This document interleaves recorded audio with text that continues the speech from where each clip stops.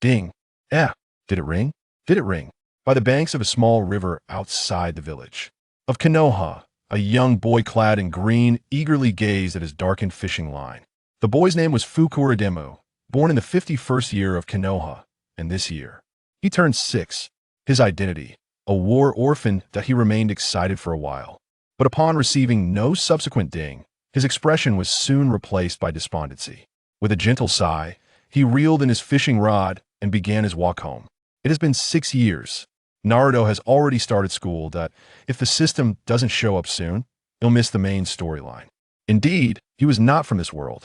In his previous life, due to the negligence of a Soul Reaper, he was drawn into the afterlife. While pursuing the Hokage, through another oversight, he was sent into the world of Naruto, where he proudly became a war orphan. He had never truly understood what had transpired and found himself bewilderingly rebooting his life.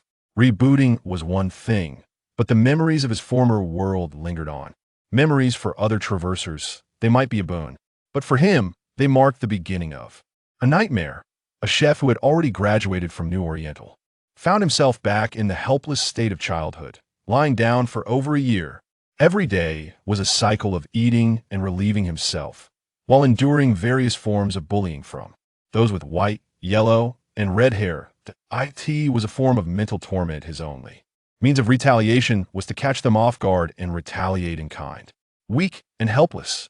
Finally, when he could stand upright, he still dared not speak, for he originally hailed from the Northeast and spoke with a thick accent.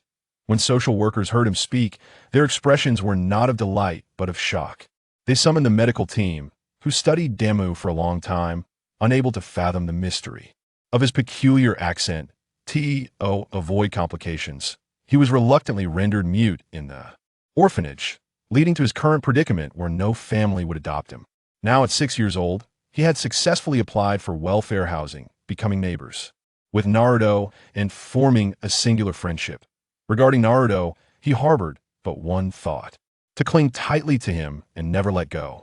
The enigma of his life before birth was his greatest hindrance to survival. Before the age of 3, his memories of Naruto were still vivid, but after 3, many details began to blur. Time would not pause for his forgetfulness of the storyline. Now, he had no choice but to cling to Naruto's leg. Sigh, I want to learn ninjutsu, but Don. He wished to serve Konoha what to do. With his head bowed, Demo muttered to himself while carrying his empty bucket on the way home. Neighbors who recognized him greeted him cheerfully as he carried his fishing rod and bucket. Little Moo, off fishing again? How's the catch?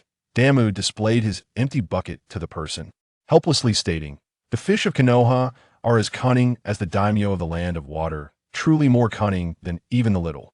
Haka! By the way, although I'm young, I dislike being called Little Moo. Understood? Dear. His neighbor chuckled at his laid-back demeanor and whimsical words. This was their impression of Damu, intelligent and composed, with a touch of humor, though his background was rather tragic, that he nearly fell victim to Orochimaru's sinister experiments. Such a good child, many of the trendy and fresh expressions have originated from his lips. However, the most formidable aspect is his accent, an infectious charm akin to magic. Once one becomes too immersed in it, assimilation is inevitable. Even the purification group found themselves at a loss, and not even the third Hokage could resolve the matter, leaving it to linger unresolved. Just after bidding farewell to the neighbors, Damu spotted his friend rushing towards him, a paint bucket in hand. Damu, Damu, quick, help me. 2 old men are chasing me, Naruto exclaimed, his half-formed northeast dialect bubbling with excitement as he brushed past Damu, their small hands high-fiving in a seamless relay. Looking up, Damu indeed saw 2 adults frantically pursuing from behind. Naruto, stop. Don't run anymore. We mean you no harm. At that moment, Damu's fishing rod slipped to the ground and was inadvertently stepped on by the first pursuer, causing a collision between the two. Coincidentally, Damu's water bucket was crushed beneath them. Ouch! Where did this fishing rod and water bucket come from? That hurt. The 2 groaned, clutching their chests and supporting each other as they rose, only to meet the tearful gaze of little Damu. His round, dark eyes shimmered like a lake disturbed by ripples, evoking a deep sense of pity. It's you, Fukuara Damu. Is this your fishing rod and water bucket? I'm so sorry. The two adults bowed sincerely, their expressions earnest as they apologized to the tearful child. This scene attracted a crowd of onlookers from the neighborhood. Damu remained silent, squatting on the ground, quietly observing the broken fishing rod. After a moment, his voice cracked with sorrow as he said, It's all right. It was my fishing rod that delayed your landing. My fault. Your matters are far more important. Aye. We'll clean this up. Upon hearing his mournful tone, the two suddenly felt as if they had become irredeemable villains. Really? Please, continue with your business. In a few months, when I save enough relief money, I can buy a new fishing rod. When that time comes and we have meat at home, I hope you will allow me to make amends. He then performed a proper bow of apology. This display of innocence could not be tolerated by the onlookers any longer. A kind lady carrying a basket of vegetables stepped forward, pointing sternly at the two adults. Do you understand what this fishing rod means to Damu? It is his source of sustenance. He is just a child. How can you be so cruel? With her leading the charge, the crowd surged forward, encircling the two men, each voicing their outrage, leaving the adults bewildered. They were at a loss as to how a mere fishing rod could be tied to recklessly undermining the unity and stability of Konoha. Thus, they quickly pulled out all the cash they had, counted it, and realizing it was insufficient, borrowed some from their companions before presenting it to Damu. With an apologetic demeanor, they said, We sincerely apologize for the inconvenience caused in your life. Here are 2,000 ryo. We hope it can compensate for your loss. Please accept it. Their companion followed suit, bowing in unison. Damu, feeling somewhat embarrassed, gently wiped the corners of his eyes, which bore no tears, and exclaimed with fervor, This cannot be right. How can I accept your money? Before he could finish a sentence, two voices simultaneously implored. Please. At that moment, the neighbors chimed in, Oh, Damu, just accept it. Buy yourself another fishing rod. It's only the middle of the month, and times are tough. Indeed, your monthly relief is merely 500 taels, and instant noodles have skyrocketed to 5 taels. You are still growing. How can you manage without some meat? The crowd spoke in unison, their voices a blend of concern and compassion, leaving Damu visibly touched, his lips twitching as he struggled to respond. The onlookers felt a mix of pity and helplessness. Ultimately, he reluctantly accepted 2,000 taels, departing amidst a chorus of blessings and apologies as he made his way home. As he closed the door behind him, his expression shifted dramatically. The corners of his mouth curled into a sly smile, reminiscent of a schemer reveling in his success. Ding! In light of the host's Oscar-worthy performance, the system has been greatly moved. The system has decided to bind itself to the host for life. Yes, no. Oh my. Heavens, you have finally arrived. Yes. Ding. Binding in progress. 5, 4, 3, 2, 1. The little chef system has been successfully bound. Fu Yuan Damu leaped in disbelief, his face awash with astonishment, inadvertently spraying saliva as he shouted. What is going on? The little chef of China? System, come on, enlighten me. Are you mocking me for not having attended school at the tender age of 6? System, don't you dare give me those dismissive responses. Why is it that others wield cataclysmic powers, while I am relegated to merely the 8 culinary traditions? What is the reason for this disparity? Me. What do you mean, me? You give me a performance worthy of an Oscar and then hand me a chef system? Huh? Is there any necessity for acting in the culinary arts? Should I close my eyes and eat a fly, insisting it's a Whittier mushroom? Or perhaps serve leftover dishes while claiming they are innovative cold salads? Listen to my explanation. We are bound and cannot be separated. Fu Yuan Damu's expression shifted from excitement to bewilderment, ultimately pacing back and forth in the room with his mouth agape. After a while, a semblance of clarity emerged, and he spoke at a rapid pace. I was engrossed in a drama, and someone pulled me into this mess, disregarding me entirely. 6 years. 6 years. Do you have any idea how I've endured this time? Me. Shut your mouth. Let me speak. Go ahead. Damu huffed heavily, seated on his bed, hands on his hips, feeling uncomfortable. He kicked off his shoes and curled up on the bed. I spent half a year in a vegetative state, another half year partially paralyzed, and even when I could speak, I was subjected to relentless scrutiny due to my accent. They inserted tubes into me, and I tolerated it. They drew my blood with tubes, and I also endured. But having these fools meddle with my little Kuin, I absolutely cannot endure that. You laughed. I did not. You definitely laughed. Come on, reveal yourself so we can duel. The system has undergone professional training and will never laugh, no matter how humorous the situation may be. Damu squinted his eyes, sitting on the bed and regaining his composure. Continue. The system is all ears, humph. Where was I? Kuin. Wah. Damu asked in confusion, what is wrong with you? Nothing. Perhaps my mother is about to give birth. Wah. Keep going. You still have a mother? Well, that is not my concern. Regardless, these 6 years have been spent as a reclusive child who abandoned treatment, living in constant trepidation until now. Do you understand? Understood. Now, are they still meddling with Kuin Air? Wah. Damu furrowed his brows, his expression serious. Well, they no longer meddle, but they still call me Xiao Mu, and hearing little inexplicably irks me. Wah. Did your mother experience complications during childbirth? Damu sensed that this system was indeed quite deranged. Otherwise, it wouldn't he be so utterly oblivious. He had refrained from speaking in his dreams for 6 years, nor had he dared to keep a diary, because a shadowy ninja had been observing him since he was 3. They had followed him for an entire year before finally departing. He did not arrive in this world devoid of merit, perhaps due to the memories he carries. His perceptive abilities are remarkably acute. Though he cannot see the covert operative, he is aware of their presence and actions. During his early attempts at writing, he once witnessed an AMBU ninja scrutinizing his work, though fortunately he had penned nothing more than simple strokes and radicals. Now that he has relocated here, he is even more cautious about revealing anything that defies logic, particularly as Naruto resides next door, with an AMBU ninja almost perpetually stationed there. The preceding remarks stem from the emergence of the system. Regardless of its nature, whether trivial or profound, it has ensured that from the initial notification, his awareness within this room is effectively curtailed. Thus, he dares to express himself so freely. This world is undeniably perilous, with individuals frequently vanishing without explanation. Even the Hyuga clan's young princess has been kidnapped, not to mention the recent defector, Orochimaru. Surviving 6 years in the original world was manageable, but in the ninja realm, reaching this point is nothing short of miraculous. I'm done. Have you vented enough? Now it's my turn to ramble. A flicker of annoyance crossed Damu's eyes. This system possesses a rather feminine demeanor. Had he known, he would have refrained from mentioning Kuinar. He sat cross-legged, arms folded, listening with a disgruntled expression.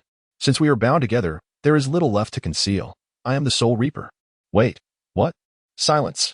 Now listen to me. Because of you, a significant incident occurred on my first day at work. I could not fulfill the role of Soul Reaper and became a portable system instead. You have lived in trepidation for 6 years, but I have not been any less fearful. Damu found this difficult to comprehend. What could a system possibly fear? Are you struggling to understand? Your belief that the system is omnipotent is misguided. The system requires the host to meet certain criteria for growth. Should this world fall into disarray, devoid of attention or divine oversight, it could very well face termination. Consequently, once we are bound, your life is no longer solely yours. Your existence is intertwined with mine. We must either thrive and achieve greatness or progress steadily without being forsaken by the gods. This is a path with no return. Hearing the system's words left Damu feeling somewhat uncertain. Then why did you still choose to bind with me? Are you not afraid of my dullness and laziness? What purpose does it serve to discuss this now? However, since you wish to know, I shall indulge you. During my absence over the past 6 years, you have performed admirably, which indicates your intelligence. Recognizing the importance of aligning with the protagonist reveals that you are not content with mediocrity. Coupled with your previous outstanding performances, I have decided you are the one, as a form of compensation for bringing you here. Damu hesitated before asking, can you manifest and be my wife? What are you thinking? Wake up. You're only 6 years old. Damu scratched his head. Otherwise, when I'm with women in the future, having a system watching over me might attract the ire of the gods. Well, you are thinking too far ahead, dreaming of a harem at the age of 6. Let me first await the feedback from the Pantheon. All right. What should I do now? Ding. A novice gift pack has been issued. In light of the system's 6-year delay, an additional novice gift pack has been granted. Ding. Received 2 novice gift packs. Ding. System space, system panel, system lottery, system mall. System tasks activated. Open the system panel. Physical strength, 5, adult 10, reaction, 5, adult 10, wisdom, 19, adult 10, talent, none chakra attributes, none skills, none items, 2 novice gift packs, including 5,000 gold. Chef's Recipe 1, Random Talent 1, Cold Iron Kitchen Knife. Random Talent, you better come through for me. Open the Novice Gift Pack. Received, 10,000 gold. Received, B-grade Catfish Noodles, C-grade Chinese Snack Set. Received, Talent Master Chef, Talent Mastery. The Cold Iron Kitchen Knife is the sole item. Would you like to synthesize it into a high-level exclusive weapon? Just as Damu was about to complain that none of his talents were related to combat, the system's unexpected surprise disrupted his thoughts. The only item. Synthesize a high-level exclusive weapon. A weapon. Yes, I want to synthesize. Exclusive and unique. One signifies scarcity, while the other not only embodies rarity, but also imposes limitations. Although items is a broad category, it indicates a lack of special functions, while weapons are altogether different. Where am I? This is the world of Naruto. A fine weapon represents formidable combat prowess. A Jinchuriki without their tailed beast is akin to the West without Jerusalem. Therefore, the system's latest gesture of sincerity might suggest that it felt guilty for keeping the host waiting for 6 long years, hinting at something more. Fortunately, Damu is not a fool who would obstinately cling to 2 cold iron kitchen knives. Received, B-grade Meteoric Starfall Blade. As the system's voice fell, a magnificent blade radiating brilliant red light floated before Fukuhara Damu. Meteoric Starfall? ISNT this the dream blade from the DNF's level 60 era? Long, striking, and with special effects. Back then, a server's monthly wage was only 1,800, while this blade cost over 2,000 at its cheapest. Fukuhara Damu gazed at the weapon he had once yearned for, swallowing hard as his hand instinctively grasped it. The moment he made contact, the dazzling light faded, and he heard a notification. Meteoric Starfall Blade. 2 chance to summon meteor strikes during attacks. Fukuhara Damu held the 1.5 meter long Meteoric Starfall Blade, his heart racing with excitement. System sister? I'm here.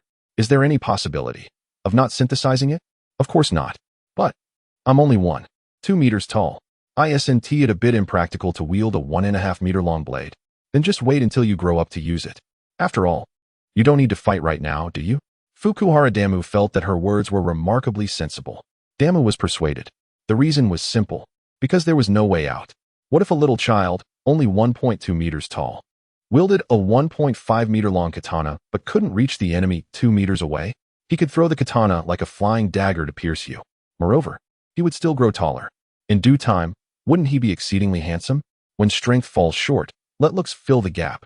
The blade of the katana, stained crimson and glowing with a faint luminescence, was something even the ninja dogs of the Hidden Leaf Village had never encountered before. Summoning meteors while engaged in battle. Had they ever heard of such a thing? As Fukuhara Damu pondered this, a peculiar image of a flamboyant character with yellow hair flashed through his mind, suddenly jolting him awake with a sharp realization. Looking around in his small room, Damu let out a long sigh of relief. Although he hadn't watched the anime Naruto in great detail, the Rogue Ninja Gang was quite clear to him. That group was truly notorious. They could be likened to a mobile demolition team, far more ruthless than Lu Huaqiang. 6 years of peaceful life had caused him to forget about those fierce bandits, including Orochimaru and Danzo. The Hidden Leaf Village was perilously dangerous. Let me think. Naruto should graduate in 6 years. And then there would be no more peaceful days. It would be a constant cycle of fighting or being on the way to fight. And then, a few years later, the village would be torn apart by those bandits. If I work as a chef for a few years and save enough money for a shop in the Hidden Leaf Village, only for that shop to be destroyed and still owe the loans. Fukuhara Damu was stunned, gazing blankly at the Hokage rock in the distance outside the window. What kind of predicament is this? Even in a new world, I cannot escape the fate of repaying loans. No way. I must take action. I have skills for repaying loans, so that is not frightening. But repaying loans for a pile of rubble is indeed terrifying. I need to make money. I must learn ninjutsu. I must be both cunning and formidable. When being cunning, everyone laughs, and when being formidable, they scream for their parents. Hey, system, I am here. With a newfound goal, Damu's eyes sparkled with fervor. Standing by the window with his hands behind his back, he spoke earnestly. I want to become stronger. I want to be free. I want to live life to the fullest. Help me. Ding. Sensing the host's intense desire for strength, the task has been issued. Task. A new chapter begins with a bowl of catfish noodles. Task content. Eat a bowl of catfish noodles that you have personally prepared. Task duration. 2 hours. Task reward. 1 lucky peach. 1 lucky fishing rod. and a complete set of kitchenware. Task failure penalty. Forced to kiss the third Hokage. What the heck? How absurd. Forcing a 6-year-old to wield a spatula. And if I fail, I have to kiss an old man. What if his dentures fall into my mouth? Damu felt a shiver run down his spine at the thought of the punishment, realizing that having a female system was indeed unfortunate. After all, if it were a male system, the punishment might have been to sneak a peek in the Hidden Leaf's bathhouse, for research purposes, of course. Getting beaten up by a plump person would have been more acceptable. Time was of the essence, and he hastily stowed away the radiant starfall blade into the system space, simultaneously accessing his system panel. Physique, 5, adult, 10, reflexes, 5, adult, 10, wisdom, 19, adult, 10, talent, culinary mastery. Profound comprehension chakra, none chakra attributes, none skills, culinary arts LV0 items, catfish noodles B grade, Chinese snack set C grade, radiant starfall blade, 13. 050 Liang, it was currently 5 in the afternoon. He needed to finish before 7. He retrieved the catfish noodles B grade from the system space. And as soon as the scroll unfurled, it shattered into a beam of blue light that surged into his mind. This will certainly save time. Fukuhara Dama felt a surge of knowledge about catfish noodles, enveloping his mind and swiftly exited his home. However, just as he opened the door, he found Naruto standing at the threshold, his head hanging low. It seemed he had suffered a significant setback. Upon hearing the door open, Naruto raised his head and complained to Damo, "I knocked for ages. Why did it take you so long to answer? Did you hear some rumors and decide to ignore me?" After saying this, he lowered his head again. Damu was indeed anxious, but then he suddenly recalled that today was Naruto's first day at school. Coupled with the thought of him causing mischief with a paint bucket towards the residents, it became evident that Naruto had faced considerable distress, possibly from the parents of his classmates or even from his peers. Thus, he resorted to causing chaos in hopes of drawing attention. Seeing Naruto's dejected demeanor, Fukuhara Damu realized that Naruto was perhaps even more sensitive than portrayed in the anime. When Naruto noticed Damu's silence, he assumed he had struck a nerve, and with his head down, he silently shoved his hands into his pockets and turned to leave. "Look at that forlorn expression. Come with me. I'll let you sample my adoptive father's culinary skills." This teasing remark halted Naruto in his tracks. He turned back, eyes wide with an intense glare, and asked, "What did you say?" Damu shrugged, adopting a nonchalant expression as he replied, "So, your father is going to buy groceries. Are you coming along?" Gurgled before Naruto could respond. His stomach voiced its discontent. What a hassle. If you're not going, then I'm leaving," Damu declared, cradling his head as he stepped outside. However, before he could exit the apartment building, Naruto had already caught up to him. Cautiously following behind Damu, he inquired, "Are you really my father?" This innocent question nearly knocked Fukuhara Damu off his feet. He then pondered whether the fourth Hokage would mind. Surely he wouldn't, considering he had passed away, right? Adjusting his posture, Damu stuffed his hands into his pockets and smiled. "It's a role, not blood. After all, we're the same age." Then, "Can you pick me up from school?" This statement struck Fukuhara Damu like a hammer to the nose, causing him a moment of pain that threatened to bring tears to his eyes. Fortunately, he maintained a semblance of composure. Quickening his pace, he called back to the trailing Naruto, "Can't you just take me to school too, so we can come home together after classes?" Naruto pondered with his not-so-bright little mind. "This suggestion is indeed splendid. After class, I can still play with you. I shall seek out Grandpa third. You stay home and prepare dinner for me. I'll take my leave first." Hey. Without heeding Damu's pleas, Naruto dashed off. Damu watched as Naruto's figure vanished from sight, letting out a quiet sigh. Just because the third Hokage is your grandfather doesn't mean I harbor any ulterior motives. How am I supposed to survive this? Meanwhile, Naruto swiftly made his way to the residence of the third Hokage, Hiruzen Sarutobi. An Umbu ninja had already relayed the details of their earlier conversation to the Hokage, who was about to enjoy his evening meal. "Oh, this lad can cook?" The Umbu ninja was taken aback that the first question from the Hokage after his recounting was this. However, one could always count on the Hokage to ask whatever came to mind. At 3 years of age, he couldn't cook. Now, living independently, perhaps he has learned. The Umbu ninja, tasked with gathering information on Naruto, seldom concerned himself with matters beyond his duties. Thus, he could not provide a definitive answer regarding whether Damu could cook, merely stating what he knew. Hiruzen Sarutobi nodded silently. dismissing the Umbu ninja with a wave of his hand as he made his way to the courtyard. By the time he arrived, Naruto had also reached his destination. Knock, knock, knock. Is Grandpa Third at home? Hiruzen personally opened the door, a pipe clamped between his teeth, and with a quavering voice, he remarked, "Ah, it's little Naruto. Have you run out of living expenses again?" Naruto grinned sheepishly, scratching the back of his head, and greeted the third Hokage with a silly smile. This time, it's not about money. Could you please come in?" Hiruzen interrupted his speech. Turning back into the house and taking a seat at the dining table, he gestured to the empty spot, saying, "First, let us eat. We can discuss matters afterward." Upon entering the courtyard, Naruto was overwhelmed by the vastness of the space, the exquisitely designed house, and the exquisite porcelain and paintings he had never encountered before, leaving him momentarily dazzled. Now, with the third Hokage inviting him to dine, the food on the table looked luxurious. That platter of tempura might cost around 200 ryo, enough to cover half a month of his living expenses. Gulping, he stood frozen, unsure whether to obediently sit there or hasten back to share dinner with Damu. "Hurry up. It will get cold soon." I apologize." Naruto suddenly bowed, causing the third Hokage's eyes to brighten slightly. Yet, he remained silent, patiently awaiting Naruto's explanation. "I promised Damu that I would eat with him. He is still waiting for me. So I cannot at merely 6 years old."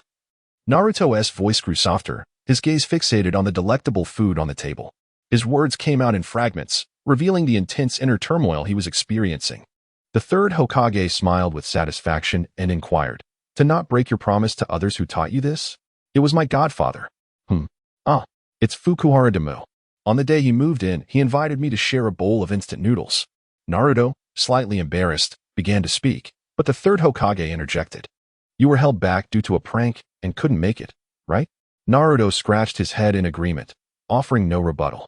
The third, taking a couple of puffs from his pipe as if making a resolution, slowly stood up, changed into his usual attire, and stepped outside. Reluctantly, Naruto cast a lingering glance at the delectable dishes on the table before dashing after him. "Grandfather, where are you going?" "Off to Damu's for a meal." Meanwhile, Fukuhara Damu was laboriously slicing dried squid into fine shreds. In the past, this task had been effortless for him, but at the tender age of 6, it was quite a challenge. On the stove, one pot simmered with a broth made from the heads and bones of sea bream, while another contained tightly bound rolls of bream flesh. Had he been a tad quicker, the sounds of bubbling and chopping would have filled the room with merriment. Phew, finally done with the preparations. "Is this cooking? It feels more like crafting." As he grumbled, Damu neatly arranged the squid shreds to set aside. He poured the prepared soul sauce over the bream rolls, continuing to simmer them over low heat. Lifting the pot lid released an aromatic fragrance that filled the air. A moment where essence and substance seemed to unite. The delightful scent wafted through the window, enticing neighbors and passers-by to seek out its source, stirring a longing for another meal in those who had just dined. Simultaneously, Damu finished mashing the catfish meat into a paste. "Good heavens! I must coat the delicate squid shreds in this catfish paste. This isn't crafting, it's akin to needlework. Oh, heavens! Which devilish sister concocted this absurd idea? As a chef, you have so much free time, why not find a better job instead of creating chaos here?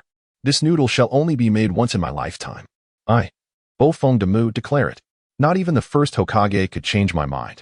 He muttered as he meticulously combined the catfish paste with the squid shreds, his focus unwavering as he watched them immerse in the broth. Time was running short, only 10 minutes left. If they fell apart in the pot, his first kiss would belong to the third Hokage. Fortunately, his prior experience served him well. Otherwise, with the attention span of a 6-year-old, completing this extraordinarily challenging dish would have seemed like a fanciful dream. Yes, a successful attempt.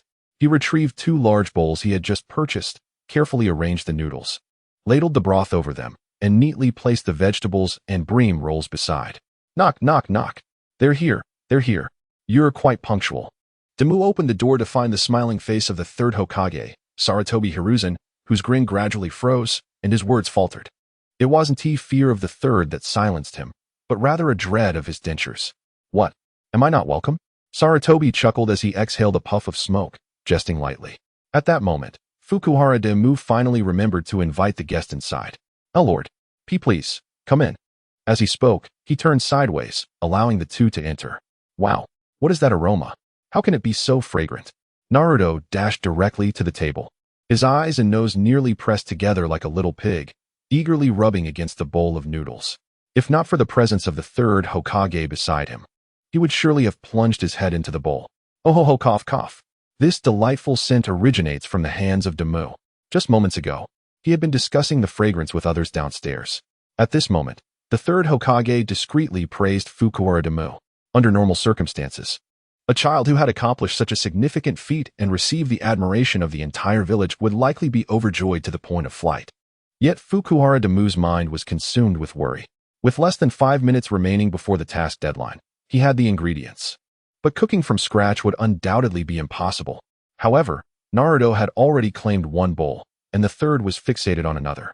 Surely, it could not be that the dishes were prepared, yet he was unable to complete the task.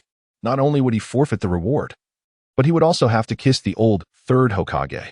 No way. My first kiss cannot be so carelessly surrendered to this old man. As Naruto and the third engaged in a conversation about the delicious aroma of the noodles, Fukuhara Damu seized the opportunity to quickly check the task, hoping to find a breakthrough. Task: eat a bowl of catfish noodles made by oneself. Time limit: 2 hours, 2 minutes remaining. Rewards: 1 lucky peach, 1 lucky fishing rod. A complete set of kitchenware. Penalty for failure: forced kiss with the third Hokage. Eat a bowl, made by oneself. Catfish noodles. 1 bowl. 1 bowl? Yes, 1 bowl. Originally indifferent, Fukuhara Damu suddenly regained his spirit, sprinting swiftly to the stove. He then retrieved the smallest bowl and 3 pairs of chopsticks. Rushing back, while the two were momentarily distracted, he plucked a strand of catfish noodles from each bowl, placing them into the small bowl, and ladled a bit of broth over the noodles. With less than 10 seconds on the countdown, he had no time to explain, clapping his hands together and declaring, "I shall begin." Following this, he slurped. Slurp. Gurgle ha. Then he lay back on the floor, eyes closed, exuding a blissful demeanor akin to a drunken reveler. Seeing the chopsticks resting in the bowl confirmed to Naruto that he had been granted permission to eat. Thus, he bowed to the still dazed third Hokage and eagerly picked up the first noodle, raising it to his mouth. MMM. Naruto's eyes widened as he chewed on the tender, springy noodles, trembling with excitement. This reaction led the oblivious third Hokage to mistakenly believe that Fukuhara Damu's culinary creation was toxic. He was about to summon the Umbu to escort Naruto to the hospital when suddenly, Naruto erupted with a shout. "It's so delicious." His voice was loud enough to resonate through the window, reaching the ears of passers-by on the street. The crowd, still captivated by the mysterious dish's aroma, had their conversations interrupted by his exclamation, all turning their gazes towards the window of Fukuhara Damu's home. Then, everyone moved in unison. Those who understood the application of chakra swiftly arrived at the window of the Damu family. The common folk hurried up the stairs to his home.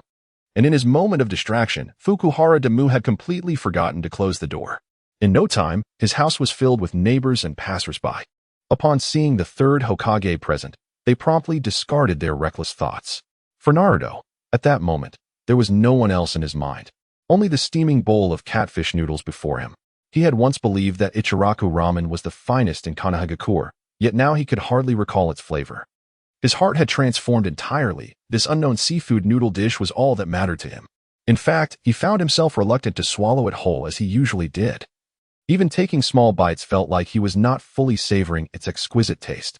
The sounds of swallowing echoed around him, and in that moment, there were no bothersome little brats, nor any troublesome fox spirits. In their eyes, Naruto was the happiest child. "Hey, what are you all doing?"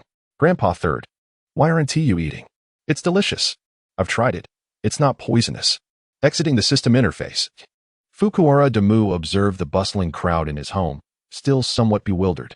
However, upon seeing their rapt attention fixed on Naruto's bowl, he quickly understood what was happening. With many neighbors present, he had to communicate using the most age-appropriate language, feigning ignorance and weakness. After all, this meal had cost quite a bit. He could not let others think he was frivolously spending his recently acquired 2,000 ryo. Such a perception could shatter his carefully crafted persona. Thus, he lamented softly. Indeed, the third was greatly moved. It turned out that when he observed me, he was contemplating how to indulge in this bowl of noodles. He wasn't reluctant to eat the noodles. Rather, he was devising ways to quell his own apprehensions. It was astonishing to see a people-pleasing personality manifest in a 6-year-old child. What was I thinking? Was I truly pondering whether a 6-year-old might poison another 6-year-old? Was I considering taking Naruto to the hospital? Was I scrutinizing Naruto's reaction as he ate the noodles? Good heavens. Sarutobi Hiruzen, you ought to be ashamed. The third was on the verge of a breakdown, having been driven to the brink by Fukuhara Damu's performance. The other onlookers dared not criticize the third, yet a sense of dissatisfaction began to brew. It turned out that the large bowl had been reserved for the third. Such a delectable dish was not solely crafted by a 6-year-old. He had served himself the smallest portion. The better portions were reserved for guests, and he had even taken the effort to taste it for the Hokage's sake. What a remarkable child, so pitifully neglected by his parents. He was but 6 years old. The third, how could you? The crowd dared not ponder further, for the third had already seated himself, picking up a noodle and savoring it with squinted eyes. How fresh. Huh, why is this noodle so chewy? It's squid. Fukuhara Damu's voice radiated happiness. Why is there squid in the noodles? This question was posed by a curious ninja friend observing the festivities from outside. Unbeknownst to them, night had already fallen. As Damu switched on the electric light, a warm glow illuminated the bowl of noodles, causing it to shimmer enticingly. Due to the soft texture of the catfish noodles, they lacked a certain depth of flavor. Thus, I chose to substitute the noodle bones with delicate strands of squid, which, when combined with the tender and delectable catfish meat, not only preserved the fish's sweetness but also enhanced its internal complexity. This truly created a delightful harmony between the freshness of the ingredients and the rich broth. Having finished speaking, Fukuhara Damu resumed his kneeling position at the dining table.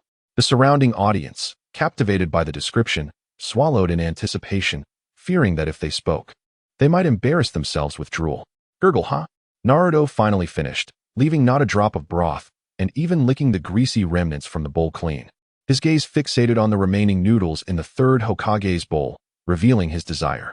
However, the third Hokage, though generous enough to offer the leftovers before eating, found it impossible to do so now. As an elder with a notoriously small appetite, he had indulged in many culinary delights, yet he had never encountered such exquisite cuisine. Noticing the focused eyes of Naruto and others upon him, even the battle-hardened Hokage found it challenging to savor his meal slowly. Nevertheless, stopping was out of the question. Thus, under the envious gazes of his companions, he quickly finished the noodles and broth together. Although he managed to resist the urge to lick the bowl like Naruto, he expressed his gratitude warmly. Thank you for the treat. This is the most meticulously prepared meal I have enjoyed in many years. Great job, Damu. The third Hokage graciously conveyed his appreciation to Fukuhara Damu. Naruto, realizing he should say something, struggled with his limited vocabulary and could only sincerely exclaim, "Me too. Me too." Damu, flustered, waved his hands in modesty, replying, "I'm just glad the third Hokage and Naruto enjoyed it. Ensuring my guests are satisfied is a source of great pride for me." With the allure of the exquisite meal dissipating, everyone returned to their senses. A few exchanges revealed that while Damu's accent remained pronounced, he had made a conscious effort to correct it. This brought comfort to all present. Sarutobi Hiruzen also noticed Damu's awareness of his accent, recognizing it as a sign of the boy's maturity. He recalled previous reports from the Umbu regarding Damu's desire to attend the Ninja Academy. Unlike regular schools, the Ninja Academy required recommendations. Not everyone could become a ninja. Otherwise, wouldn't all civilians wield chakra? The third Hokage pondered why Damu wished to become a ninja. Logically, a 6-year-old child unaware of his heritage and lacking guidance would hardly pay attention to the art of ninjutsu. It was far more critical for him to navigate each meal with stability. All right, everyone, the culinary appreciation program has concluded. Please grant Fukuhara Damu some personal space. The third Hokage declared, and all complied without hesitation. With just a few breaths, everything was cleaned up. Fukuhara Damu, aware that the moment of the evening's theme was approaching, quickly gathered his spirits and gently placed the dazed Naruto onto his bed. After tidying away the dishes, he poured a cup of hot water for the third Hokage. Only after completing these tasks did he sit neatly at the small table, awaiting the conversation to commence. As anticipated, no sooner had he settled down than the third Hokage began to steer the discussion. "Where did you learn all of this?" Damu looked at him in confusion, seemingly not comprehending. The third Hokage reformulated his question. "I mean, the etiquette you exhibit, as well as your culinary skills. Where did you acquire them?" Fukuhara Damu suddenly understood, and with a tinge of apprehension, he replied, "No one taught me. I just observed and noted things down." Upon hearing the word steal, the third Hokage paused his drinking, resuming only after Damu finished speaking. He thought to himself that such knowledge seemed to have no need for theft. Once again, he felt a pang of shame for his suspicions. Damu, yes, your diligence and kind-heartedness towards others are commendable traits. I had been preoccupied with political affairs and neglected the lives of children like you. Now tell me, is there anything you wish to do but cannot? Or perhaps some unfulfilled desire? The third Hokage spoke to Fukuhara Damu in the gentlest tone. Yet his words bore the weight of officialese. Realizing that Damu was merely a 6-year-old orphan raised in peaceful times, he hurried to clarify his intentions, delivering a straightforward inquiry. Seeing that Sarutobi Hiruzen was now earnest, Damu decided to be direct in expressing his desires. Lord Hokage, I want to go to school. I wish to learn ninjutsu. Oh, and why is that? Fukuhara Damu raised his small hands, displaying numerous tiny cuts and scrapes. What happened to you? Fishing and cooking. After a moment of contemplation, Sarutobi Hiruzen grasped the reason behind Damu's eagerness to learn ninjutsu. Is it because you saw ninjas using chakra to protect their hands that you wish to study ninjutsu? Fukuhara Damu displayed a look of surprise at the appropriate moment, which pleased the third Hokage. However, caution had become a habit of his, and he could not simply let Damu pass this stage, especially concerning the matter of the Nine-Tails Jinchuriki. The reason the villagers quietly advised keeping their distance from Naruto was not due to his directives, nor did it stem from any malicious intent. Politicians are forever unable to address issues in the most straightforward manner. Every action he took and every word he uttered would be interpreted in myriad ways, thus responding to delicate matters with silence, while firmly tethering the Nine-Tails Jinchuriki. The hero's son, with a subtle thread, was the most prudent course of action. Yet, unexpectedly, another child had emerged in the plan, sharing a similar tragic fate, suffering the same ostracism and ridicule, and he had even become friends with Naruto. The most alarming aspect was that these two children shared certain unspeakable connections. He hesitated, contemplating whether to reveal the truth to the merely 6-year-old Fukuhara Damu. However, after a brief moment of reflection, he dismissed the thought. Through their interactions, he sensed that Damu was a child filled with goodwill towards the world. He yearned for the approval of adults. Unlike Naruto, Damu's actions were more likely to please them. Yet, this also meant he bore the weight of greater truths. Being a ninja was no trivial matter. When the day arrived for you to graduate from the Ninja Academy, you might well regret your decision to become a ninja. Regret? Why should one feel regret? I merely wished to shield myself with that flow of energy, for such protection would make meticulous tasks considerably easier. Preparations for dishes like these could perhaps be completed in mere minutes, rather than taking an hour and a half to produce just 2 bowls. Such inefficiency would yield no profit. Damu's voice grew softer as he spoke, until he finally lowered his head. Damu lifted his gaze, realizing that earning a living was nothing to be ashamed of. One could proudly proclaim it to anyone with their head held high. The third's voice resonated with the wisdom of age, prompting Fukuhara Damu to view the elder from his own perspective for the first time. My hesitation stems from the understanding that the path of a ninja is a journey from which one cannot turn back. It encompasses far more than mere culinary arts and blossoms. This path is intertwined with responsibilities and convictions. His words flowed slowly, akin to casual conversation, yet laced with nostalgia. Unbeknownst to him, he had ignited his pipe, exhaling a long plume of smoke before continuing. The ninja's path is rife with schemes and bloodshed. Yet it also embodies the acquisition of unimaginable power. Only by establishing one's own beliefs can one avoid being lost in that power. Once ensnared by power, your life may take a drastic turn. The good may descend into the bad, and the bad can only spiral further into despair. Thus, you must understand, do you wish to become a ninja or merely learn ninjutsu? Upon concluding, the third regarded the furrowed brow of Fukuhara Damu with earnestness, awaiting a response. The following morning, Naruto was roused by the enticing aroma of food. Perhaps he had pondered too much the previous day, or perhaps he had simply indulged too heartily. Ever since lying on Damu's bed, he had not stirred. After the third departed, he entrusted the keys to Naruto's home to Damu, leading to an uncomfortable night's sleep that left him sore and stiff. There was no escaping the fact that Naruto's home was filthy, chaotic, and vast. As someone with mild obsessive-compulsive tendencies, how could Fukuhara Damu endure such disarray? He toiled until 2 in the morning before finally succumbing to sleep upon Naruto's hard bed. Although their financial situations were similar, Damu was a planner.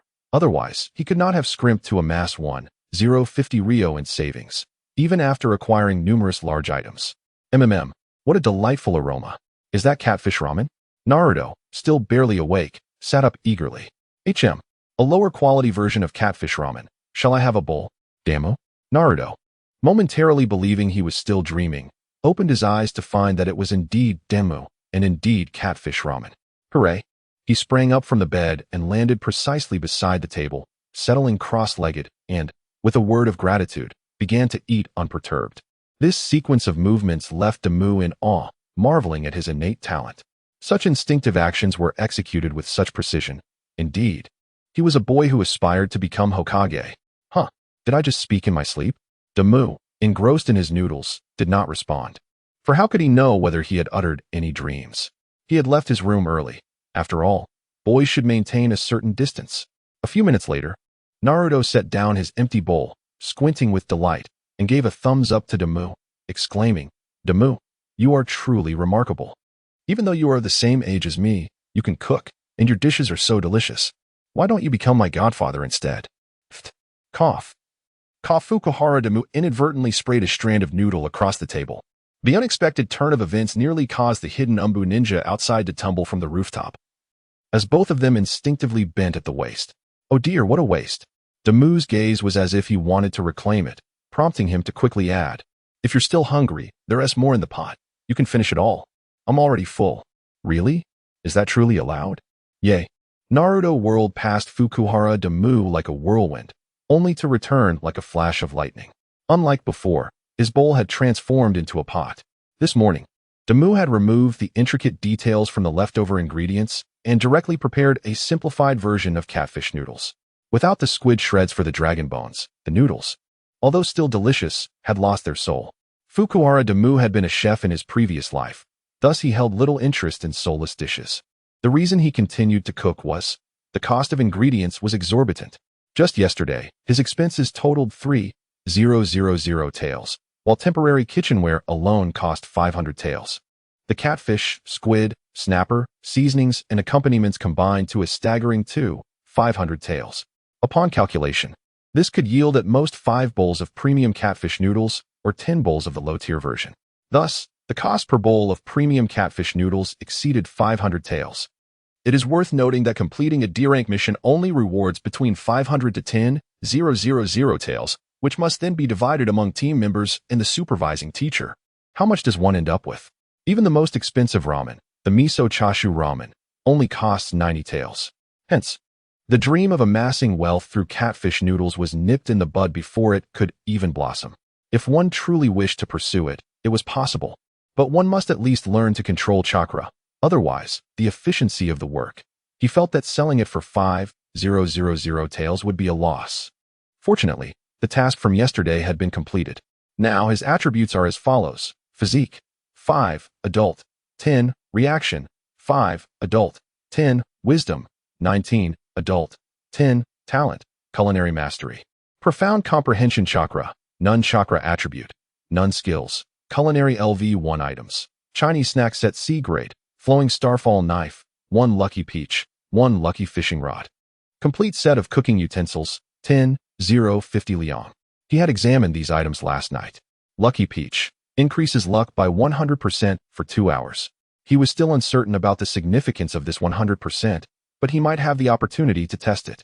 Lucky fishing rod, guarantees a catch while fishing. The fishing rod's assurance was ambiguous. For an avid angler, the notion of coming back empty-handed was nonsensical. If he couldn't catch any fish, he would simply pluck a couple of ears of corn. If corn was unavailable, he would forage for wild vegetables. And if even wild vegetables were scarce, he would drink from the pond. At the very least, it would yield a bit of fish soup. Empty-handed? What a laugh. How could that even be possible? As for the complete set of cooking utensils, he hadn't yet revealed it, uncertain of its extent. His plan for the day was to report to the Ninja Academy. And then, oh no, I have to report to the Ninja Academy today. I'm late. Having finished a hearty meal, Naruto contentedly patted his belly, scarcely recalling a time he had eaten so well. Late? What does being late even mean? He looked at the visibly anxious Fukuhara Demu and inquired with confusion. Being late for school? School. Oh right. I'm now a student at the Ninja Academy. Haha. I almost forgot about that. Thankfully, you're here. Dear Godfather. Fukuhara Demu swiftly changed his shoes and dashed out the door, with Naruto hot on his heels. Two porcelain dolls, one orange and one green, raced towards the genesis of their destinies, the Ninja Academy, under the nascent sun. After they had departed for quite some time, an Umbu ninja sighed and followed after them. He could only hope that Fukuhara Dama was not a mischievous character, for that would double his workload. If it was merely a matter of tardiness, that wouldn't be too bad. Upon their arrival at the school, the class bell had already rung, and Naruto began to take it in stride. He bounced around with his hands behind his head, radiating joy. What are you so happy about? Being late will earn you a reprimand. A reprimand is just fine. It's far better than being ignored. As they entered the classroom, the teacher was already in session. Damu was uncertain whom to approach, and thus followed Naruto inside. Upon entering, they saw a beautiful female ninja teacher standing at the podium. Her hair was tied up, and she donned defensive soft armor woven from steel wire, draped with a trench coat, exuding an air of remarkable elegance. Damu recognized this female ninja. Her name was Mitarashi Anko, a student of Orochimaru. You too? Huh. What is your name? I don't recall you. Just as Anko was about to reprimand the two, she suddenly realized she had no recollection of one of them. Hello, teacher. My name is Namikaze Damo. Oh no, I mean Fukuhara Damo. Today, I have just reported for duty. Yet the esteemed Hokage has not assigned me to any particular class. Thus, I find myself in this predicament. As I nod and descend from the podium, I bend down to observe Damu, whose throat tightens under the immense pressure of the situation. Subsequently, I swing open the classroom door and call out to the outside. Shuemu, come and fetch the newcomer. With that, I grasp Damu's shoulders and gently lift him, placing him outside the door with care. I then slam the door shut with a resounding thud. Throughout this exchange, not a single word was uttered, showcasing an air of cool indifference, leaving Damu in a state of bewilderment as he gazed at the now-closed door. Suddenly, a voice, tinged with dissatisfaction, echoes from behind Damu. Oh? So you are the new student who has just been transferred? He turns to find a striking young man, adorned in a headscarf and the standard combat vest of the ninja division, his hands shoved into his pockets, exuding a sense of impatience. Before Damu can respond, the young man continues, come with me. I am Shuemu, or you may address me as Teacher Shuemu. I shall impart the essential knowledge required for students like you. Very well, Teacher Shuemu, Damu replies, following closely in step, yet his mind is preoccupied with thoughts of this Shuemu. Based on his scant recollection, the name Shuemu has surfaced on two occasions. The first was as a guide for Naruto during his departure, though this guide's intentions were far from noble. Having lured Naruto into stealing the Forbidden Scroll, intending to use it as a gesture of allegiance to Orochimaru.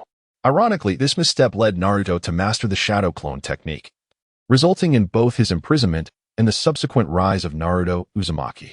The second instance of this name seemed to be associated with a prison break. Damu struggles to recall the details, but wasn't it true that he lost his teaching credentials for causing the death of a teammate? How then could he possibly become a teacher for the day students? Is it possible that his performance in this capacity will determine his suitability for a formal teaching position? These musings leave Damu uncertain about the relationship between Teacher Shuemu and the day student class.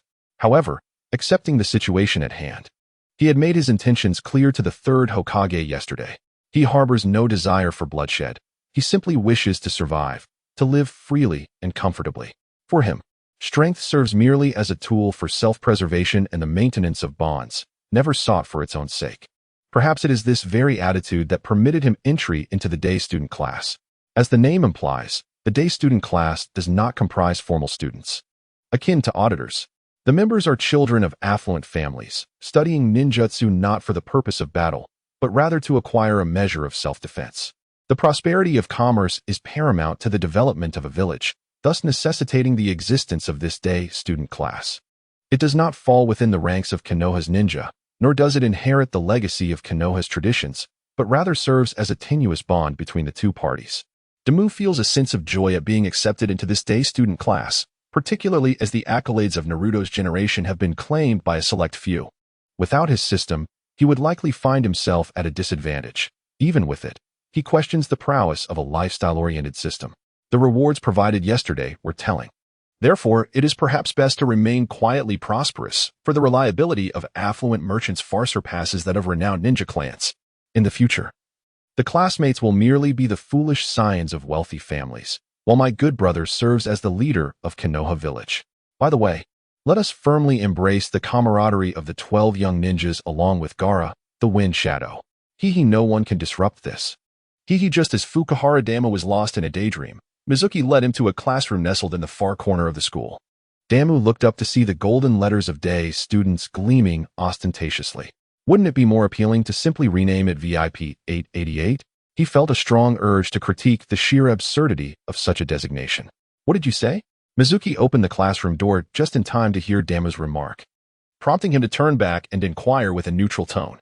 His actions captured the attention of all the students within the classroom. Damu, undeterred, pointed at the classroom sign and declared, I believe these words are incongruous with the backdrop, since we are all either affluent or noble. Wouldn't it be splendid to reflect our status more distinctly? VIP signifies a distinguished membership, and 888 represents prosperity, a wish for everyone's wealth. As soon as he finished speaking, the murmurs that had previously filled the room fell into an abrupt silence. Some students were already contemplating his proposal seriously. Mizuki refrained from voicing his opinion and instead walked to the podium, gesturing toward an empty seat at the back. Fukuhara Damu, you will sit there. He then took out the student records and began introducing Damu to the class. Fukuhara Damu, aged 6, an orphan from the war, 6 years ago, the child of war. At this point, he cast a meaningful glance at Damu before continuing with a lighter tone. Thanks to the benevolence of the third Hokage, you are now one of your classmates. Let us welcome him. The room was enveloped in silence. Only a young girl beside Damu clapped her hands. But upon noticing the lack of response from everyone else, she quickly lowered her hands. Mizuki, seemingly accustomed to such rudeness, did not comment further. Ignoring the children's impoliteness, he resumed his lesson. Damu found the lecture rather dull, merely recounting the history of ninjas and their techniques, which he deemed devoid of substance. Instead, it was the girl beside him who piqued his interest. He propped his head up with his right hand, gazing at her. With her large eyes, long lashes, and slightly chubby cheeks, he felt an overwhelming impulse to pinch her cheeks. You are so beautiful. Surely you will tell me your name, won't you?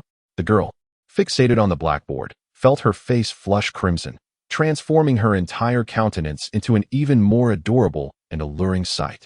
Wow, that rosy hue makes me want to pinch those cheeks. Oh, my apologies, I seem to have spoken my thoughts aloud. Damu's words acted like an invisible hand, causing the girl's mind to short-circuit, her breathing quickening, her cheeks blushing deeper with each passing moment.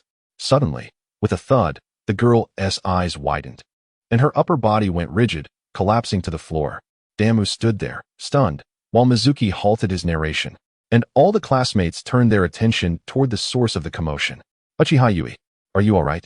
Mizuki rushed forward, cradling the flushed Uchiha Yui in his arms, and with a few swift movements, vanished from the classroom. Such circumstances have left the students exhilarated. They gazed at Fukuhara Daiki, who appeared completely bewildered. As the atmosphere reached a fever pitch, someone boldly interjected, Huh? What have you done to Yui? Are you not aware that the women of the Uchiha clan are untouchable? Fukuhara Daiki, resuming his seat with a furrowed brow, murmured to himself, Uchiha, women? Are there women in the Uchiha clan? Indeed, that is a proud lineage. You are doomed. The other students chimed in. Yui's sister, Uchiha Izumi, is known for her loyalty to family over reason. Exactly. The last time I merely exchanged a few words with Yui, her sister had me bedridden for 3 days. Me too. I accidentally brushed against Yui while walking, and Izumi threw me off the 2nd floor. My foot ached for days. Fukuhara Daiki was taken aback. Wasn't it just yesterday that classes commenced? Why were they? The students erupted in laughter, mercilessly ridiculing the newcomer who was completely out of the loop. After some time, a girl with purple hair stepped forward to elucidate the situation, allowing Fukuhara Daiki to comprehend the circumstances. Students in the day class do not belong to the ninja roster. Thus, they do not attend school, take exams, or graduate alongside the traditional classes. Furthermore, those who come here are unlikely to become formidable warriors. So they are not taught advanced ninjutsu. Rather, they are afforded a legitimate opportunity to engage with ninjutsu. Therefore, attendance is flexible. One may come and go as they please. Each class lasts a year, and this particular class has already been in session for 2 months, with graduation exams approaching in a few months. What the heck? The third Hokage is playing me for a fool. It's about to end before it even begins? Which one of you is Fukuhara Daiki? Step forward. A cold yet melodious voice pierced through the door of the day class. Setting aside the frosty demeanor, the voice was quite pleasing, leaving those who heard it entranced, their bodies feeling slightly numb. Upon hearing the voice, the students hurriedly returned to their seats, frantically flipping through their books. Observing the lack of camaraderie, Fukuhara Daiki sighed. Ah. This is quite bizarre. I should have consulted an oracle before stepping out. Who would believe that mere words could topple a woman of the Uchiha clan? Grumbling, he stood, adjusted his attire, and ventured outside. With a swift motion, he opened the door to find a stunning woman standing not far away. Her demeanor was cool and her figure striking, adorned in black attire embroidered with the Uchiha clan emblem. Fukuhara Daiki could only feel one thing. The beauty of this clan is truly formidable. He promptly shut the door behind him, straightened his collar, and stated with a balanced yet challenging tone, I am Fukuhara Daiki. Who are you? And what business do you have with me? The composed words, laced with provocation, momentarily stunned the woman. I am Uchiha Izumi, Yui's sister. Are you not from Konoha? Why does your accent brim with challenge? Fukuhara Demu shrugged and raised his hand, nonchalantly stating, in Konoha, local dialect is inherent, a genetic trait. I have no means to suppress it. Usually, I can hold back, but when I get excited, it comes out like this. A stream of northeastern dialect poured forth, eliciting laughter from his classmates. They found the newcomer quite amusing, his accent seemingly provocative yet imbued with sincerity, rendering the overall sound particularly comical. Uchiha Izumi was momentarily distracted from her purpose for being there by his words. Isn't that a condition? Have you been checked at the hospital? Absolutely. I'm a naturally born orphan, spending half the year in the hospital and the other half in the research institute, with the remaining time just getting by. Laughter still echoed in the classroom, though some had fallen silent. Who do you live with now? I support myself. Living expenses? 500 in welfare, and what I catch while fishing. How did you join this class? The third Hokage took pity on me and allowed me to learn chakra control. Fukuhara Damu extended his hand for Uchiha Izumi to see. The classmates peering through the ventilation window gasped at his hands, marred with scars. They were all privileged children, having never encountered such rough hands. Even Uchiha Izumi, who had come looking for trouble, fell silent. After a moment, she placed her hands on her hips and exhaled, furrowing her brow as she addressed Damu. Is Kiwa your desk mate? Damu nodded. She cannot be agitated. You've just arrived today, so I'll let this slide. But do not let it happen again. As she turned to leave, Damu's small hand caught her. Wait, I had no idea Kiwa had such a condition. I merely complimented her beauty, with no ill intentions. If I caused her distress, I sincerely apologize. Fukuhara Damu bowed deeply. Internally, he sighed, what a character I'm portraying. Almost lost it. His words coincidentally reached Uchiha Kiwa and Mizuki, who were returning. Seeing her sister approach, Kiwa assumed she was there to confront Fukuhara Damu. Sister, no, it's not his fault. No one has ever praised me before, so. She rushed to Izumi's side, tugging at her sleeve, her gaze pleading for her sister's forgiveness for Damu. At that moment, the classroom was enveloped in a chilling silence. Though these affluent children hailed from wealthy families, they never flaunted their status and were, comparatively, somewhat more mature. They understood the world was unjust, that it was not wealth that dictated everything, but rather strength. Wealth merely afforded them a slightly better life. If they provoked members of ninja families, their accumulated fortune could vanish in an instant, even at the cost of their lives. Thus, their perspectives resonated deeply with the tragedies of the human experience. Outside the wall stood a girl and a boy. The girl belonged to a powerful family, yet she herself suffered from a peculiar ailment, which was why she found herself in this class. The boy, an orphan devoid of parental care, came here solely to fish without the fear of his hands being harmed by the fishing line. Both children were present to experience the solitude of this world, yet fate had intertwined their paths as desk mates. While their classmates felt pity for their plight, concern for their futures loomed large. Uchiha Izumi gently caressed her sister's dark hair and smiled softly. Do not worry, Yui. Damu has just provided a clear explanation. Ignorance is no sin. I shall not punish him. She crouched down to meet Yui's gaze earnestly. You wish to befriend him, correct? Yui's previously calmed emotions surged once more, and the crimson flush on her cheeks began to intensify. Fukuhara Damu, noticing her flustered state, quickly interjected, Be careful. You must control yourself. You were just as red moments ago before collapsing. Yui glanced at Damu, then at her sister, shaking her head fervently like a rattle drum. Just then, Mizuki approached Uchiha Izumi and said, Miss Izumi. I suggest we separate them in seating to prevent such incidents in the future. After a moment of contemplation, Uchiha Izumi replied, yes. I would appreciate your assistance, Mizuki-sensei.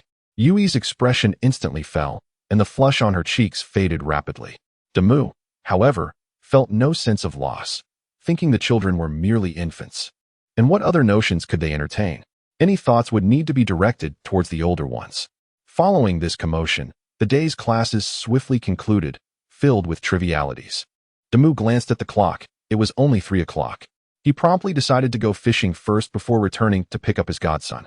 Naruto and the others would not be released until 5, and waiting idly felt like a waste of precious time. He found a secluded spot, retrieved his fortunate fishing rod, and slung it over his shoulder as he made his way outside. Just as he exited the school gate, he was called to a halt. Looking back, he found it was Uchiha Izumi. Unsure of the unfolding scenario, he felt no trepidation, as they were still within school grounds. Hello, Izumi-san. Is there something you need? Upon hearing his tone, Uchiha Izumi composed herself, realizing his emotional state was stable. Noticing the fishing rod he carried, she inquired with curiosity, are you going fishing? Indeed. I've exhausted this month's allowance and want to test my luck by the river. I cannot afford to sleep on an empty stomach, he replied, causing Uchiha Izumi to shudder at the thought of going to bed hungry. Damu appeared to have grown accustomed to such hardship. How about this? Let us go to the river together. I can teach you the chakra extraction technique. What do you say? Really? Oh, that sounds wonderful. Let us hurry, Damu exclaimed, excitement radiating from him as he reached for Uchiha Izumi's hand to lead the way. However, suddenly recalling something, he retracted his hand as though burned.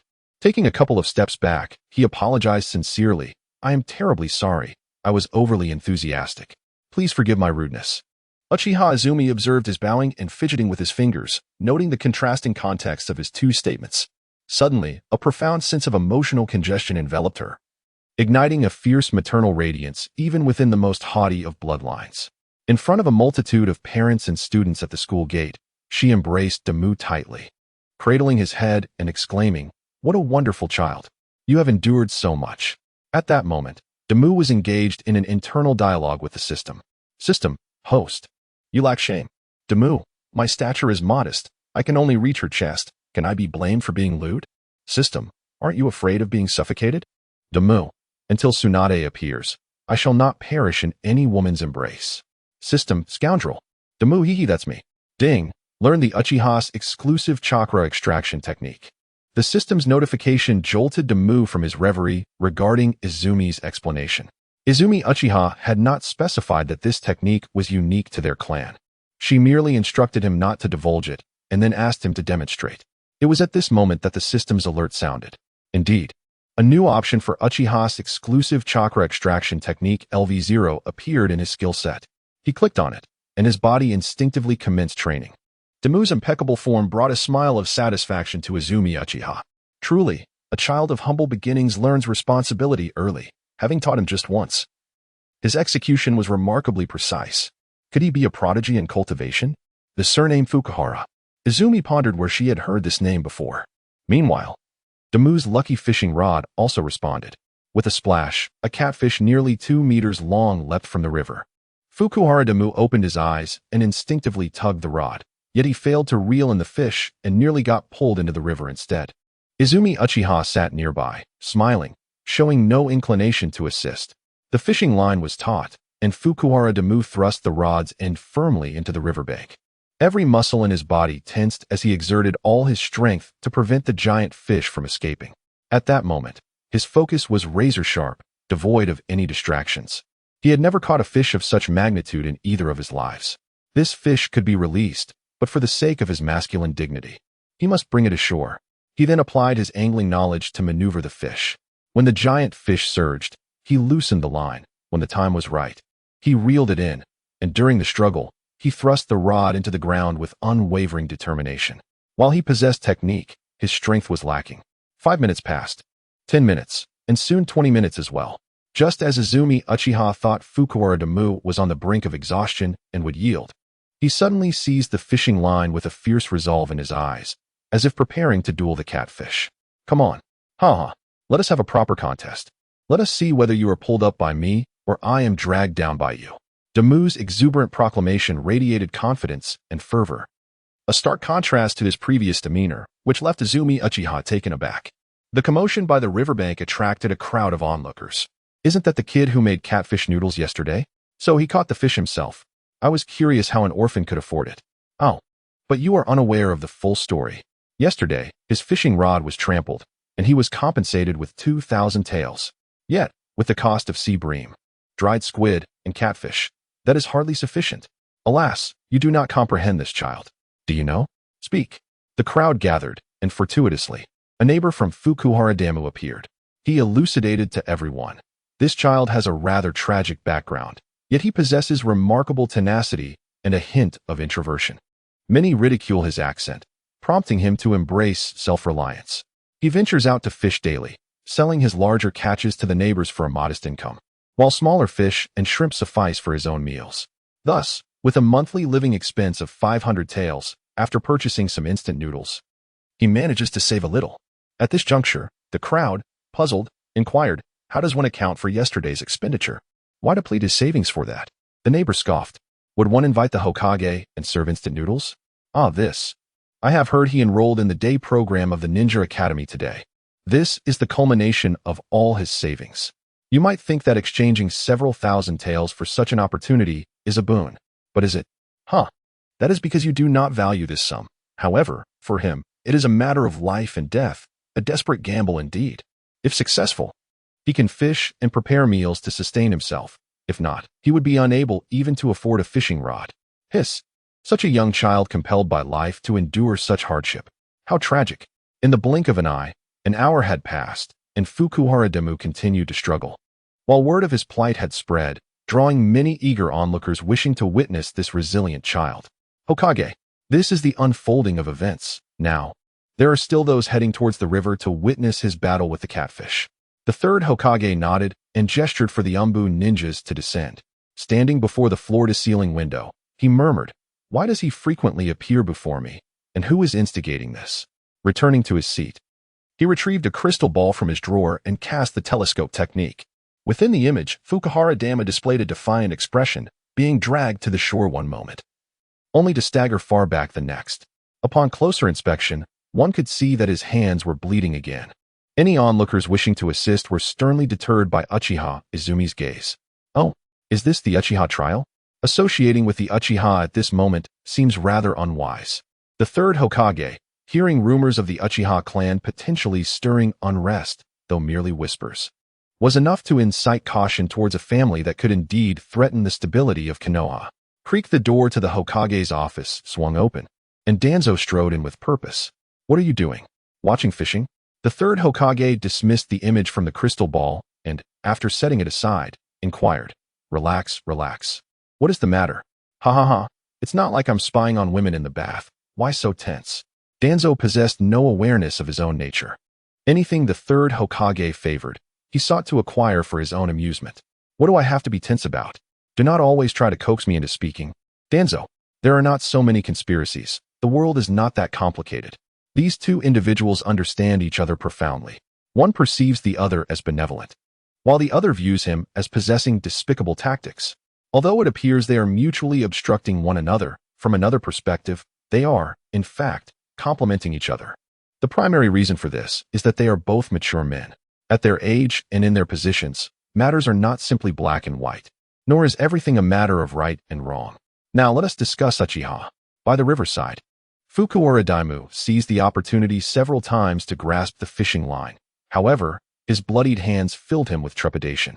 Today, this enormous catfish seemed to possess an extraordinary will, as it would struggle fiercely whenever he touched the line. As a result, the duel had yet to conclude even after 2 hours. With the passage of time, a crowd had gathered along the riverbank, and Fukuhara Damu's tale grew increasingly exaggerated. Whispers circulated that he was battling the Dragon King, or that he aimed to break the fishing record for commoners in Konoha.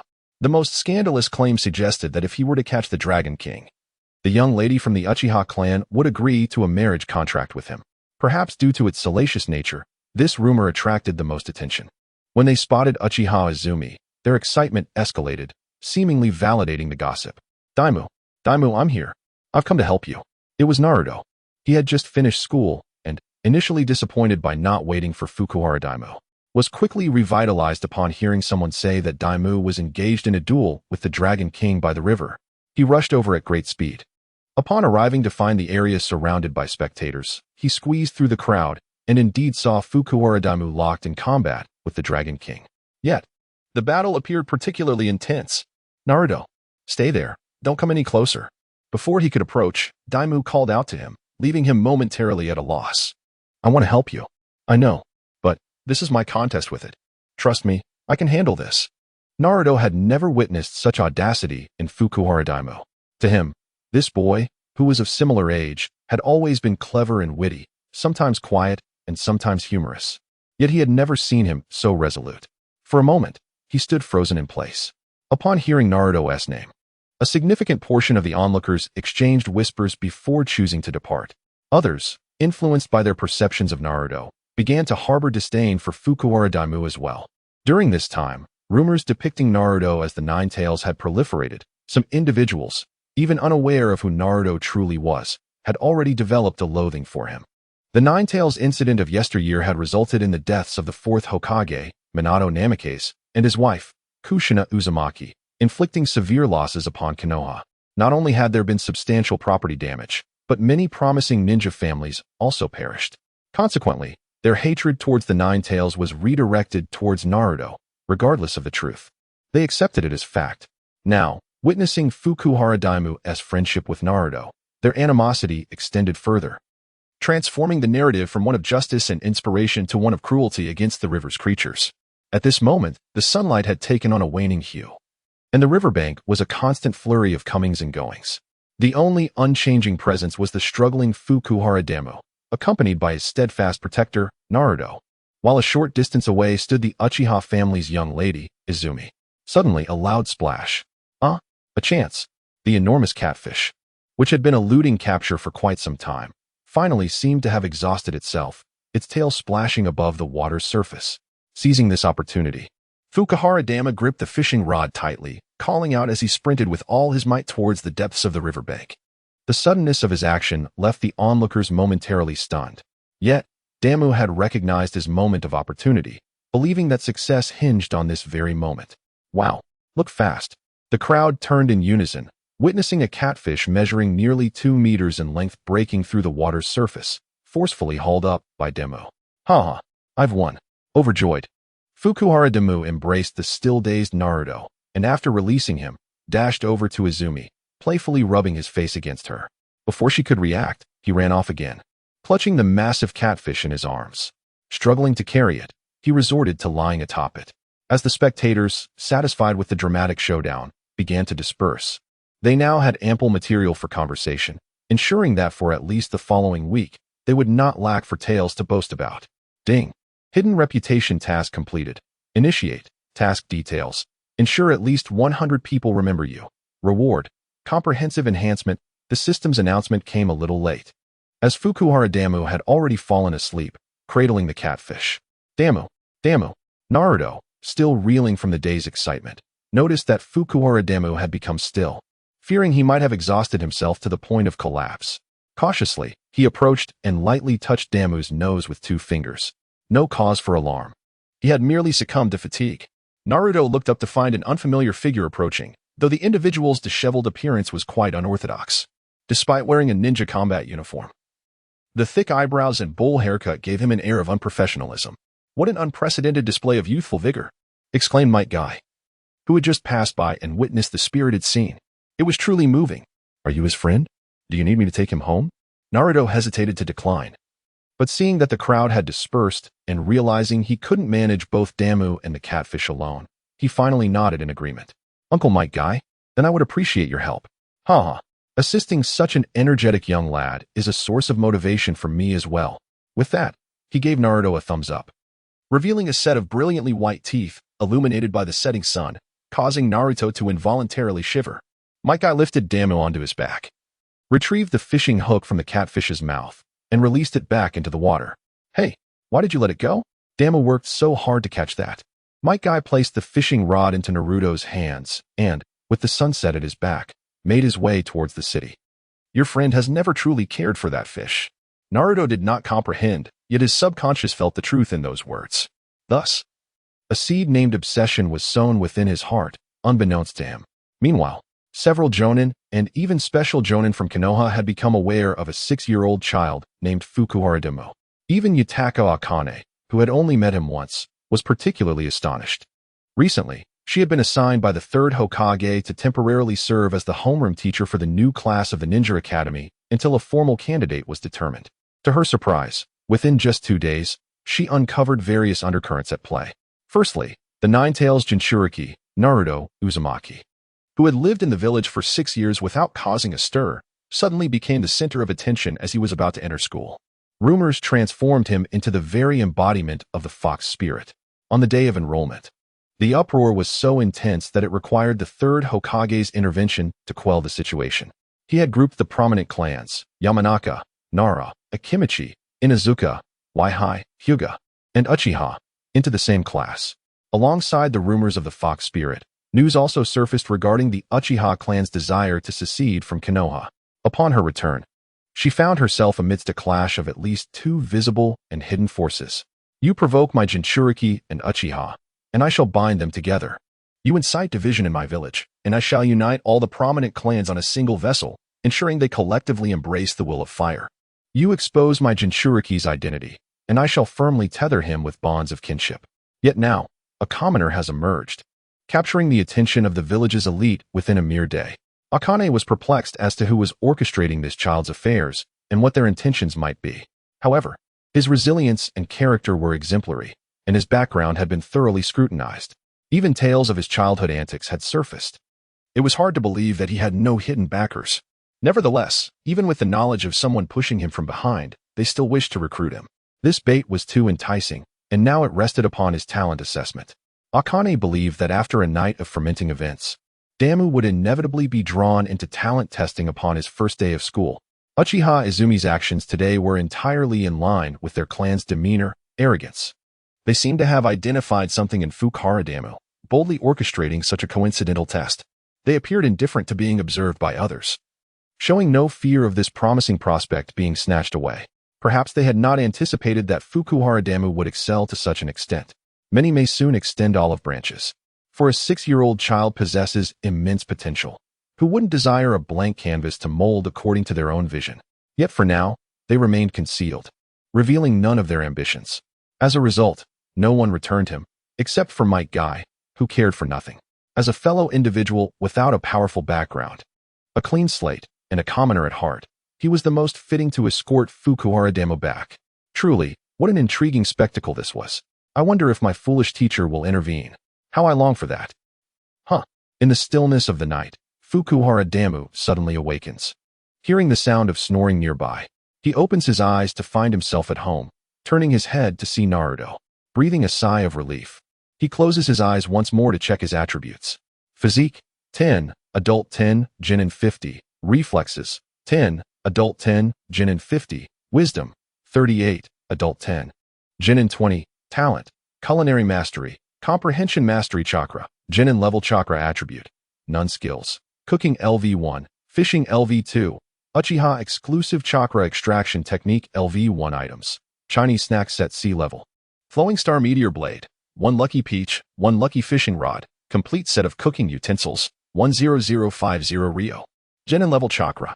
Is this the power of comprehensive enhancement? Fukuhara Damu opens his eyes again, lifting his somewhat sore arms to observe them in the moonlight.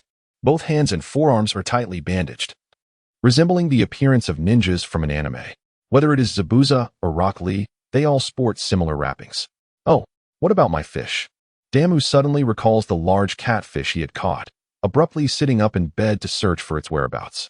This sudden movement wakes the sleeping Naruto. Are you awake? Naruto rubs his sleepy eyes, his voice muffled. Sorry for waking you, but where's my fish? What happened afterward? Did you carry me back? Hearing about the fish, Naruto perks up and cautiously replies, You fainted on top of the fish, and everyone else left except for one kind-hearted ninja. He said some strange things, released the fish, and then carried you back. Upon hearing that his fish was released, Fukuhara Damu feels a wave of disappointment wash over him. He rests his chin on his hands, lost in thought. Sigh. Even after winning the duel, I had no right to deal with my opponent. Naruto, puzzled, asks, "What are you talking about?" "Nothing much." "What did that person look like? What was his name? I need to thank him when I have the chance." What was his name?" "Might Guy, I think. He has very thick eyebrows and an unimpressive appearance." "Oh, I see. You've used unimpressive quite well. It seems I am your first victim of this illness." "What illness?" "I'm perfectly fine." Fukuhara Damu refrains from elaborating, instead shifting the topic. "Do you still have any money?" "I only have 50 ryo left." Naruto sits up upon hearing the question, diligently counting his wallet. "I still have 100 ryo, and there are 10 packs of instant noodles at home." Fukuhara Damu has money, but it's not something he can openly use, especially with the Umbu ninjas trailing him around the clock, making it impossible to spend. He initially thought of auctioning the large fish for a good sum, only to have it set free by Might Guy. In truth, the larger the catfish, the worse the taste. He hadn't intended to keep it for himself, but selling it would have been beneficial. The world of ninjas appears to be vibrant and exhilarating. However, for the unadorned commoners, even 100 coins of unknown origin raises suspicions of having traded village secrets. Should one acquire 1,000 coins of dubious provenance, one must articulate their source clearly, lest they be deemed a spy, facing dire consequences such as being discarded in the mountains. As fate would have it, Damu possesses exactly 10,000 taels of unaccounted wealth. The absence of a stable financial foundation is truly vexatious. Ugh, how foul. I must take a shower. You should also freshen up so we can head to school together in the morning. Naruto caught a whiff of himself, then of Damu, and promptly accepted the suggestion. Upon returning home, he was nearly moved to tears by the transformation of his abode. He had spent the night at Damu's home yesterday, and here he was again. The key to his house was solely in the possession of his grandfather, the third Hokage, hence everything had been arranged by him. Such a tidy and pristine living environment must have taken his grandfather quite some time to prepare.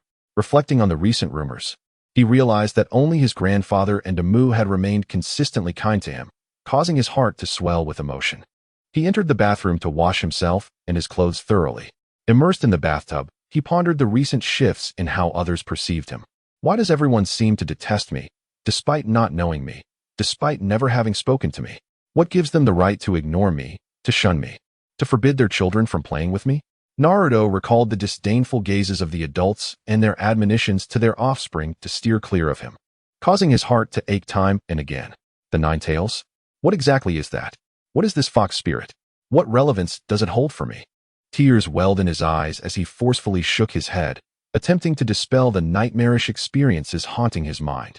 Naruto, you must persevere. You must earn the respect of those who look down upon you. By any means necessary, you must attain a level of esteem akin to that of the third Hokage. The small child within the bathtub began to cultivate thoughts, a grand ambition slowly taking shape. Meanwhile, on the other side, Damu was also lost in contemplation within the bathtub, yet his musings were of a different nature. When will I grow up? This truly feels a bit small. He gazed at his body through the water's surface. Pale skin, indeed, but after a comprehensive enhancement, his physique was no longer as frail as before. His strength and reflexes had rapidly reached the standards of an average adult. His chakra had surged to the level of a genin, thanks to the system's continuous operation of chakra extraction techniques around the clock. He was confident that his chakra capacity would be extraordinary, potentially reaching saturation in a short time. At that point, any chakra extracted would be wasted. He opened the system lottery and system store. The store contained nothing, yet the lottery section held great promise. System lottery, when your dish receives praise from diners, the system will automatically replicate one of their abilities, adding it to the special prize pool. Upon reading this notification, Damu leaped up in excitement, a gust of cool air invigorating him, before he settled back into the warm water. This is it. I'm truly on the verge of something great, haha. I can't wait to see what the third Hokage has recorded. 5 elements Great Escape Technique, S rank, Special Prize, Probability, 2. Vortex Clan S2 Talents, Chakra, Vitality. Special Prize, Probability, 2. Lucky Peach, Probability, 2. Unfortunate Small Coin, Probability, 20. Beginner Ingredient Pack, Probability, 30. Random Attribute Points, Probability, 44. S rank Ninjutsu. In Naruto's physique. My goodness, who was the fool that claimed that life systems are worthless? It seems that was I myself. But that is of little consequence. Is this not soaring to new heights? I long for that S-rank ninjutsu, yet I lack the chakra to wield it. Naruto's physique is commendable too, At least I need not fret over chakra limitations. What to do? I desire to possess both. System. I am here. Upon sensing the isolation of the bathroom, Fukuhara Daiki inquired, can I possess both simultaneously? The beginner lottery costs 10,000 Ryo each time. Excluding special prizes, items drawn will enter the shop as regular goods. A tenfold draw guarantees a special prize. The lottery wheel may present up to 3 special prizes. Once the wheel is used, those special prizes will vanish, and the collection phase will commence anew. Please note, only B rank or higher dishes that receive acclaim will yield special prizes. Moreover, each special prize will appear only once. Failure to draw will result in it vanishing permanently. The system is crystal clear. Save money for a tenfold draw. If you succeed, you are indeed formidable. If not, they will be lost forever. Fukuhara Daiki gazed at the lucky peach in his backpack and the 10,050 Ryo, lost in contemplation. The following day, in class, Teacher Mizuki officially taught the chakra extraction technique. However, in Fukuhara Daiki's eyes, this level of technique barely matched 50% efficiency of the Uchiha clan. He feigned engagement in learning, while his new deskmate frequently cast sidelong glances at him. Hey, do you wish to be knocked down by my mere words? The imagined blush failed to materialize. The purple-haired girl, upon hearing Fukuhara Daiki speak, promptly extended her hand and introduced herself. I am Raura, the sister of Yuzuki Yukino. Pleased to meet you. Fukuhara Daiki was momentarily taken aback, puzzled as to why she mentioned her sister first. Is Yuzuki Yukino renowned? Or is there some feud between her and Yui? Does even the sister need to be compared? Raura's looks were also quite striking, her vibrant purple hair catching the eye. Upon entering the classroom, he was assigned to this seat without any self-introduction. What is the meaning of this sudden introduction? Daiki extended his hand for a gentle shake, only to find Raura gripping it tightly and swiftly glancing towards the back, in Yui's direction, raising an eyebrow. Fukuhara Daiki felt as though he had inadvertently entered a battleground. He turned slightly to steal a glance at Uchiha Yui's reaction. Indeed, she clenched her small hands, staring ahead as if oblivious. Yet her complexion flickered between crimson and pallor like a racing light. Fukuhara Daiki turned back, released her hand, and quietly asked, do you two harbor a grudge? Lola, with her hands tucked into her pockets, resumed her normal sitting posture and smiled as she said, there are no grudges, just an aversion to her sister's tyranny. Upon hearing the gossip about Uchiha Izumi, Fukuhara Demu found himself wide awake. Do tell. I absolutely adore tales of love and animosity. I bet there's a male lead involved, am I right? Lola glanced back at the quietly fuming Yui, her mood brightening, and began to narrate with delight, you're quite astute. The male lead is none other than Uchiha Itachi. This Uchiha Itachi is renowned as a super genius. Even if Damu is unaware of the ensuing plot, he certainly knows this fellow is exceptionally formidable. Damu, evidently intrigued, leaned in closer. Come on, spill the beans. I'm all ears. Lola chuckled triumphantly, as if she had achieved a significant victory. However, she fell silent, her behavior reminiscent of a coy temptress, leaving Damu exclaiming in admiration. Is this really a 6 or 7-year-old child? This is a master at fishing for compliments. The skill of feigned indifference is executed with such finesse. Those who know might dismiss it as mere childish play, but those unaware could easily mistake her for a master manipulator reborn. Noticing her silence, Damu smiled subtly and resumed his seat, choosing not to press further. Teasing is it? Who doesn't know how to do that? Yui, observing Damu's renewed focus away from Lola, felt her spirits lift considerably, her brow relaxed, and the corners of her beautiful mouth curled into a smile. Damu had skipped afternoon classes, leaving Lola feeling remorseful about her earlier actions. She feared that Damu perceived her behavior as arrogance, and thus spent the entire afternoon engulfed in self-reproach. In stark contrast, Yui felt a sense of relief upon realizing Damu's absence from class. For her, if she could not have the toy, neither could her rival. This ensured that they were once again on equal footing. As the school bell rang, Lola deliberately slowed her pace, waiting for Yui. Humph. What did you say to drive Damu away, you venomous woman? Yui approached, unusually forthright. As her voice pierced the air, the surrounding classmates quickly dispersed, wary of being caught in the crossfire of Yui's wrath. Lola, already agitated and seeking to vent her frustration on Yui, found that while others feared her, she herself was unafraid. Their older sisters had long held disdain for one another. It was only natural that the two of them would not back down either. Humph. You dare call me a venomous woman? You are the one who abandoned him. It was your inability to withstand the judgment of others that forced him to skip class. You are the truly heartless one. Yui's heart raced. She had merely shaken her head yesterday out of fear that her sister might cause trouble for Demo. Not because she truly wished to sever ties with him. Now Lola's accusation made her believe it was indeed the reason. But recalling Lola's smug smile during class made her think this was all part of Lola's scheme. Venomous woman. I saw your triumphant grin. So it must have been your words and detestable smile that wounded him. Yui's argument was quite reasonable, and as Lola reflected on her expression and Damu's plight, she suddenly felt the unsettling possibility that Yui might be right. The two young girls exchanged a silent glance, and in that moment, a mutual understanding blossomed within them. It was clear that the rejection they had witnessed from Akatsuki yesterday, compounded by the arrogance displayed by Laura today, had driven Damu to skip class that afternoon. Without uttering a word, they walked side by side out of the school gates. Suddenly, they lifted their heads, drawn by a familiar voice. Damu. Damu? The call belonged to Fukuhara Damu, who had mysteriously vanished for an entire afternoon. At this moment, he stood behind a mobile cart, clad in a blue outfit. The cart was filled with small boxes, and upon closer inspection, one could detect the enticing aromas wafting from within. This little cart was the product of an afternoon's toil and was part of a plan he had devised the day before. While selling catfish noodles proved too costly, he believed there was still ample opportunity in the realm of snacks.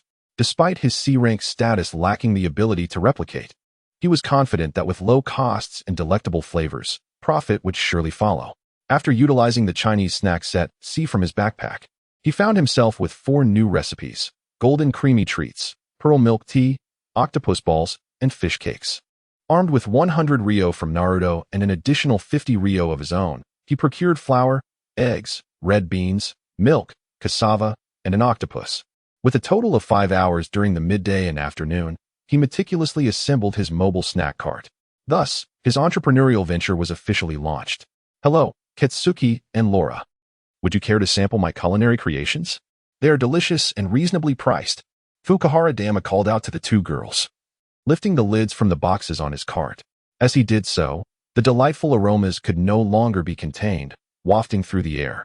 Parents waiting at the school gate, initially unaware of the cart's purpose, were taken aback by the enticing scents.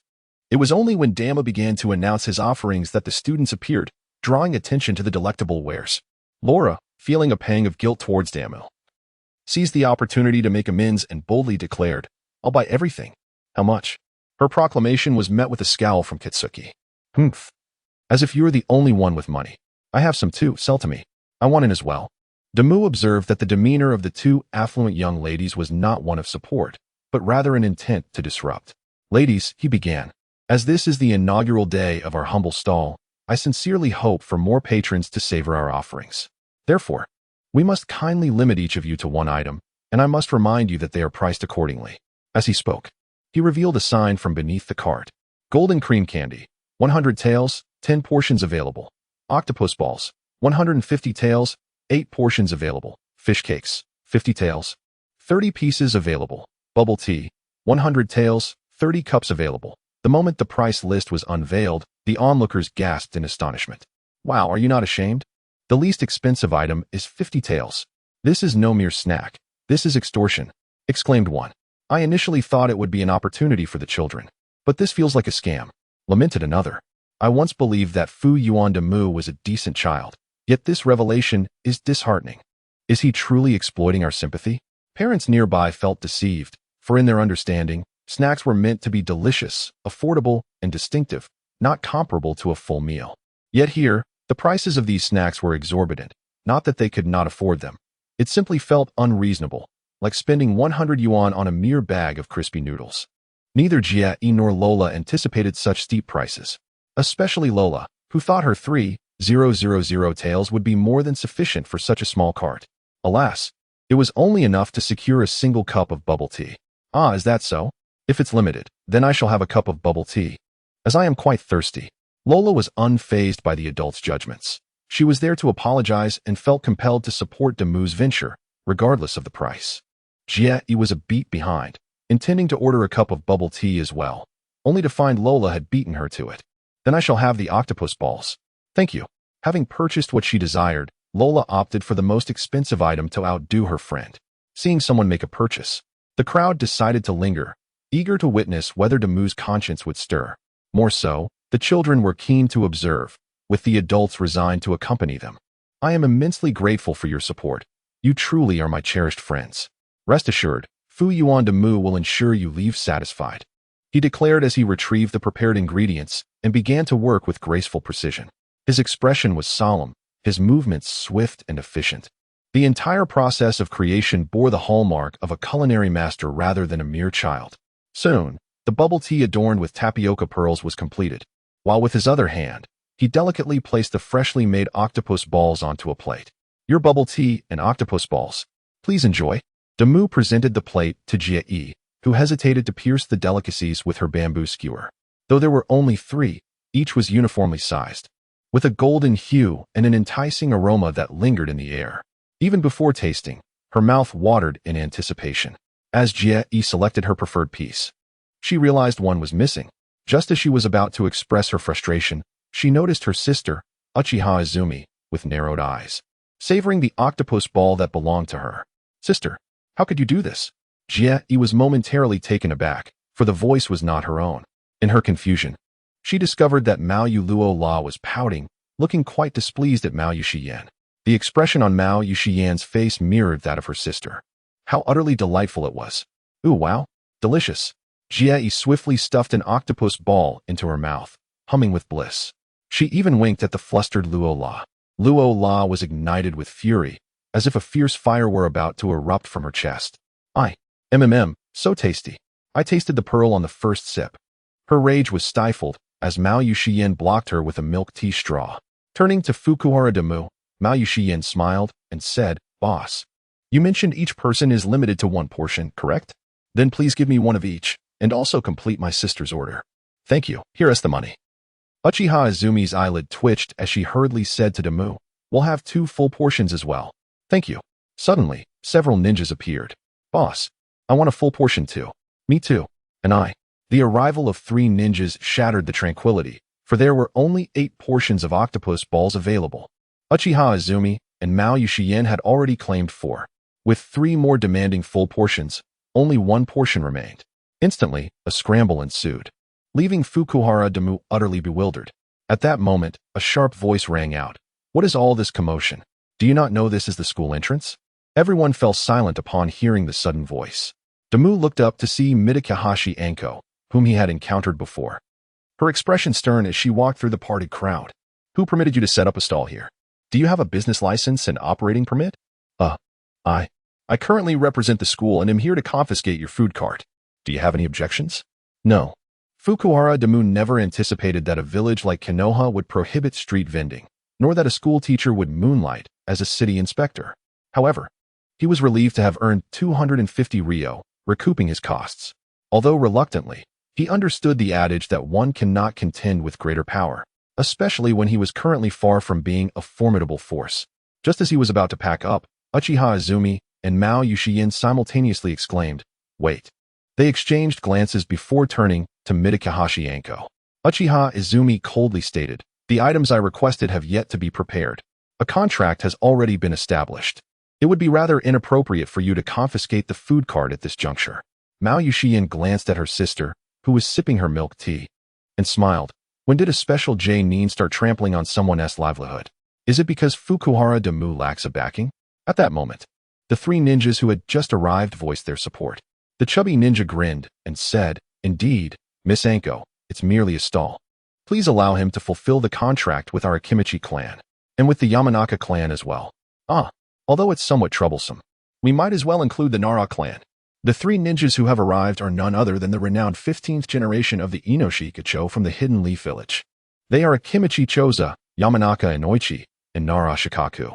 Originally, the trio was reminiscing on the sidelines when a delightful aroma wafted through the air, enticing Akimichi Choza to entice them to partake in a taste. Little did they anticipate the ensuing chaos. If the opponent had been a merchant, it would have been a different story. However, facing a child, compounded by the intricate relationship between Mitarashi Anko and Orochimaru, they found themselves compelled to intervene. Such acts of valor are commendable, yet Fukuhara Daiku felt a twinge of awkwardness. Neither side was someone he could provoke. The atmosphere grew tense in that moment. Ahem. Teacher Anko, might I propose a solution? As I have already committed, I am prepared to fulfill the contract. This would not contravene the principles of our Leaf Village. Following that, I shall conclude my business and return with you to accept my punishment.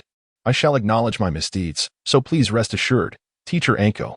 He provided Anko with an exit and graciously acknowledged the sentiments of the esteemed figures present. Mitarashi Anko, squinting at the eager Fukuhara Daiku, silently praised his exceptional nature. The ability to articulate thoughts aligned with a shared value system is a mark of wisdom, especially considering his age. He might very well be a budding diplomat. Very well. Since you admit your fault, let us proceed as you suggested. The school day is nearing its end, so please ensure everything is tidied up before you visit the administrative office. Anko glanced at the 5 individuals before turning to leave. As she departed, the surrounding parents exhaled in relief, feeling the pressure dissipate. Observing Fukuhara Daiku busily attending to his tasks, one parent proposed, since she has left, why don't you sell off the remaining items? Count me in. The other parents joined in the clamor. It was uncertain how many genuinely wished to purchase, but many were eager to join the excitement. Daiku smiled faintly. Thank you all for your support, but I regret to inform you that aside from the orders I previously secured, I cannot accept any new ones. If I am able to return tomorrow, I would be delighted to welcome you to sample my offerings. I apologize for today. One of the initial voices chimed in. What will you do with the leftovers? Daiku continued his work, not lifting his head, and replied, if they are confiscated, that is no longer for me to ponder. Should they not be taken, I will prepare the ingredients for dinner and consume them myself. The individual pressed, why do this? She is gone. Wouldn't it be better for you to sell everything? Daiku, handing a carefully packaged snack set to 2 ladies, replied, though I am young, I understand the principle that one cannot stand without trust. A promise must be honored. And not only must it be fulfilled, but it should be executed to the best of one's ability. This way, I shall not awaken in the dead of night, regretting my lack of effort and sincerity. Thus, I sincerely apologize for operating without permission. That was my ignorance and mistake. I shall rectify this promptly and complete the necessary procedures. Once I have saved enough, I may even open my own establishment. At that time, please do grace me with your presence, so I can atone for my youthful errors with my unique skills. With the final 3 complete meal sets delivered, the scene drew to a close. Fukuhara Daimu, without any lingering attachment, pushed his cart into the campus amidst the sighs of the crowd. The 2 little ones momentarily formed an alliance over the delicious food, relishing the flavors while discussing the profound words of their classmate, Daimu. Yui exclaimed, Daimu's words are so profound. He is truly remarkable. Lola replied, indeed. The snacks are exceptionally delicious. Yui pondered, what kind of punishment will he face? Will he be beaten? Lola responded, surely not. If ninjas were to strike civilians, it would result in many casualties. Yui lamented, what a pity I cannot become a ninja, otherwise I would undoubtedly rush to save him. Lola sighed, alas, my sister has become a ninja, leaving me to return home to inherit the family business. After they departed, the parents of the day students also dispersed. However, the 15th generation of Boardeer Butterfly remained behind, as their children were soon to finish school. Nara Shikahisa inquired, what are your thoughts? Yamanaka Kaichi replied, just watching. Akadu Dingzu exclaimed, wow, this is delicious.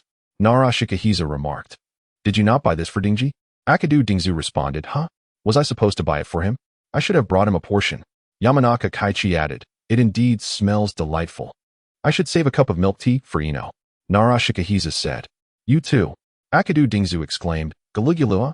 You should have mentioned it earlier. I drank it all. Shikahisa, sell me your portion. Yamanaka Kaichi agreed. Right? Why didn't I think of that? Sell it to me. And I'll get Dingzu a cup of bubble tea at the original price. Nara Shikahisa inquired. Is it truly that enticing? Let me see. 10 minutes later. Dad, why are you the one picking me up today? Akadu Dingji, Yamanaka Ino, and Nara Shikamaru all voiced the same question as they emerged. The 3 middle-aged men exchanged glances and shrugged collectively. Shikahisa pulled Shikamaru closer and said to the other 2, well, we shall take our leave. We will chat another day. Dingzu and Kaichi waved goodbye, each departing with their respective children. Dingji suddenly sniffed the air and curiously asked, Dad, did you go out to eat? Why do you smell so good? The 3 middle-aged men, not far off, froze at the question. Aha, how could that be? There was a vendor selling snacks in front of the school. I must have picked up the scent. Yes, Precisely that. Ah, son. There's a student at your school named Fukuhara Daimo. At this moment, the protagonist of the snack incident, Fukuhara Daimo, had packed a meal set and arrived at the administrative office. Knock, knock, knock. Please come in.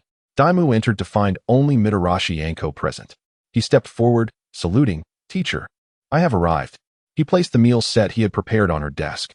Anko glanced over and, feigning ignorance, remarked nonchalantly, "Is your family facing difficulties?" Fukuhara Daimo nodded silently. "Why are you in the day student class and not the traditional class?" It was then that Daimo realized this was the crux of the matter. He found it curious that the vendor at the entrance was approached by a school teacher rather than the police or the school's logistics personnel. Ah, it is precisely because I lack a fervent belief in becoming a formidable warrior and do not particularly relish conflict that I am ill-suited to be a ninja. Hongdo nodded, taking a bite of the crispy fish cake. The crackling exterior gave way to a scalding sauce that filled her mouth with delightful fragrance. One bite was simply irresistible. She then seized the golden milk cake and devoured it in 2 bites. Her eyes sparkled brighter as she observed Fukuhara Daiki extend his long tongue to lick his lips and the corners of his mouth. Subsequently, her attention settled on the takoyaki. 2 minutes later, a gurgling sound escaped her lips. Your culinary talent is indeed extraordinary. The third Hokage was right. It would be a pity for you to become a ninja. The third? As she sipped her milk tea, Hongdo suddenly froze, her face flushing with embarrassment. Ah, haha. Did I let that slip? How awkward. It seems I truly am not cut out to be a ninja. Fukuhara Daiki, perplexed, cautiously inquired, "What is going on here?" Realizing she could no longer conceal the truth, Hongdo decided to be forthright. "The third Hokage believes you possess the potential to be an excellent ninja. Hence he asked me to ascertain whether you would be willing to join the formal class for training. Even due to familial circumstances, the school would cover your living expenses until graduation." Daiki sighed with relief and replied with a smile, "Thank you, third Hokage, and Teacher Hongdo for your concern. I shall remain steadfast in my beliefs. Strength is not paramount to me. Living a vibrant life is. Of course, not becoming a ninja does not preclude contributing to the village." At this juncture, he paused, causing Hongdo to halt her sipping momentarily. If there were a culinary competition, I would surely represent Konoha in the Hokage's office." Oh, did he truly say that? The Culinary God Championship. How amusing. The third Hokage listened with delight to the report delivered by Hongdo. The room was filled with individuals: Kakashi Hatake, Might Guy, Inoichi Yamanaka, Asuma Sarutobi, Shikaku Nara, Hayashi Hyuga, Fugaku Uchiha, and Danzo Shimura, among others. It was a gathering of distinguished and capable individuals. They were assembled, perplexed and uncertain of the third's intentions, initially suspecting that the fourth great ninja war was about to commence. However, as they listened, it became evident that the discussion revolved around a 6-year-old orphan named Fukuhara Daiki. Notably, Danzo was the most contemplative, harboring the most convoluted thoughts.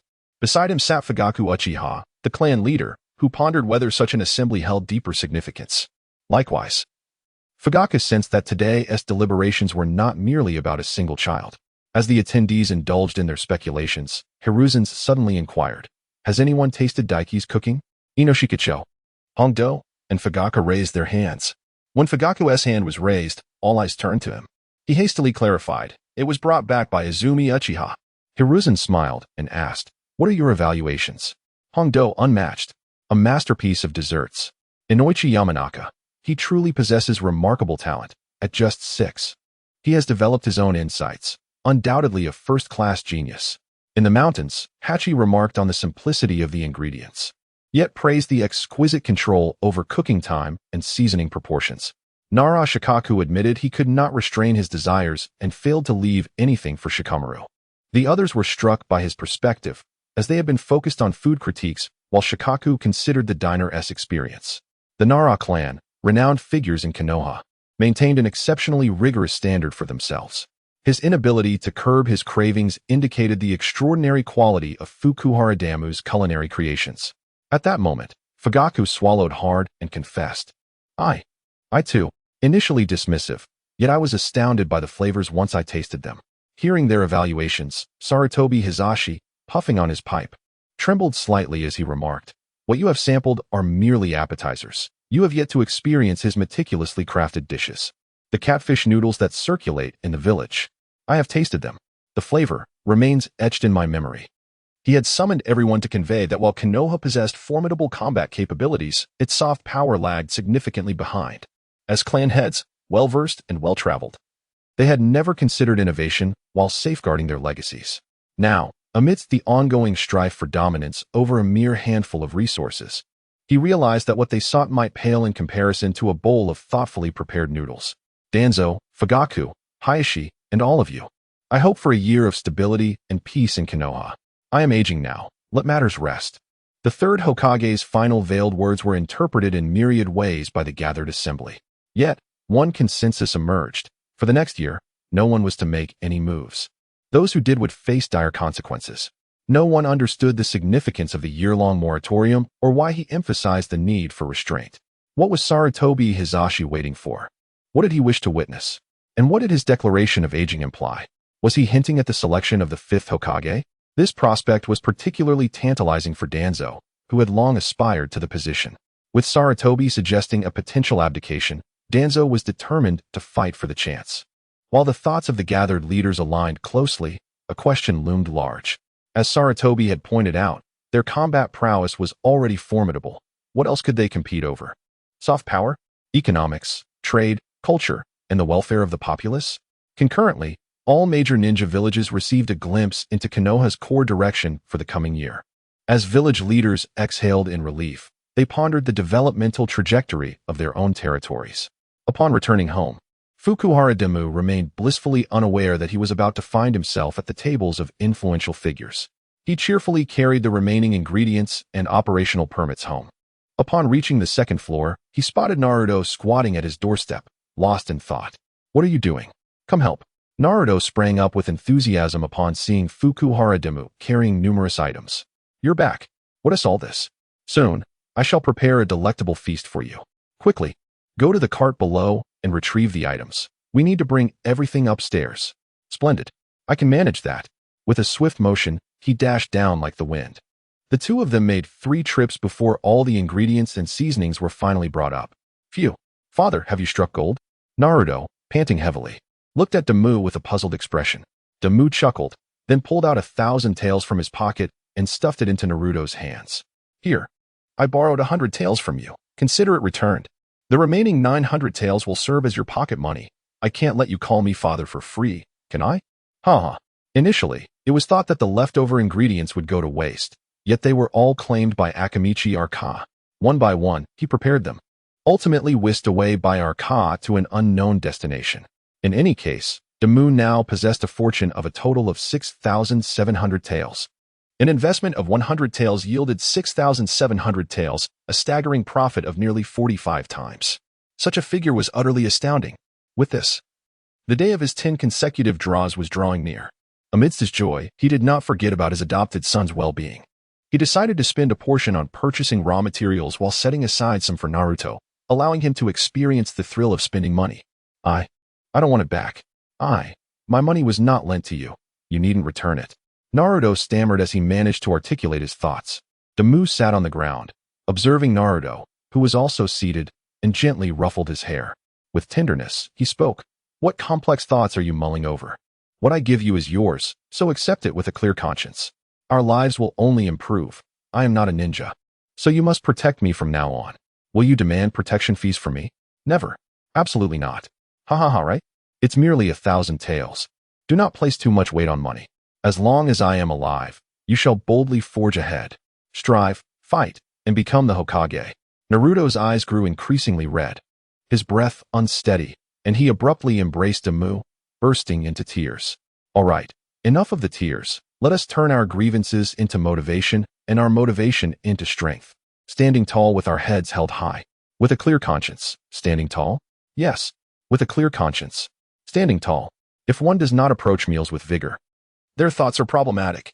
If one does not approach meals with vigor, their thoughts are problematic. What delicious food shall we have today? Guess. It must be exquisite. Need I say more? The third Hokage observed the lively duo in the crystal ball, chuckling as he took a sip of the pearl milk tea beside him. Oh, I've sucked up another pearl. Hehe, what a delightful concoction. In the stillness of the night, Demu busied himself counting the complete set of kitchenware. What he initially thought would be a mere set of pots and pans turned out to be an enormous surprise. The complete set of kitchenware resembled a magical tool pouch, allowing him to summon any kitchen utensil he desired. Provided it pertained to culinary endeavors, the items retrieved would always be of the highest quality. If not needed, they could be returned, complete with an automatic cleaning function. Merely possessing this kitchen treasure trove fills him with an overwhelming sense of joy. Although he cannot sell it, what difference does it make compared to having a fortune of 100 million? A seaside villa can be enjoyed for a lifetime, provided it remains unsold. And is it not more exhilarating than owning a modest one-bedroom apartment with a 70-year lease? As he ventures out to set up a stall, he finds himself in need of a superior food cart. While it is only tangentially related to kitchenware, he can utilize anything that does not strictly fall under the category. Thus, he begins to envision a yacht equipped for cooking, a camper van designed for culinary endeavors, and even a private jet with kitchen facilities. Upon realizing that all these dreams could be fulfilled, his imagination spirals out of control. A luxury cruise ship that can cook, an interstellar battleship with culinary capabilities, an asteroid designed for gourmet meals, a parallel universe where cooking is possible. At this thought, the system nearly jumped up to strike his knee. The result is that Fukuhara Damu schemes the edges, and the system follows suit. You desire a cruise ship? Indeed, a miniature version, with all the intricate details. You want an interstellar battleship? Certainly. How about a brand of chef's knife from the battleship line? You wish for an asteroid? Well, is a yo-yo small enough? Does it sufficiently embody the essence of a star with its twinkling brilliance? When it comes to parallel dimensions, the possibilities expand. Fukuhara Damu inquires, what about the parallel space? System, this is it. What is the matter? Fukuhara Damu, hands on his hips, asserts, I want to go back. System, sure. Look, you're back now. Fukuhara Damu, bewildered, soon realizes there is no flaw in this logic. After all, in a parallel space, everything is identical. Ultimately, Damu acquiesces, meticulously examining the highest tier of what he can achieve. Overall, the prospects are promising. While a cruise ship may be out of reach, a yacht is attainable. A private jet is not, but a hot air balloon is feasible. A battle tank is unachievable, yet a multifunctional military food cart is within grasp. In conclusion, he considers this entire set of kitchenware quite suitable for use as a mobile kitchen. However, he dares only to indulge in these fantasies privately. Using such items in front of a ninja would invite the peril of shurikens. After all, the destructive power of mysterious assessments has always been a conundrum. While nuclear weapons are formidable, one cannot withstand the might of the ten-tails or the continuous onslaught of tailed beasts. Those who can endure such overwhelming attacks are unperturbed by nuclear arms. Thus, he resolves to remain cautious and compliant, ensuring well-being for both himself and the system, quietly developing his abilities and ultimately dazzling everyone with the arrival of a beautiful woman. System, what are you thinking about now? You're only 6 years old. Not even as thick as a spicy strip. Goodness. System, do you dare reveal yourself? Just say whether you dare. Fukuhara Damu, growing anxious, thinks it unwise to strike the face or expose weaknesses. Why does this dog system always bring up the most sensitive topics? System, in truth, it's merely a matter of a decade or so. If you can endure, you'll be able to branch out and enjoy countless concubines. Oh, is that true?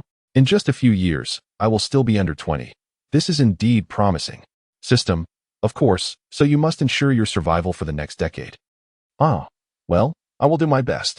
What the system did not mention was that the ninja war would conclude in a little over a decade. And soon after, the era of Boruto would commence.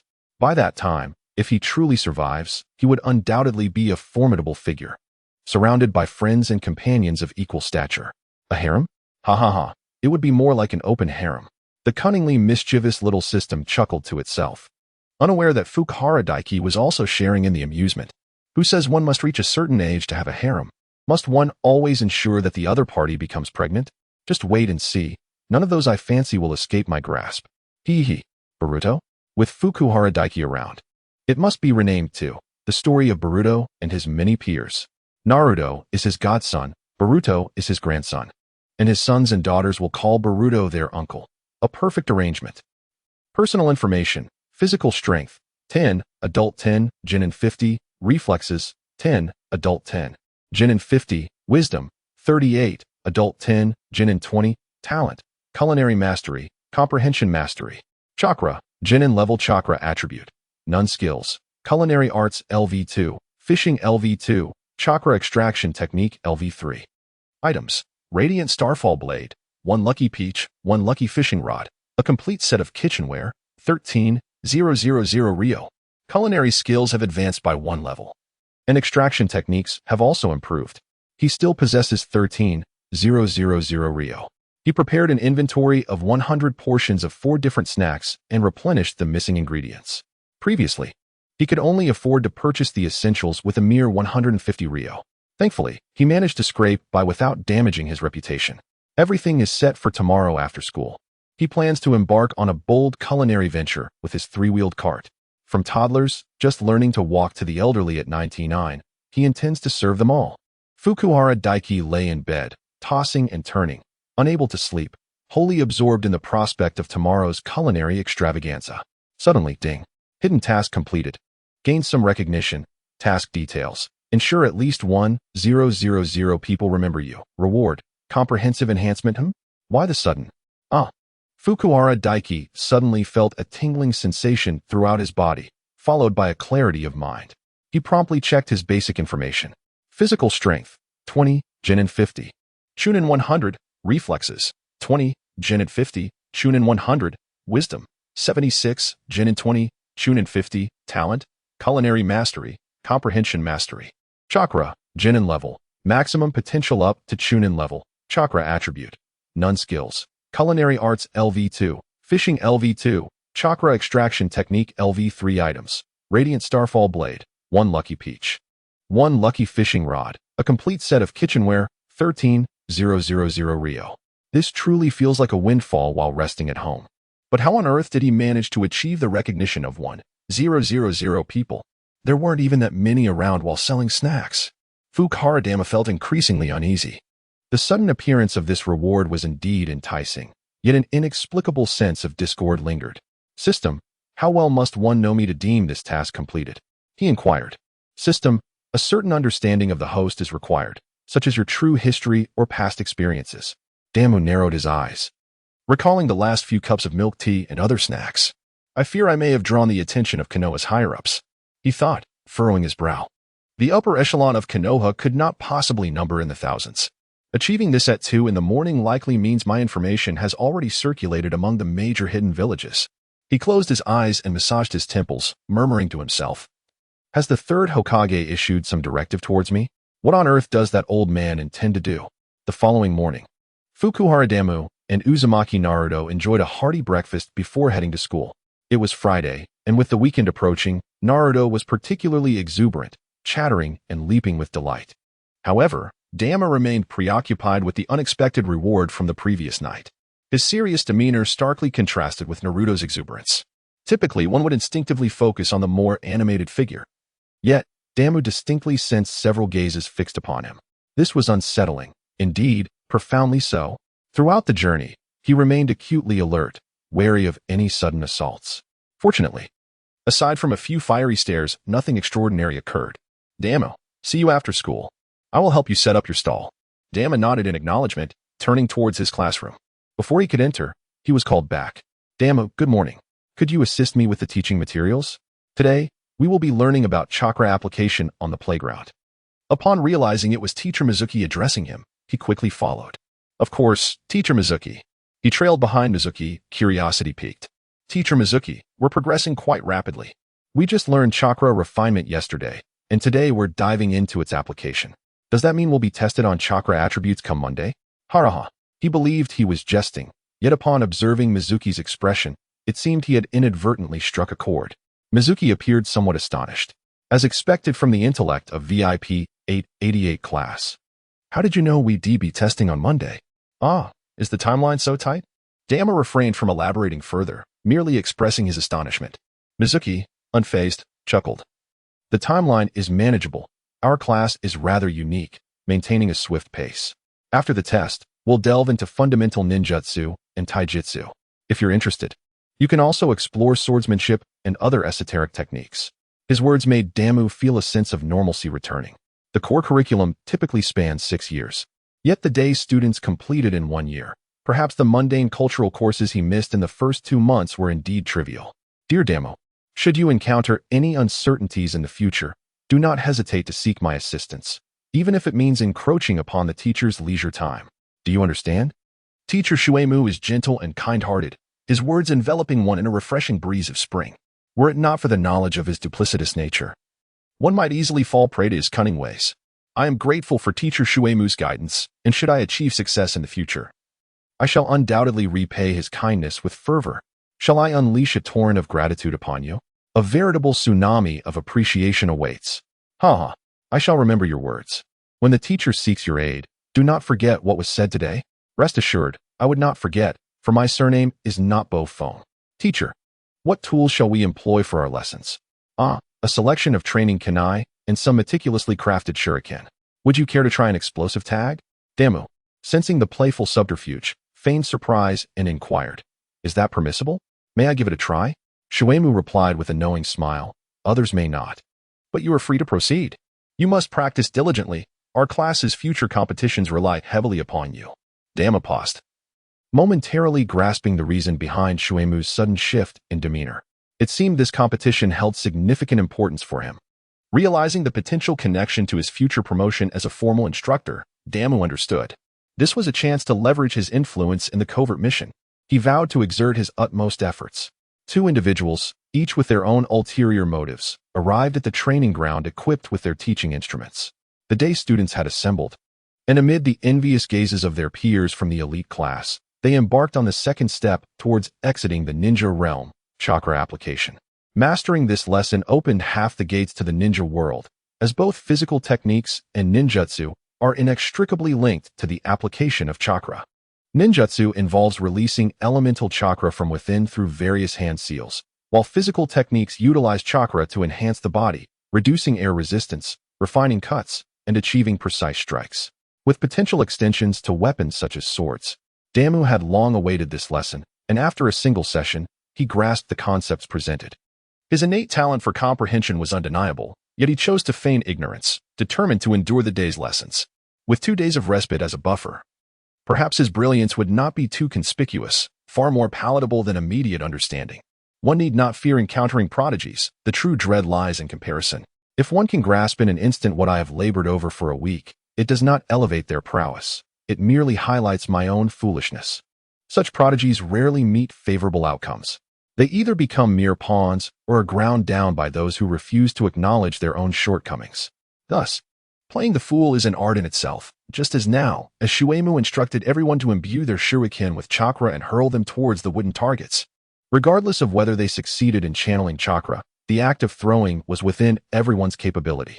However, Damu, after surveying the surroundings, feigned an inability to channel chakra due to the bandages wrapped around him, his face flushed with embarrassment. Such a comedic spectacle left several esteemed observers in fits of laughter, especially when he attempted to unravel the bandages, only to be thwarted by Mizuki, who, after much persuasion, managed to dissuade him from his intentions. Consequently, after 2 failed attempts to hit the target, he sat silently to the side, his expression profoundly genuine. Even the system chimed in. System, host. Every time I witness your masterful performance, I am moved. Damu was speechless, inwardly lamenting. Missing the mark was certainly not an act. He had almost hit the target. How could he have missed? His failure was genuine, entirely unrelated to chakra. It seemed to stem from a lack of bodily coordination. Despite his reflexes being twice that of an adult, why could he not strike a wooden post merely 1 meter away? After several attempts, he squatted down, grasping his hair in existential doubt. The wooden post felt like a magnet turned the wrong way. Yet his shuriken flew like a drunken stray dog, veering off course entirely. 1 meter. This was merely 1 meter. Why was this happening? What could possibly be the reason? Damu's frustration left Mizuki equally perplexed.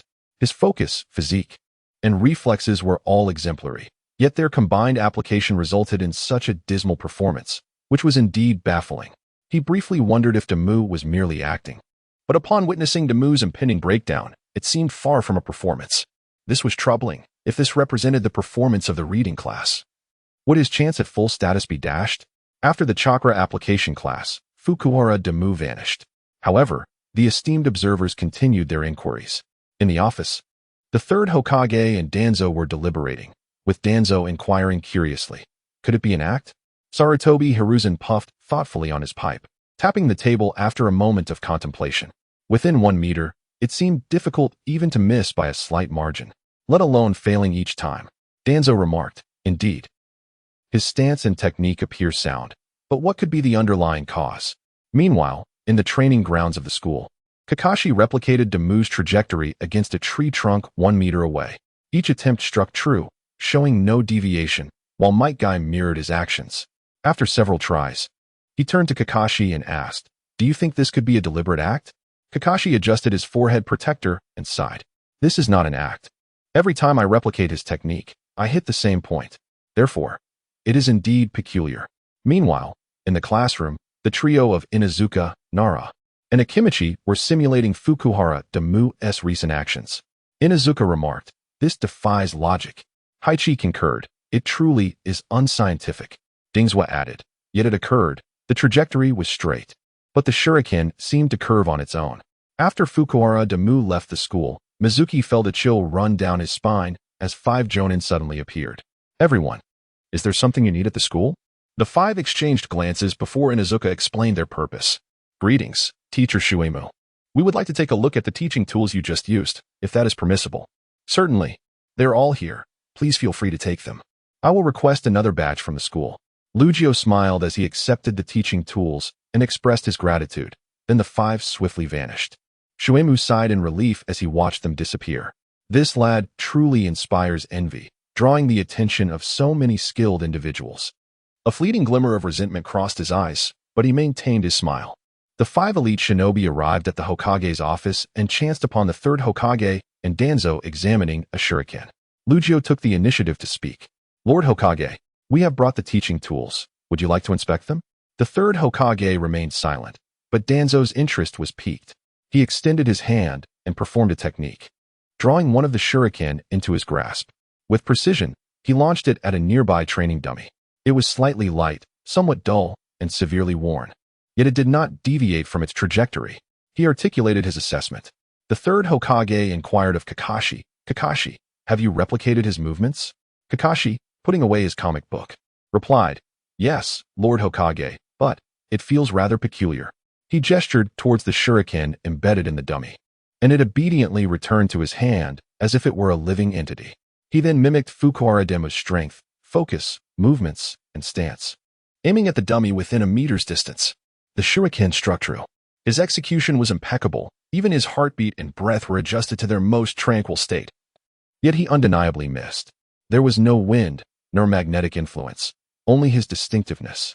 Yamamoto Kai, a member of the interrogation team, interjected, "His expressions are genuine." Initially, he seemed indifferent. By the 2nd attempt, he was somewhat astonished. By the 3rd, he was earnest, yet the result consistently deviated significantly. He appeared incredulous, and despite subsequent adjustments yielding the same outcome, he grew increasingly despondent. These reactions are entirely natural and align with typical human psychology. Having heard the expert analysis, Danzo set aside his suspicions. The 3rd Hokage produced a crystal ball and employed a technique of foresight. The image of Fukuhara Damu materialized. He was seen by the riverside, gathering numerous pebbles, envisioning the prior chakra flow, and exerting himself as he hurled them towards a distant tree. Thud. The footage clearly captured Fukuhara's expression, transitioning from confusion to delight, then back to bewilderment. With the 2nd and 3rd stones, all struck their marks. He stared blankly at his bandaged hands when suddenly, Akane appeared beside him. "Teacher Akane." Yuyushin Akane retrieved a kunai and shuriken from her ninja tool pouch and handed them to him. "These are the genuine articles. Their weight and rotational torque vary, which you must master. The target, the tree 3 meters away. Prepare." Upon hearing this, Fukuhara immediately assumed a standard stance, his gaze focused and earnest. Release. Whoosh. The shuriken, spinning and flipping, followed an erratic trajectory and lost its target. Damn. In his excitement, he let slip a curse. The atmosphere in the Hokage's office shifted from intense concentration to bemusement. Only Mitarashi Anko furrowed her brows and continued, "Kunai, the target remains unchanged. Prepare." Fukuhara Damu, with a face full of despair, regained his composure, wrapping his right hand around his left neck in the standard kunai stance. Release. Whoosh. Unlike the shuriken, this time the kunai did not flip but rather dipped down. Clearly thrown straight, it seemed as though an unseen barrier lay ahead. embedding itself into the ground after merely half a meter. What on earth is this? Damu leaped up in shock, unperturbed, casually tossing the kunai again, which once more struck the earth. Frustrated, he brandished the kunai like a dagger, stabbing repeatedly at a large tree. He then took a step back, intending to deliver a decisive blow while the tree was oblivious. Yet again, the kunai was thrown, landing with a dull thud into the ground. Thud! Fukuhara Demu fell to his knees, gazing despondently at the kunai lodged in the soil. Well, since you cannot harm anyone, consider this ninja tool pouch a consolation prize. Anko tossed the pouch over, and without looking back, Damu caught it in his hand. Thank you, sensei, I'm fine. I just need a moment to think. Mitarashi Anko vanished in an instant. The third Hokage also withdrew his telescope technique. Speak up. What kind of power is this? Narashikaka frowned and inquired. Is it possible that he is under a curse? Yamashiro always eyes brightened as he added, unable to use lethal ranged weapons? Danzo narrowed his eyes. Are you suggesting there's an issue with his bloodline? Everyone regarded him with peculiar expressions. Danzo, perplexed, asked, Why are you all looking at me like that? Kakashi, without glancing at him, replied coolly, What kind of bloodline would limit only ranged weapons? He has stabbed that tree with a kunai several times. What could cause such a curse to manifest in his bloodline? Danzo, feeling indignant, retorted, Haven't you heard that it might exist? Third Hokage, I request to study Fukuhara Damu. I oppose. Everyone in the room, except for the third Hokage, shouted in unison. Finally, Sarutobi Hiruzen smiled gently at Danzo, saying with a slight tremor in his voice, Are you trying to emulate Orochimaru and conduct human experiments? Though his words were laced with laughter, the chill in his tone was palpable. Danzo understood that Hiruzen was genuinely upset. His old comrade had not displayed such a cold demeanor in a long time, making it clear that this matter was not to be pursued openly. He clasped his hands and stepped back, refraining from further discourse. The third Hokage withdrew his gaze, tapping the table lightly, his voice calm. Konoha has stood firm in the ninja world, not relying on the heavens or the earth, but solely on the will of fire and unwavering belief. If we allow prodigies like Kakashi and Itachi, we must also permit Fukuhara Demu, who struggles in his training. If ninjutsu fails, there is always taijutsu. If taijutsu fails, he could always become a chef. The new generation has so many promising talents. There is no need to cling to this one. Henceforth, do not disturb him. But we must find a way to separate him from Naruto. Kakashi, from today onward, you will take over Naruto's Umbu duties. That will be all. Regarding the matter of Fukuhara Demu, I shall attend to it. Others should refrain from intervening. Upon concluding his remarks, the third glanced at Danzo and waved his hand to the crowd. Once they departed, he, with a pipe clenched between his teeth, gazed distantly at Hokage Rock and murmured, Minato, do you harbor resentment towards me for this? At the riverbank, Fukuhara Demu retrieved shurikens and kunai, stowing them into his ninja tool pouch, and slowly made his way home. System, is this your doing? System, it is the host's own circumstances. Are you certain? System, affirmative. I advise the host to explore their lineage. Upon hearing this, Fukuhara Damu's mind went blank. Lineage, how could this possibly relate to his ancestry? Could it be that his biological parents in this world possess some extraordinary tale? Or perhaps he is a runaway noble from a hidden clan. If that were the case, he would be in grave danger. The peculiar circumstances of today would surely attract attention. Konoha is a hub for information. News travels swiftly and soon the entire ninja world would be aware. If he indeed has enemies, he might soon face pursuits and assassinations. Alas, what a predicament. Lost in thought, he arrived home. Regardless, his primary task was to earn money and swiftly complete a tenfold draw. That way, he would at least possess the means to resist. He made several trips, transporting the new food cart to the school entrance, displaying the sign for today's offerings. Golden creamy milk buns, 100 Rio, 100 portions available, octopus balls, 150 Rio, 100 portions available, fish cakes, 50 Rio, 100 pieces available, boba milk tea, 100 Rio, 100 cups available. He was well prepared today. Should all items be sold, he could amass 40,000 Rio. Coupled with the 2 days of the weekend, he was confident he could execute a tenfold draw before Monday's test. It wasn't he that he wished to limit sales. Without a threshold, his goods would be perceived as commonplace. The quantity of 100 was just right.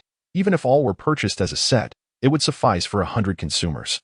While individual purchases would allow for additional patrons, hidden tasks escalate from 100 to 1,000, and beyond that to 10,000. By methodically expanding the market in this manner, he would soon attract a multitude of customers. After all, scarcity breeds discussion, and such discussions inevitably lead back to him. The creator. May I inquire if sales have commenced? Fukuhara Demu cleared his mind of unresolved queries, glanced at the time. It was 2:30, half an hour before class concluded. It was time to sell. As per tradition, each customer could purchase only one set, and resale was prohibited. Madam, what would you like to order? Standing atop the cart. Today he had upgraded significantly. Not only was the cart brand new, but he had also donned a fresh outfit. He wore a blue hanfu with an apron emblazoned with the character for chef and a white headscarf. He had opted for the headscarf instead of a chef's hat, deeming the latter unattractive. Upon hearing that purchases were available, the lady glanced at the prices, hesitated, and then said, I would like a portion of boba milk tea, please. That will be 100 ryo. Certainly, here is the refined and improved translation of the provided content. All right, it will be ready shortly. Just as he was about to prepare, a little rogue suddenly emerged from beside the girl, cheerfully offering her 110 taels. Here, sell me your share, and I shall provide an additional 10 taels as a reward for each item. His words caused a flicker of surprise into Mu's eyes and stirred the girl's interest. Well, it's a deal. Demu, frowning with seriousness, inquired, Madam, are you certain about this course of action? Although it seems you stand to gain 40 taels. Acquiring more later may come at a greater cost. The rogue, noticing the girl's hesitation, quickly interjected, if you can't make the purchase today, there's always tomorrow. You will eventually savor the experience. Demu, struck by the rogue's professionalism, found himself perplexed. How could there be scalpers in the snack trade? Throughout, the little rogue remained remarkably polite, displaying some level of finesse. Ultimately, the girl could not resist the allure of money. Securing a profit of 40 taels, Demu did not hinder the rogue and prepared 2 full portions for him. Initially, he expected this model to attract a flurry of speculators, yet unexpectedly, until 3 o'clock. When students were dismissed, he encountered no other scalpers. During this time, he had sold 20 portions of snacks. Curiously, despite their apparent eagerness, none of the individuals dared to take the first bite. How peculiar. As classmates departed, his business began to stabilize. By 5 o'clock, only 20 portions remained. Demu, I'm here to assist you. Naruto, bursting out of the classroom, shouted joyfully. He then dashed over, only to be met with a lengthy wait. It seemed that the students from the formal classes were utterly disinterested in snacks, and they ignored Demu's food cart altogether. Naruto noticed this strange phenomenon, realizing that since his arrival, Demu had not sold a single item. Look at that person. Naruto pointed out a suspicious individual and nudged Demu, who turned to see the rogue approaching a student, stealthily handing over an oil paper bag before vanishing swiftly. In the crowd, Demu discovered several others engaging in similar antics. Contemplating this, he cast a sidelong glance at Naruto and noticed his expression shift from joy to concern. A sudden intuition struck Demu. It appeared that all of this was orchestrated as a trap targeting Naruto. Furrowing his brow, Demu mused. Could it be that I perceive him as a harbinger of misfortune? Why? As the students and parents at the school gate departed, Demu observed Naruto's evident disappointment. With a smile, he remarked, let us go. Today has been profitable, and we should head home. Naruto, feeling despondent, merely murmured in agreement. At that moment, wait. Demu and Naruto turned to see Naruto's classmates and their parents exiting the building. Nara Shikaku, speaking, led Nara Shikamaru to the food cart. Smiling as he said, Naruto is helping out. Boss, do you still have some left? I would like to purchase 2 full portions. Naruto, grinning, quickly responded, Uncle. Are you Shikamaru's father? You certainly resemble each other.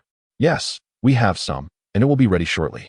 Demu, with a cheerful demeanor, busied herself with preparations for the meal without uttering a word. Next in line were Dinksei, Ino, Kiba, Shino, Sasuke, Sakura, and Hinata, all accompanied by their parents. As if their presence had been orchestrated, each of them exchanged a few words with Naruto, some purchasing 2 portions, others 3.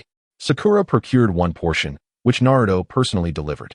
In the end, every last item was sold out. Filled with excitement, Naruto leaped joyfully at the sight of the empty ingredient bins. It's all sold out. Completely sold out.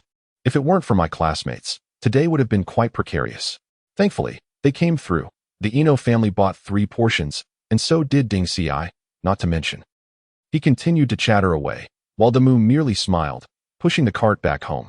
Demu did not venture to the market, for he could not bring Naruto along.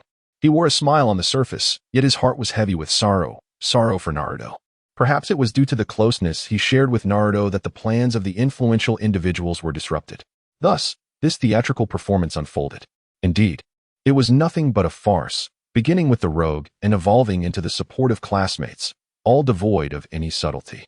The first purpose was to admonish Damu against speaking out of turn. The second was to make Naruto aware of his unpopularity. And the third was to enlighten Naruto on who was truly dependable. Should Damu comprehend this, he would naturally refrain from speaking. If he failed to grasp it, he would merely echo Naruto's sentiments about his classmates' camaraderie. Yet none of his classmates seemed to grasp the situation. Even Shikamaru, the embodiment of wisdom, remained oblivious.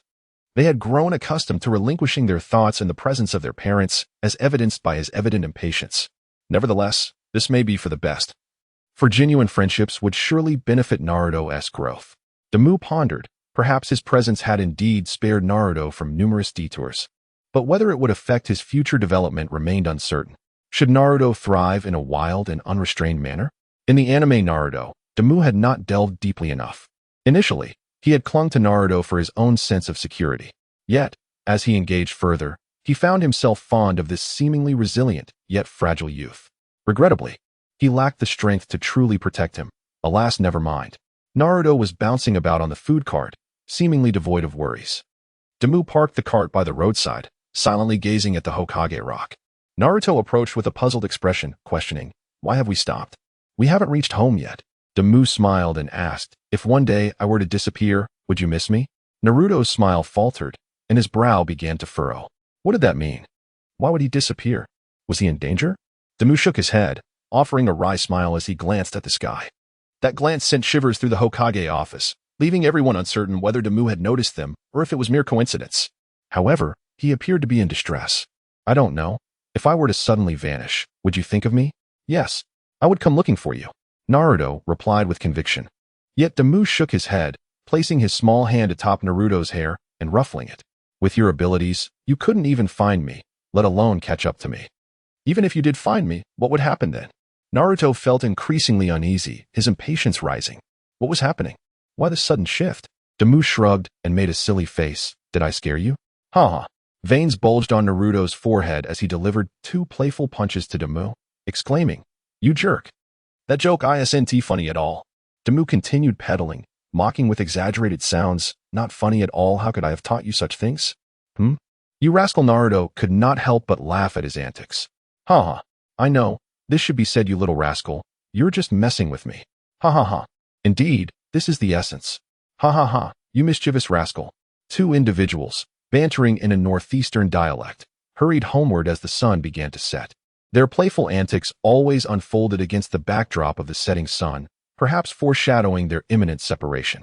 For Damu, possessing an adult's mindset and a hint of foresight, the reality had become crystal clear. His departure from Naruto was not far off. The manner of this parting, however, remained uncertain. Would the higher-ups in Konoha choose to leave a thorn in Naruto's heart, or would they allow time to guide him back onto the right path? A dramatic turn of enmity seemed premature. Naruto was not yet worthy of such a script. Establishing an adversarial relationship would likely inflict greater harm upon him, given his tender age and propensity for extremes. Thus, Damu speculated that he would be removed in a decidedly gentle manner, enabling his classmates to fully enter his life. As expected, the moment they reached the ground floor, a community service worker approached them. "Are you Fukawa Damu?" "No, I am Namikaze Damu." "Oh?" The worker appeared somewhat flustered, believing they had the wrong person, until they noticed Naruto beside him. With a sigh, they remarked, "Oh dear, how mischievous. Your welfare housing has expired. Tomorrow and the day after are your final 2 days. Here's your new address." They handed over a piece of white paper, the location on it being worlds apart from their current residence. "Wow, that is quite far," Naruto exclaimed upon seeing the address. "This is a wealthy district. You're quite fortunate." Damu touched his forehead and replied, "Are you feverish? Why are you speaking nonsense? Our bowl of instant noodles costs $5. And over there, oh wait, they don't have instant noodles." Naruto paused, scratching his head, and sheepishly replied, "Well, that does sound a bit unfortunate. Ha ha ha. It's not that dire. In any case, we really must leave now." After saying this, Damu observed Naruto's expression. Naruto sighed, looking down. "I understand. But as long as it's not a sudden disappearance, we'll have opportunities to meet again. Seeing him so composed, Damu burst into laughter. All right, you'll help me move tomorrow and the day after. I'll be out selling food. In the future, you'll be Hokage, and I'll be a wealthy magnate. The future of Konoha belongs to the both of us. Damu extended his fist, and Naruto met it with his own. Let us rise to greatness. Oh, this is the fervor of youth. Kakashi, let us have a duel. Might Guy, embracing Kakashi, was unable to decipher whether he was crying or laughing.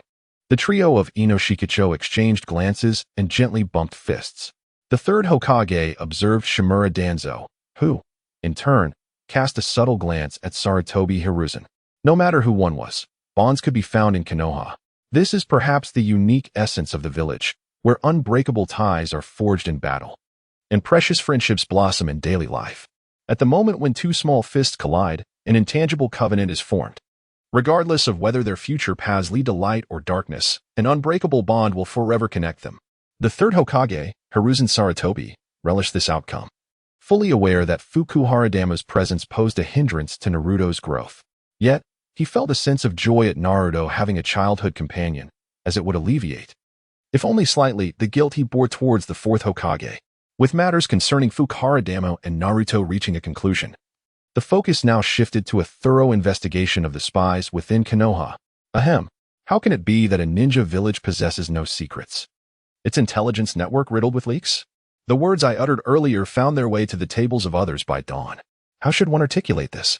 Is it a jest at my expense? Hiruzen Sarutobi's outburst within the Hokage building, unsurprisingly, became common knowledge. Perhaps this would be the last transmission of information for some time.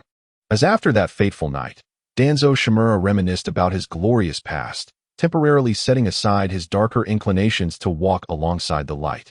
The entire village united in a concerted effort to purge spies, informants, and intelligence dealers alike. They opted for silence to prevent their own intelligence personnel from being compromised. Meanwhile, our protagonist, Fukuhara Demu, utilized a 2-day holiday to traverse the streets alone, finally amassing 100,000 Ryo. During this time, he encountered a young thief intent on robbery. In the blink of an eye, the adversary vanished, revealing the presence of a member of the Umbu beside him. Having parted ways with Naruto, Kakashi took on the covert task of protecting Naruto as instructed by the Hokage. By Damu's side was a familiar figure, one whose name had remained unknown. Unlike Naruto, who was blissfully unaware, Damu possessed heightened perception and the advantage of a system as a third-party aid, so he did not express surprise at being protected. After dealing with the would-be robber, Damu bowed respectfully to the empty alley and expressed his gratitude. Upon returning to his new home, he discovered a letter with crooked handwriting on the table. It read, "All your belongings have been moved. The third Hokage asked me to take care of something, so I didn't wait for you. See you at school." Damu surveyed his new abode with satisfaction, despite the fact that not everything was in its place. Overall, it was truly remarkable, with 3 rooms, a hall, and a bathroom, along with a spacious balcony. The expansive kitchen was outfitted with all necessary amenities, a stark contrast to his previous cramped rental, resembling a mansion. Noticing a key and a rental agreement on the cabinet, Damu quickly examined them. Goodness, how thoughtful. There was even a storage room downstairs for his food cart and ingredients. How could one not love such a Konoha? He muttered to himself before glancing at the rental fee section of the contract, suddenly trembling. Is this some kind of jest? This place charges 30,000 Ryo per month? Fukuhara Demu felt his earlier praise for Konoha's higher-ups might have been premature. This was outrageous. They could have easily taken everything from him. Yet they granted him a room to reside in. Demu sighed in relief, contemplating the speed at which he could earn money. It wasn't that he couldn't afford it. He then recalled that his grand prize had a special project that could be added, and he was on the verge of 10 consecutive draws. This opportunity must not be squandered. But who could he invite for a bowl of noodles? He barely knew these influential figures. At most, they shared a customer-vendor relationship. As he tidied up, he pondered how to surreptitiously accomplish his grand ambition of replicating abilities. Once he finished organizing and lay down in his impeccably neat new room, he murmured to himself in bliss, "Indeed, it is most comforting to have everything clean." To celebrate his new life, he decided to prepare catfish noodles for dinner. Fuyuin Demu's words drifted out the window, causing a masked Umbu ninja to swallow hard. He felt that being near such a talented chef was a form of punishment, especially one with such remarkable culinary skills. The last time there had been too many people. and he had to remain vigilant, which had distracted him considerably. This time, however, he could focus entirely on his punishment. As Damu began to simmer the dish, he opened the window. While the punishment might be delayed, it was inevitable. The rich aroma flowed out like a serpentine venom, slithering into the Umbu ninja's mask. It was uncertain whether Fuyu and Damu had added some new spices, but this time the flavor was even more potent than before. Not only did it whet the appetite, but it also incessantly stimulated saliva production, making it impossible to resist. Fortunately, Damu's cooking process was considerably expedited this time. His physical prowess had undergone a qualitative leap, and even his chakra manipulation was exceptional. In no time, 3 steaming bowls of top-tier catfish noodles were ready. As the Umbu ninja wondered why there were 3 bowls, a small head peeked out beside him. "Thank you, dear ninja uncle, for your timely assistance. Please accept my gratitude." The Umbu ninja, Damu cheerfully continued, "I must trouble you further to deliver the other bowl to the 3rd Hokage, who has a poor appetite. You shall take on the taste-testing duty. The noodles are best enjoyed within 3 minutes." He handed over 2 wooden insulated lunchboxes, then closed the window. The Umbu ninja, in the Hokage's office. Sarutobi Hiruzen gazed at the 2 exquisitely crafted wooden lunchboxes before him and suddenly asked, 3 minutes? How much time is left? The Umbu ninja replied, 2 minutes. Wow, Tens, your skills have improved significantly. Let us partake together. Hiruzen made no comments regarding whether it was appropriate for the ninja to assist Fuyu Damu or whether revealing darkness in the light was wrong. He was simply astonished by the increase in his abilities. "Sir, The Umbu ninja wanted to say more, but was interrupted by Hiruzen raising his hand. He lifted the lid of the catfish noodles, inhaled the delightful aroma blissfully, and quickly grabbed a piece to savor. "Sir." As the sun began to set, Risen hurriedly shielded his bowl, gesturing vaguely towards another bowl and murmuring, that bowl." The dark ninja sighed, ceasing his insistence, removed his mask, and sat down, admiring the exquisite bento before him, repeatedly praising it. Indeed, wooden utensils elevate the culinary experience. This far surpasses Ichiraku. Slurp, delicious. Risen, witnessing him finally set aside his burdens to share a meal, felt a wave of joy. He gazed at his bowl of noodles and smiled. "Tianzong, bid farewell to the memories of the root. You are now a member of Konoha's Umbu, the guardian of Konoha. The gratitude of the people towards their protector is the reward you deserve." Tianzong hesitated for a moment, pausing. "But I've been exposed." To his surprise, Sarutobi Risen burst into laughter. "Ha. You are even more naive than a child. Did you think you could hide?" Tianzong's eyes widened in shock. "I've already been exposed." Sarutobi Risen's smile dimmed slightly. Then he shook his head with a chuckle, picking up a noodle and stating, "Not quite exposure, but he has always been aware of the presence of a ninja uncle. This isn't due to your shortcomings. Rather, he is simply too talented, akin to Kakashi in his prime." With that, he slurped the noodle into his mouth, chewing earnestly. Tianzong nodded and continued eating. His combat prowess might be indistinguishable from that of an ordinary citizen, perhaps even inferior, yet his intellect and wisdom were nothing short of terrifying. Tianzong pondered. Isn't intelligence and wisdom the same? Sarutobi Risen flashed a grin. There is a significant difference taken by Orochimaru as a test subject in his youth. Tianzong was later rescued by Danzo's Root. After joining Root, he underwent secret training due to the presence of Hashirama's cells within him. His life only began to approach normalcy when the 3rd Hokage forcibly transferred him to Umbu. Thus, his social experiences remained quite limited. The 3rd Hokage swiftly finished his noodles, picked up his pipe, and began to smoke contentedly before elaborating. Intelligence allows one to grasp a matter swiftly and thoroughly. For instance, within a short time, he has already mastered chakra manipulation. This is a testament to exceptional intellect. To deduce various operational methods from intricate networks requires extensive calculation and logical analysis. Tianzong, having finished his meal, sat quietly listening. The 3rd Hokage took another puff before continuing. Wisdom encompasses much more. It involves engaging with others without coming across as stiff, weary, or unpleasant. It allows one to express their thoughts through actions in a manner that satisfies multiple parties, embodying this sentiment. He knows there is someone protecting him from the shadows, and he understands it is your duty. Yet, he still wishes to express his gratitude. If his thanks were to jeopardize your mission, it would only place you at a disadvantage. Nevertheless, he resolved this simply by preparing 3 bowls of noodles. achieving a level of satisfaction for all. That is wisdom. At that moment, Tianzong felt a profound sense of awe, realizing that from the moment of his rescue to the preparation of the meal, the time was remarkably brief. Yet, he was capable of such profound thought? Dear sir, might it be that you are overthinking the situation? He seems somewhat unwilling to believe that a mere 6-year-old child could reach such a level. Ha. It is not complex at all. This child, at the tender age of 3, faced ridicule for being mute for 3 years. This alone reveals that he is infinitely more astute than Naruto. I merely expressed a desire for food, and from that, one could infer the elder's lack of appetite. This demonstrates his daily accumulation of observational skills. Furthermore, suggesting that you test the waters, such a foolish statement, would only serve to lower your guard.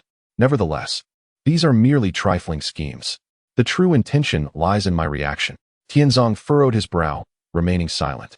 His sensitivity and youthful fragility made it clear that even though he understood our deliberate attempts to separate him from Naruto, he could only acquiesce. He resembled an abandoned stray dog. Although he harbored no hostility towards humanity, his vigilance was acute. He was uncertain whether he had erred in any way, nor did he know what awaited him after parting from Naruto. Rizen's words illuminated Tianzong's mind. He tentatively inquired, is he seizing this opportunity to ascertain whether, in Naruto's absence, you would still accept his goodwill? If it were to be rejected, what would he do then? With his hands clasped behind his back, Rizen gazed at the dimming sky. Speaking somberly, he would revert to being mute, completely severing ties with Naruto, and then depart from Konoha? Tianzong was struck with shock yet again. Each revelation was unique, yet each one reshaped his understanding of this child. Why would that be? Sighing, Rizen explained. It is because he sees too clearly.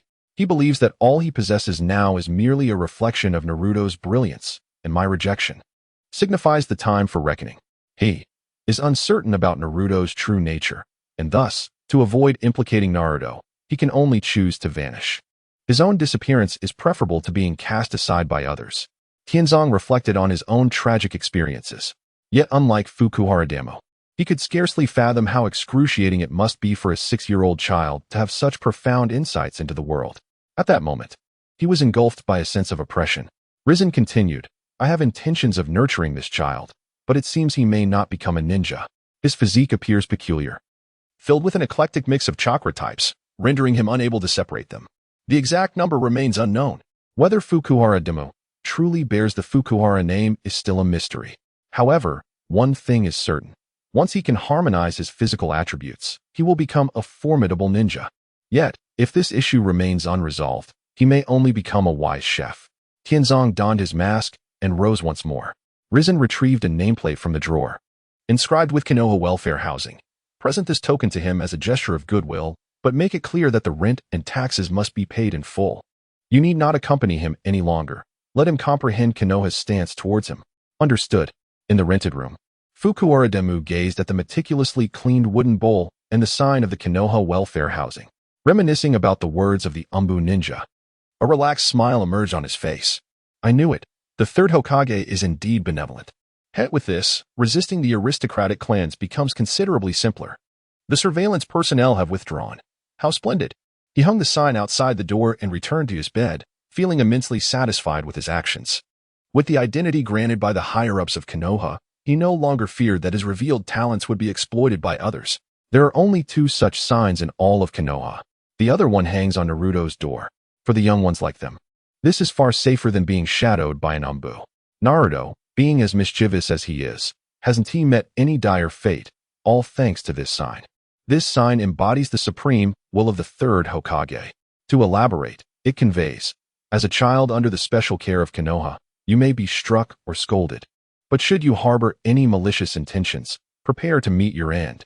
Fukuhara Daimu came to realize the moment everyone began to act, that his bond with Naruto would be severed, yet he was certain Naruto would remain unharmed. However, his own fate remained uncertain, hence he ceased pretending on the way back. He subtly hinted at his exceptional intellect to enhance his leverage. Thus, he hesitated when telling Naruto about his impending disappearance. He was unsure if his leverage had any effect. Yet upon reaching the foot of his building, he received preliminary results. That result was one of appeasement. Just separating them was a satisfactory outcome. If it had been Danzo stepping in, he was certain that something would occur to make Naruto suffer for a lifetime. The simplest and most straightforward method would be to fabricate a horrifying backstory, inciting Naruto's hatred toward him, only for the truth to be revealed after Daimu's death at a critical moment. Hence, he sighed in relief at merely parting ways. Yet, the unexpectedly smooth progression over the next 2 days left him perplexed. He found it hard to believe such matters could conclude so effortlessly until the appearance of a robber. A robber in a wealthy district. The juxtaposition of these two terms was absurd, with ninjas visible everywhere. Was it not akin to courting death to attempt a robbery here? Yet, this incident indeed transpired. Thus, there loomed the possibility that he might be facing an end. He initially reached for his shuriken, but then abandoned the thought.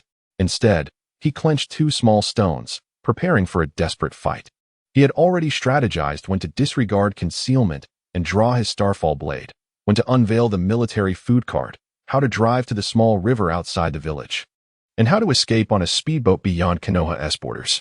The benefit of high intelligence lay in its ability to automatically align the mind with the most rational and prudent methods. Although it was highly likely he would not escape, as long as he made enough noise, there might still be a sliver of opportunity. However, before the enemy could launch their attack, he found himself confined within 2 wooden cages.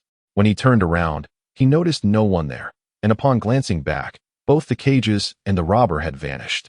Oh, it appears to be a blessing. I overthought it. Now that I comprehend the essence of the 3 generations, coupled with the fact that 1 special award remains, the would release bloodline limit is truly exquisite. Fragmented would release bloodline limit. Special award. Probability. 2. 5 release Great Barrage Technique S-Class. Special award. Probability. 2. Vortex with 2 talents. Chakra. Vitality. Special award. Probability. 2. Lucky Peach. Probability. 2. Unlucky Little Coin. Probability. 20. Basic Ingredient Pack. Probability. 30. Random Attribute Points. Probability. 42. Hehe, it really is you. Yamato, how am I so clever? Why am I so astute? Fukuhara Daimu, you shall recover. In the dimly lit room, Fukuhara Daimu trembled with excitement, hidden beneath the covers. Finally, at a certain moment, he threw off the blanket and leapt from the bed. Performing a dance, humming to himself. Chirp, chirp, chirp. Oh, you are so beautiful. Half squatting on the bed, he swayed his shoulders, colliding with the air. He simply could not contain himself. If he were to secure all 3 special awards from this 10 consecutive draws, as long as he refrained from reckless actions and focused solely on the statistical data, he would easily surpass the average Jonin. With an immense chakra reserve, the would release bloodline limit, and S-class ninjutsu, who could possibly resist? Ha ha ha. Most importantly, he also possessed a lucky peach. After releasing his exuberance, Daimu crossed his legs, retrieving the lucky peach. Lucky peach increases luck by 100 for 2 hours. Oh, cherished system, please grant me the fortune to obtain the special awards. No, I must acquire all 3. Bestow your blessings. As he uttered these words, he took a bite of the peach, and the juices burst forth, flooding his mouth with a satisfaction that surpassed even the finest bowl of catfish noodles. The peach flesh was tender and succulent, the sweetness rich and aromatic. Such a delightful culinary experience made Daimu feel fortunate merely to partake in such a peach. With no time to savor it, he devoured the peach in a few swift bites, discarding the pit, and commenced the lottery, initiating the 10 consecutive draws. Acquired. Physique 2 points. Acquired. Physique 3 points. Acquired. Lucky peach. Acquired. Unlucky little coin. Acquired. Vortex Constitution. Daimu's eyes sparkled. It was happening. 5 more chances remained. Acquired. Basic Ingredient Pack. Acquired. Reaction 5 points. His heart raced. With 3 draws left, he must secure them all. Acquired. 5 release Great Barrage S-Class Ninjutsu. Daimu clenched his fists, gritting his teeth, his heart pounding like a vigorous pump. Acquired. Basic Ingredient Pack. Acquired. Fragment. It hurts. The last one was incomprehensible. A sudden, excruciating pain caused his body to convulse. It felt as if his muscles were cramping and his bones were being pulled, leaving him utterly powerless to resist as his body contorted in response to the agony. The sensation of pain struck with such ferocity and suddenness that his mind barely registered the agony before plunging into unconsciousness. Yet, despite the stillness of his awareness, his body continued to move. Veins and nerves seemed to come alive, fracturing and reorganizing within him. The chaotic amalgamation of chakra began to transform and separate under the influence of an unseen law. System, the suffering you must endure is inevitable. It is better to arrive early than late. With the fortunate peach, at least you shall not perish. As the cells of Hashirama integrated and the vitality of the Uzumaki lineage began to manifest its formidable life force, Fukuhara Dama found himself fortunate in that moment. Had the Hashirama cells been acquired first, he might have already met his demise. Even if he had not died, the separation of the 5 chakra types would have ultimately dealt him a fatal blow. It could be said that without the destined intervention of the fortunate peach, he would have died twice already. With the enhancement of the Uzumaki life force, the bones, meridians, and tendons of Fukuhara Dama, despite being restructured in an astonishing manner, did not sever the continuity of his vitality. The regenerative capabilities of the Hashirama cells played a pivotal role in this. While the life force of the Uzumaki could only ensure his survival for a time, it was the regeneration from the Hashirama cells that truly pulled him back from the brink of death. As the fractured bones, meridians, and tendons healed, the intertwining chakra types separated and settled into their new abode. This new residence was more spacious and flexible, allowing them to no longer suffer in confinement. Fukuhara Dama's heartbeat regained its strength, his breathing steadied, and his contorted form gradually unfurled. His consciousness slipped back into slumber, a final tenderness bestowed by the fortunate peach. During the 2 hours of his torment, several individuals were affected. Foremost among them were his 2 new neighbors, one from the Hyuga clan and the other from the Uchiha clan. Both clans had prepared a gift for Fukuhara Dama, as he was a promising junior favored by the 3rd Hokage, making it only natural to extend a gesture of goodwill. However, being situated between 2 powerful clans, it was deemed wise to keep the gifting discreet, or at least staggered. Thus, both families planned to present their offerings that evening. If all went smoothly, they would witness an unforgettable spectacle, the transformation of Fukuhara Dama. However, upon encountering the solitary figure of Shimura Danzo while wandering, the 2 gift-bearers opted to retreat to avoid detection. This decision spared Fukuhara Dama from being discovered. Although not a resident of the area, Shimura Danzo had heard that Fukuhara Dama had prepared his famed catfish noodles for the 3rd Hokage, stirring a sense of discomfort within him.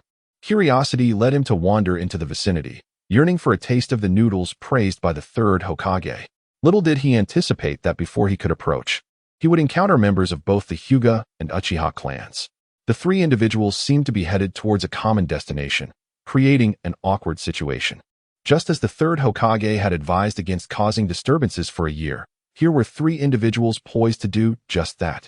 After a moment of contemplation, Shimura Danzo suppressed his desire to seek out Fukuhara Dama for noodles and chose to retreat instead. He felt that the 3rd Hokage had already bestowed ample face upon him. The peculiar trio's stroll, however, was ultimately observed by a multitude of ninja from various clans, both overtly and covertly, and eventually returned to the 3rd Hokage's desk. He established a tone for this outing. Truly, our Konoha is utterly ridiculous. As dawn broke, the first rays of sunlight streamed through the window, illuminating Fuyuin Dama's face and infusing the quiet bedroom with warmth. Moments later, Dama made his first move. His eyes fluttered beneath his eyelids and suddenly opened wide. Perhaps recalling the agony before his unconsciousness, his pupils dilated and constricted repeatedly until they finally returned to normal. Where am I? Oh, it's my new home. With great effort, he propped himself up, only to be met with terror upon seeing his own hands. Why have they become so long? He reclined once more, placing his hands before him for a closer inspection. His fingers were slender and fair, resembling those of a woman. Suddenly, a thought struck him, and he hurriedly reached for his lower body. To his relief, it was merely an odd sensation. He quickly lifted his pants to take a look. Oh my. At least half of what was lost has returned. I should at least be called Jomo. Feeling the changes in his body, he adapted to the soreness and stumbled into the bathroom, for it was the only place with a mirror. With his eyes closed, he cautiously entered, gripping the edge of the sink to prevent a fall. At that moment, Fuyuin Dama's heart raced with a mix of anticipation and anxiety, akin to the feeling before unboxing a mystery gift. From the delicate and fair fingers, he formed a rough expectation of himself. Although he had to confront the reality, he did not wish to suffer a humiliating defeat. After several deep breaths, he suddenly opened his eyes, only to be captivated by the handsome youth reflected in the mirror. He could hardly believe it as he touched his own cheek, exclaiming in astonishment, "Is this truly permissible? Is this still me?" Descriptions such as handsome, with clear brows and bright eyes, pearly teeth, and a face like a jade crown were surely crafted for me. Damu mimicked a villain portrayed by his predecessor, flashing a wicked smile and raising an eyebrow at the mirror. Oh no, women are unworthy of me, and men are equally unfit. What am I to do now? He finally understood the sensation of possessing an unparalleled visage. To describe it, it felt akin to gathering all 7 Dragon Balls to make a wish. This face is the pinnacle. Sigh, how troublesome. Clearly, I could thrive on my skills alone. Yet people are bound to misconstrue my achievements as mere reliance on my looks. Damo admired himself in the bathroom for quite some time before striding out with a sense of pride. Just as he took a step, he turned back for one last look in the mirror. This was his way of making peace with himself. Such a handsome chef. It feels somewhat wasteful. Perhaps I should consider becoming a gigolo. The top position must surely be mine. His thoughts were disturbed by his own appearance. Logically, he had never been unattractive. Yet in comparison to his current self, he wondered how he had ever been so lackluster. He could only describe his former self as having eyes that were merely eyes, a nose that was simply a nose, and a mouth that was just a mouth. It took him a full hour to come to terms with his newfound physique. Once he had enumerated all his advantages, his shortcomings became painfully obvious. Standing at a mere height of slightly over 1.5 meters, not quite reaching 1.6, he reflected on how he had originally been just over 1.2 meters tall, and he harbored a particularly significant flaw. He had transformed overnight. Not only did his clothing fit snugly, but even his undergarments felt constrictively tight. He had every reason to suspect that it was the attire that constrained his body's growth. Otherwise, it would have been merely a moderate increase rather than a substantial one. Now, the dilemma lay in how to explain it all. He could acquire new clothing and footwear, and his long hair could easily be cut short or tied back. However, how could he elucidate the sudden increase in height of over 30 centimeters? And what of his striking appearance? Alas, it was all too overwhelming. Perhaps it was best to reflect on the events of the previous night. He opened his personal panel to examine the details. Physical condition, 25, Genin 50, Chunin 100, reflexes, 25, Genin 50, Chunin 100, intelligence, 76, Genin 20, Chunin 50, Jonin 100, talents, culinary mastery, profound comprehension, whirlpool physique, Senju cells, in small quantity, chakra, Chunin level, potential to reach Kage level, chakra attributes, wind, fire, lightning, water, earth. Wood fragmented, unknown skills, culinary arts LV5, fishing LV2, chakra extraction technique LV9, 5 nature transformation S-class LV1 items, glimmering starfall blade B-class, 1 lucky peach, 1 unlucky coin. 2 basic ingredient packs, 1 lucky fishing rod, complete set of cooking utensils, 3,000 Rio. This was somewhat alarming. The potential to reach Kage level in chakra, one could only wonder who else could achieve such a feat at the tender age of 6. Just as he pondered this, a flurry of thoughts flooded his mind, leaving him feeling utterly overwhelmed. This was his second awakening, following a previous encounter with a gang that had left him reeling. This time, it was the Tailed Beast faction, which had similarly stifled any hopes he had of a grandiose fantasy, extinguishing them in their infancy. Sitting cross-legged on his bed, he concluded that he must return to school to study. At the very least, he needed to master basic ninjutsu. After all, it had taken him several days to accumulate enough chakra to barely reach Chunin level. He was uncertain if everyone experienced such sluggishness in chakra extraction or if it was just his predicament. Logically, it shouldn't be so slow, especially since he had a system that operated continuously without the need for dramatic poses. What would happen in a ninja battle if a Jonin unleashed an S-class jutsu and then took a week to recover? The issue might very well lie in the unknown chakra attribute. If even the system deemed it unknown, then he would have to unravel the mystery of his origins to uncover the truth. With that, he retrieved the ninja tool pouch gifted by Yashiro, extracting a shuriken. He infused it with the uniquely attributed chakra and hurled it towards the wall. With a satisfying thud, it embedded itself effortlessly into the surface. He repeated the experiment several times, even utilizing the fragmented wood attribute chakra. Without exception, everything proceeded smoothly. However, the colorful chakra manifested itself as it had before, meandering rather than following a straight path, devoid of any destructive power. Fortunately, there were other elemental chakras at his disposal. Otherwise, he would be utterly helpless. He retrieved his ninja tools and secured them to his waist, casting a disdainful glance at his ridiculous attire. Considering the potential troubles his current appearance might incite, he transformed his vest into a mask akin to Kakashi's and gathered his long hair into a ponytail. Gazing into the mirror, he indeed felt an air of a wandering rogue. With the meager sum of 3,000 Rio remaining, He resolved to purchase a suitable outfit before heading to school. Rising early afforded him ample time. As for how to explain his drastically altered appearance, he was still pondering. If all else fails, he could always rely on a lucky peach. He firmly believed it would arrange everything favorably for him. Nowadays, lucky peaches, basic ingredient packs, and unfortunate little coins had all entered the system's marketplace. However, they were rather pricey. Each item cost a staggering 100,000 Rio, and after clearing the big wheel, each spin now commanded the same price. Unfortunate little coin. Grants effect to the target. Luck resets for 2 hours. Basic ingredient pack. Contains 10 types of non-attribute ingredients. 1 pound each. Enough of this. Onward. It was time to spend. Dressed in wooden clogs and a rogue-esque attire, Fukuhara Demu stepped onto the streets, attracting peculiar glances. Yet, upon noticing the high-end ninja tool pouch at his waist, onlookers quickly rationalized his eccentric appearance. Perhaps he was a young master seeking to set new trends. Their assumptions spared Demu a great deal of trouble. He arrived at the commercial district of the affluent area, where the timing coincided perfectly with the opening hours. Observing the stark contrast in street planning compared to the slums, Demu felt that this was the true visage of Konoha. Haruno Tailoring? It appeared to be a clothing store. Perhaps. Upon seeing the door ajar, Fukuhara Demu stepped inside. Is anyone here? Coming. Sakura, hurry up and get to school. I know you're so nagging. Sakura. Fukuhara Demu was taken aback to see Haruno Sakura, who stood half a head shorter than him, and his astonishment elicited surprise from both her and her mother, Haruno Mabuki. You? Who are you? Suddenly recalling that they had only met once and that his current appearance was not easily recognizable, he stammered. Ah, it's nothing. May I ask if you sell clothing here? Upon hearing that he was there to purchase clothes, Mabuki beamed with delight. We specialize in custom garments. Please, feel free to tell me your needs. Sakura regarded Demu with curiosity, studying him thoroughly, yet his disguise concealed all identifying features. She merely sensed that his voice seemed familiar. Learning that they offered custom designs, Demu lamented the time constraints and replied, I'm afraid a custom order won't be feasible within my time frame. I need a decent and presentable outfit. My apologies. As he turned to leave, Sakura grasped his arm. Demu turned around and inquired, what is the matter? Sakura, with a beaming smile, replied, it will only take 10 minutes. The clothes crafted by mother are both beautiful and exquisite. As she spoke, she twirled around.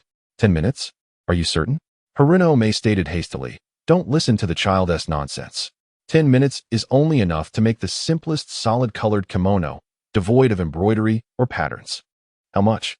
Before she could finish, Fukuhara Demu interrupted, for what she was saying was precisely what he desired. A solid-colored kimono would suffice. Sir. Are you sure? Haruno May expressed her surprise, as it had been years since anyone had come forward with such eagerness to spend money. Indeed, I would like a blue kimono, along with a fitted undergarment. As for the trousers, you may decide. How much will that be? 2,000 Rio, including one character or one design. Half an hour. Haruno Sakura was taken aback by her mother's audacious pricing. She soon realized that her mother was hastily pushing customers out, as there was less than an hour until classes began. It's a deal. Here's 2,000 Rio. He placed the money on the counter, and Haruno May, covering her mouth with a smile, remarked, Sir, you are quite straightforward. Meeting you this morning is akin to encountering a magpie. Let me take your measurements. What design would you like? Demu extended his arms, allowing May to measure him while saying, let us just put a character for cook on the back. Cook. They both echoed with laughter. Indeed, for I am a chef. Ignoring their astonishment, Fukuhara Demu turned to leave once the measurements were completed. He still needed to purchase shoes and get a haircut. As he departed, Haruno May and her daughter exchanged glances. Mother, do you remember the vendor selling snacks in front of our school? Yes, why do you ask? May, nimble with her hands, swiftly tore the fabric while wielding the scissors. Haruno Sakura, perched on a small stool, continued with a puzzled tone. His accent is identical to that of the boy selling snacks at the entrance. Do you think it could be him? May paused momentarily but resumed her work. However, he is much taller than you. You are among the tallest for your age. Sakura nodded and then exclaimed, oh, just thinking about those snacks makes my mouth water. When can we have them again, mother? May rolled her eyes and retorted, only when your grades are at the top. Those snacks are not meant for families like ours. What is that supposed to mean? You just earned 2,000 Rio, yet you lament about being poor. What do you know? It takes considerable effort to complete a custom outfit in such a short time.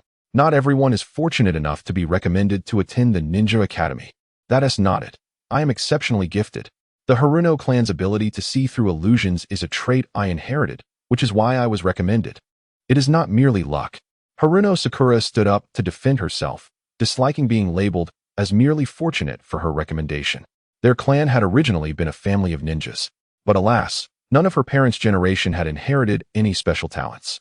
Instead, it was she who had. In the year when she was merely 3, the leader of the ninja clan from Yunin village, under the guise of reconciliation, intoxicatedly employed illusionary techniques against the civilians in Konoha village. It was the awakening of Haruno Sakura's abilities that led her to summon the security team, thereby averting a potential tragedy. Since that fateful day, her talents were recognized, granting her a recommendation. For how else could a girl from an ordinary family gain admission to the prestigious class? At that moment, Fukuhara Damu re-entered, adorned in sleek black ninja footwear.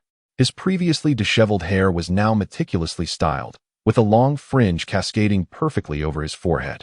For a fleeting instant, Sakura was so captivated by his appearance that she overlooked his attire. "Wow, sir, your hairstyle is truly magnificent, though the color of your headband seems a tad mismatched. And the mask? Never mind, I shall craft a complete set for you using some spare materials."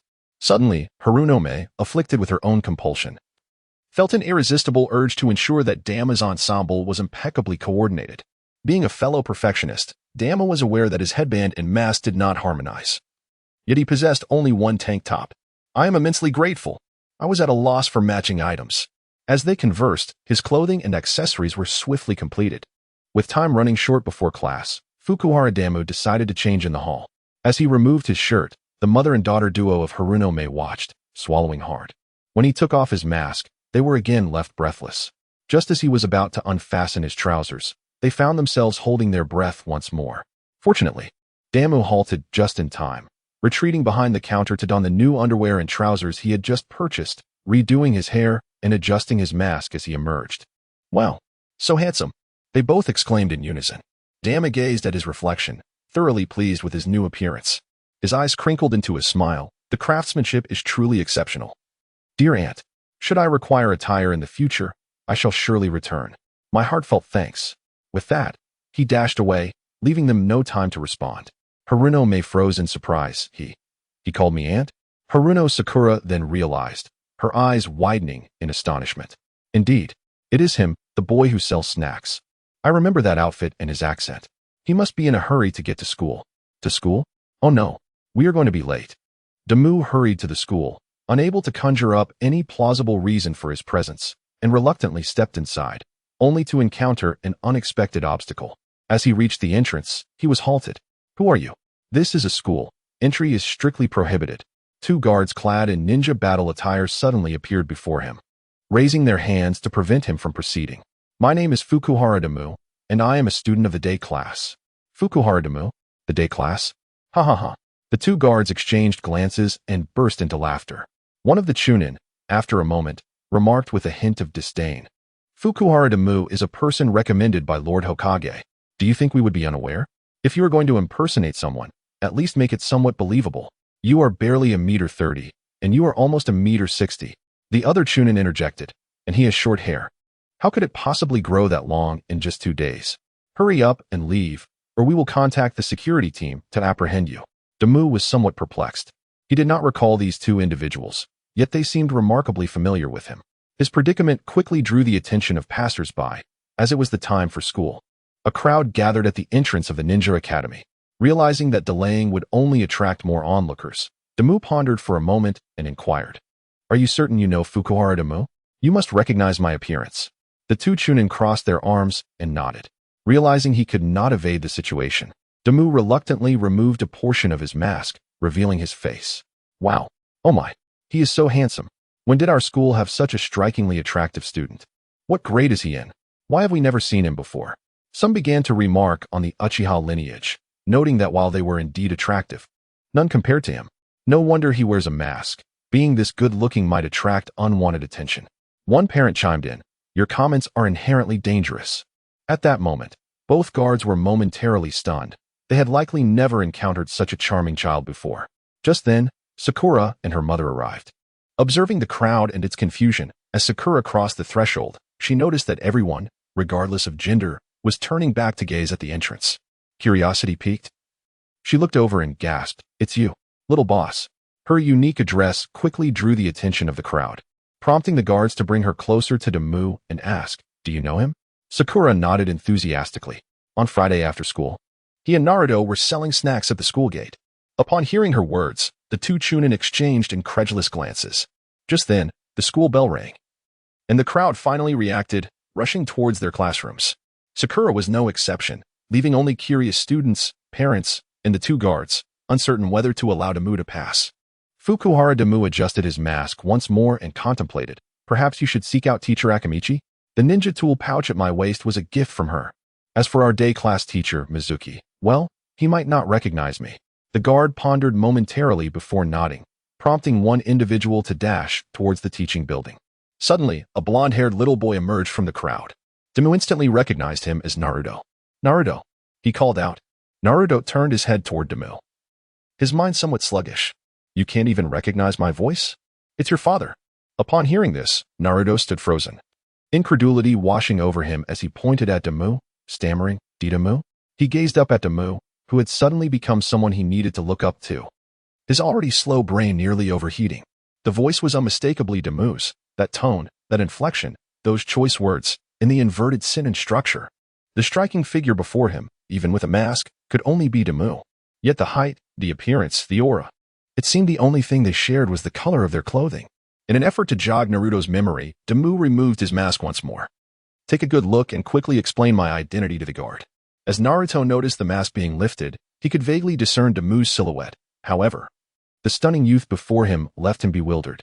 Who was this extraordinarily handsome individual? Had he perhaps consumed Demu? The thought rendered his gaze menacing. "Who are you? Did you devour Demu and then transform into his likeness to deceive me?" The guard, alarmed by Naruto's lack of recognition, swiftly drew a kunai, ready for battle. The remaining parents were no pushovers either. At the very least, they were ninjas from the elite class. Consequently, the sudden twist prompted everyone to brandish their weapons. Demu couldn't help but exclaim in astonishment at the scene. While it was one thing for those carrying ninja tool bags, what about those women in skirts? Who could explain where they had pulled their kunai from? As he faced the imminent threat, he raised both hands and declared in a pure northeastern dialect, "Calm down. No need to fight. Ninjas face imprisonment for attacking civilians." "Civilians? You're a civilian? A civilian carrying a ninja tool bag?" Demu, exasperated, reiterated. "The tool bag was given to me by teacher Hondo, and I'm from the day school.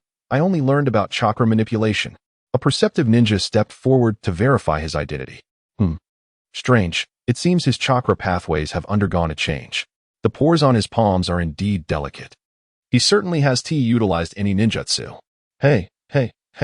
This uncle is a reasonable person. If you don't lower your weapons, I will have to call the authorities." At this moment, Naruto scratched his chin and gently poked his waist. "Hey, don't do that," Demu instinctively exclaimed. As a result, Naruto had an epiphany. With disbelief evident on his face, he exclaimed, "No way, it really is you." Demu shot him a glare. "What good are you? You're more of a hindrance than a help in crucial moments." Naruto sheepishly scratched his head, breaking into a goofy grin. He couldn't quite fathom why. But Demu's cursing was when he felt most at ease. Just then, several individuals arrived from outside the school, and two more approached from the teaching building. The newcomers included the serious-faced Sarutobi Hiruzen, Hyuga Hisashi, and Yamanaka Ino. It is evident that the news was conveyed by the Umbu ninja accompanying Naruto. Approaching the teaching building were Mitarashi Anko and Mizuki. After a brief exchange of glances, Anko stepped forward to unfasten the ninja tool pouch from her waist. "You may lower your hands now." "Oh." Sarutobi Hiruzen and the others remained silent. After a moment, Anko completed her inspection and nodded, declaring, "It is indeed my tool pouch." Sarutobi nodded in acknowledgement and turned to the transformed Fukuwa Emu, saying, "Come with me to the office. Mizuki, hold off on the test for now. Wait until we have answers to inform you." Mizuki, surprised that the Hokage remembered him, promptly agreed. Mizuki, take Naruto to the classroom. You will conduct today's lesson, combining both classes. Anko, please fetch Sakura." Mizuki was elated. His gaze towards Fukuhara Emu transformed. He felt that this young man was his lucky star, ensuring his confirmation this time was secure. Soon, AMU and Sakura followed them to the Hokage building. This was AMU's first time entering such a place. Throughout, he remained silent, feeling quite anxious, even regretting not having eaten a peach beforehand, leaving him uncertain about what awaited him. After a short while, Sakura was taken away, leaving him alone in the Hokage's office. In addition to the 3 previously present, there were several unfamiliar ninjas. The third Hokage sat behind the desk, his voice grave. Now, tell us what transpired. Hyuga Hizashi activated his Byakugan, while Yamanaka and Noichi continuously employed the mind-reading technique. The other ninjas employed their respective skills. What should I say? Explain how you ended up like this. I merely took a nap, and this is how I woke up. The third Hokage, noticing the lack of reactions from everyone, felt a headache coming on. The absence of responses indicated that what he said was indeed correct. It was merely a nap that caused this transformation. Thus, he began to smoke, prompting Inoichi to inquire. What did you do before sleeping? I ate a peach. Everyone was momentarily stunned. What peaches could possibly be found at this time of year? Inoichi continued to question him. Where did you find the peach? I picked it up. Where did you pick it up? In the room. Everyone fell silent, incredulous at the absurdity of his claim. Picking up a peach in a room? Yet, despite the ludicrous nature of the lie, they all deemed it to be the truth, causing a moment of doubt in their own abilities. The third Hokage, observing the disconcerted expressions of the others, quickly realized where the misunderstanding lay. He clarified, he just moved into a new house yesterday, implying he found it in the new house. Only then did they collectively exhale in relief. They feared making mistakes, but they dreaded faltering in front of the Hokage even more. It became clear that he found a peach in the new house, ate it, and then fell asleep, waking up in this peculiar state. Regaining his composure, Inoichi resumed his questioning. Describe the peach, and tell us your reaction after eating it. AMU contemplated the flavor of the fortunate peach, nearly drooling at the thought. The others looked on, baffled. Was it truly that delectable? The peach was small, pink, and incredibly juicy. Slurp. It was simply delightful. And after eating it? Oh right. It hurt. The pain was excruciating, and then I found myself in a state of oblivion upon opening my eyes. This is what I encountered. The third Hokage, with piercing hawk-like eyes, scrutinized the attire of Fuyuin Demo. I have never seen such a get-up before, he remarked. Oh this? I discovered my clothes and shoes were too small this morning, so I rose early to purchase a new outfit, Dama replied. The third continued his inquiry. Why do you don a mask that obscures your visage? Dama hesitated, contemplating whether revealing the truth would seem too self-absorbed. The sand is quite harsh. He stammered. You are lying, the collective of detection ninjas exclaimed simultaneously, as if an opportunity to impress the Hokage had just slipped away. The sudden intensity startled Damo, causing his heart to race. At that moment, Hinata Hizashi interjected, Do not be anxious, simply speak the truth, and we shall not harm you. Damo, taken aback, almost forgot about the human X-ray machine beside him. Feeling a bit embarrassed, he scratched the back of his head and confessed, I think I'm rather attractive, and I feared it might cause trouble, so I fashioned a mask for my vest, and this one was made by Sakura's mother. Seeing that there were no objections from the others, Hizashi permitted him to remove the mask. Dama hesitated for a moment before pulling it off. Hiss. The others understood why he believed himself to be exceptionally good-looking, for they shared the same sentiment. Dama promptly donned the mask again. The group exchanged glances, all acknowledging the effect of the peach. Aside from height, have there been any other changes in your appearance? Indeed, I feel my strength has increased. Dama readily divulged all the alterations he sensed in his body, thus attributing them entirely to the peach. This morning, when I threw a shuriken without chakra infusion, it surprisingly penetrated the wall. Oh, so that's the source of the wear on the shuriken, came the response. And what about when chakra is infused? Azuki interjected, validating his claims. Damu shook his head, wearing a puzzled expression as he replied, when infused with chakra, it seems to possess its own will. A burst of laughter erupted from the group, including the third Hokage. Haha, that's amusing. Give it a try. Let me see how it demonstrates its own will. Azuki returned the ninja tool pouch to him. Damu secured it around his waist. I shall first rely on brute strength, he declared. Bang. The shuriken embedded itself into the wooden dummy, prompting nods of approval from the onlookers. He then infused it with the ominous chakra, replicating the same posture and exertion as before. The result, however, was a swift trajectory straight to the ceiling. To ensure everyone could observe, he launched 5 shuriken in quick succession, but all went astray. Save for the area surrounding the wooden dummy, they could have landed anywhere. One even flew toward Hinata Hizashi, who skillfully pinched it between two fingers. In that moment, laughter ceased. The third Hokage sighed, shaking his head, alas. Why is this the only aspect that remains unchanged? The human X-ray machine suddenly spoke up. His chakra is remarkably distinct. It appears to be in a distorted form. It cannot be separated. As he spoke, he produced a piece of chakra paper and handed it to Damu, explaining its usage. Fire, the paper ignites. Wind, the paper splits in two. Lightning, the paper crinkles. Water, the paper becomes damp. Earth, the paper crumbles. Damu, grasping the paper, infused it with his chakra, eager to discover its transformation. However, the paper remained unresponsive. His Byakugan observed the chakra entering the paper, enveloping it, yet still, no reaction occurred. Sighing, Damu discarded it into the trash bin, but as soon as the paper left his palm, it unexpectedly soared, adhering to the Hokage's desk. This, even paper seems to possess its own will. The third Hokage reached out to peel it off, but to no avail. The paper appeared to be magnetically attracted to the desk. Is that a hint of magnetic release? Damu inquired curiously, to which the third Hokage shook his head. Toying with the chakra paper, something felt amiss. It exhibited a peculiar distortion, generating varying degrees of attraction and repulsion based on different materials. How strange. The onlooker scoffed, dismissing it as a waste of potential. Which ninja relies solely on luck? Power that cannot be controlled is devoid of value and only hastens one's demise. All right, you may return now. Keep this proof safe, and if you experience anything unusual, seek either me or Akamichi. If others inquire, respond truthfully. The third Hokage waved his hand, ushering Damu away. Just as Damu turned to leave, he abruptly returned, producing a peach pit from his pocket and placing it on the Hokage's desk. This is the pit from the peach. I intended to create a pendant, but since it may have brought about my transformation, please investigate whether it can be cultivated or analyzed.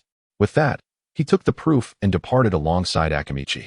The remaining individuals gathered around the peach pit, scrutinizing it, when the human X-ray machine suddenly remarked, empty, no seed. One sensory ninja held it in his hand, closing his eyes to meditate. There was no extraordinary energy nor any components for division, yet it was distinctly special.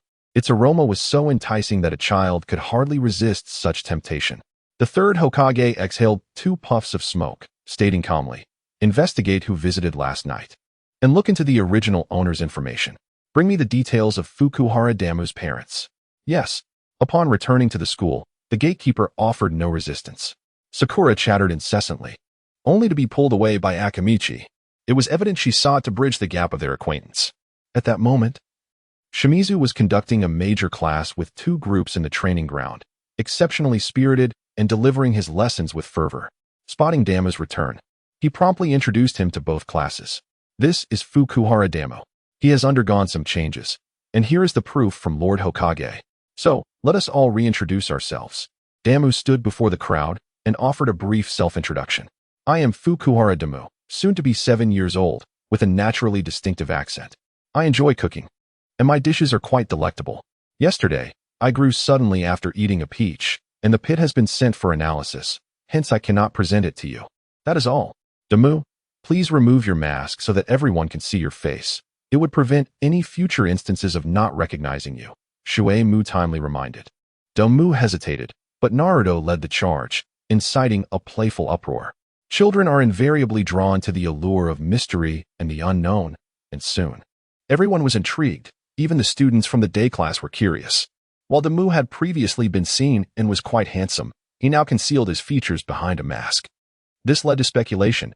Had he grown unattractive with age, prompting the need for a mask? What if beneath it lay buck teeth, a cleft palate, or a bulbous nose? The clamor grew louder, and even the usually indifferent Uchiha Sasuke and Nara Shikamaru displayed a flicker of curiosity in their eyes. Realizing he could not evade the situation, Damu sighed inwardly, resigned, and then removed his mask, squinting with a smile as he waved. Thud, thud. How are you, Yui and Hinata?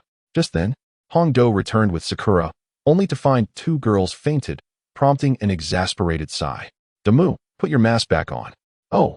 After reapplying the mask, Hongdo cradled Hinata while Shuei-mu assisted Yui, and they swiftly flew toward the infirmary, leaving behind a group of unusually silent students. At that moment, Sakura, puzzled by the commotion, approached Damu and inquired, "What happened, brother? Brother? Haruno Sakura, how dare you?" Ino reacted, her emotions shifting from shock to admiration, and finally to a fierce glare, all due to Sakura's mere presence. Unwilling to back down, Sakura raised her fist defiantly at Ino, her chin lifted high. Seeing Ino charge at her, Damu quickly sidestepped, inadvertently colliding with Laura. "Ah, my apologies." Thud. Damu was overwhelmed. How had another one fallen? Naruto. Naruto. They're coming. Naruto bolted from the back row. "Can you carry her? Get her to the infirmary." "Why don't you go?" Naruto retorted. "I don't know where the infirmary is." Naruto paused, slightly embarrassed. "I don't know either. Aren't you from the main class? Shouldn't you know where the infirmary is?" Naruto, dissatisfied with Damu's presumption, tossed the question to his classmates, only to be taken aback by the unanimous nodding of all the students from the main class. "This is quite awkward. Let us go, as Naruto is rather clumsy." "Indeed. We're girls, so it's no problem." Sakura and Ino stepped forward, each taking an arm of Laura. Damu breathed a sigh of relief seeing assistance offered. "Thank you so much." However, his expression of gratitude sparked yet another dispute between the two girls over whom Damu was thanking. Fortunately, their pace remained brisk. After bidding farewell to the chattering girls, Damu felt a sense of immunity from the remaining girls, allowing him to finally relax. The group began to engage in small conversations, forming clusters of chatter. Certainly, the conversation predominantly revolved around Damu. Damu found a stone pedestal to sit upon and exhaled deeply. At that moment, he felt that wearing a mask was an exceptionally wise choice. Initially, the attention bestowed upon him stirred a hint of vanity, yet the circumstances had shifted. Hugh was the lifeblood of Uchiha Izumi. If things were to proceed, he would undoubtedly face dire consequences. Moreover, this involved 3 young ladies. Previously, a mere exchange of words had sufficed to topple one, and this time it seemed even simpler. Removing the mask would bring down 3. Could it be that consuming the peach had led to such a transformation? Naruto suddenly inquired. Damu nodded, realizing that Naruto was busily prodding at the ants on the ground with a stick. Indeed, with a confirmed response, Naruto continued, "Where did you buy it? Can I have one too?" He persisted in his endeavor with the ants. His inquiries were not loud, yet they captured the attention of the surrounding classmates. While Damu could indeed share a fortunate peach with him, the effects were not derived from the peach itself. Alas, if there had been more, the adults would have surely divided them among themselves, leaving none for the children. It was futile to ponder. Perhaps there was only that solitary one. Possibly even an experimental variety. Noticing Naruto's lack of reaction, he continued, "Moreover, I did not arrive at this state without consequence. There is a price to pay." "A price? What kind of price?" Nara Shikamaru interjected suddenly. Damu, undeterred, proclaimed loudly, "It was excruciating, so painful that I fainted. Can you imagine growing 30 centimeters? It felt like my muscles were being torn from my bones. Could you endure such torment?" At last, Naruto responded, displaying a sympathetic gaze. "Not only that. Look," he exclaimed, rising to his feet and stepping forward a meter to retrieve shurikens and kunai. Addressing the gathered classmates, "Stand back. Retreat, further back. I wouldn't want to harm you. This is the real deal." As everyone stepped back 5 meters, Damu declared, "This is the second price to pay, chaotic chakra. Observe." With that, he hurled the shuriken. The stance was impeccable, and the force behind the throw was substantial. Yet, the shuriken sailed through the air like a piece of paper, drifting lazily to land 2 meters behind him. Did you see that? Chakra has its own will. It led the shuriken astray. In other words, I cannot become a ninja. Can you accept such a price? The crowd shook their heads, and Uchiha Sasuke, feeling disinterested, returned to his training, effortlessly hitting the bullseye from over 10 meters away, eliciting shrieks from both the formal and casual students. In the world of ninjas, strength was revered above all. Individuals like Fukuhara Damu were destined to be pitted by others. With this realization, everything returned to normalcy. Witnessing Sasuke's display, Naruto felt a surge of frustration. This stoic face. I will surely surpass him, defeat him, and capture Sakura's attention. Damu was momentarily taken aback, finally understanding why Naruto had felt disheartened earlier. Originally, he believed that his sense of loss stemmed from the attention he received. However, the truth revealed that it was due to Sakura's affections for him. "Oh dear brother, Hinata is truly your perfect match." Huh? It seemed that Hinata fainted just moments ago. This is quite troubling.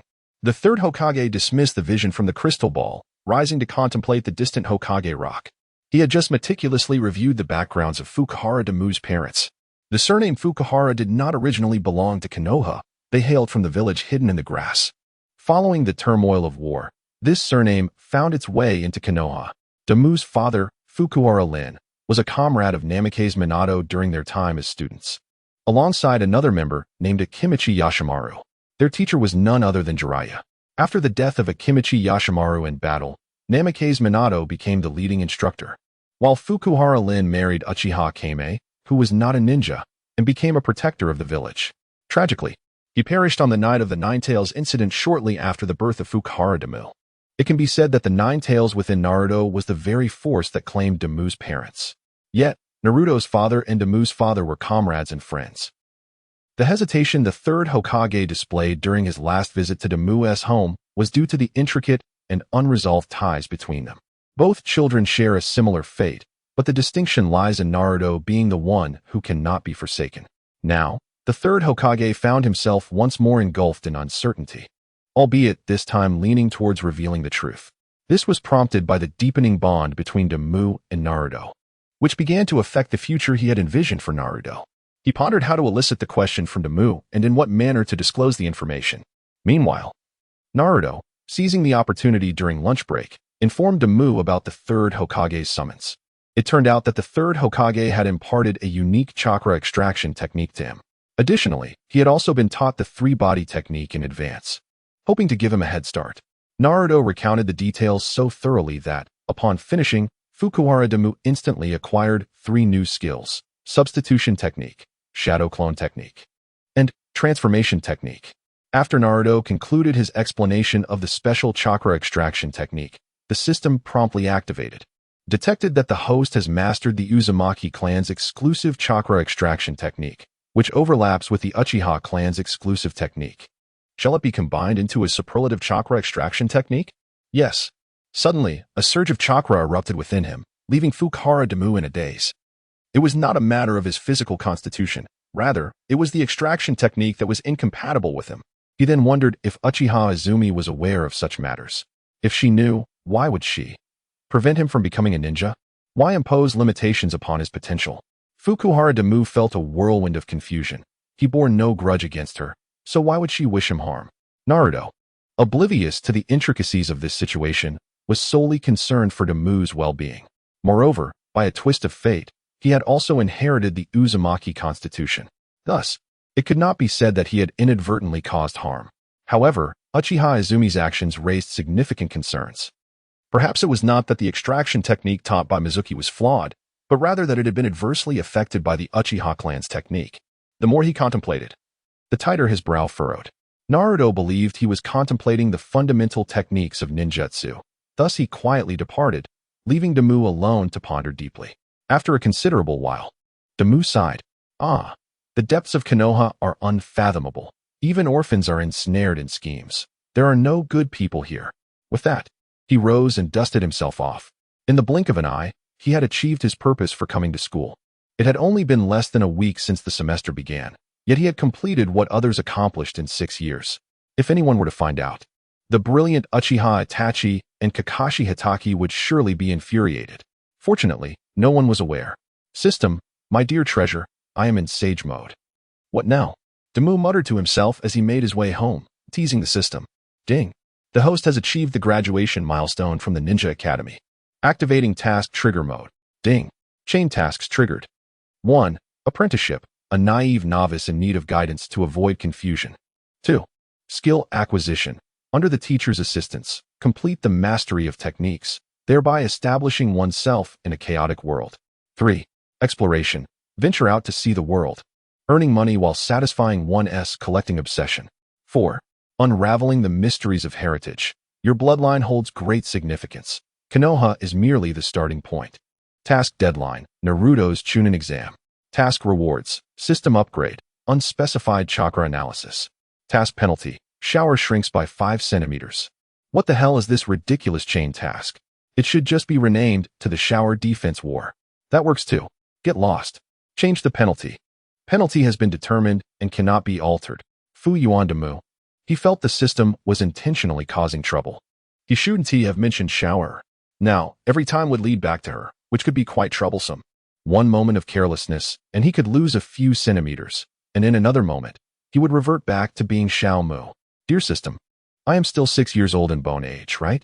Natural growth. That should be fine, shouldn't it? Yes. Physical growth and development will proceed, as usual, unaffected by this sudden change. Few receiving a reassuring answer, he breathed a sigh of relief. As long as he continued to grow, all would be well. If he could only rely on the system for growth in the future, that would be an immense pressure. One moment of negligence could transform him into a second-rate, disabled hobbit. With his spirits lifted, his limbs felt light as he rode his beloved food cart to the school gate, arriving precisely at 2:30. Having returned early yesterday, the ingredients were only sufficient for today's sales. The items in the beginner's ingredient pack were numerous, yet their weight was entirely inadequate. Thus, Damu categorized the beginner's ingredient pack as high-level, difficult to obtain, preferably measured by grams. This would maximize profits. But now the challenge was how to rationalize the ingredients and devise a way to trigger tasks to acquire new recipes. If he could obtain several advanced recipes, he could open a shop and profit from the esteemed patrons. Just as he was deep in thought, the system suddenly interjected. Host, please note, there is a task trigger target within a 300-meter radius. Damu looked up. While the surroundings were not a sea of people, they were certainly bustling with activity. Where on earth would he find the target to trigger the task? Is it truly the peculiar individuals who stand out? His hands were in constant motion, while his eyes scanned the passers-by like a finely tuned instrument. This crippled man has gazed at me thrice. That blond fellow keeps salivating over my hands. Isn't that the rogue? Why is he fixated on my sign? Fukuhara followed his gaze, only to realize that his sign was facing him. So that's the reason. No wonder no one came to make purchases. He mused that the villagers were quite cultured, only bothering him when the sign indicated that he was open for business. What a refined group indeed.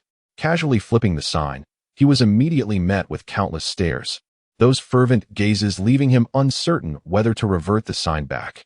Were they eager to buy snacks, or perhaps something more sinister? In front of the school gate. Surely there could be no danger, right? As the sign was turned, the crowd erupted into a frenzy. Even though he had mentally prepared himself, he was still taken aback by the enthusiastic customers. The rogue lingered nearby and was the first to rush forward, and within 3 seconds, the previously scattered crowd had formed an orderly queue. Is this a rehearsed performance? He also noticed the absence of those waiting in line. The grinning, limping old man remained in place, seemingly not there to purchase snacks. Boss, I'd like a premium portion. The rogue nodded toward Fukuhara Damu. All right. Here is your 4-item combo, a bargain at 400 Rio. Fukuhara Damu received the money and swiftly moved on to the next, repeating the process. Unbeknownst to him, all the prepared ingredients were sold out, and the clock had yet to strike 5. Why is today so unexpectedly smooth? Typically, he would sell until Naruto got out of school, but today's success left him somewhat disoriented. As he tidied the kitchen, he observed the customers who had purchased his snacks. They seldom ate what they bought, and some had already departed, while others seemed to be waiting for their young masters or princesses to finish school. Selling so quickly, is this a blessing or a curse? A full 100 customers failed to trigger the task. Is this 300-meter radius perhaps a bit too extensive? Damu lowered his head, wiping the utensils while pondering the matter, when suddenly a voice interrupted him. Are you Fukuhara Damu? The speaker was none other than the limping old man who had been observing him earlier. Damu looked up. The elder was dressed modestly, even somewhat disheveled, with a voice reminiscent of the third Hokage. Good day, sir. I am Fukuhara Damu. Do you know me? The old man hobbled to the food cart, smiling as he looked up at Damu and said, I didn't know you before, but now I do. My name is Kukiai, and I am a genin. Damu hadn't anticipated that the old man was a ninja, and he couldn't help but wonder why a shinobi of such advanced age existed. Hello, Elder Kukiai. Are you here for some snacks? Unfortunately, all the ingredients have been sold out. Kukiai waved his hand with a chuckle, saying, your snacks are far too expensive for me. Even if I could afford them, I wouldn't buy. The elderly man's words were rather mundane, devoid of emotional fluctuations, yet Damu discerned an underlying dissonance. The system did not indicate the initiation of a task, thus Damu chose not to delve deeper. You are indeed correct. My snacks are merely child's play. Certainly unworthy of the grand stage. As he casually responded, Naruto dashed forth. Damu, are you here to pick me up from school again? Naruto's exuberant call drew the attention of those around them. Damu pondered whether this boy had encountered some form of provocation.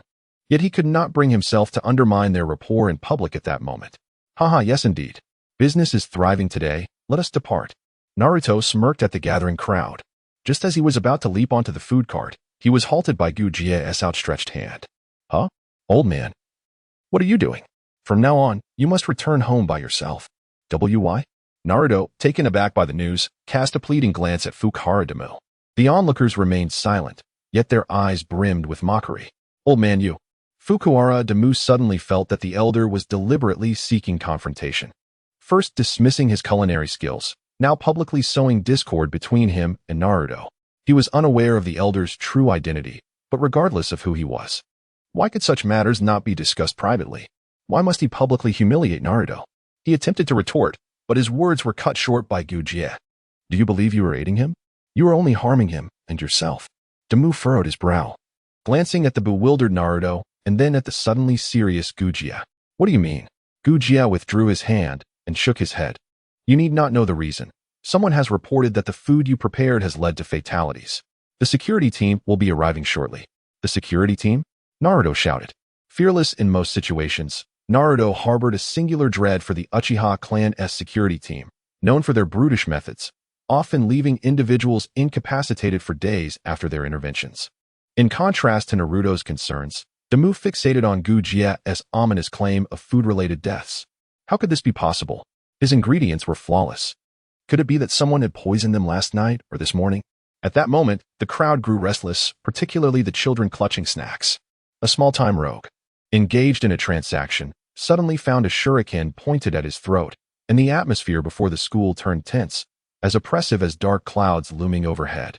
Why you have been here all along? How do you know that my food has caused deaths? And how can you be certain it was my snacks that led to such tragedy? Fukuhara Damu's demeanor shifted from his usual gentleness to one of piercing intensity. Naruto was taken aback. He had never witnessed this side of Damu before. Was it possible that Damu possessed so many facets he had yet to see? Uchiha observed Damu's unshaken composure and clarity of thought, subtly nodding in approval. Are you going to flee? Why would I run? Entering the garrison. One must not only survive, but also shed their layers. Oh, and then what? Damu exhibited no signs of retreat, not due to confidence in confronting the Uchiha clan, but because he understood that evasion was futile. If it were a conspiracy, it would not cease simply because he chose to flee. Within Konoha, there remained numerous unopened blind boxes. Departing at such an early juncture was wholly against his interests. Uchiha remained silent, merely offering a faint smile as he regarded Naruto. Naruto, you should return home. This matter does not concern you. I refuse. I cannot believe Damu would harm anyone. I must accompany him. As Naruto declared this, he leapt onto the dining cart. Observing his resolute stance, Damu felt a mix of joy and unease. He recognized that his mindset was that of an adult, thus differing fundamentally from that of a child. Subterfuge and deceit held little sway over his worldview. Yet Naruto was different at that moment. He recalled Uchiha's cryptic words, "You are Fu Yuan Damu. Even if I can afford it, I shall not partake. You will have to return home alone. Do you believe you are aiding him? You are only bringing harm to him and to yourself." At that instant, Damu realized that the old man seemed to possess knowledge of certain matters and had been striving to prevent something from transpiring. Understanding this, his heart raced. He turned to Naruto and urged, "Naruto, you must return home at once. Immediately." "I will not. I wish to stay with you." Naruto's stubbornness surged. His arms crossed defiantly. Uchiha maintained his amiable demeanor, extending 3 fingers toward Damu. 3 minutes remain until the garrison arrives.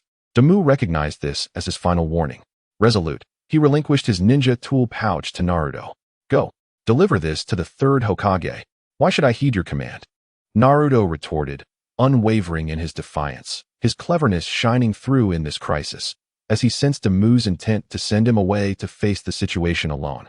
The two exchanged a few more words, yet Naruto remained obstinate. 2 minutes left. "Get out. I do not wish to see you. It is because of you that my business has deteriorated. Leave this place." With a swift strike, he struck Naruto on the neck. Disregarding the disbelief that washed over Naruto's face as he clutched his neck, Damu shoved the tool pouch into Naruto's arms and pushed him off the cart. We are no longer friends. I have always been using you. You leave." The blow was not merely to his neck, but struck at Naruto's fragile heart. A few callous words ripped away the last remnants of Naruto's dignity. At that moment, the onlookers at the entrance erupted in laughter. Even the scuffles around them ceased. Naruto, hand on his neck, stood beneath the cart, gazing up at Damu's callous silhouette, tears cascading down his cheeks. 1 minute left. Go. Get out. How long do you wish to continue this farce? Naruto fled, clutching the tool pouch, his departure a chaotic spectacle, resembling a comical clown. In Damu's eyes, those who mercilessly mocked Naruto were the truly ludicrous ones. He approached Naruto out of fear of death, only to push him away when he felt capable. Though it was not his intention, the outcome remained unchanged. Fukuhara Damu had never considered himself a despicable person, but now, he clasped his waist and lowered his head, uttering to no one in particular, "Are you satisfied now?" Gujie remained silent, his smile fading, replaced by a heavy sigh. Among the onlookers, a few did not laugh, including Shikamaru and Choji. Shikamaru's eyes were filled with confusion, while Choji pondered as he sipped his milk tea. The security team arrived, dragging Fukuhara Damu from the vehicle and pinning him to the ground, rendering him immobile. Throughout the ordeal, he neither resisted nor uttered a word. In the shadowy recesses of the distant alley, Naruto clutched his ninja tool pouch, covering his mouth tightly. He peered through the gaps in the wooden house, meticulously observing the entire process of Damu's arrest, as if he intended to etch the cold gazes of both the captors and Damu into his memory. Perched atop the eaves, Kakashi, cloaked in invisibility, exhibited no glimmer of light in his eyes. Beside him, Yamato's gaze towards the Uchiha police force grew increasingly frigid. In the Hokage's office, Sarutobi Hiruzen painfully closed his eyes, softly uttering a name, Danzo. Creak. Hiruzen opened his eyes, directing his attention to the trio entering through the door. Ah, I see. Danzo has chosen to disregard my decree because you have returned. Tsunade. Mito. The three entered with somber expressions, bowing to Hiruzen at the desk before taking their respective seats. These four, including Hiruzen, constituted the most powerful quartet in Konoha. Tsunade and Mito wielded authority nearly equivalent to that of the third Hokage. All four were disciples of the second Hokage, yet they represented three distinct methods of governance in Konoha. Hiruzen, the most formidable, possessed the ability to combine 5 different elemental jutsu from a young age, showcasing talents surpassing those of the second Hokage. Not only could he employ thousands of techniques, but he was also revered as a professor of ninjutsu. He perfectly inherited the will of fire, embodying the most benevolent and gentle spirit among the four. In stark contrast, Shimura Danzo represented the opposite extreme. Although not lacking in strength and also a disciple of the second Hokage, he inherited the more extreme aspects, characterized by extreme suspicion, caution, insidiousness, and ruthlessness. He placed little trust in others. Upon Hiruzen's ascension as the third Hokage, Danzo was appointed as his advisor.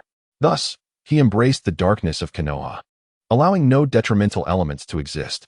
His operational style was diametrically opposed to Hiruzen's, which highlighted the value of Tsunade and Mito. Both were also disciples of the second Hokage, inheriting the rationality that characterized him. Therefore, when disagreements arose between Hiruzen and Danzo, they became the two individuals wielding decisive authority. Their personalities and thoughts are in perfect synchrony. Any significant decisions emerging from the Hokage's office must be confirmed by both individuals before being made public. They belong to the Elder Council. This occasion was no exception. Initially, the third Hokage had taken an interest in an ordinary child, which seemed inconsequential. However, this child repeatedly approached Naruto Uzumaki, and rather than intervening, Danzo subtly ensured his protection. The decree of a 1-year pact was hastily issued without any deliberation. In Danzo's eyes, Naruto was merely a child, the son of a hero, the orphan of the fourth Hokage. Yet to them, he was simply a strategic asset. Ensuring his quiet existence within the village of Konoha was deemed his destiny. Any actions that drew near the tailed beasts were met with their hostility. Their perspective aligned with Danzo's. The distinction being that Danzo would directly impose his influence upon Fukuya Damu, while they silently endorsed his actions. What do you plan to do with the child? Will you restart the human experimentation, or will you mold him into a shadow walking in darkness? The third Hokage, with disdain, puffed on his pipe. Danzo, perceiving the bluntness of the inquiry, replied with an impassive demeanor, "The uncertainties surrounding Fukuya Damu are too numerous. Konoha cannot permit the existence of such an individual." "Oh, is that the reason you sought him out last night? Had it not been for the Hyuga and Uchiha clans, would you have already captured him?"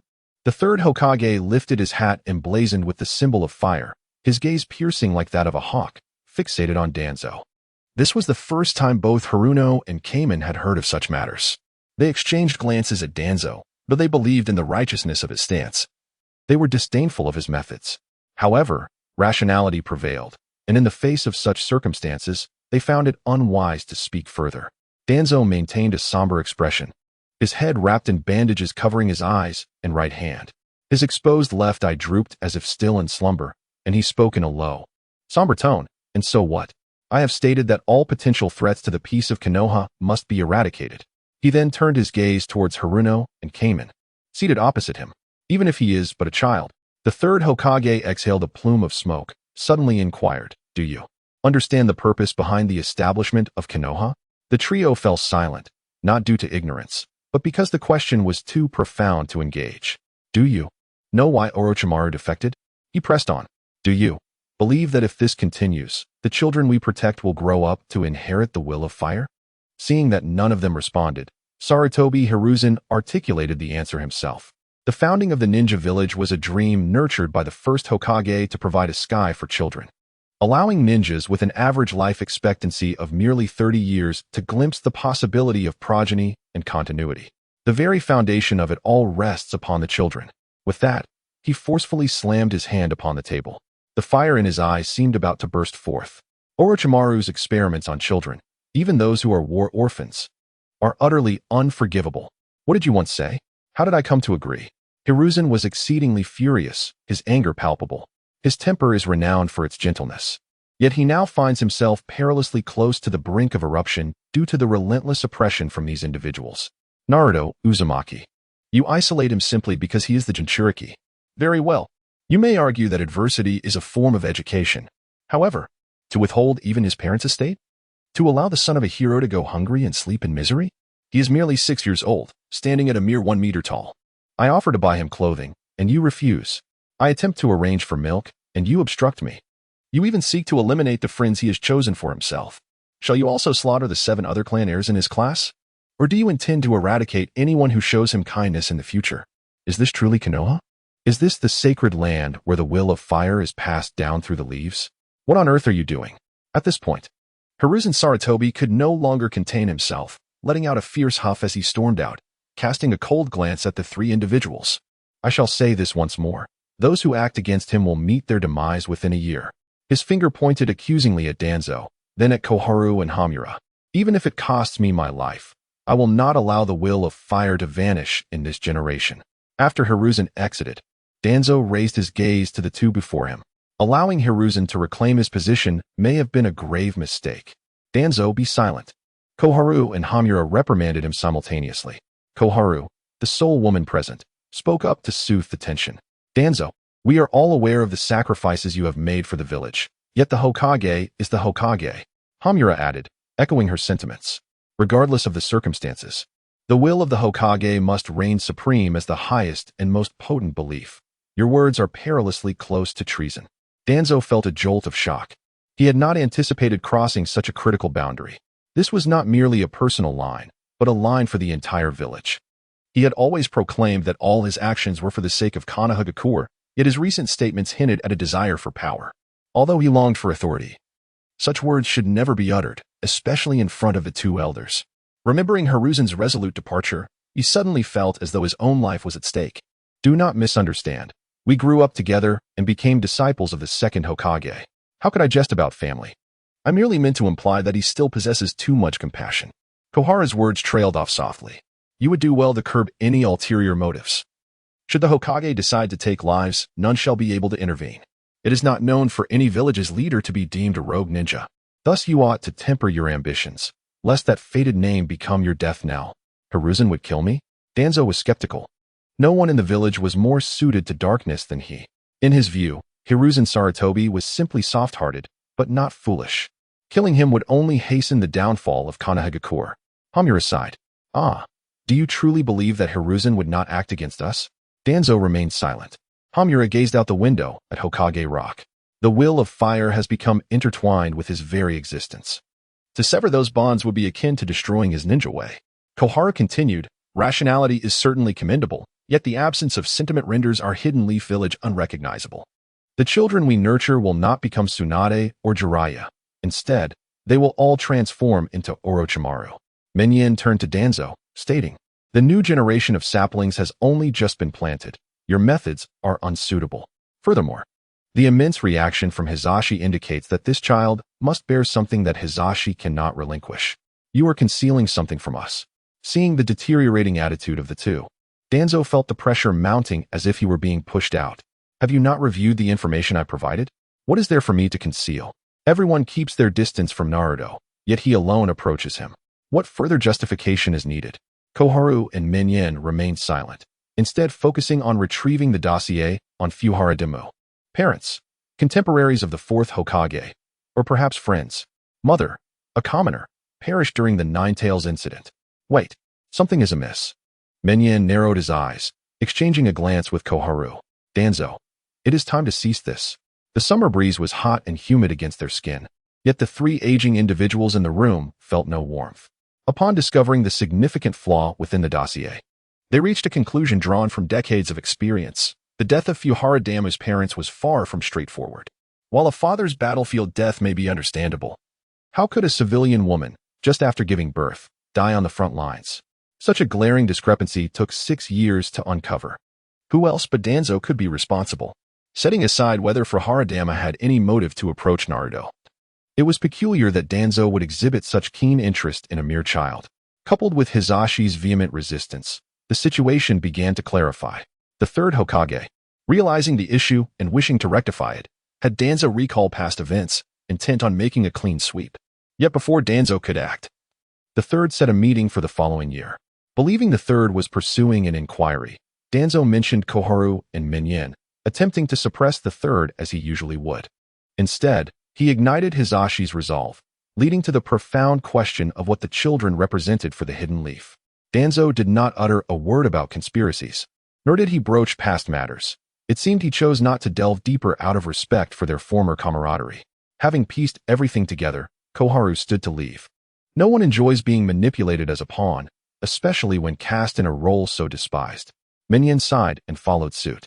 In the Hokage's office, only Danzo remained, his expression dark and silent. Meanwhile, Hisashi arrived alone at the headquarters of the security force. Without any pleasantries, he directly requested Fuhara Damu.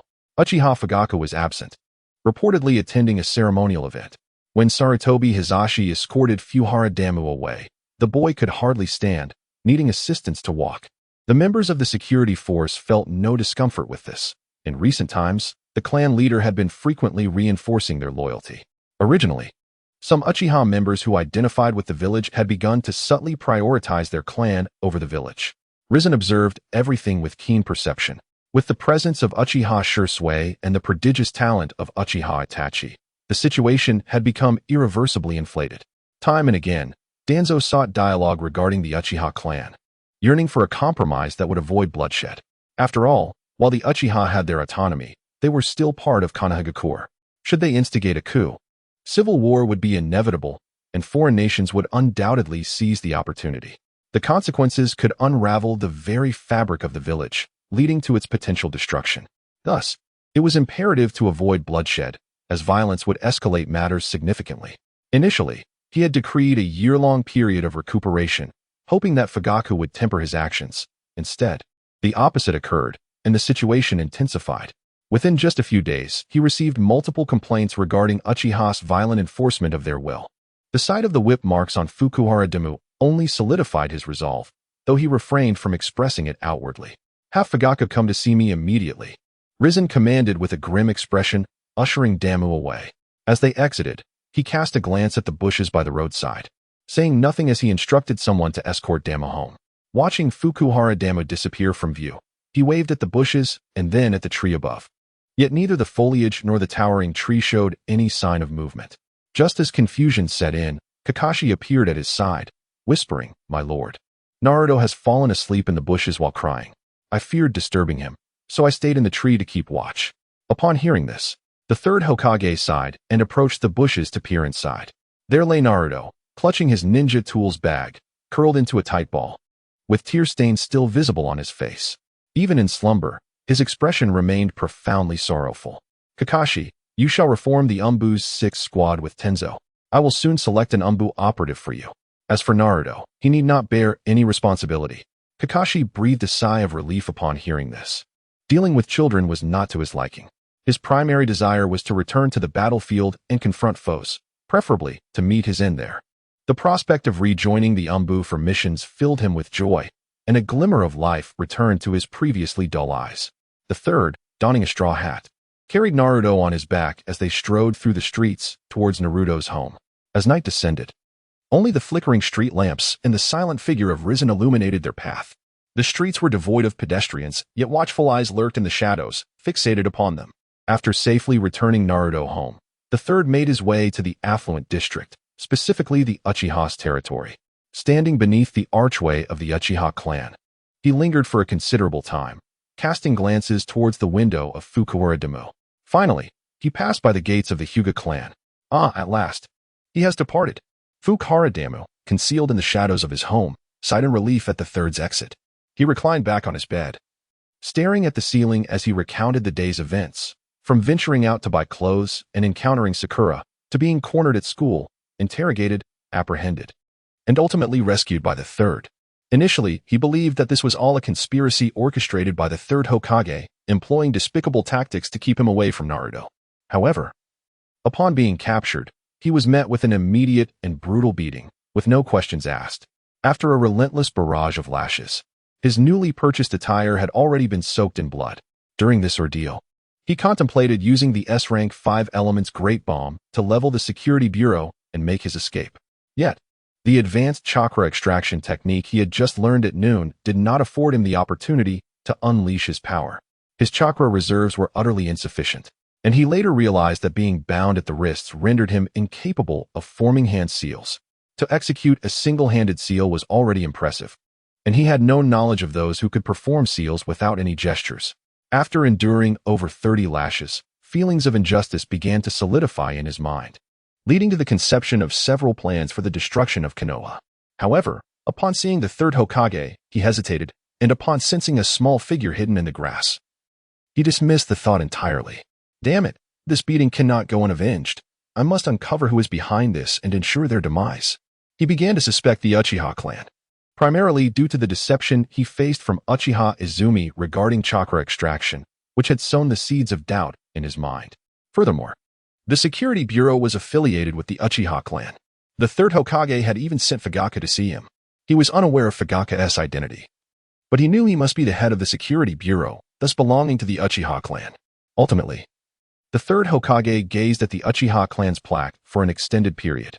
Therefore, regardless of the circumstances, the Uchiha clan could not escape culpability. Even if they were not directly responsible, it was their people who wielded the whip.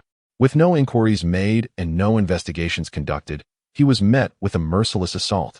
And Damu could not endure such indignity. Feeling the scabs on his body begin to fall away, he removed his clothing and was quite pleased to see his body restored to its former state. Thank goodness for his 2 protective abilities. Otherwise, he would have been bettered in for a week and potentially starved to death. Wait, could this be their intention? They did draw a vial of my blood today. System, I am here. If they analyze my blood for Hashirama cells, wouldn't that expose me? No. Once you leave this system, your bodily fluids, hair, and genes revert to normal. Then wouldn't this limit the inheritance of my bloodline limit? It was never truly yours to pass on to the next generation. If you wish to continue it, the system must be upgraded to a certain level, at which point there may be items to assist the host. After hearing the system's words, Damu felt a pang of confusion. You don't even understand your own belongings? This is so ambiguous. Host, please note that what you acquire is not provided by the system. The system's role is to assist the host in becoming stronger and to grow alongside the host. The tasks the host will undertake, the rewards received, and the items obtained are all predetermined by the main god. Then how can you alter the penalties? Changing penalties is within my first level authority, thus I can modify them. What other powers do you possess? I can retain self-authority and customize tasks and rewards once a month. So, custom tasks. The task regarding the catfish noodle has been completed. It turns out you and I are equally inexperienced. Thus, you must strive to improve. Your progress directly influences mine, and as I flourish, so shall you. The system's words resonated with Damu, who then pondered why the task from the afternoon had not been triggered. System, Why did that task not activate this afternoon? Triggering a task requires specific keywords or events. Reflecting on the entire process, Damu realized that the most likely catalyst for the task was the old man Gujia. However, they had exchanged scarcely a handful of words. Contemplating Gujia, he found himself perplexed. Why had this individual come to remind him? How could a lower-ranked ninja be aware of someone's death and know precisely when the guard would arrive? Moreover, he had been watching him even before the sale. It appeared that this incident was destined to unfold, as Gujia claimed someone had perished due to his snacks. Yet, after selling 100 portions, only that one individual met misfortune, making it seem like a meticulously orchestrated scheme. What on earth was going on? Life in Konoha was far from easy. Not even a 6-year-old was spared, with everyone engaged in cunning plots. Alas, there are indeed many good people, but also quite a few nefarious ones. It seems that pursuing a mentor is a necessity. Having a formidable teacher would undoubtedly alleviate many troubles. But who to seek? Lost in a whirlwind of complex thoughts, Fukuhara Damu unknowingly drifted into slumber. When he awoke, the enticing aroma of food roused him. Opening his eyes, he discovered the source of the fragrance, a bowl of instant noodles on the windowsill. Instant noodles. Sensing the absence of anyone nearby, he realized Naruto had already departed. These noodles were Naruto's favorite brand, considered quite expensive in his noodle-eating endeavors, costing 10 ryo instead of the usual 5. Naruto would only purchase these on special occasions. Given the long journey he had made, this gesture bore significant weight. Recalling his words to Naruto yesterday, reflecting on his actions, and envisioning that silhouette in the grass, Damu's eyes glistened with tears, yet his expression remained one of joy. He leaned against the wall, slowly making his way over, uncertain if anyone was watching him from beyond his perceptive range. Thus, he feigned a bit of pain for stability. As he took the bowl of noodles, he noticed there was only half a serving left. A chuckle escaped his lips. He stood by the window, watching the noodles, laughing until he began to weep. Eating while crying, he let his tears fall into the bowl without concern. Not only did he finish the noodles, but he also drank every last drop of the broth mingled with his tears. Damu gazed at the blazing sun and whispered a heartfelt thank you. The expletive-laden shouts echoed throughout the Hidden Leaf village, their targets unknown yet filled with righteous indignation. A gentle breeze tousled Fukuhara Damu's bangs as he sat in the corner, hugging his legs, appearing both lonely and sorrowful. Having been in this world for 6 years, he initially believed he could relish solitude, perpetuating the lifestyle of his previous life. Yet, the concept of friendship had gradually become indistinct. Leaning his head against the wall, he gazed at the slowly drifting white clouds above. Perhaps I was indeed mistaken. I should not have intruded upon your life, leaving both our hearts marred by scars. My sincerest apologies, Naruto. I had hoped that 2 souls without friends could forge a bond, yet, I am sorry. This world is far from beautiful. Unexpectedly, the first to touch my heart was not a woman, but the fragile you. So be it. I wish you all the best. I must take my leave now. These final words he uttered, though softly spoken, were devoid of any accent, clear and concise in their delivery. Where are you going? Naruto's small figure appeared on the balcony, cradling a steaming bowl of instant noodles. Fukuhara Damu turned to observe Naruto's flustered demeanor and smiled gently. Without his mask, his expression was particularly charming, reminiscent of a wild lily poised to bloom. Is this for me? He asked, reaching out to accept the now softened noodles, settling into a corner, legs curled, and devouring them heartily, contrasting with the laughter-filled meal he had enjoyed in the morning. During this time, Naruto clenched his little fists, hesitating to speak several times. It's delicious. You truly have a knack for this. You excel in preparing instant noodles. He gave Naruto a thumbs up. Then, tilting his head skyward, he patted the space beside him, inviting Naruto to sit down. Obediently, Naruto settled beside him, following his gaze toward the freely drifting clouds above. Do you see that cloud? Yes. I yearn to live as freely as that cloud. It may sound simple to say, yet the act itself is profoundly challenging. Damu's reflections left Naruto perplexed. Yet he listened intently. This year, both of us are 6 years old. We must embark on our individual paths and define our goals, striving earnestly towards them. I've heard that the first lesson in the elite class is about the will of fire. Do you remember what the will of fire signifies? As he spoke, dozens of hidden ninjas surrounding them fell silent, their ranks comprised of the finest from various domains. Initially, they had gathered to observe this extraordinary boy up close. But as the crowd swelled, The rooftops and eaves of Damu's home barely accommodated them. Yet, none chose to speak, silently watching the sorrowful youth alongside another lost in thought. Naruto recollected the first lesson, stammering, "The will of fire is the unique spirit of the hidden leaf village, where the leaves dance, the fire burns eternally." Damu squinted and smiled, praising, "Not bad. Very clever." When I first heard that our first lesson was about this, my immediate reaction was profound emotion. Naruto, puzzled, watched as Damu stood, arms raised in embrace of nature. There must be a second half to that phrase. What? All those observing held their breath, eagerly awaiting his elaboration. Damu gazed up at the clouds. "The flames of fire brush against you and me. The new sprouts flourish eternally." Naruto stood in stunned silence, savoring his words. "Where the leaves dance, the fire endures, the flames brush past us, and new sprouts emerge. Eternal prosperity. Indeed, I am forever moved by the ideals of the hidden leaf village. I am also awed by the greatness of those who protect it." Fukuhara Damu's words struck each ninja's soul like a heavy hammer. In the Hokage's office, Sarutobi Hiruzen lit a cigarette at his fingertips, taking a drag. His cherished pipe lay untouched beside him. I do not understand." Naruto, hugging his knees and burying his face within them, felt as if he was truly about to lose Damu.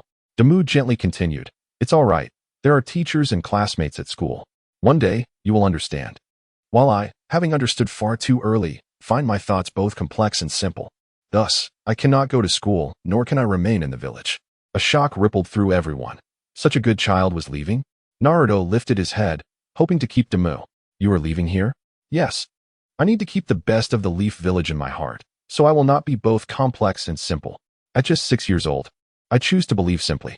I choose the most foolish and naive path, asking neither about the past nor the future. Perhaps one day, I might die outside. But I would not regret it, for the Leaf Village remains in my heart, my roots still intact. If one day, I die out there, do not be sorrowful, that is the path I chose, and even in death, I would have died on a pilgrimage. If one day, I return here, do not be surprised, for I may miss this place too dearly, and come to see these lovely people." Damu continued with several possibilities, leaving Naruto in a daze, a sentiment shared by the ninjas who heard him.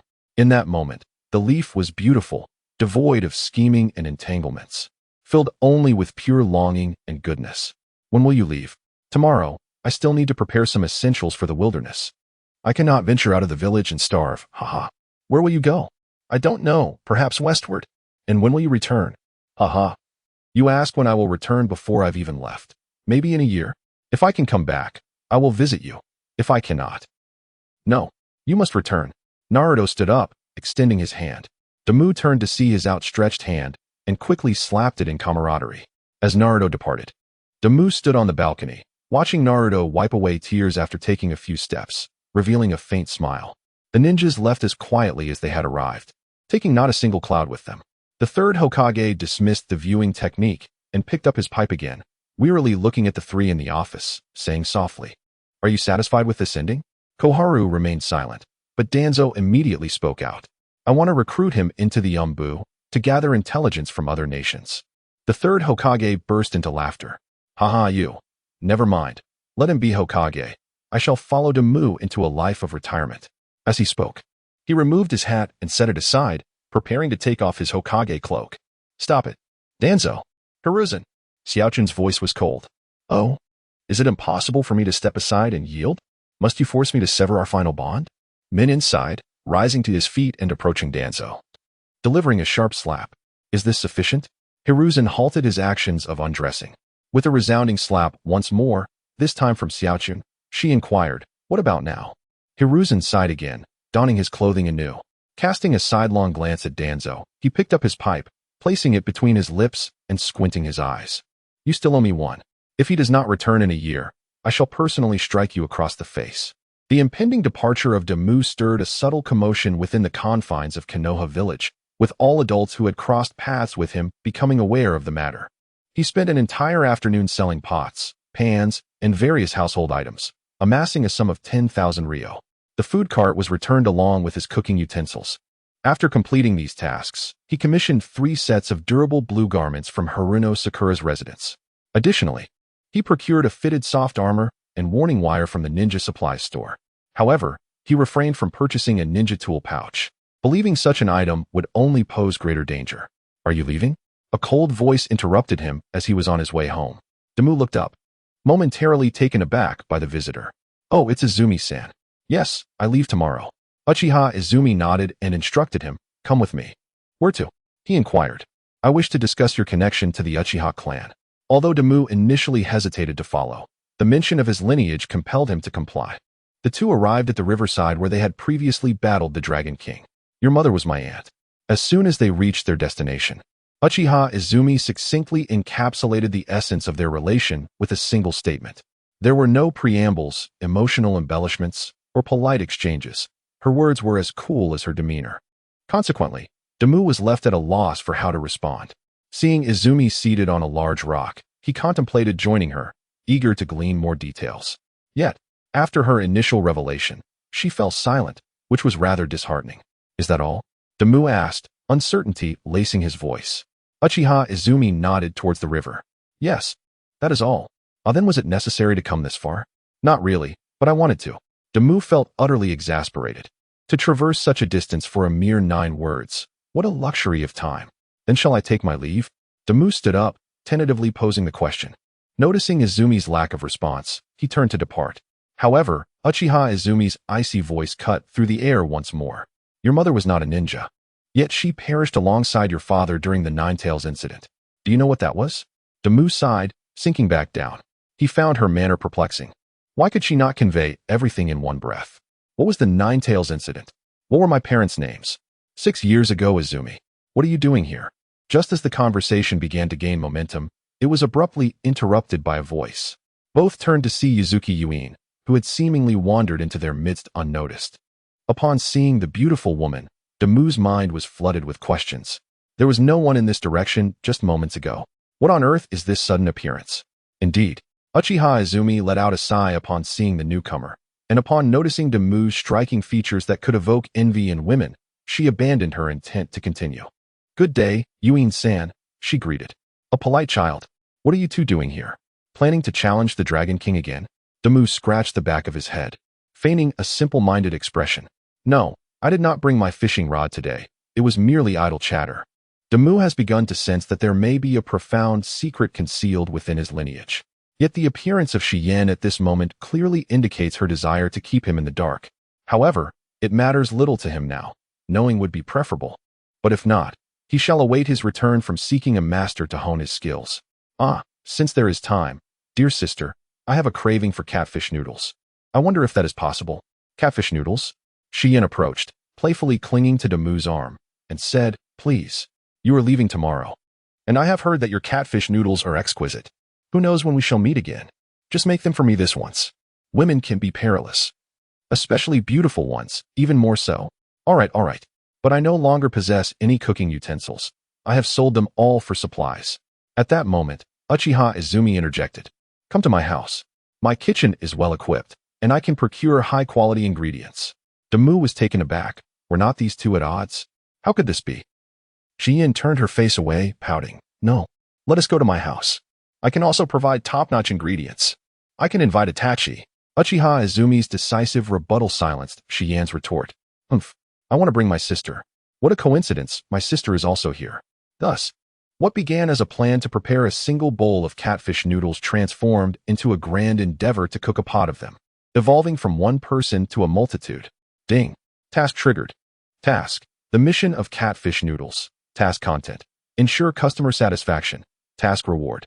Choose up to 9 special prizes for the lottery. With a maximum of 3 selections per draw, others will be temporarily stored. Task penalty. If fewer than 7 diners, enter the penalty phase. Click Ciao for 5 minutes. Oh no. Ciao again. I can hardly stand you. Where am I supposed to find 7 diners? As the 3 made their way to Uchiha Izumi's residence, the task was unexpectedly activated, yet Damu remained oblivious to how it had come about. You do not live in the autonomous district? Shiyen's inquiry jolted Damu back to reality, and upon looking up, he realized they were in the civilian area, not far from the 3rd Hokage's residence. This was puzzling. Did it not indicate a conflict between the Uchiha clan and the higher-ups of Konoha? Living so close, did they not fear being unjustly accused? He found himself thoroughly exasperated with the politics of Konoha, for any matter entangled in political affairs seemed to bring forth no virtuous individuals. Uchiha Izumi shook her head and explained, "Women of the Uchiha clan do not count as women. There are scarcely any female ninjas, and most have married out. Living here with my sister is quite pleasant." She finished speaking and pushed open the door to enter. What greeted them was a small courtyard where Uchiha Yui was digging in the soil. "Ah, sister, Demu, and the bad lady." "Bad lady? How amusing. Izumi, is this how you usually describe me?" Shiyan's smile was graceful. Although her words were serious, they lacked any significant malice. "Please go and fetch Laura. Take your time to teach her polite expressions, but do not let your guard down." Izumi remains as cold as ever, showing no discernible change in her demeanor towards Yuin. Meanwhile, Fukuhara Damu, caught in the middle, appears rather taciturn. On one hand, he wishes to refrain from participating in the frivolous games of women. On the other, he contemplates whether to seek out the third Hokage and recruit additional individuals. Now that he possesses chakra, preparing a bowl of catfish noodles yields results akin to crafting an entire pot. At that moment, the third Hokage strolled by with a group, passing through the entrance of Uchiha Izumi. "Oh, Damu, what a coincidence." The third Hokage casually glanced around, and, upon spotting Fukuhara Damu, naturally uttered these words. However, to Damu's ears, this timely intervention felt almost fortuitous, lest he miss out on a warm meal. As night fell, Fukuhara Damu lay on his bed, gazing absently at the moonlight streaming through the window. The evening's catfish noodle banquet had been a resounding success.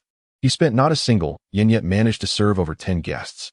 The arrival of Sarutobi Hiruzen, along with Nara Shikaku, Yamanaka Inoichi, and Akimichi Seichie, swiftly filled 7 slots. Just as Damu reveled in the completion of his task, Uchiha Itachi was invited to the catfish noodle banquet. And he did not come alone. Today marked his induction into the Umbu, with none other than Kakashi as his captain.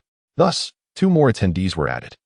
10 individuals posed no issue, but soon after, Danzo appeared, accompanied by Koharu and Midokado Hamura, and without surprise, they too were invited. Consequently, the number swelled from 10 to 13. Just when Damu thought the gathering had concluded, Mitarashi Anko, Might Guy, and Hyuga Hizashi inadvertently joined the party. Preparing noodles for 16 guests required him to labor over 7 large pots before he could finally wrap things up. And he also prepared ample snack sets for everyone to take home. Phew, what an absurd situation. He scarcely had a moment to bid farewell to the 2 young ones. Now, let us review the spoils. From Uchiha Itachi, Ninjutsu, Great Fireball Technique, C rank. From Uchiha Izumi, Bloodline Limit, 3 Tomo Sharingan. From Yuzuki Yuin, Leaf Village Sword Technique, Moon. From Nara Shikaku, Talent, Photographic Reflexes. From Yamanaka Inoichi, Talent, Enhanced Perception. From Akimichi Chza, Ninjutsu, Partial Multiplication Technique. From Shimura Danzo, Sealing Technique, Curse of the Tongue. From Mido Gate Tool, Hidden Weapon Strike. From Nara Koharu, Talent, Fine Control of Chakra. From Hitaki Kakashi, Ninjutsu, Lightning Cutter, S rank. From Might Guy, Taijutsu, 8 Gates, SS rank. From Mitarashi Anko, Ninjutsu, Fire Dragon Technique, C rank. From Hyuga Hizashi, Bloodline Limit, Byakugan. From Sarutobi Hiruzen, Ninjutsu, Shadow Clone Technique, S rank. From Uchiha Yui, Talent, Mental Calculation. From Yuzuki Laura, Talent, Insightful Observation System. Are only 9 selections permitted? System, indeed. This predicament has indeed put Fukuhara Damu in a challenging position. The quantity of his chakra allows him to unleash merely 1 S-rank ninjutsu. Any excess would be futile, yet relinquishing his aspirations proves to be a considerable source of discomfort. Upon acquiring Raikiri and the multi-shadow clone technique, he must also attain the 8 Gates of Might. Additionally, he seeks 2 bloodline limits, the Byakugan and the Sharingan. Regardless of the system's arrangements, the very act of making them available signifies their potential for utilization. As for the remaining 4 abilities, he is determined to secure his extraordinary innate perception and photographic memory. These lifelong benefits are simply indispensable. For the final 2, he must choose between the Fine Chakra Control, the Leaf Village S Sword Technique, the Tongue Curse Seal, and the Dark Weapon Strike. The Fine Chakra Control serves as an essential introduction to medical ninjutsu and greatly enhances chakra manipulation. The Leaf Village S Sword Technique is particularly appealing as he possesses a B-rank katana at his disposal. The Tongue Curse Seal, a binding technique employed by Danzo to control the root organization, activates upon disclosing personal information, rendering the victim completely paralyzed. This technique is invaluable for navigating the world, allowing him to avoid lethal confrontation while safeguarding the secrecy of his true capabilities. Lastly, the Dark Weapon Strike, a form of space-time ninjutsu, can summon various hidden weapons to attack adversaries. With this, a mere scroll suffices, saving a substantial sum that would otherwise be spent on purchasing weaponry. While he yearns for other ninjutsu or talents, notably his current predicament leaves him with a rather empty arsenal. Techniques like the Great Fireball Technique and Fire Dragon Technique, though not overwhelmingly potent, offer numerous opportunities for usage. As for the Multiplication Technique, he is certain that it will eventually be within his grasp. For now, however, it remains impractical. Regarding the talents of the two younger individuals, they cannot be deemed entirely useless, yet in his current circumstances, they hold little value. After much deliberation over the final two choices, Fukuhara Damu ultimately resolved to select Fine Chakra Control and the Tongue Curse Seal. There was no alternative. These two items presented a tantalizing allure that could not be easily dismissed, especially since opportunities to indulge in such advantages are rare. Following a thorough evaluation, he decided that the prize pool for the next lottery would include the Byakugan, Extraordinary Perception, and the 8 Gates of Might. The second round of the lottery would feature the Sharingan, Photographic Memory, and the Tongue Curse Seal. The third round would offer Raikiri, Fine Chakra Control, and the Multi-Shadow Clone Technique. According to the one-year agreement he set for himself, he aims to complete the first lottery before reaching Sunagakure in the Land of Wind. With the Byakugan's reconnaissance abilities and his heightened perception, he can ensure his safety. If overwhelmed, he can simply retreat, utilizing the 8 Gates of Might to escape. Given his current training level, being able to access the third gate is already a commendable achievement, and he dares not aspire for more. Should the prices remain stable for the second round, he could feasibly complete his second lottery in Sunagakure. The Sharingan's ability to replicate skills, coupled with its dynamic vision and photographic memory, allows one to effortlessly acquire ordinary techniques in the Sand Village. If discovered, one could simply seal the mouth of the observer with a sealing technique, achieving a flawless escape. Prior to returning to Konoha, mastering techniques like the Lightning Cutter and the Shadow Clone Jutsu would enable one to evade troublesome situations. With refined microcontrol, one could host a lavish banquet featuring catfish noodles, or perhaps learn new advanced recipes, capitalizing on these opportunities. If all goes smoothly, traversing several great nations within 6 years would be feasible. Upon returning, Naruto would be participating in the Chunin exams, and the series of tasks would have been completed. By then, the chakra accumulated over 6 years would make a confrontation with the Ninetales quite manageable, or so it seemed. Once capable of self-defense, one could establish a restaurant in Konoha, becoming a behind-the-scenes mogul, playfully teasing attractive young ladies and encouraging them to bear numerous children, ultimately leading to Naruto addressing one's offspring as uncle or aunt. But host, please be aware that even after 6 years, you would only be 12 years old. Harboring hopes of parenthood might be overly ambitious. Furthermore, can you guarantee success in all your endeavors? What do you mean? A single failure could result in a 5-centimeter disappearance. Just consider how many times you might not succeed. Isn't there also electric shower?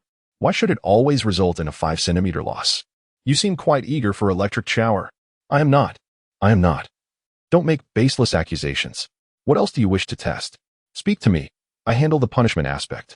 Who would desire punishment? You truly are a fool. Ice. How can you read minds? That's against the rules. I want to file a complaint. What on earth is popping candy? Please be quiet, I beg you. Have some dignity. On a fresh morning, Fukuhara Damu, dressed neatly, secured his belongings and slung them over his back, even carrying a pot. As he stepped out of his abode, gazing up at the unique door plate above. How fortunate to enjoy such benefits. Never mind, I shall be on my way. He pulled up his mask and lowered his hat, taking steady steps towards the gates of Konoha. The weather in Konoha is perpetually pleasant, and today was no exception. A gentle breeze, sunlight, and the fragrant scent of trees continually reminded him of the life he had led for 6 years. His pace quickened, and he soon found himself beneath the arch marked with the leaf symbol. 2 guards halted him, but upon realizing he was merely a child and not a ninja, they allowed him to pass.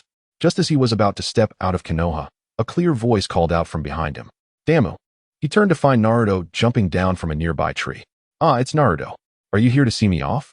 Naruto, looking somewhat downcast, did not respond but instead extended his fist towards him. Let us do a fist bump. When you come back, I'll have grown taller, so wait for me. Fukuhara Damu, seeing the small fist before him, smiled and bumped fists with Naruto.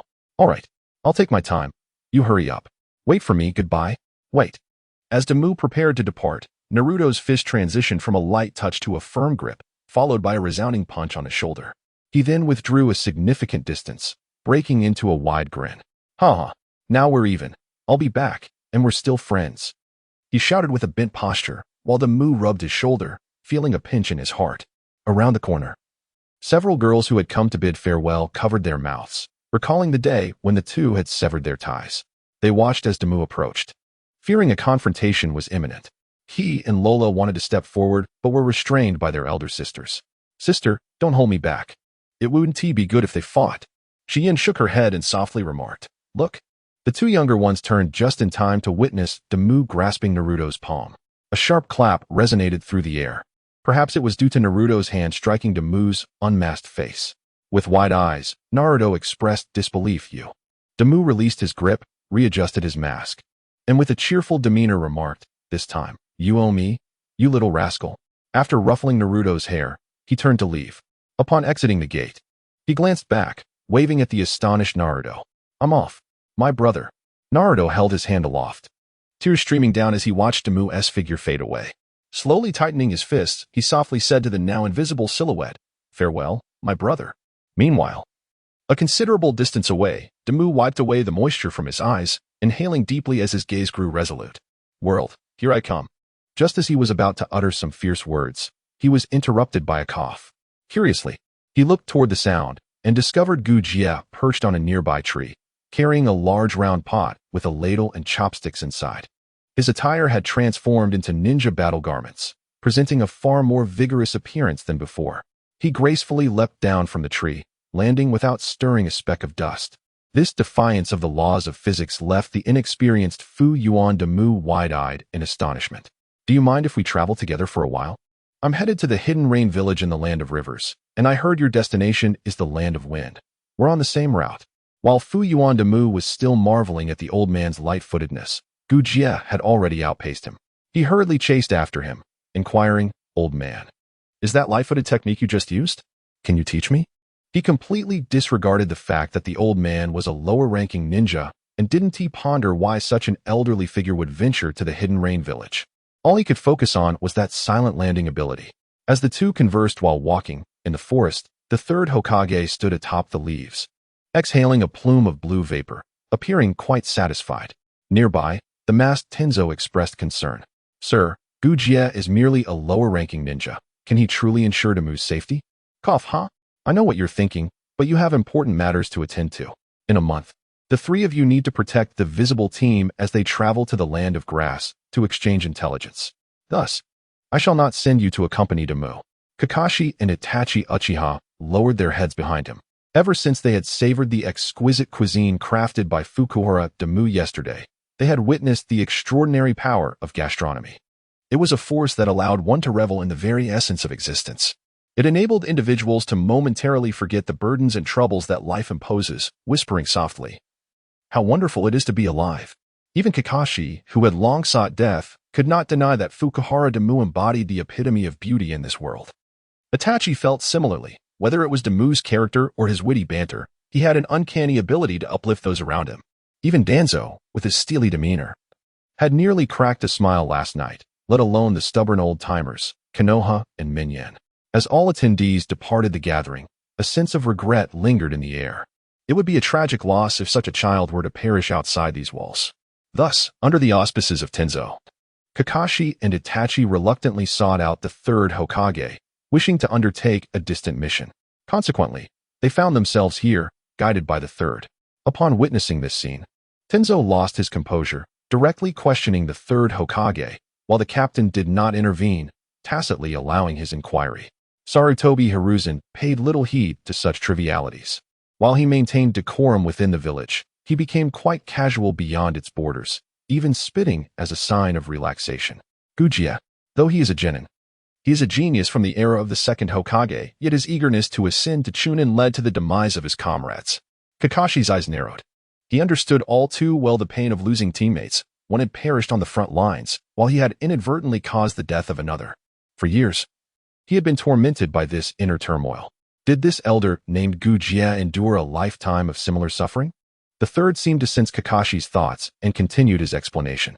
Thus, he swore before the second Hokage to remain a genin, seeking redemption for his past mistakes. In truth, he glanced at Kakashi. As bearers of the will of fire, we must step forward. Remaining entrenched in the past will never allow new sprouts to flourish. Kakashi's expression remained impassive, while Itachi fell into deep contemplation. Caught between his family and the village, he felt he should experience love on one side and responsibility on the other. Yet, he sensed no affection from his family. Conversely, he found compassion within the village. Compared to his family, which married off all daughters and retained only male heirs, the adults in the village appeared more considerate towards the children of commoners. For a moment, he was at a loss regarding his choices. His younger brother, Sasuke, was headstrong and reclusive, rejecting all forms of interaction. If this continued, he would miss out on friendships with remarkable individuals like Fukuhara Damu and Naruto. He yearned for Sasuke to cultivate a bond akin to that of Damu and Naruto, yet living in a confined environment where everyone held themselves in high esteem.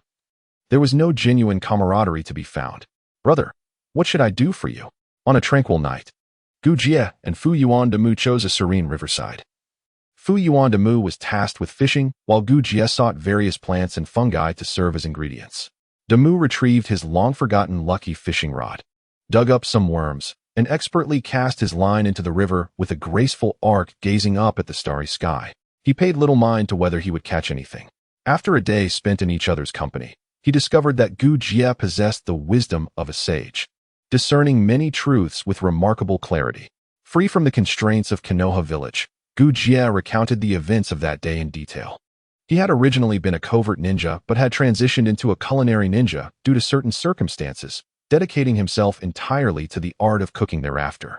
After the Third Ninja War, he relinquished his ninja status and returned to civilian life, occasionally accepting simple tasks. Upon returning from a recent mission, he had heard rumors of a culinary prodigy in the village and felt compelled to investigate. Unbeknownst to him, his shadow clone had inadvertently overheard a plot against Damu, which piqued his curiosity. As he gathered information, he also assessed Fuyuan Damu's character. The results were promising. Damu remained calm and composed in the face of adversity and exhibited an exceptional awareness of danger, most notably demonstrating the selflessness to protect a friend from harm. This behavior earned Uchiha's admiration, as he had faltered in such moments himself. Although he found Damu's culinary techniques somewhat lacking, he recognized and appreciated his other qualities. There was one thing he withheld. The third Hokage had learned of Damu's intentions and sought him out for a conversation in the back mountains, hoping Uchiha would watch over Damu. Upon understanding Damu's aspirations and insights regarding the will of fire, Uchiha contemplated taking him as a disciple. Damu, unaware of Uchiha's intentions, was captivated by his agility. He now needed to impress him with his culinary skills to complete the most crucial aspect of their bond. "Damu, have you caught any fish?" Fuyuan Damu looked down at the rod, noticing no signs of a bite. Just as he prepared to reel in, the magic of the lucky fishing rod was triggered. A carp weighing around 3 pounds surfaced. "Ha! Got it. Damu, never come back empty-handed," he exclaimed, disassembling the rod and racing back. Uchiha, observing the swift success, acknowledged Damu's fortune. With a smile, he accepted the fish, deftly filleting it with his fingers, each cut precise and clean. "Wow, old man, how did you do that? Using your fingers as a knife?" Uchiha skillfully prepared the fish, each slice even and perfect, while adorning it with freshly picked wild herbs and preparing it for cooking. This was the foundation of a culinary ninja. One could not carry all their tools in the wild. Mastering the delicate application of chakra made such feats possible. Watching the old master at work, Fuyuan Damu suddenly realized he had been operating under a misconception. His culinary experiences had stemmed from his previous world, yet here, with chakra, it was not merely that dishes became more delicious, rather, the quality and completion of the dishes could be achieved more swiftly and thoroughly. In the past, a chef's knife skills and mastery of time could distinguish between the ranks of culinary arts. Today, the distinction remains, albeit enhanced by the inclusion of chakra, which renders everything more precise and stable, allowing for the realization of once impossible ideas. For instance, if a strand of hair can thread through tofu, Then one can now transform a block of tofu into a bundle of threads, extending its form and infusing seasonings into the very essence of the ingredients using chakra. In this moment of revelation, he grasped the significance of the successive tasks, observing as Uchiha meticulously prepared the ingredients. He inquired earnestly, "Master, do you accept disciples?" Ding. Task initiated. Before Uchiha could respond, the system interjected. Damu maintained an impassive expression, yet internally, he began to comprehend the nature of task initiation. Previously, although there had been indications of triggering tasks, the circumstances did not align with the acceptance of a disciple, lacking the requisite keywords. Now, with the new developments, the triggering occurred naturally. Task details, within 5 minutes. Persuade the esteemed Uchiha of Konoha to take you as his apprentice. Task reward, detailed ingredient analysis, butcher's knife technique, 100,000 Ryo. Task penalty, 2 days of insomnia. 2 days of insomnia? Are you underestimating me? Damu mused internally, casting a hopeful glance at Uchiha. Yet Uchiha seemed oblivious, continuing to employ chakra to massage the fish. Master. Damu thought he had not been heard and persisted in his inquiries. But Uchiha remained unmoved. As time slipped away, with only a minute remaining, Uchiha placed the fish into the pot, as if returning to reality. "What did you just say?" Damu exclaimed. "I wish to be your disciple. Teach me the art of cooking and ninjutsu." Uchiha erupted in hearty laughter upon hearing his urgent plea. Haha, you are the culinary prodigy of Konoha. What could I possibly teach you? As for ninjutsu, I am merely a genin. Wait, this isn't how the script goes. Damu felt a surge of panic, fearing he would fail such a seemingly simple task. He hastily pleaded, "Master, please don't say that. I may possess some talent, but I am a novice in culinary arts, merely brimming with ideas. And as for ninjutsu, I might not even be able to grasp it." His words left Uchiha momentarily taken aback, prompting him to recall the latest updates indicating that chakra mutations could not be separated. He nodded thoughtfully. "Your sincerity is commendable, but do not underestimate yourself. If ninjutsu proves challenging, there are still physical techniques, and if those fail, there is swordsmanship. Therefore, do not lose heart." As the countdown reached the final 10 seconds, Damu felt a rush of urgency but still implored, "Please, master, teach me." He prepared to kneel in a gesture of reverence, only to be halted by Uchiha's hand. "Who taught you this? This is a ritual for honoring ancestors, not to be used casually." Ding. Task failed. Host enters a state of 2 nights without sleep. Becoming a disciple is not so simple. It is a matter of utmost gravity, requiring an evaluation of both master and apprentice. Thus, there is no need to rush. The message of task failure resonated simultaneously with Uchiha's words. Damu had navigated through life smoothly until now, never having encountered failure. However, he found himself stumbling for the first time at the hands of this old man. Uchiha assisted him to his feet and led him to the stove to continue observing the state of the dishes. Alas, was it merely 2 sleepless nights? He could endure that, but alas, my 100,000 taels could have been better spent on the art of butchering. He muttered to himself and hurried to Uchiha's side to watch the culinary process. His intention to apprentice under Uchiha was sincere. Initially, he sought to associate with a prominent figure, yet he found the political climate of Konoha village utterly distasteful. Now, the emergence of such a perfectly aligned mentor felt like a divine gift. Did Fu Yuan Damu lack exceptional skills?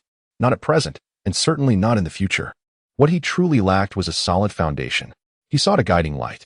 Uchiha possessed life wisdom and insights that Damu could not hope to acquire in his previous 2 decades. Uchiha's culinary prowess was beyond the reach of what Damu had achieved through years of formulaic cooking. Uchiha embodied all the qualities required of a ninja, a tremendous advantage for someone like Damu, who possessed strength but lacked the ability to wield it effectively. As a commoner without any political ties, Uchiha was free from factionalism and partisan conflicts, aligning perfectly with Fu Yuan Damu's aspirations. The more Damu contemplated this, the more fervently he gazed at Uchiha, to the point of making Uchiha somewhat uncomfortable. "Why do you stare at me? Focus on the pot. Observe the condition. And feel how I use chakra to regulate the flames." "Oh, yes, master." Uchiha, noticing his obedient demeanor, paid no heed to the title. He meticulously explained the fluctuations of chakra and the changes in temperature, emphasizing that different ingredients had varying heat tolerances, for instance, the bamboo shoots and shiitake mushrooms. He engaged in earnest explanation, while Fu Yuan Damu listened with humility, occasionally posing incisive questions. The glow of the flames painted a warm scene, much to the satisfaction of the 4 observers monitoring them from a distance. While munching on military rations, they discussed Demu. Uchiha Itachi remarked, "I never anticipated Demu would choose Jie as his teacher, although the etiquette is quite flawed." Tenzo interjected, chewing on his ration. "What's wrong with a chef learning from another chef? Besides, he hasn't been taught etiquette. He learned by observing others. He has never seen an apprenticeship. So how would he know?" He tossed the question to Kakashi. Kakashi pondered before responding. What he implies is, if one wishes to become a ninja, why not seek a teacher of exceptional skill? Tenzo paused, deep in thought. The 3rd Hokage finished his ration first, took out his pipe, and after a couple of puffs, remarked, "Demu. His thirst for power seems almost non-existent. From our conversations, it is evident he harbors a disdain for war and naively believes that lacking power will spare him from bullying." Uchiha Itachi's pupils constricted. Lacking power will not spare one from bullying? The 3rd Hokage nodded, then shook his head. That is merely his naive belief. To avoid being bullied, one must strengthen oneself. Of course, if everyone were on the same level, then perhaps his notion could hold true. But how likely is that? The group fell into silence once more, suddenly turning their gazes toward the horizon simultaneously. Tianzong was about to rise and investigate when he was held back by Sandai. "Let us first ascertain whether they can manage on their own." The reason they had followed for an entire day was due to their uncertainty. Recent efforts to combat spies and informants had antagonized various factions, rendering the Land of Fire somewhat perilous. Logically, 2 civilians should not attract any undue harassment. Yet nothing was absolute. Should they inadvertently stumble upon something they ought not to witness, ninjas could justifiably eliminate them to safeguard sensitive information. Moreover, not every ninja adhered to the grand principles of a great nation. For instance, the 3 ninjas swiftly approaching from afar wore the headbands of the hidden grass village, with 2 cloaked in invisibility, while 1 brazenly appeared before Demu and Gujia. The sudden presence of these ninjas left Fukuhara Demu momentarily bewildered. How could a squad from another nation emerge even before exiting the Land of Fire? His senses detected that the 2 concealed ninjas were perched in the trees, seemingly poised to strike at any moment. Gujia remained motionless, a smile gracing his face as he addressed the newcomers, esteemed ninjas of the Land of Grass. "May I inquire what brings you to us?" His words promptly revealed their identities, which they did not deny. Their headbands made recognition inevitable. "You are civilians of the Land of Fire? Why do you carry a katana?" One of the grass ninjas questioned. His eyes filled with disdain as they fell upon the sword beside the pot, his tone arrogant. "Oh, esteemed sir, we are in the forest, and I brought my grandson to gather fresh ingredients. We often encounter wild beasts, hence the need for a blade for self-defense." The grass ninja, salivating at the aroma wafting from the pot, impatiently remarked, "If that is the case, why not hire a bodyguard? The profit from gathering ingredients is meager, making it impossible to afford a bodyguard, sir." At the mention of their lack of protection, the grass ninja burst into laughter. "So it is." He glanced at the 2 ninjas concealed in the trees. They revealed themselves, nodding in affirmation. There is no one else around. In Damu's perception, standing upon the tree carried a strangely familiar sensation, albeit one he could not quite grasp. Lost in contemplation, he pondered what that familiarity could signify. The lead grass ninja leaned closer to the pot, inhaling deeply. "The aroma is quite delightful. You may leave now, as we are confiscating this pot and its contents." "But we have yet to eat." Damu, in an effort to maintain the facade of a child, blurted out without a second thought, only to be pulled back by Gujia. The other 2 ninjas, witnessing this exchange, let out a sigh of relief, their grip on their kunai loosening slightly. Until now, the presence of an elderly person and a child had been fitting for civilians encountering ninjas.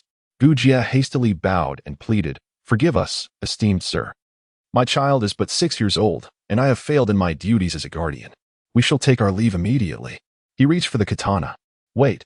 The female grass ninja called out, halting his movements as she directed her kunai away from Gujia. "You may leave, but do not take the weapons." Gujia, tugging at the stubborn Demu, began to walk away, repeatedly expressing his gratitude, which elicited hearty laughter from the 3 grass ninjas. Although Demu feigned the demeanor of an unyielding youth, a murderous intent brewed within him as he contemplated how to stealthily retaliate against the ninjas who toyed with civilians. Suddenly, a sharp sound pierced the air behind him. He whipped around, only to see a shuriken halted mere centimeters from him, pinched between the fingers of Gujia. It was as if he possessed eyes at the back of his head, effortlessly catching the shuriken. The ninja Tenzu perched in the tree was restrained by the third Hokage, preventing their exposure. At that moment, the three grass ninjas aligned themselves, with the woman venomously declaring, "Indeed, a disguised ninja," with his hands clasped behind his back. Jie slowly turned, gripping the shuriken with an icy tone. He inquired, "Why target children?" The laughter of the three grass ninjas echoed mockingly. "Children? In the world of ninjas, there are no children. Oh? You come to my land of fire, plundering our treasures and slaughtering our children. You seem to believe you have the moral high ground." Jie handed the shuriken to Damu, his voice laced with discontent. The female grass ninja narrowed her eyes, launching two kunai toward Jie with a cruel intent, proclaiming, "If we kill you, no one will know. Then so be it." Water release. Water dragon bullet. From Damu's perspective, Jie's demeanor shifted abruptly. His hands flew through hand seals, transforming from a seemingly lethargic elder into a fierce, battle-hardened general. The murderous aura emanating from his eyes sent a shiver down the spine of the bewildered Damu. Before the kunai could reach him, a colossal water dragon surged forth from behind them, its terrifying visage both astonishing and reassuring to Damu. The water release, water dragon bullet. An A-ranked technique devised by the second Hokage manipulated the lake's waters to conjure a dragon that charged forward. This marked Damu's first encounter with an offensive ninjutsu, and he was taken aback by the grandeur of such a B-ranked technique. The fearsome blue dragon, accompanied by a gust of moist wind, lunged forward. Though it appeared slow in his perception, the reality was a swift execution. As the three ninjas were sent flying, Jie did not seize his hand seals but instead held one hand in position while the other swiftly formed more seals, vanishing from Damu's side. When he reappeared, a katana graced his hand. As the grass ninjas, having just completed their substitution technique, prepared to counterattack, they beheld the elder deftly wielding the katana, moving like willow leaves in the wind. Then, with a single strike, he delivered a fatal blow. The three corpses lay lifeless, utterly perplexed by the manner of their demise. Equally bewildered was Fukuhara Damu. The entire sequence transpired in less than 20 seconds. What had he just witnessed? An elderly ninja swiftly performed hand seals, unleashed a B-ranked ninjutsu, then executed a body flicker technique while simultaneously employing a sword technique reminiscent of a dance. In an instant, the three ninjas were no more. Jie sheathed his sword and began to search the bodies for items, completely disregarding the astonished Damu. Among the four observers in the tree, three gazed in disbelief at the elder below. Only the third Hokage, Hiruzen Sarutobi, smiled and nodded, disappearing into the trees with a few others. Meanwhile, Kuga paused in his search, grinning slightly as he murmured, "Are you training the newcomers?" Indeed, as the four distanced themselves, Tens began to inquire. Was he truly a genin? The group hurried towards the village while engaging in casual conversation. Yes, indeed a genuine genin. Itachi inquired further, but even elite jonin might struggle with single-handed hand seals. Kakashi, however, remained silent, traversing the forest in quiet contemplation. There was nothing remarkable about it. In terms of strength, he could have long been promoted to jonin or even elite jonin, yet he was bound by his own mental block. Furthermore, the Konoha sword technique, Willow, could only be learned from him, sighing at the thought that Konoha's swordsmanship might soon fade into obscurity. Kakashi found himself lost in thought, recalling his father's short blade, White Fang, with a heavy sigh. The title of Konoha's White Fang once stood alongside the legendary Sannin, but his father's choice to save a comrade at the expense of a mission led to the scorn of the entire village. Even the comrade he saved turned against him, and overwhelmed by the ostracism, he ultimately chose to take his own life. This was the origin of Kakashi's belief in prioritizing missions above all else, a conviction that led him to fail to cooperate with his team, resulting in the death of both teammates, including a female companion who tragically perished at his own hands. Despite the respect he garnered and the admiration from ANBU members, he remained ensnared in the shadows of his past. Especially haunting were the words of his teammate, Obito Uchiha. "In my eyes, your father is a hero. Those who break the rules among ninjas are useless. However, in my eyes, those who do not cherish their comrades are even less than useless." This further plunged him into a turmoil of conflicting beliefs. "Captain? Senpai? What?" Ten's inquiry jolted him back to the present. The adult asked if he could still pick up the short blade technique again. "Oh, I can, but its effectiveness is limited. There are now swifter and more efficient means of combat, such as the advanced version of Chidori, Raikiri. Upon hearing Raikiri, Tens became animated, boasting about its incredible prowess, insisting that others wouldn't believe him until he recounted how he once split lightning, earning its name. The third Hokage had little patience for Tens' bragging, as his thoughts were consumed with how to help Kakashi overcome his shadows. He wished to avoid witnessing another Kuga. His disciple Jiraiya's pupil was the fourth Hokage, Minato Namikaze, making Kakashi his grandstudent by lineage. Not only could a genius develop S-rank jutsu independently, but he also possessed a profound sense of belonging to Konoha.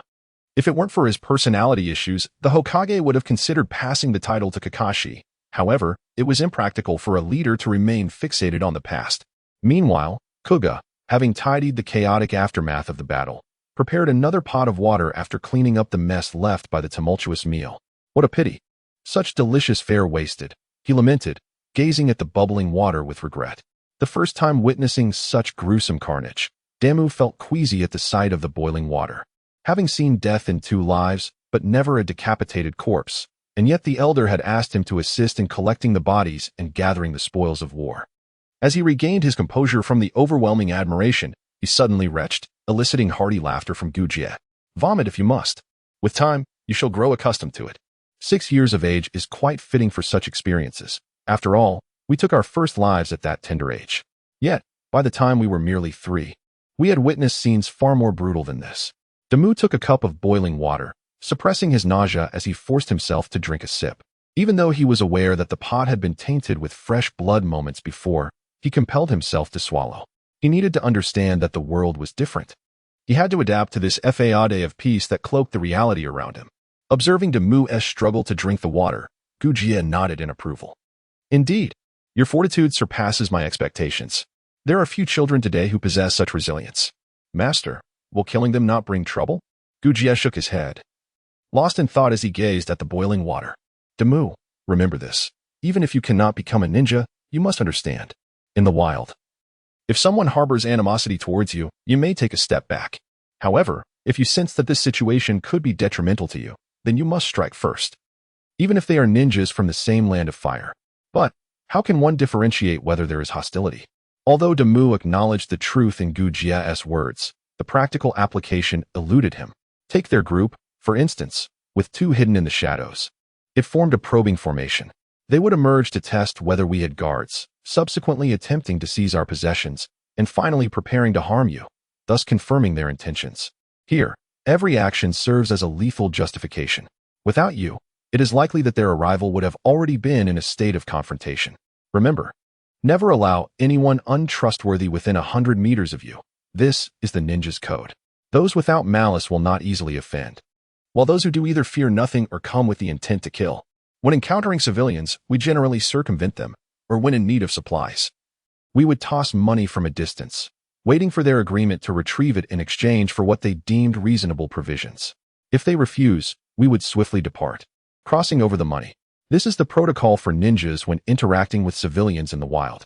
Damu nodded in understanding, but soon pondered another question. What about when civilians meet civilians, or when ninjas engage with one another? Gujie continued to enlighten him. When herbalists meet, they too maintain a safe distance. Should they require assistance, they would disarm and crouch down. Of course, this makes them vulnerable to robbery. However, those from the same nation typically do not resort to such treachery. In dire circumstances, this method is the safest. When ninjas encounter one another, if a patrol meets ninjas from their own country, they will demand identification. For those undertaking special missions, as long as they present their nameplate, it suffices. Ninjas visiting from other villages through proper channels will carry documentation, and those on special assignments either kill or are killed, thus eliminating the possibility of casual exchanges between ninjas. The case of rogue ninjas presents an entirely different scenario. Wandering ninjas generally do not don specific forehead protectors. When traversing a nation, they will communicate with patrols in advance to obtain a permit emblem. Without this emblem, they will be deemed intruders and may face lethal consequences or be placed on a wanted list. He recounted this in great detail, but it was solely applicable within the borders of the Land of Fire. What about beyond the Land of Fire? That depends on your intentions. If you are on an official mission, it suffices to inform the patrolling ninjas accordingly. However, if you are tasked with a covert operation, you must remain perpetually vigilant not to be discovered.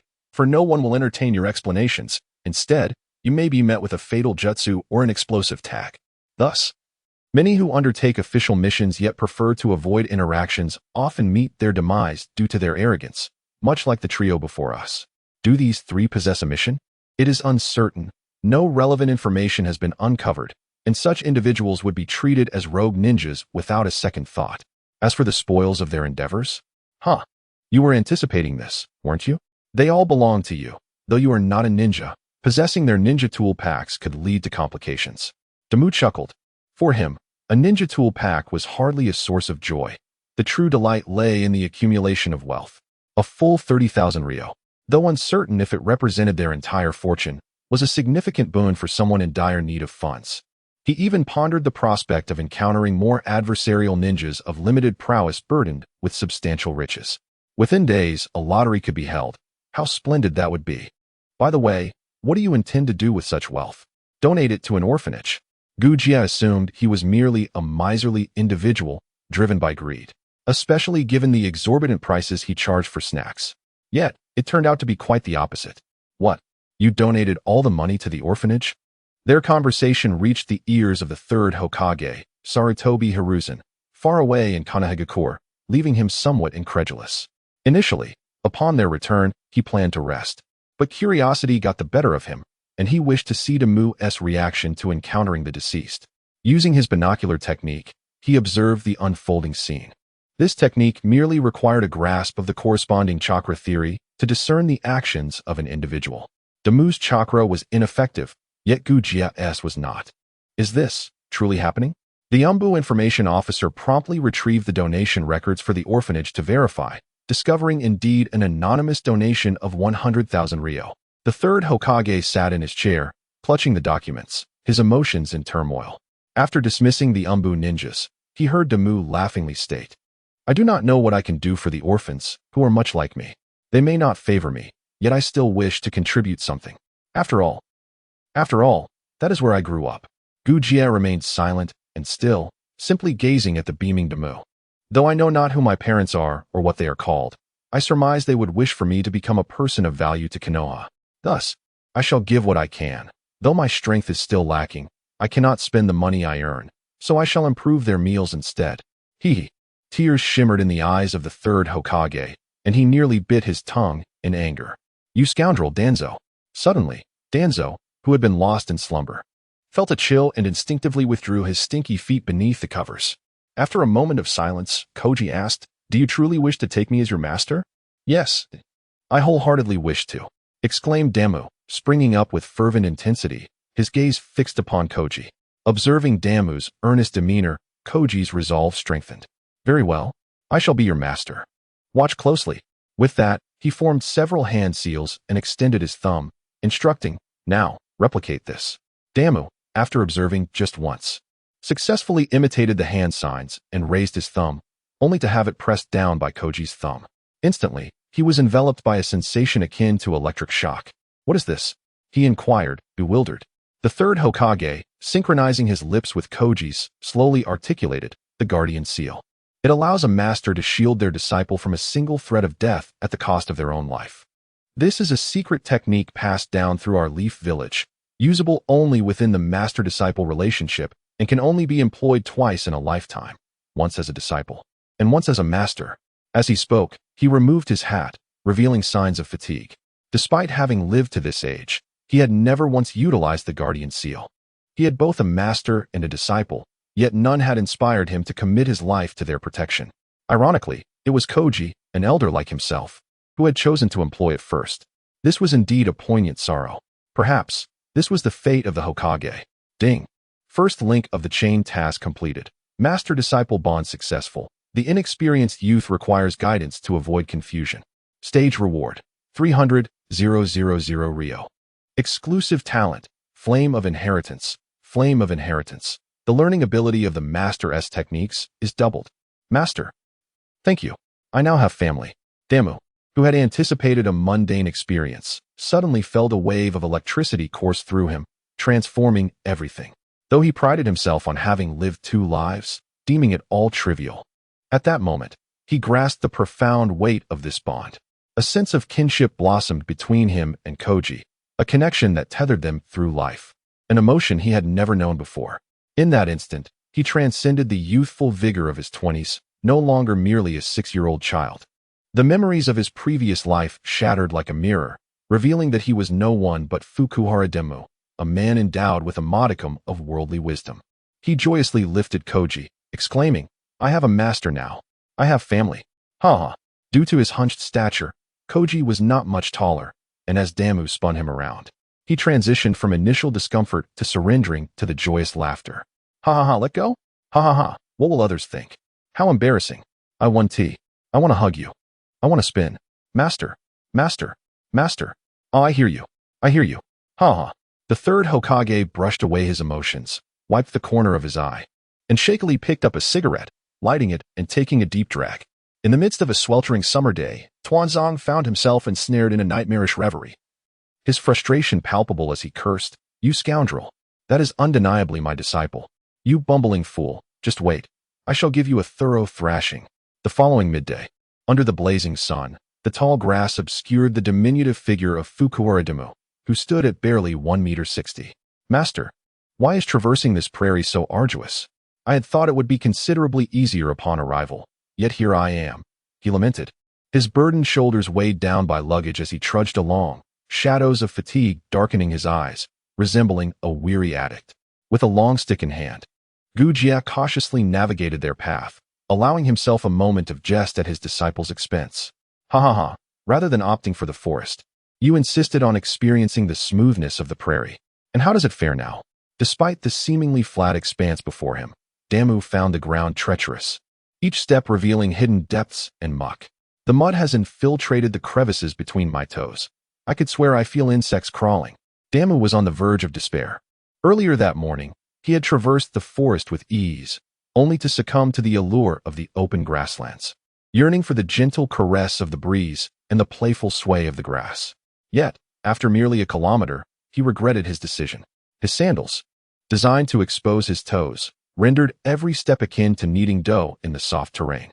The sensation of mud creeping over his toes was excruciating, compounded by the weight of his heavy backpack and iron pot, a burden of his own choosing, for a disciple must embrace toil. "Could you not simply affix your chakra to the soles of your shoes? Such a simple concept, and yet I must elucidate it for you?" Gujia mused, his brow furrowed in contemplation. "But master, I possess limited chakra. If I expend it on travel, what shall I do when faced with adversaries?" Gujia, hands clasped behind his back, pondered the inadequacies of his pupil's education, noting that the boy had only mastered chakra extraction at school. "Fear not, for I shall impart further wisdom. Chakra can be stored in segments. The chakra utilized for daily tasks is shared among the surface of the body. As long as you learn to cycle it effectively, it shall not be squandered. Observe," he exclaimed, leaping atop the grass with the grace of a mountain. "Wow, master, you are impressive," Demu exclaimed. "What do you gaze upon? Do I bear the answers upon my face? Focus on my feet." With keen attention, Demu observed the flow of chakra as it circulated around his legs and returned through his knees. He attempted to harness the chakra and apply it to his legs. But before he could complete a full cycle, the earth beneath him erupted in a minor explosion, sending mud flying in all directions. Is this what distorted chakra feels like? Uchiha swiftly descended from the grass and crouched beside his disciple to inspect the scene. "Now, try once more, but this time, do not close the cycle or attempt to return it." Demu complied, and this time, the ground did not explode. Instead, it appeared as if his feet were animated by an unseen force, rhythmically rising and falling as if a drill resided beneath him. "Now, retract the chakra back to your knees." Boom. Mud splattered once more, covering Gujia's face. However, he paid it no mind. Wiping his face, he spoke in a low voice, "There's a bit of a predicament. Your chakra possesses a wildly ferocious attribute. Its arrangement is quite uneven and exceedingly domineering. Let us move on." The two continued onward, Gujia analyzing as he walked. "Within your chakra, there are at least two distinct types. One is ferocious, the other gentle. They intertwine inextricably, resulting in a spiral effect with high randomness. When applied to your hands, the proportion of gentle chakra is higher, allowing for smoother utilization. However, when utilized on your feet, the ferocious attribute prevails, producing a significant repulsive force. Once you affix it to a shuriken, It will slip from your control and devolve into a chakra struggle, causing the trajectory of the shuriken to become erratic. Then can I still use ninjutsu? Gujia pondered. Let me think for a moment. He contemplated this for an entire afternoon, and by sunset, they finally arrived at a resting area, a convergence of river, forest, and prairie. This will do. Let us stay here a few days before we set off again. A few days? Gujia affirmed. Yes, we need to explore your survival skills, or the road ahead will be quite challenging. Damu considered this and agreed. Sharpening the axe does not delay the cutting of wood. Thus, he accepted with enthusiasm. The two found a hillside and set up a temporary camp. Damu went fishing while Gujie sought out ingredients. Before long, a sumptuous dinner lay before them. Gujie ate for a while, sipping hot tea while watching Damu devour his meal. He chuckled. Your talent surpasses my expectations, having merely glanced at it last night. You can already grasp a third of it. Such talent is truly enviable. Only a third? I thought I had mastered it all. Damu mumbled between bites. Gujie chuckled. Hehe, you little rascal, are you not satisfied with that? If you could fully comprehend my decades of experience with just a glance, I might as well change my profession. But what? But your chakra indeed presents a challenge. Even in cooking, two flavors may arise. Damu paused, reflecting carefully. It did seem that there was a subtle difference, sometimes leaning towards spicy, other times sweet. The sweetness was understandable, as plants naturally possess sweetness. But the spiciness this dish he prepared had no chili peppers at all. Gujie continued with a grin. I plan to teach you transformation jutsu, substitution jutsu. Shadow clone jutsu, is this what you meant? Damu stood up, forming hand seals with a bang, transforming himself into Gujie. The sudden change left Gujie astonished. Sitting on the ground, pointing at Damu. You, when did you learn this? He could hardly believe his disciple had accomplished it, after all. He was only 6 years old and had suddenly mastered techniques meant for ninja school graduation. Hehe, Naruto taught me. Oh right, he learned it from the third Hokage. I'm not stealing it. Gujie exhaled deeply, sitting up once more, his expression slightly serious as he inquired, have you ever seen your own transformation technique? Damu shook his head in bewilderment.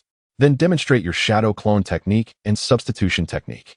With a loud bang, another Gujie appeared beside him, followed by another bang as his original form transformed into a wooden stump. Hehe master, what do you think? Damu emerged from behind a large stone in the distance, scratching the back of his head with an eager expression for praise. Not impressive. The substitution technique is somewhat useful, but the transformation technique has golden hair and the shadow clone technique has pink hair. Gujie scoffed disdainfully, although he was utterly astonished. Nevertheless, a fatal flaw is still a fatal flaw. Fu Yuan Damu was taken aback and hurriedly rummaged for a mirror. He tried several appearances and indeed found his hair to be golden. This gold was not the yellow of Naruto, but a shimmering, radiant gold with a hint of fluorescent yellow. This was his first time employing the ominous chakra for the three-body technique, and the golden hair was surprisingly acceptable. However, upon observing the pink hair of the shadow clone technique, he became completely unsettled. The flamboyant style reminiscent of a trendy haircut seemed to reflect his own persona. The gold and pink were tolerable, but that dazzling, luminous color, was it not akin to a glowing light bulb? Could it be that my chakra has been divided? Damu dispelled the techniques he had employed, sitting on the stump with an air of despondency. This form of shadow clone was utterly useless. Anyone could instantly discern the differences. His chakra was predominantly comprised of ominous chakra, accounting for 75%, while the remaining 25% was evenly divided among 5 elemental attributes. According to his understanding, under normal circumstances, he possessed none of the 5 chakra types. However, due to the system's influence, he had learned the S-rank ninjutsu of 5 elements multi-shadow clone technique, which necessitated the creation of 5 chakra types, albeit with pitifully low proportions that he could scarcely afford to utilize. The chakra he extracted was automatically distributed according to this ratio, with no possibility of borrowing or supplementing. Hence, as it stood, he could only utilize the 5 elements multi-shadow clone technique once before needing to flee. If he couldn't escape, it would be the end. It was not that the chakra was divided, but rather that different techniques had varying chakra distributions. Perhaps next time the colors would change again. Speaking of which, did Naruto learn it upon entering school? Such a genius? Just moments ago, Gujie had been entranced by Fu Yuan Damu's brilliance. But now he regained his composure and suddenly wondered, was this taught by Naruto? Could Naruto have graduated as well? For a moment, he found it difficult to accept this reality. He was unsure if Naruto had learned it, as he had only recounted the narrative shared by the third Hokage without demonstration. What the hell did you say? He just recounted it once? Uchiha felt as if he were losing his mind, tugging at his meticulously arranged hair as if his very soul were about to be extracted. Is there no law? No rules? Is there no chance for survival? To learn merely by listening once, without observing the chakra flow or hand seals, simply through a single hearing to master and utilize it? Could it possibly be more absurd? He was once considered a genius, yet when compared to this young child, he feels deserving of a lifetime as a subordinate. In the eyes of Fukuhara Demo, his master seemed to age a decade in an instant, alternating between a mournful visage and an exuberant, almost mad excitement, reminiscent of senility. Just as he hesitated whether to return to Konoha for a doctor, Uchiha recovered, transforming back into the serious mentor, even tidying his disheveled hair. Cough, cough. It's not a significant matter. In my day, I was merely a fraction more exceptional than you. Your talent, is quite commendable. Is that all? Damu's sudden disappointment prompted Uchiha to quickly amend. Indeed, it is exceptionally commendable. Oh, exceptionally commendable, you say? Very well then. You are a rare prodigy of a century. Uchiha reluctantly voiced his true thoughts, which elicited a genuine smile from Damu. This smile was truly enchanting. The old man, having traversed the world, had never encountered such a beautiful expression. It was an innocent smile that one yearns to protect at all costs. But one must not become complacent. It is essential to recognize that in the world of ninjas, geniuses abound. Perhaps your comprehension is extraordinary, yet it does not always translate directly into combat prowess. Some are born with Kekkei Genkai, and upon awakening, their power is immense. Therefore, I shall diligently follow my master's teachings, never seeking to soar recklessly. I will pursue my ideals only when I have attained a certain level of self-protection. Fukuhara Damu understood these principles. The world of Naruto is fraught with countless demons and monsters. Whenever one feels invincible, a more formidable adversary inevitably emerges to subdue them. Observing Damu's earnestness filled Uchiha with contentment. This was the advantage of exceptional comprehension. He need not elaborate extensively. A mere hint sufficed. Given that, I shall teach you the advanced body flicker technique, which comprises the body binding technique, the body flicker technique, and the stealth technique. Master, shouldn't you teach me the practical applications of the body flicker technique? You know, how to bewilder the enemy and then appear behind them, slice. As he spoke, he made a gesture across his throat. His fierce demeanor contrasted with a hint of endearing innocence. Uchiha chuckled at his antics, shaking his head. No, the body flicker technique is fundamental for ninjas, and tactics are only considered in the presence of teammates. When alone, your sole focus should be self-preservation, as you cannot contend with an endless army. Chakra is finite, and life is singular. Thus, the advanced body flicker techniques are more suited to your current state. Though they may consume more chakra, you are not yet in a combat sequence, so slowly accumulating chakra will suffice. With every word Uchiha uttered, Damu's eyes sparkled brighter, as they resonated deeply within him. Learning combat tactics at this juncture would be a waste of time. However, the body flicker technique, body binding technique, and stealth technique were undoubtedly skills for evasion and assassination. Life is precious. Master, I understand. Please teach me the body flicker technique. No, the advanced body flicker technique. Uchiha nodded in affirmation. The advanced techniques of the three-body technique were originally intended for elite ninjas of Konoha. Each technique has its variations, such as the body freeze technique and Danzo's self-imposed binding technique. Danzo. Is he truly formidable? Upon hearing Danzo's name, Damu became invigorated, for he was one of the few who knew of this notorious character. Is he powerful? This technique can bind shadow-level warriors. Would you not consider that impressive? I am among the rare few who have witnessed this technique and lived to tell the tale.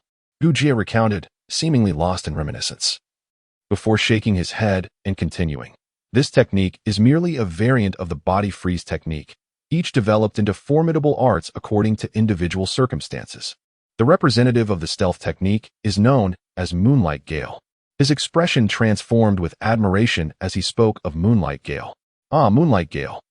Possessing the near-forgotten leaf-style swordsmanship and the nearly unsolvable stealth technique, blending his presence seamlessly with the environment as long as he refrained from revealing himself. Thus, Damu noted yet another name in his little notebook, along with a new ninjutsu he must master. As for the body flicker technique, it is indeed impressive. Its variant was created by the second Hokage and later perfected and modified by the fourth Hokage, known as the Flying Thunder God technique. These individuals, I have spent time in their presence. He spoke of this with a sense of pride, and Damu could understand why. Longevity in the ninja world is indeed a remarkable feat. His own master, Uchiha, had bid farewell to 3 Hokages.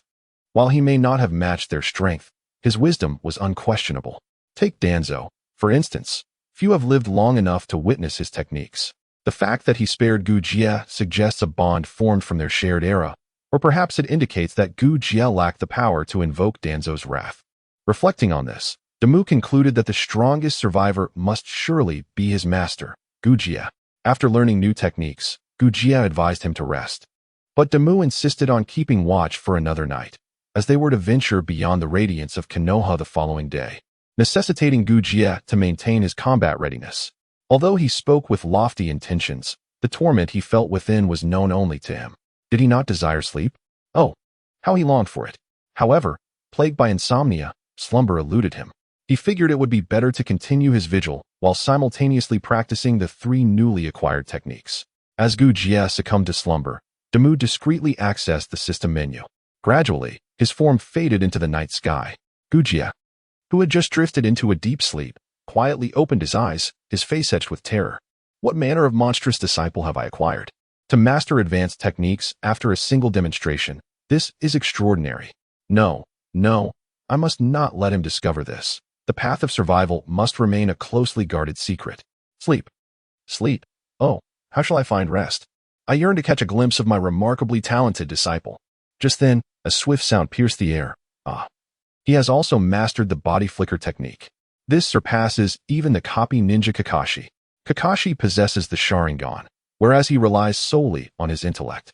What merit do I, Uchiha, possess to have such a disciple? May the second generation bless my disciple with longevity and abundant fortune. Our Konoha is about to soar. Spending a few days with Damu, he has indeed reaped considerable rewards, namely an accent and a delightful assortment of dialects. Though it may seem simplistic, it is easily comprehensible and memorable, imbued with an inexplicable charm. Thus, he occasionally contemplates whether his capacity for understanding is indeed formidable, merely lacking a commendable manner. Meanwhile, a significant event unfolds in Konoha, specifically concerning the Uchiha clan. Their star member, Uchiha Shisui, has returned to the village upon completing a mission. Uchiha Shisui, a descendant of Uchiha Kagami, serves as the face of the Uchiha clan in the present day. He possesses the unique double eternal Mangeki Sharingan and his singular ocular technique. Kodo Amatsukami is renowned for its unparalleled potency. This ability allows him to infiltrate another's mind undetected, permanently altering their will. For instance, should he use Kodo Amatsukami to convince an individual that they are a dog, their human consciousness would vanish, leaving them to live their life in the guise of a dog. Despite retaining a human form, this capability has bolstered Uchiha Fugaku's resolve for a coup. During the tumultuous Nine Tails incident, the village's leadership believed the Uchiha had manipulated the Nine Tails with their Sharingan, leading them to remain within the village to organize evacuations. Consequently, the Uchiha clan was perceived as timid, resulting in a strained relationship with the villagers. As law enforcement, how could they show leniency when confronting criminals? With ongoing provocations, the resentment towards the Uchiha clan accumulated over 6 years. They carried out their duties while enduring scorn. And the fact that their most talented individuals executed tasks for the village, often absent for years, only served to exacerbate their frustration. This pressure has now ignited a rebellious spirit among them. On the day Fukuhara Damu was apprehended, Uchiha Fugaku convened the first clandestine meeting in the shrine's secret chamber, aligning their intentions toward a coup. The rumors circulating within the village regarding their plans served as a catalyst, prompting the proud and sensitive Uchiha to transform whispers into reality. His years of indoctrinating the Uchiha leadership with a sense of familial solidarity bore fruit, as nearly 70% of the members expressed their agreement. With Shisui's return, they intended to ascertain when he would commence their plans. However, before they could summon Shisui, he was called upon by the third Hokage. Shisui, you have endured much these past years. Sarutobi Hiruzen personally poured him a cup of hot tea. It hasn't been arduous. Serving the village is my duty.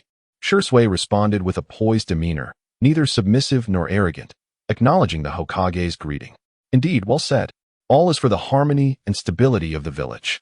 You should be granted a period of rest, but upon hearing this, Shisui sighed inwardly, realizing there was indeed a matter at hand. Please, Hokage-sama, feel free to command. It is not of grave importance. I recognize your loyalty to the village and your resolve to mend the rift between the Uchiha and the villagers. Let me speak candidly. His words left Shisui in a state of shock, the abrupt turn of events instilling a sense of impending doom. As you are aware, the Uchiha clan harbors discontent towards the village's current state. However, having been away for so long, you are likely more informed than the villagers about the conditions of the shinobi villages beyond Konoha. The situation in the Hidden Stone village is dire. While smaller locales are rife with suffering and starvation, do you not agree?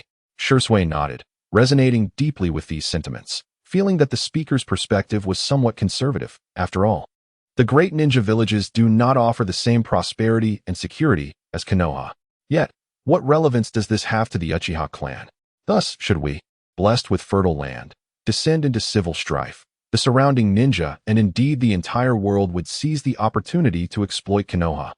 After all, who would not wish to take a bite? Civil war? Are you suggesting?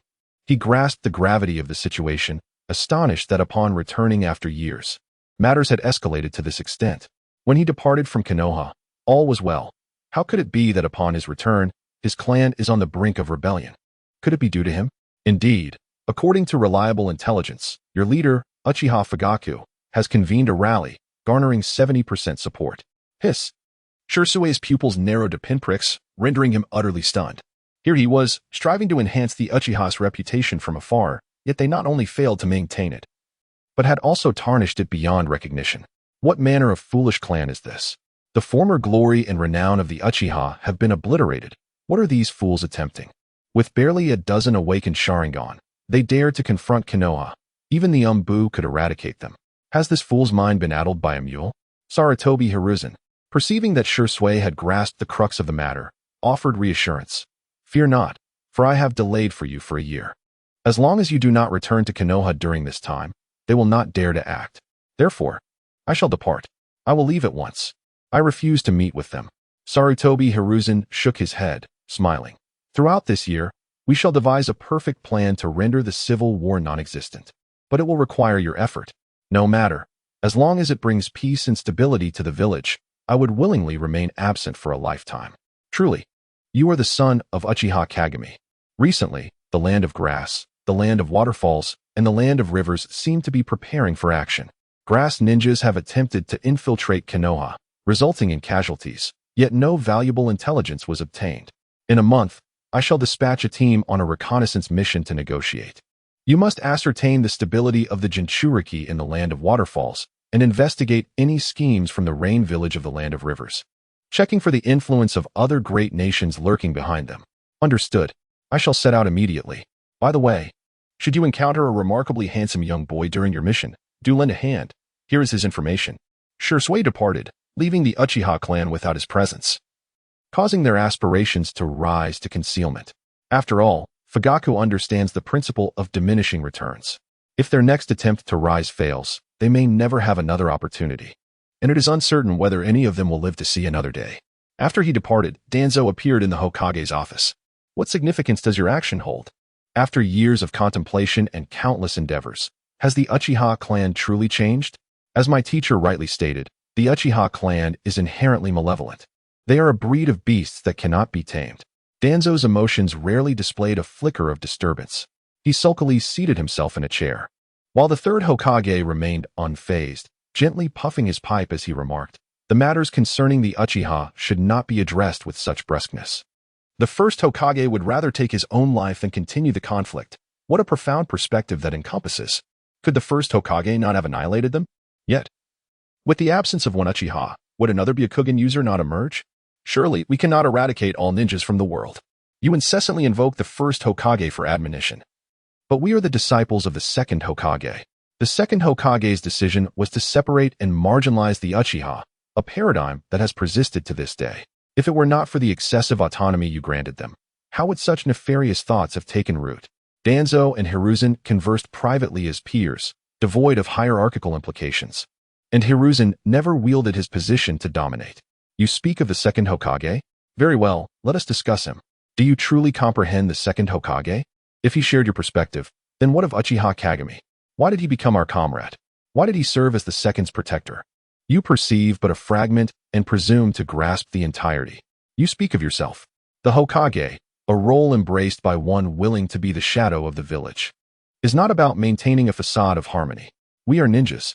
We are instruments of war, not feudal lords. What do you know of soft power? Huh, how utterly laughable. Hiruzen set aside his pipe, scoffing in response. Your mindset revolves around violence, a mere imitation of the Reikage. Do you believe that those impoverished under his command can survive without conflict? Is this what you desire? Our Leaf Village enjoys peace and prosperity where none go hungry. A state achieved through the tribulations of war. This is the very soft power you disdain. Danzo found himself momentarily silenced by Hiruzen's words. Indeed, apart from the Leaf, the living standards in other villages were somewhat lacking. He had to acknowledge that these were the fruits of Hiruzen's governance. Yet the thought of placing a ticking time bomb within the village haunted his dreams. But, spare me the buts. A year's time is precisely that, 1 year. Even if conflict arises, it will at least be a year from now. What will you accomplish in that year? Danzo could not fathom why Hiruzen insisted on waiting a year. What ulterior motives lay hidden in that time frame? Hiruzen shook his head and handed Danzo a document. After perusing it, Danzo was bewildered by Hiruzen's intent. The anonymous benefactor who donated 100,000 Ryo is Fukuhara Daiki. What? How is that possible? Danzo was taken aback. Although 100,000 Ryo was not an exorbitant sum for them, its origin from Fukuhara Daiki rendered it astonishing. He was merely a child. Even if he had earned some money, it likely amounted to that sum. Why would he refrain from spending it on himself and donate it all instead? You always believe that no one can remain indifferent to power. What about wealth? As for what I have been waiting for this past year, to be candid, I am uncertain of the specifics, yet I am acutely aware that a year must pass, a sensation akin to anticipating a miracle. I initially thought that Fukuhara Damu would be that miracle, but his chakra issues cannot be resolved in just a single year. Thus, I found myself observing Uchiha Shisui, Uchiha Itachi, and even Kakashi. However, upon suddenly encountering this new information, a flicker of hope ignited within me that a miracle might indeed unfold for Damu. By the way, he has taken Koga as his mentor and has received the Guardian Seal. After listening to an extensive monologue, Danzo was ultimately unsettled by one particular statement. He abruptly rose to his feet, incredulous that this child had chosen a cripple as a teacher and even signed a Guardian Seal. Wasn't he that feudal? I myself do not possess a Guardian Seal. Hizashi, witnessing his envy of unattainable grapes, burst into laughter, his spirits lifted significantly. Yet, mere moments later, he despondently remarked, I do not possess one either. Ha. My existence concealed in the shadows is quite normal, yet your unwavering kindness is truly laughable. Ha. Indeed. It is laughable. Damu's words are remarkably precise. Alas, perhaps the more complex a person is, the more challenging it becomes to earn the trust of others with their lives. Koga. Forget it, at our age. It is too late for him to improve. The purpose of sharing this information with you is to convey that the flame of our village must not extinguish. I will not inquire into your actions, but do not let them reach him. Danzo gradually subdued his laughter, sighing. I hope he does not seek vengeance against me. The night in Konohagakure once again descended into tranquility and peace, with its inhabitants blissfully unaware of how perilously close they were to war. So close, in fact, that the mere entrance of an individual into the Uchiha district could ignite the conflict, and no one knew what the aftermath would entail for the village. Although only a handful of Uchihas had awakened their Sharingan, all of them could employ the unique ocular technique, Izanaji. This technique, exclusive to the Uchiha clan, can render adverse events occurring within a certain time frame as if they had never transpired. While it is a one-time jutsu, its prevalence is alarming, and as the war escalates, the sensation of suffering grows, leading to more Uchiha members awakening their Sharingan. Thus, this conflict is destined to commence without a clear foresight of the path ahead. Meanwhile, the vigilant Fukuhara Damu remained oblivious to the power of his small butterfly. He was engrossed in analyzing his data panel. Physical strength, 25, lower ninja 50. Middle ninja 100. Reaction, 25, lower ninja 50. Middle ninja 100. Wisdom, 80, lower ninja 20. Middle ninja 50. Upper ninja 100. Talent, mastery of culinary arts, profound comprehension. Whirlpool physique, minor senju cells bloodline limit. Would release, incomplete, Total chakra. Upper ninja level. Capable of reaching shadow level. Chakra attributes. Wind, fire, lightning, water, earth, wood, incomplete. Unknown skills. Culinary arts LV9. Fishing LV5 ninjutsu. Special technique chakra extraction LV3. 5 nature great burst S-class LV1. Body technique. Shadow clone. Substitution. Transformation. LV1. Advanced body technique. Binding. Instantaneous. Invisibility. LV1. Items. Flowing star meteor blade B class. 1 lucky peach. 1 unfortunate coin. 2 beginner ingredient packs. 1 lucky fishing rod. Complete set of cooking utensils. 378. 000 Rio. The revolution has yet to succeed. Damu must exert more effort. Sitting upon a large stone, he gazed at the shimmering surface of the distant lake. Recalling his master's words regarding chakra analysis, connecting the dots of fine chakra control within himself, he pondered that since this ominous chakra lacked a discernible pattern, he might as well utilize it as a chakra bomb. Damu felt that if he could emulate the application of the Rasengan, he might indeed wield remarkable power. With this thought, he commenced his research. First, he examined the trajectory of the Rasengan, though he did not comprehend the intricate principles. Controlling chakra within his palm was the initial step. He began to cautiously manipulate the ominous chakra to surge forth from his palm. However, regardless of his efforts, the moment the chakra formed a closed loop, it became exceedingly unstable, and controlling it proved increasingly arduous. This chakra resembled a thrown die, with its composition varying each time it manifested, and this ratio continued to change over time. He likened his chakra to a strand of hemp. While it was manageable when extending straight, entangling it or tying knots would yield a myriad of effects. Based on his observations, an excess of the golden component would incite chaos, while an abundance of the pink component would induce tranquility. The golden aspect resembled explosive material, whereas the pink appeared akin to a non-Newtonian fluid. There was also at least one more component, seemingly an adhesive, which bound his other 2 discordant elements together. Might one serve as an attack, another as defense, with the remaining one as healing? Could it not be said that he himself constituted a small team? Should he strive to enhance his clone technique to produce 3 clones? Given their previous tendencies, they would likely prefer not to coexist. Who goes there? Show yourself. Just as he delved into the utilization of his chakra, he sensed a vague intuition. Something had intruded within his 100-meter radius. This was the limit of his perception. Although it was faint and indistinct, he was certain something had entered. With a sudden shout from Damu, Gujia instantly entered a state of combat readiness. In less than a second, his katana was already positioned protectively between himself and Damu, showing no signs of having been asleep. This battle awareness was deeply ingrained within the old soldier's very bones. Once he steadied himself, he sensed a shadow approximately 80 meters away. Breathing out, he tossed a handful of kindling powder into the fire, causing the now dim flames to blaze fervently once more. I am Uchiha Shisui, and I hope you will excuse my late-night visit, he announced. Gujia, however, did not let his guard down, remaining vigilant until Shisui gradually revealed his silhouette, at which point he recognized the token and let out a sigh of relief, replacing his serious demeanor with a warm smile. Ah, little Shisui, have you returned? Gujia exclaimed. Yes, I have returned, but I must soon depart again. I happened to pass by and thought it prudent to pay you a visit, Shisui replied, acknowledging Gujia's presence with a hint of admiration. Gujia resumed preparing a pot of water over the fire, inviting eagerly, Come, let me introduce you. This is my apprentice, Fukuhara Damu, and this is the descendant of my friend, Uchiha Shisui, a true bearer of the will of fire. Although Damu was unfamiliar with Shisui, he dutifully greeted him. Hello, Uncle Shisui. Ah, haha, greetings Damu. Just call me elder brother, Shisui responded, feeling a bit awkward at being addressed as uncle, as he was only a little over 10 years older than Damu. Oh, is that so? Hello, elder brother Shisui. Damu complied with obedience.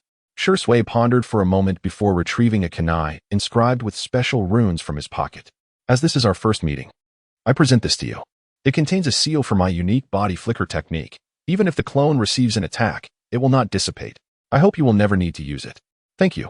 This is truly precious. Thank you. Damu exclaimed gratefully. Gujia watched his apprentice with a satisfied smile. Pleased that Damu could detect Shisui's presence from 100 meters away, an impressive feat not everyone could achieve. Damu, how did you notice Shisui? He inquired. Faced with the question, Damu struggled to articulate his thoughts in professional terms. Well, it was a feeling. I can't quite explain it. It was as if something was there. I apologize, I just had this vague sensation. Shisui nodded, exchanging a knowing glance with Uchiha. It may be due to your exceptionally developed sensory abilities. I have heard that you are unable to use ninjutsu. Perhaps you should consider using mental illusions for your attacks. Illusions? Uchiha mused, then recalled why Shisui was aware of Damu. Why do you know this? It was the Hokage who mentioned that if we ever met, I should lend assistance. I didn't expect to encounter you so soon. It truly is fate. By the way, I have also reviewed your profile, which is how I came to know about your unusual chakra, Shisui explained.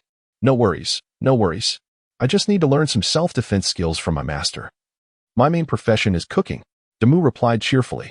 Hearing Damu's words, Shisui felt a sense of admiration for the young lad, who was not blinded by power and possessed the wisdom to discern what truly mattered at such a tender age. Unlike many of his own clan members who were oblivious to their fortune. Being a chef is wonderful. Never worry about losing the military rations on the battlefield. Little Shisui has also become humorous. We've all grown up. Uchiha chuckled along, while Damu remained utterly perplexed by the joke, unable to discern what was amusing.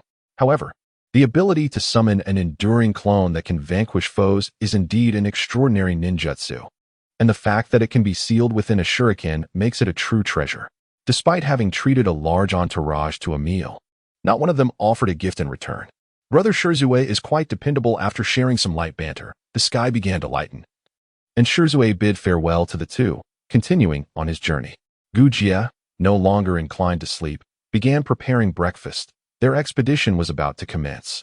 Crossing the river, they exited the confines of Konohagakure, a region rife with violent confrontations, where Damu would truly witness the brutal side of a ninja's existence. Once they were ready, they set off again. While crossing the river, Uchiha insisted that Damu refrain from using the bridge, compelling him to traverse the water's surface using chakra.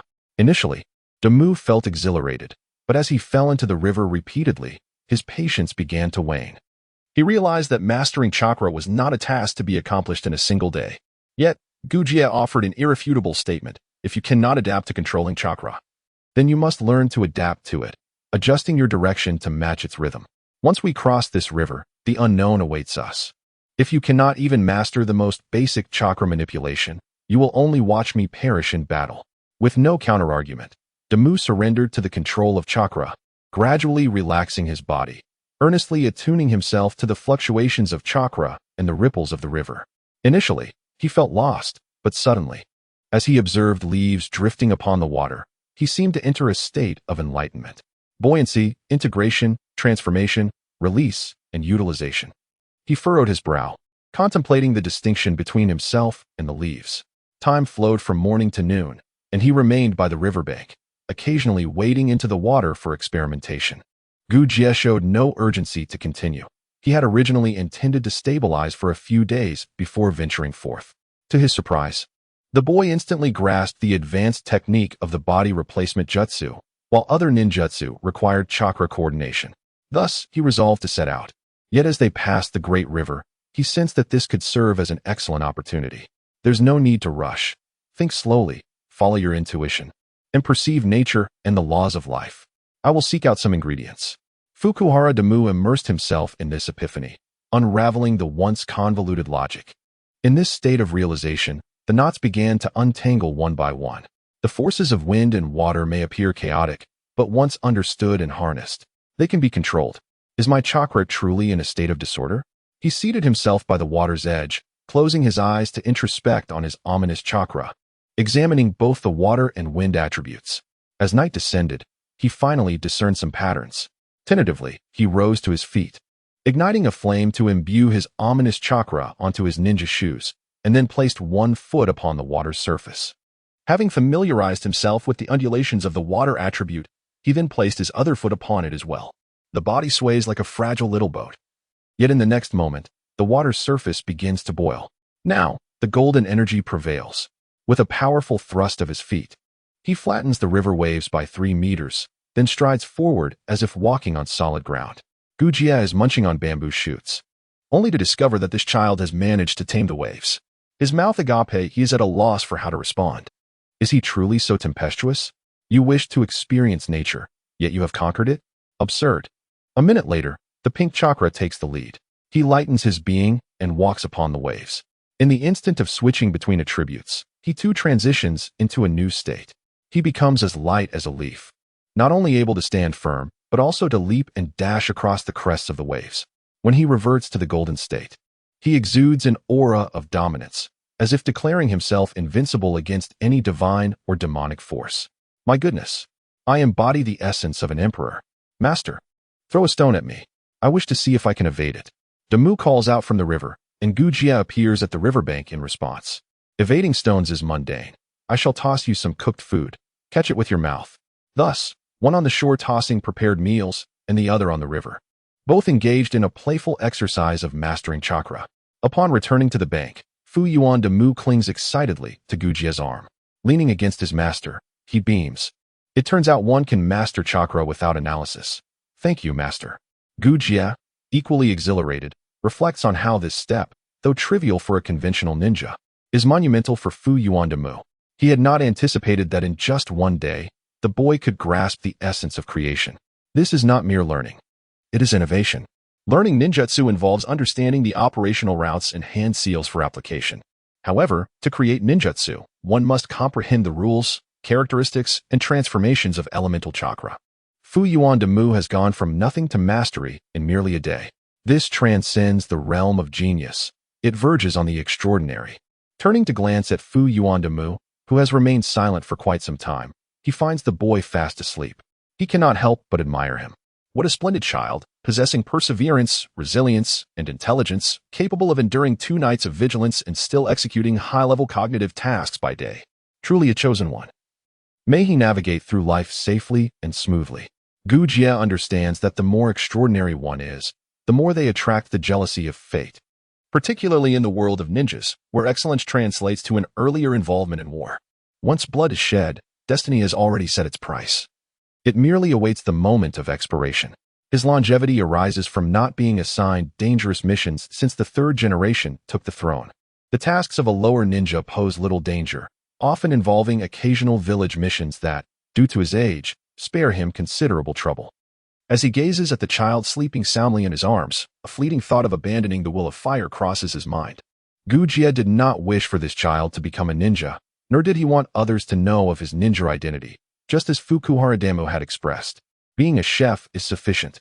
Live a peaceful life, he thought, deciding against teaching him advanced ninjutsu, believing that this would preserve the boy's innate talent. Should a catastrophe ever befall Konohagakure, he hoped that Damu would not meet an untimely demise in ignorance. However, could such an exceptional child truly blend into the crowd? With his innate talent for sudden enlightenment, he might very well create his own ninjutsu in the future, which could be even more terrifying. Gujia found himself ensnared in deep conflict, uncertain of how to guide Damu's future. As a first-time teacher and mentor, he held himself to high standards. Having recently revived his long-neglected self-developed ninjutsu, years of accumulation had allowed his chakra reserves to surpass that of even the Kage level. His most advanced technique had been a B-rank water release, complemented by the illusionary and sword techniques of the Konoha style, known as Konoha flow sword technique, Willow. Under normal circumstances, this would suffice, yet he felt it was woefully inadequate. The techniques imparted by the second Hokage could no longer keep pace with the era of rising geniuses. For the sake of Fukuhara Damu, he resumed work on an S-rank ninjutsu he had partially developed. This technique would integrate ninjutsu, swordsmanship, and illusion into a continuous assault skill. After years of diligent study, his understanding of these 3 arts had reached profound depths. He envisioned a move that could instantaneously drain the chakra of a Kage-level opponent, transforming it into exquisite petals of water that would scatter in the air, each petal imbued with lethal blade energy. As the enemy, ensnared in an illusion, suffered countless cuts, the remaining chakra within them would be triggered to explode. He had devoted half his life to this creation, initially hindered by his lack of expertise in illusion and sword techniques, and later by insufficient chakra reserves. Now he sought a pivotal moment to fuse all 3 elements together. On a long, sleepless night, he cradled Damu while gazing at the shimmering river reflecting the bright moon, and an image of Damu conquering nature spontaneously surfaced in his mind. Suddenly, inspiration struck him, as if his mind had been kissed by an angel. Yes, it was the missing element, an unyielding force. Ah, you are truly my treasure. I shall name it after you. Thus, it would be called Mu's Thousand Illusions, Moonshadow Kill. In the days that followed, they journeyed slowly towards the neighboring country while training. 3 months passed, and Fukuhara-dama's knowledge of ninjutsu and culinary arts grew exponentially. He absorbed Gujie's teachings like a sponge, ceaselessly soaking up the nourishment. Gujie transitioned from initial delight to an overwhelming sense of fear. He knew that once Dama began with the question why, the Mu-style inverted sentence structure would soon follow. Moreover, as Dama's knowledge expanded, his inquiries grew increasingly sophisticated. For instance, he asked whether using a water dragon bullet followed by a lightning bolt to generate a large amount of hydrogen and then igniting it with a fireball would result in a hydrogen explosion. For instance, when employing lightning techniques against wood techniques, would it imbue the latter with the ability to dispel illusions and inflict harm upon spiritual entities? Additionally, is it possible to soar through the air by merely stepping upon it when the atmosphere is unsuspecting? The inquiries posed by Damu grew increasingly challenging. For instance, in the realm of chemistry, he was utterly unfamiliar with the concept of hydrogen or what a hydrogen explosion entails. It was only after Damu elucidated the composition of molecules that he began to grasp the matter, albeit to a limited extent. From that point forward, discussions about spiritual entities, summoning spirits, sword flight, and the art of controlling a flying sword to strike from afar left Gujie in a state of bewilderment.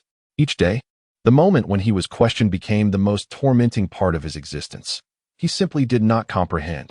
To articulate his feelings, Gujie lamented. As a mere low-ranked ninja of a millennium, how can I respond to questions reminiscent of doctoral-level examinations? If I cannot even decipher the problems, how am I to provide answers? However, as a teacher, feigning understanding was not an option. Thus, when confronted with questions he could not resolve, he would divert the conversation towards culinary matters. His reasoning was straightforward. In his own domain, he could not be bested. Initially, he thrived in this approach, discussing the characteristics of various plants, how temperature variations could diminish nutritional value, and the aromatic combinations resulting from specific pairings. Gujie gradually regained his dignity as an educator. Yet, as time progressed, he discovered that this child possessed not only a remarkable aptitude for ninjutsu but also an impressive mastery of the culinary pairings he had spent a lifetime studying. Suddenly, he felt a sense of inadequacy, a profound injury to his pride. He even began to resent the vow he had made to impart knowledge. Was it not preferable to pursue advanced learning himself?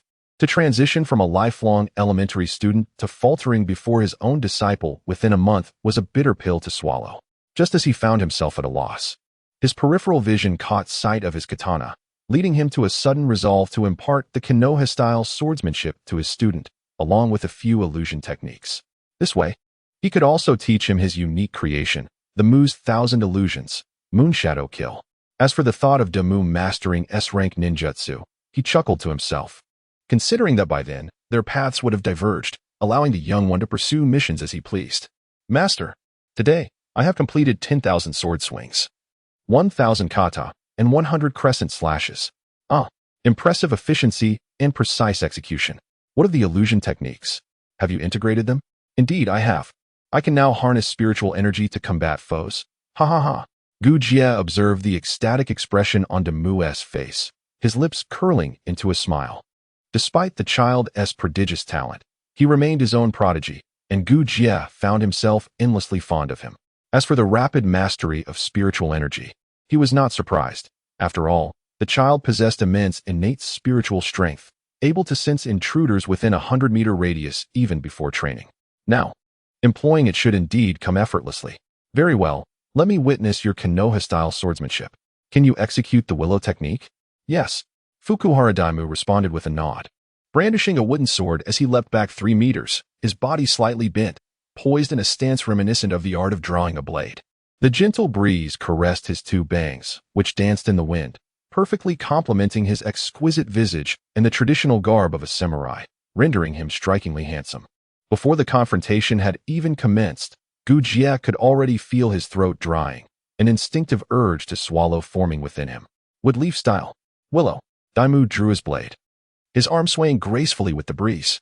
His hand, his sword, and his bangs all moved in perfect synchrony, and soon, multiple identical figures of Daimyo emerged, transforming into a willow tree swaying in the wind. Crack! The illusion shattered, and Daimyo found himself behind Gujie. Clap, clap, clap. Gujia applauded. Well done. You've even managed to enhance it, initiating the illusion while leaping back. Such a clever progression, my dear rascal. Gujia's tone shifted, drawing closer to Daimu's accent. He endeavored to maintain his composure, yet he eventually realized that he had forgotten what a normal accent sounded like. I surrender my resistance.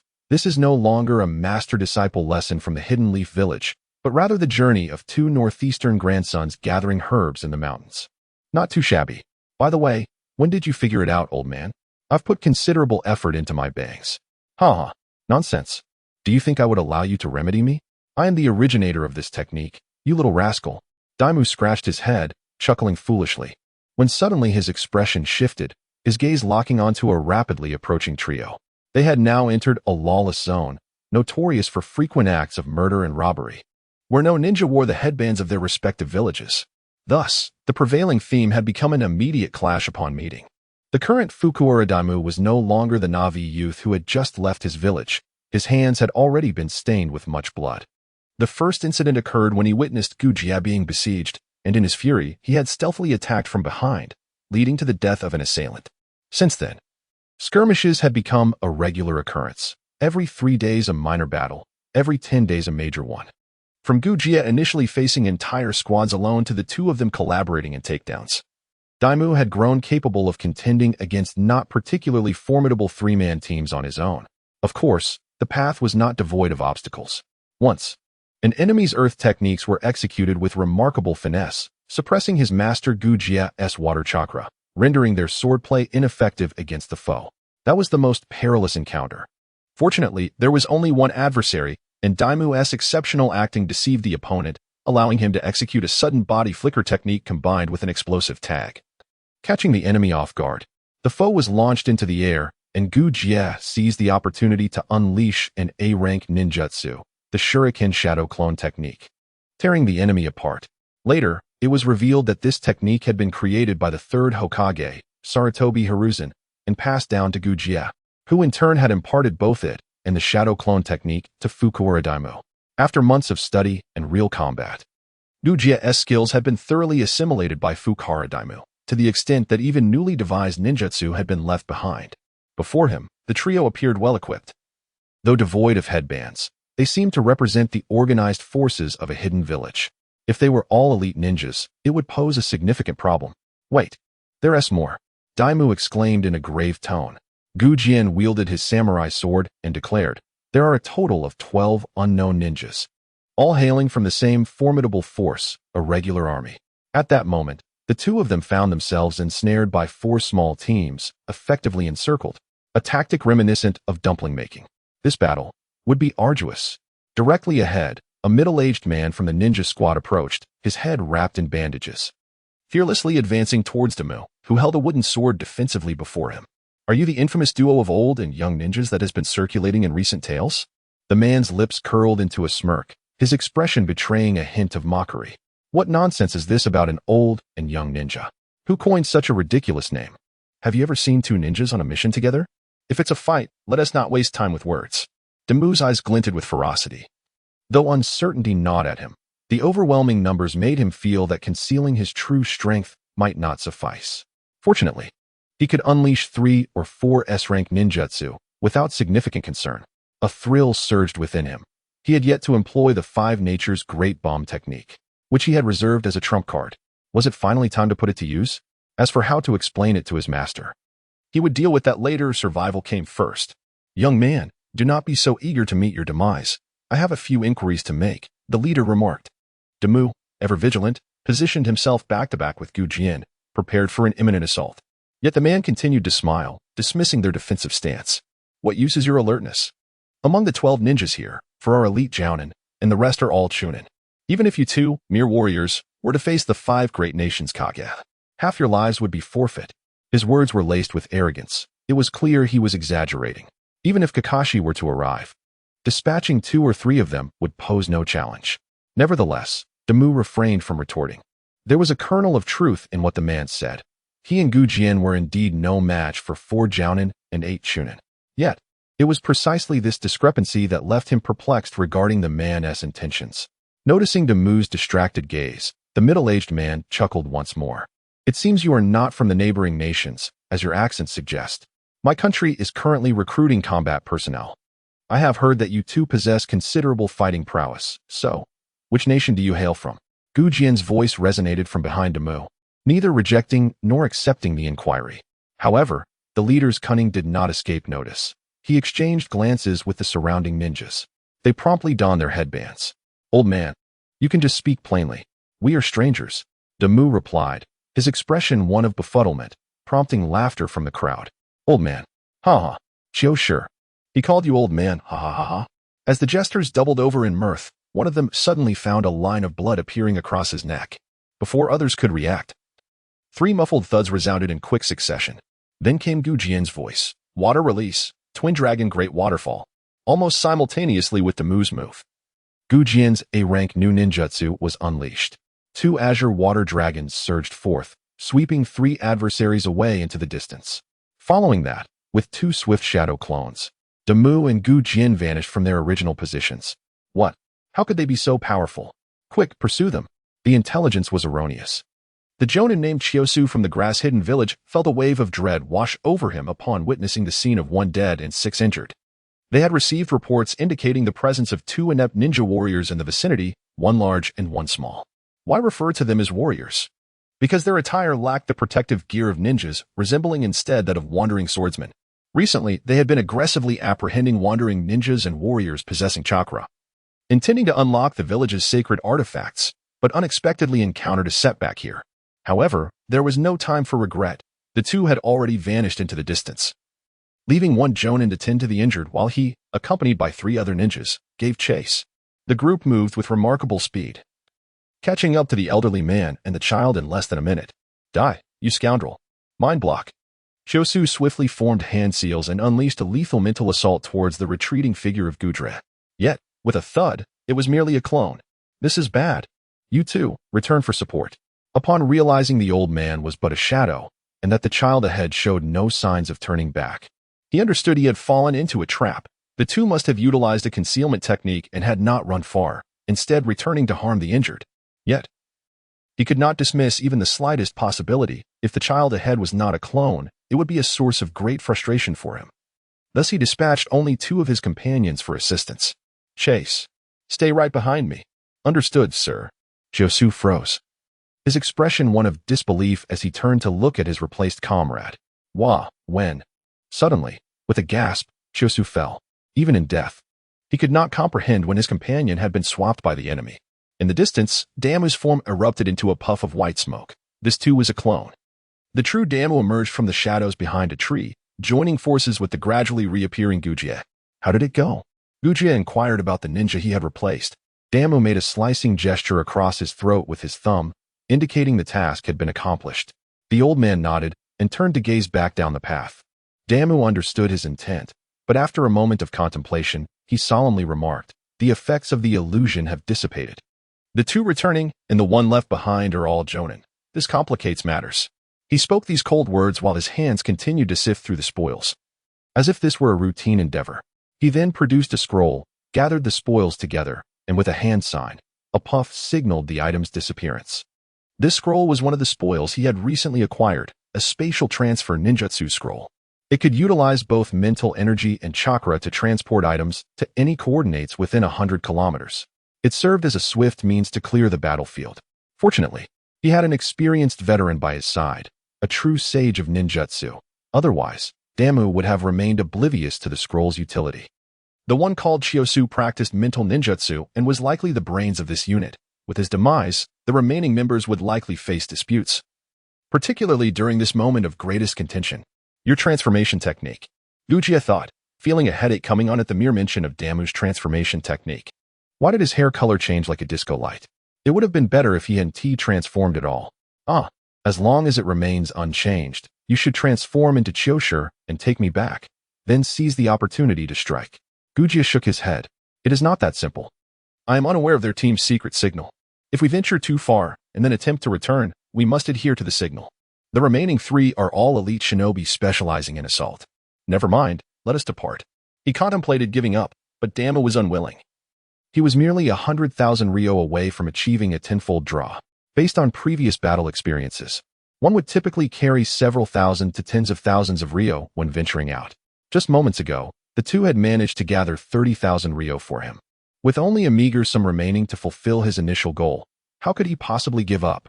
No, we cannot let them call for help. They are aware of our strength. If we allow even one to escape, we shall face an inexhaustible pursuit. When the elite and special J-nin come after us, it could mean our end. Gujia furrowed his brow, contemplating the situation, and found no fault in this reasoning. Then it shall be. A forceful kill. It is Chiyoshir, the password. Do you wish to perish? Calm your spirit. Wait. Do not let them escape. Just as Chiyoshir was about to unleash a powerful technique, a J-nin stepped forward as a mediator. The white-haired one who inquired about the password remained vigilant. Another stout individual did not let his guard down either, his gaze fixed intently on Chiyoshir, who was returning alone. Sensing the tension in the air, the mediator continued, I did not expect such substantial losses. Liangjie. Is he dead? Chiyoshir nodded, and at that moment, the three guardians of the injured launched their attack ninjutsu, instantly tearing Chiyoshir apart. Heh, Liangjie is I myself. You impostor, the mediator smirked, reveling in his cleverness. However, the white-haired one did not relax in the slightest.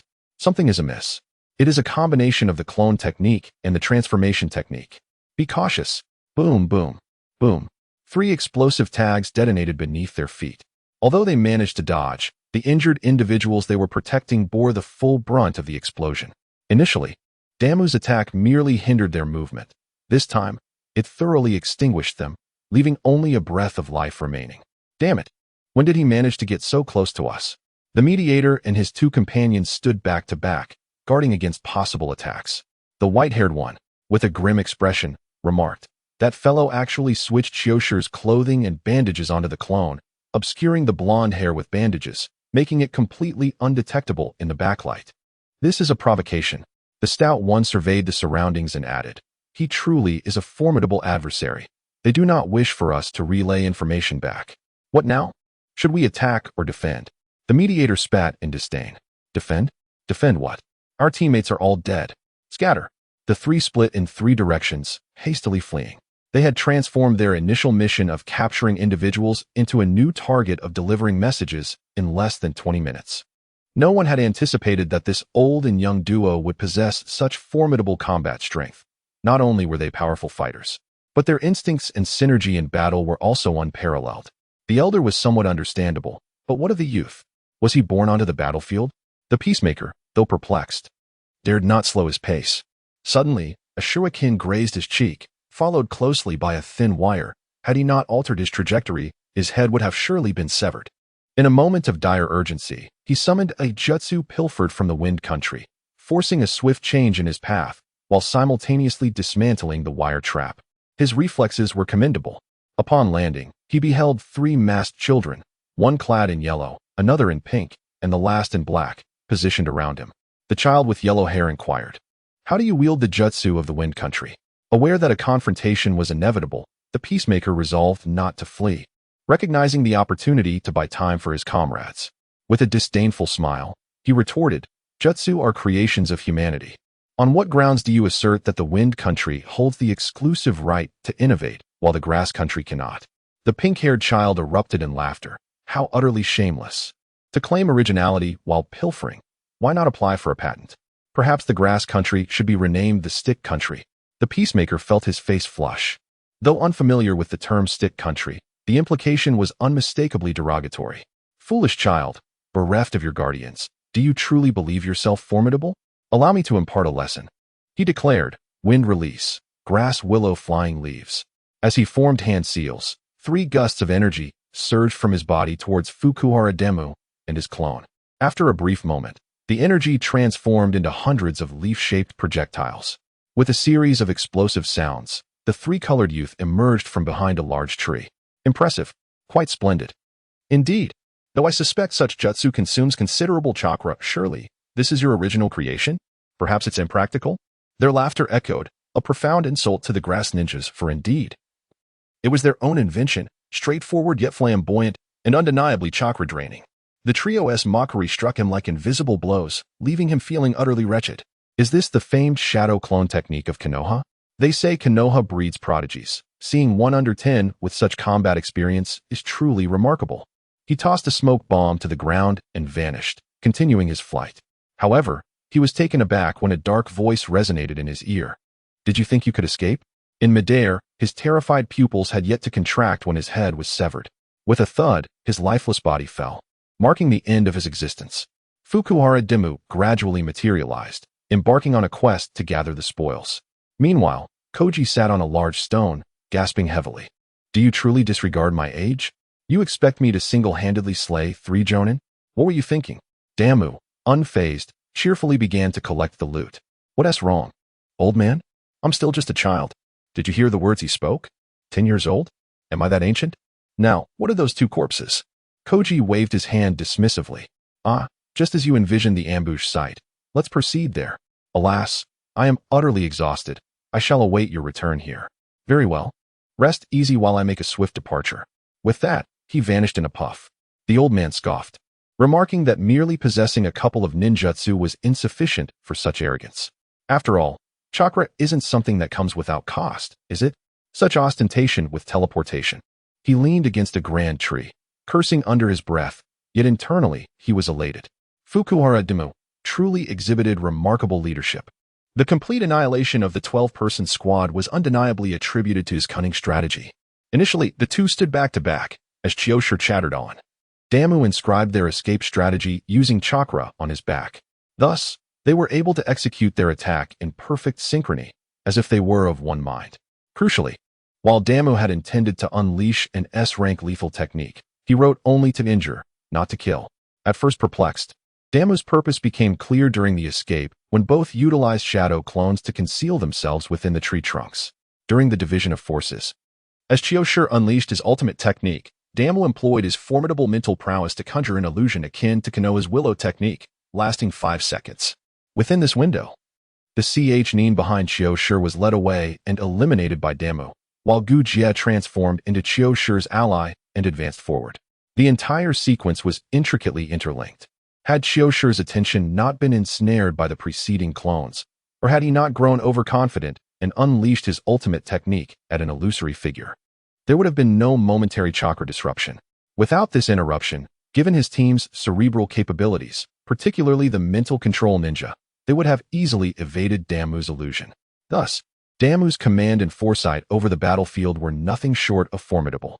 Were it not for this, Gujie would not have been overly astonished, for he had long accepted the notion that Damu was indeed a prodigy. However, the true challenge lay in the second phase of the annihilation. To Gujie, this seemed like a dream. In his estimation, 3 individuals alongside 6 injured comrades who were barely mobile were hardly a match. Even if victorious, one would inevitably escape. J-nin is not a mere cabbage, standing there to be sliced. Damu, however, exploited the inherent flaw of human nature, complacency. It could be said that whether it was the bandaging of Chiyoshiro or the explosive tags, all were accomplished solely by him.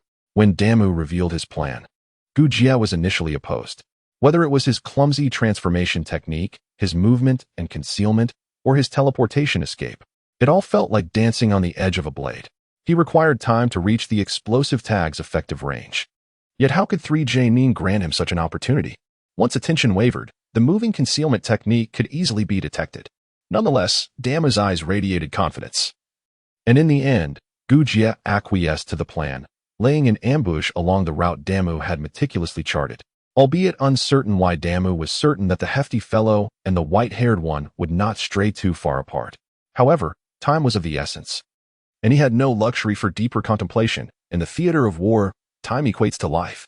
Ultimately, his clone discerned Damu's grand strategy with crystal clarity. He first utilized a transformation technique to assume the appearance of Chiyosu, then employed a shadow clone technique to don Chiyosu's attire, wrapping a bandage around his head to achieve a semblance, though the subtle differences were considerable. Damu instructed his clone to approach the trio, following the path of sunlight, but as anticipated, was halted. However, the hot-tempered Chiyosu was ready to unleash his ultimate technique when a mediator intervened, effectively capturing the attention of the 3. They needed to identify him, and just as they were formulating a strategy, Damu's true self, cloaked in invisibility, moved stealthily closer, preparing to strike. Subsequently, the trio unleashed their ninjutsu to tear apart Chiyosu, while Damu's explosive tags proved effective. The trio, cautious and free from the burden of a middle-tier ninja, decisively chose to return to the city to relay the message. As Damu had predicted, the chubby one and the white-haired individual dispersed only to converge again, heading towards the ancient ruins. Everything progressed smoothly, akin to a dream. Uchiha unleashed an S-rank Moonshadow kill, successfully eliminating the two, and swiftly claimed the final head. It is worth noting that this location had been predetermined by Damu. Ah, old man, you really can't comprehend the maneuvers of the younger generation anymore. Hehe. If you find it perplexing, just ask, who are we to each other? Just as Uchiha concluded his reflection with a sigh, Damu had already returned. The expression on his face was as if flowers had blossomed, indicating a bountiful harvest this time. Now, what can you tell me about these two ambush points you set? Damu gestured with his thumb towards the elder. It seemed he had thoroughly analyzed everything beforehand. Truly, my master is impressive. Stop flattering me, just speak. Both individuals were in high spirits. Damu pointed to the ground beneath them, then gestured towards the depths of the forest. Look, these two locations actually form a straight line, precisely aligned with the direction they approached from. Moreover, when we initially positioned ourselves, this was the most prevalent direction. Uchiha was perplexed, questioning why the return path had to mirror the approach. Noticing his confusion, Damu drew a diagram on the ground. See, this represents us. Behind is the canyon. Ahead is the forest, and to the right within the forest flows a great river, which we traversed. They emerged from the forest, positioned to your left front, while our direction of attack against Josu was to the right front. He illustrated their positions, indicating the ambush point to the left front of the forest. The first ambush point you occupy lies along the extended line of their exit. Thus, if they wish to return, they will inevitably move in this direction. How do you know these two will reunite? He asked, grinning. Because they share a close bond. Nonsense. How could you possibly know they have a good relationship? Uchiha appeared agitated. This was sheer nonsense. How could one ascertain the nature of their connection if they were not acquainted? Hey, don't be so hasty. Let me explain. These two accompanied Josu on the offensive, and later were instructed to provide support, correct? Indeed. Now, there were a total of 4 high-ranking ninjas. Josu led the charge, leaving behind the one named Liangjia instead of taking one of the others. Have you pondered the reason for this? Couldn't it be random? Damu shook his head solemnly. The captain bears the weight of responsibility. His pursuit of the team cannot be left to chance. Moreover, interpersonal relationships play a crucial role. Among the assault team, familiarity fosters seamless collaboration. It is evident that these two individuals have been bound together in their 2 previous actions, suggesting either a close bond or a synergistic technique. Should the captain choose to separate these two, even for the sake of the mission, it would imply a deliberate intent. Both are formidable assault-type ninjas. What justification exists for their separation? Uchiha found himself momentarily at a loss. Indeed, why would they be separated at such a critical juncture? As the battle looms closer, the captain would exercise greater caution, unwilling to dissipate their combat efficiency for trivial motives. Convincingly persuaded, he gestured for Damu to continue. Having accepted the premise that these two would converge at this extended juncture, the second ambush point became clearer. He connected 3 points to form a triangle, indicating the area beyond the second ambush point. My speed, coupled with the body flicker technique, can barely reach this position. Any further would prove taxing. Hence, I shall launch my assault here. Moreover, through strategic positioning, I can subtly suggest to him that, in his moment of flight, he would instinctively gravitate toward this ambush point. The first point, this direction aligns with their approach. The second point, previously traversed paths inherently evoke a sense of security. The third point, this route represents their quickest means of departure. Thus, with sufficient suggestion, countless rationalizations will comfort him in believing that this path is indeed the correct one. With a clap of his hands, Damu beamed at his creation. That concludes my explanation. Uchiha applauded earnestly for Damu. As long as you remain unscathed, a prominent figure in the ninja world awaits you. Your grasp of human nature and battlefield acuity surpasses my imagination. It is truly remarkable. Damu, grinning sheepishly, suddenly interjected, it's not as complicated as it seems. Even if my reasoning is flawed, it's of no consequence. Uchiha's eyes brightened. He hadn't anticipated that this young man possessed a contingency plan, making him even more impressive. To conceive so many ideas in such a short span was commendable. Yet he had a fallback strategy as well. Do share, Uchiha urged. Well, if 2 individuals charge at me, I would employ the kunai gifted to me by Brother Shisui. It may not kill them, but it will certainly delay their advance until you arrive. Once you're here, a 2-on-2 scenario will be a straightforward affair, and the plan will unfold seamlessly. Uchiha reflected, realizing the truth in Damu's words. The shuriken from Shisui could summon several of his clones, which would not vanish upon defeat. As Damu stated, while it might not prove fatal, it would effectively delay the adversaries until reinforcements arrived. He gave Damu a thumbs up. In truth, Damu had not been entirely forthright. He initially envisioned using the 5 ninjutsu Great Barrage if 2 opponents approached him, subsequently explaining Jisui's prowess to the elder. With their tumultuous encounter with the 12 grass ninjas concluded, Damu and Uchiha made their way to the shelter of the cellar. In the chaos of battle, no hiding place could guarantee a peaceful slumber. As nightfall beckons the flames of a campfire, countless shurikens, their origins unknown, greet you with a silent salutation. The harsh realities of this region are beyond the comprehension of those nurtured in times of peace. Sin pervades the air, with heaps of white bones scattered about. The great trees of the forest standing as solemn witnesses, their scars bearing testament to the atrocities committed. Betrayal and malice thrive here, illicit dealings, human trafficking, and smuggling of goods, alongside vendettas and bounties, occur almost incessantly. Several nations, including the Land of Fire, tacitly acknowledge the existence of this place. For where there is light, darkness inevitably follows, and the only prudent course is to guide them together. Damu, are you there? Master. Damu cheerfully fiddled with various spoils, his response betraying an unmasked joy. Uchiha smiled at his playful demeanor. Ahead lay the Land of Rivers, and beyond that, the destination of your journey, the Land of Wind. Upon reaching the Land of Rivers, I must fulfill my mission. Oh, then I shall make my way to the Land of Wind alone. You complete your task and find me afterward. My aim is Sunagakure. I have heard it is abundant with gold sand, and I wish to see it. Uchiha pondered and sighed. Though Damu had grown strong, he still perceived him as a child. The thought of allowing him to embark on the journey alone stirred unease within him. Sensing his master's concern, Fu Yuan Damu approached and said, Master, a fledgling must eventually soar through the vast skies. I initially intended to traverse this path alone. Your presence merely provides me with a few additional assurances. He sat beside his master and continued, Over these 3 months, I have learned and witnessed so much. The world of ninjas is rife with cruelty, where vengeance intertwines with the thrill of killing, and where madness revels in murder. Hehe, these are sights unseen in Konoha. Likewise, with you by my side, I feel no fear. Your unwavering presence grants me a false sense of security regarding this world. Focus on your mission, and do not let my presence distract you.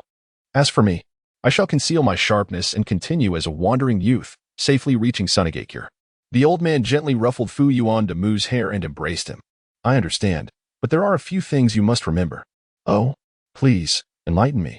First, the conditions in the Land of Wind differ significantly from those in the Land of Fire. There, strength reigns supreme, and the 4th Kazekage is a cold-hearted individual. Therefore, do not disclose your affiliation with Konohagakure. Damu nodded. Understood. Second, there is a child in Sunagakure whom you must avoid. He carries a gourd. And upon seeing him, keep your distance. Remember this well. All right. Third, should you encounter life-threatening danger, prioritize the kunai that Uchiha Shisui entrusted to you. His moniker, Shisui of the Body Flicker, holds great weight across various nations. Oh, what will happen if I use it? Well, you will either meet a tragic end or escape safely. With a sideways glance, Damu observed his somewhat awkward master, his expression seemingly communicating, Are you jesting with me? The moniker Stillwater in an instant was earned through bloodshed. Who could ascertain the existence and ferocity of his enemies in the Sand Village? Hence, the necessity to employ such a title during perilous moments. Ultimately, if death was imminent, did it truly matter how one perished? Master, your reasoning is impeccable. I find myself at a loss for words. Uchiha chuckled softly before continuing. And now for the 4th point, the final consideration. There's more? Please, do enlighten me. Uchiha pondered briefly to organize his thoughts, then stated, You aspire to earn a living through culinary arts, correct? Indeed, he affirmed. Then you must refrain from pricing your dishes as exorbitantly as you did in Konoha. Such blatant profit will incite the disdain of the locals. If you adhere to your previous pricing strategy, you risk being met with violent repercussions. To be struck would be fortunate in comparison. Rising from Uchiha's embrace, Damu engaged in earnest contemplation. It was imperative to earn money, yet his master's words bore wisdom. From the fragmented descriptions provided, Damu had begun to construct a mental image of the Land of Wind, or more specifically, the Sand Village, a place characterized by a stark disparity in wealth and rampant disorder, presided over by a merciless Kazekage who disregarded the welfare of the populace. Thus, it was clear that one could not simply waltz in and profit freely. Understood. I shall venture out for reconnaissance. Please rest. With that, he vanished into thin air. Gujie sighed once more and closed his eyes.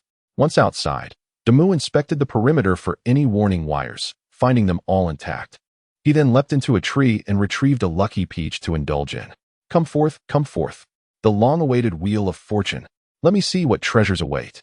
Bloodline limit, Byakugan, special prize. Probability, 2. 8 gates of Duinjia.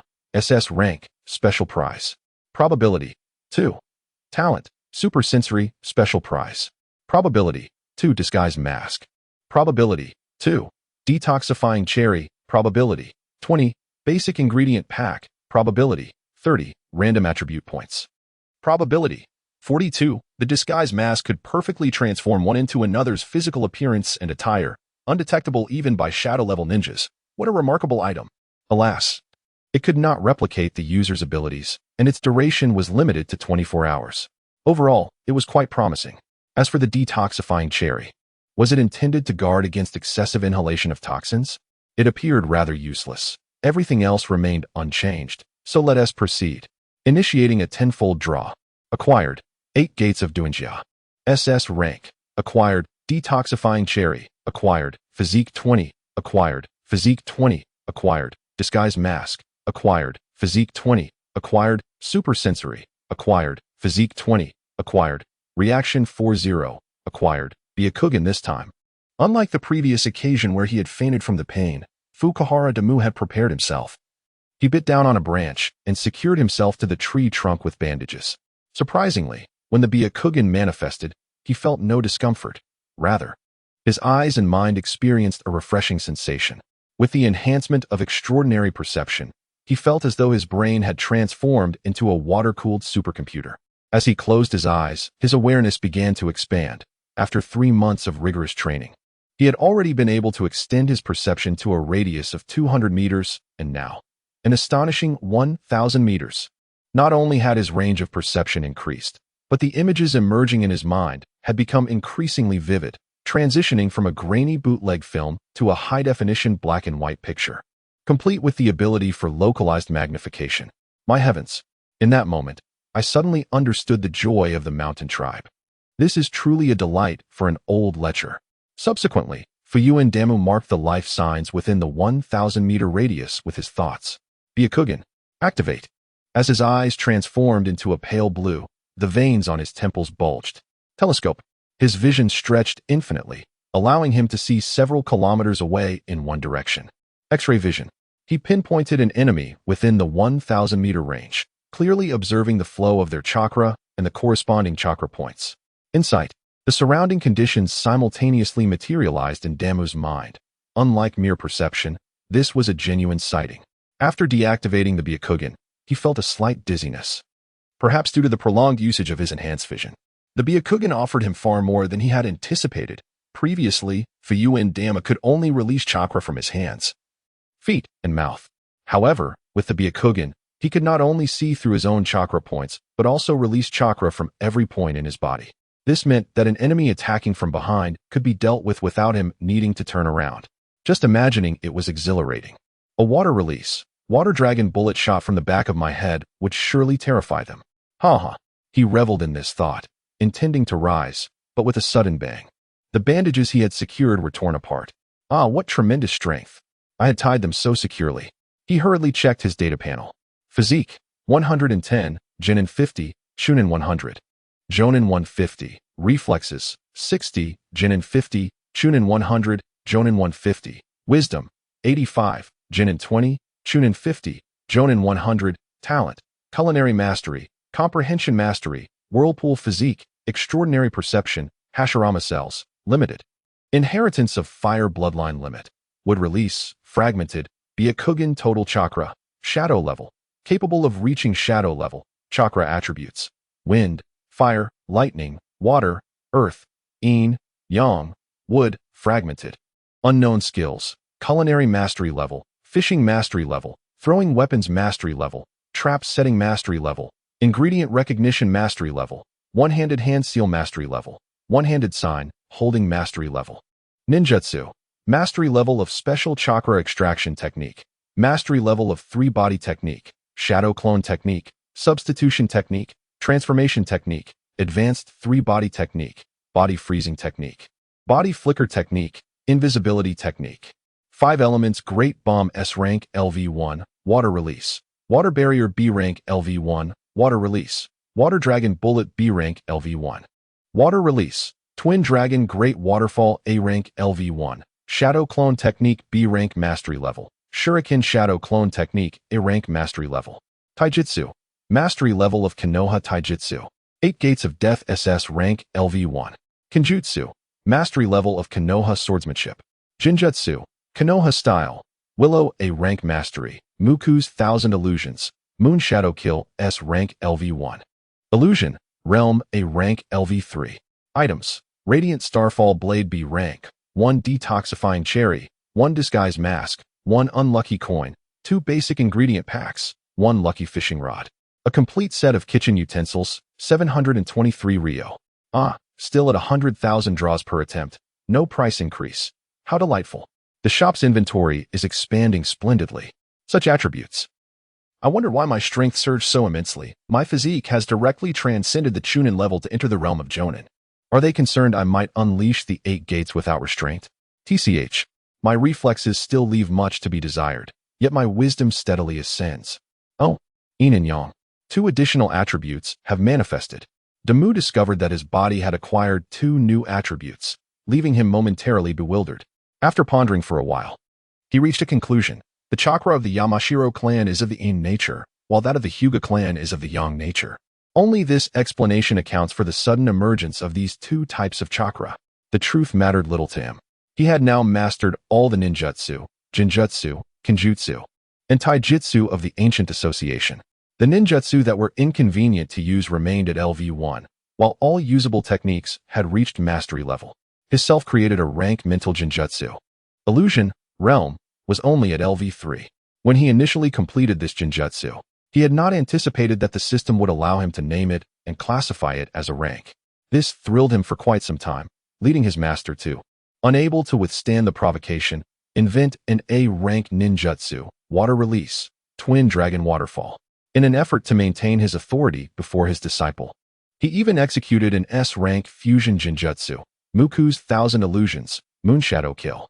It can be said that during the past 3 months of teaching Fu Yuan Damu, Gujie had nearly accomplished a lifetime of achievements. It was as if Damu had pressed the fast-forward button, compelling the elderly man, buried in the sands of time, to experience a renaissance. Despite being a genin, he performed tasks that rivaled elite jonin and even Kaga-level assignments, with multiple kilometers of rapid pursuits and lethal assassinations. One could surmise that the old man had not felt such exertion since the era of the second Hokage. There was no choice. He had successors now. He must set an example. He couldn't possibly rely on his disciple to save him after signing the guardian contract. One could say that Gujie was an elderly, disabled man experiencing both pain and joy. One of his calves was a prosthetic, and if one were to describe Gujie, he was indeed a formidable character. His prosthetic concealed explosives, and a blade was affixed to his leg bone. If one were to sever his prosthetic, he could not only stab but also detonate. Upon learning of this, Damu resolved to acquiesce to the old man's whims, for beneath the seemingly amiable exterior lay a core of ferocity.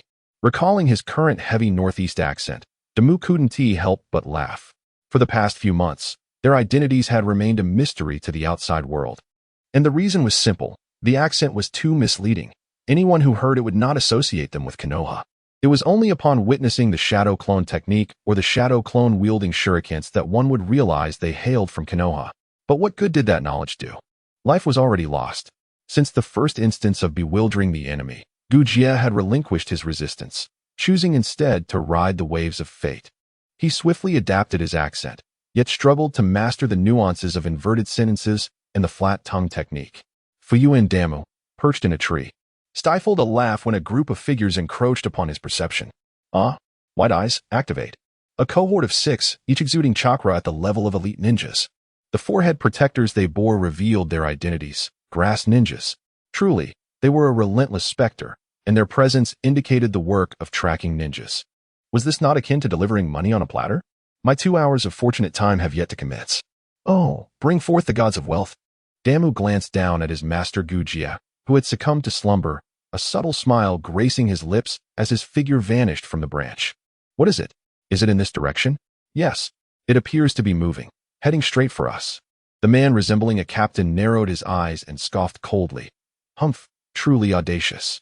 Just in time, I, the thunderous hand, am eager to discover which formidable entity possesses the audacity to obliterate our 4 search teams. Form the formation. Yes, every move they made was meticulously observed by Fu and Damu. With a mask adorning his face, his eyes sparkled with delight. Hehe, which skill should I practice? So many choices. Why am I feeling inexplicably exhilarated? Hehe. The captain led the 6 into a formation resembling a flying geese pattern, with the first position occupied by the captain, adept in earth techniques, serving as the focal point. The second tier consisted of 2 fire technique experts, while the third tier comprised 3 skilled in tracking, illusion, and medical ninjutsu. Collectively, the 6 possessed a diverse array of combat strategies, including assault, defense, ambush, and capture. Each member had their designated role, leaving no room for idleness.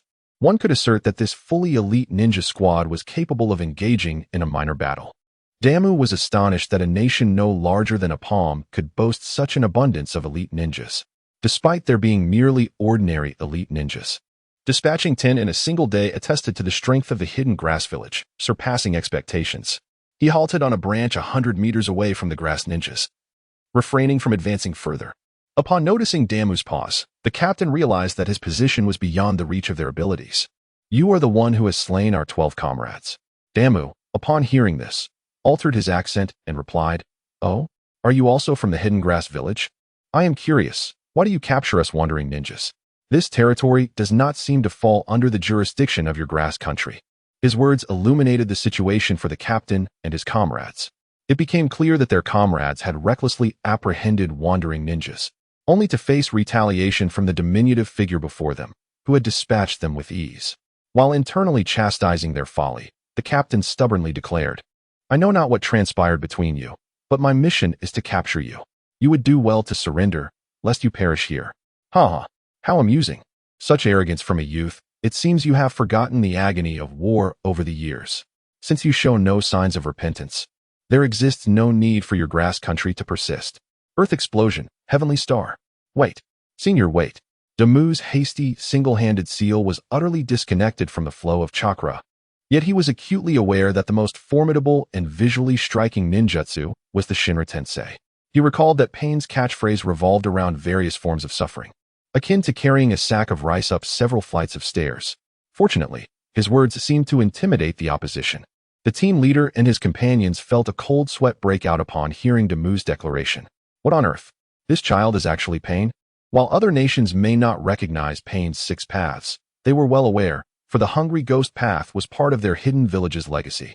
During a previous encounter, while scavenging corpses, they had been fortunate enough to witness the cataclysmic Shinra Tensei. It was simply insurmountable, and thereafter, the grass-hidden village had fallen silent, shifting to the trade of intelligence among various nations. With their village devastated, they had no choice but to engage in quick profits to sustain their livelihoods. Oh, are you still attempting to justify yourself to evade judgment for your transgressions? Damu's voice, rich and resonant, belied his youth. The team leader was now drenched in sweat, his mind racing. It was the female ninja in the third row who broke the stalemate. Senior, while this may sound inappropriate, the figure you have taken, the Hungry Ghost Path, belongs to our village. We hope you might consider our predicament and not hold it against us. This plea was futile. Damu's voice betrayed no emotion, leaving everyone in utter bewilderment. Fighting was undoubtedly futile, and escape was equally impossible. What a dreadful mess had the grass-hidden village stirred up.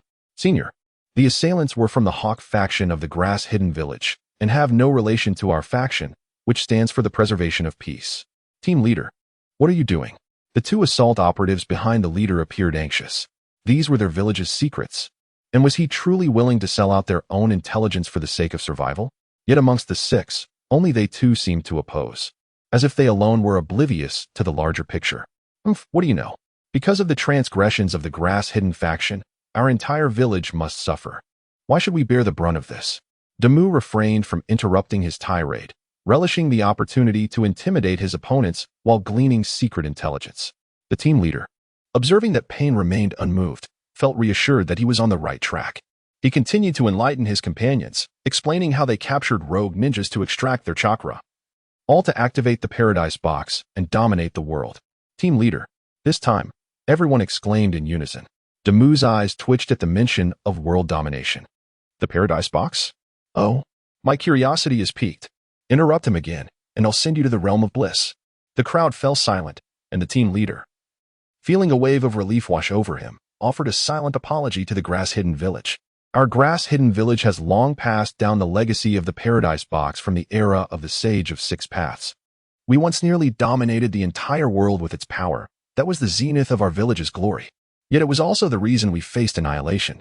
Presently, the grass-hidden village is divided into two factions. The warmongering grass-hidden faction, who are intent on siphoning vast amounts of chakra to satiate the Paradise Box, wishing to rule over the ninja world. A wish? Fukuhara Daimu interjected, and the captain nodded, explaining that the legendary box of ultimate bliss, once filled with chakra, could grant its possessor a wish, one that is guaranteed to be fulfilled. Their objective in the land of grass is to dominate the entire shinobi world, eliminating all who dare to resist. Goodness, Daimu exclaimed, this is akin to summoning Shinran from Dragon Ball, isn't it? Such bizarre artifacts exist even in Naruto.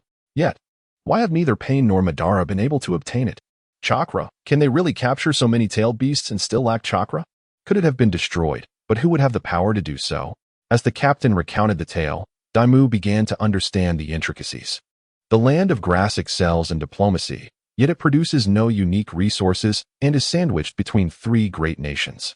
In this era of peace, with no major conflicts, they have become a hub for intelligence. In exchange for sharing information from various countries, they earn rewards and ninjutsu. They are in dire need, lacking money, manpower, and techniques, surviving solely through such means in the crevices of mighty nations. The grass realms and the grass blossoms are both part of the umbu of the hidden grass village. The grass blossoms are responsible for the village's security and diplomacy, while the grass realms handle more forceful measures and covert assassinations. Recently, the great nations have deemed the crime in this region too grotesque and wish to commission the hidden grass village to construct a prison. For the hidden grass village excels not in combat, but in sealing techniques capable of binding a target's chakra, which ignites spontaneously if chakra is utilized or if the individual moves a significant distance away. Thus, constructing a prison for high-profile criminals from several great nations here is most fitting. Ultimately, they selected the city of Kirigakure as the prison site, and the grass realms have been capturing wandering ninjas en masse, using this momentum to fulfill their objectives. Where is the box of ultimate bliss? I apologize, Senior. If the grass blossoms were aware of its location, they would certainly devise a means to destroy it. Hence, we are also unaware of where they have concealed it. Daimu nodded, having received the answers he sought. With only 10 minutes remaining before the effect of the lucky peach dissipated, he declared, leave all your belongings and vanish swiftly. Inform your leader, whatever your intentions, to remain discreet if they wish to avoid eradication now. I will be watching you. The group departed hastily, and before leaving, they learned from the tracker that he utilized keen senses and marked his chakra to achieve the tracking effect. With his Byakugan and exceptional perception, Fukuhara Daimu discerned that he spoke the truth. Ultimately, he spared the tracker, and the group fled into the vast night. Alas, my proficiency in this skill has yet to improve. Never mind. I shall continue to accumulate until I can effortlessly discard S-rank ninjutsu without a second thought and master it in one go. He collected the possessions of the group and noted that these 6 were indeed elite shinobi, casually amassing 150,000 ryo. Aside from a single ninjutsu scroll, there was nothing particularly remarkable among their belongings. 150,000. Should I purchase a peach for emergencies? I think I shall hold on to it for now. The peach pit must possess some utility, I suppose. Damu skillfully wielded his kunai to carve the small peach pit into an intricate hollow pendant, adorned with the zodiac sign of the rat. He threaded it onto a steel wire and hung it around his neck. Once I gather all 12 zodiac signs, perhaps I can summon the divine dragon. He returned to the large tree above the cellar, pondering why the scent of Gujie had not been traced while he had become the target instead. Cleaning up the traces of battle was Gujie's first lesson in entering the conflict zone. Moreover, he held himself to a strict standard, questioning where the oversight lay. Was it the bandages? Autumn's clothing? Even if reduced to ashes by his companions, could it still be detected? He realized the only difference was that his clone had traversed through Autumn's clothing and bandages, while the clone of Autumn had been directly torn apart and obliterated by those three companions, leaving no chance for recovery. Abandoning his thoughts, Damu unfurled a ninjutsu scroll to study. Simultaneously, the grass ninja team was embroiled in a heated argument over the earlier incident. Leading the discourse were two fire-style ninjas who deemed the captain's actions as treachery. The captain, however, maintained that his decisions were made to safeguard more innocent lives. The three others remained silent, refraining from participating in the dispute, as they were merely functional ninjas, lacking both combat prowess and verbal skill. Surviving was their primary concern. As the captain forged ahead, the two fire-style ninjas incessantly bickered. Approaching the village, the captain could no longer tolerate their chatter and prepared to turn back and engage them in a fierce altercation. Yet, a statement from the tracking ninja extinguished their fury. The amount of chakra. I can only sense a portion, but that portion alone is twice the total of our combined chakra. With that, he cast a cold glance at the three adversaries before making his way into the village. The other two swiftly followed suit, their figures vanishing through the gates. The captain sighed and shook his head, abandoning the thought of reprimanding his temporary subordinates as he turned to leave. Outside the gates remained the two fire-style ninjas. One, a cyclopean figure with a headband obscuring his eye, quietly remarked to the other, whose hands were wrapped in bandages, "Your actions could easily expose us." The bandaged man, initially displaying a defiant demeanor, gradually subdued his expression, gloom settling in as he replied softly, "No. Remaining silent is what truly exposes us." The cyclopean figure sighed, gazing at the gates of the grass village. It seemed the time had come once more to ally with the flowers of grass. Pain is far too formidable. Sigh. Let us go report to the master. Moments later, in an underground conference room, the captain and the tracking ninja knelt before a masked ninja adorned with a floral visage. I have grasped the situation you described. Harun, you acted correctly. The intelligence from our grass village can equally serve as leverage to negotiate for peace. Enzo, do you affirm the veracity of Pain's chakra? Enzo, the tracking ninja, nodded and elaborated. Indeed, my lord.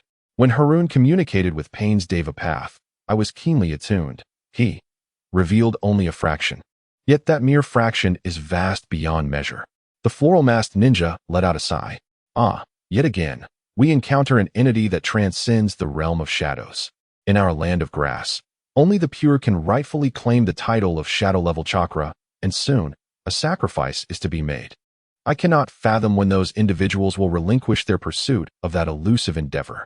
In a few days, the team from Konoha shall arrive, and you are tasked with facilitating their reception, perfectly poised to sell this intelligence at a favorable price. Indeed, concurrently, within an attic of the hidden grass village, the one-eyed dragon and the bandaged man knelt before a figure adorned with a horse-headed mask, reporting the circumstances. My lord, the situation unfolded as follows. The grass flower has thoroughly exposed our intelligence to the enemy. Such actions constitute treachery against the village. The bandaged man, though agitated, bore an expression brimming with theatrics. The masked figure shook his head and, with a strained voice, remarked, "If it truly transpires as Enzo suggests, then Hariyama is not at fault, but you, Biben, nearly led to the ruin of the hidden grass." My lord, the one-eyed dragon hastily interjected on behalf of the bandaged man. Biben acted to conceal his identity as a grass shinobi. I implore your leniency. The masked figure chuckled heartily. Ah, Yensho, your cunning is truly unbefitting of the fire attribute. Since you have disowned my intent to punish Biben, why not venture a guess as to the nature of his punishment? I dare not. Come now, take a guess if you're correct. I shall absolve him of his transgressions and assign you new tasks. Understanding the futility of evasion, Yensho, the one-eyed dragon, spoke solemnly. My lord will employ the binding technique, subjecting him to the torment of immobility and silence. The masked figure approached Yensho, his enormous eyes fixated upon him. Excellent, although not entirely comprehensive.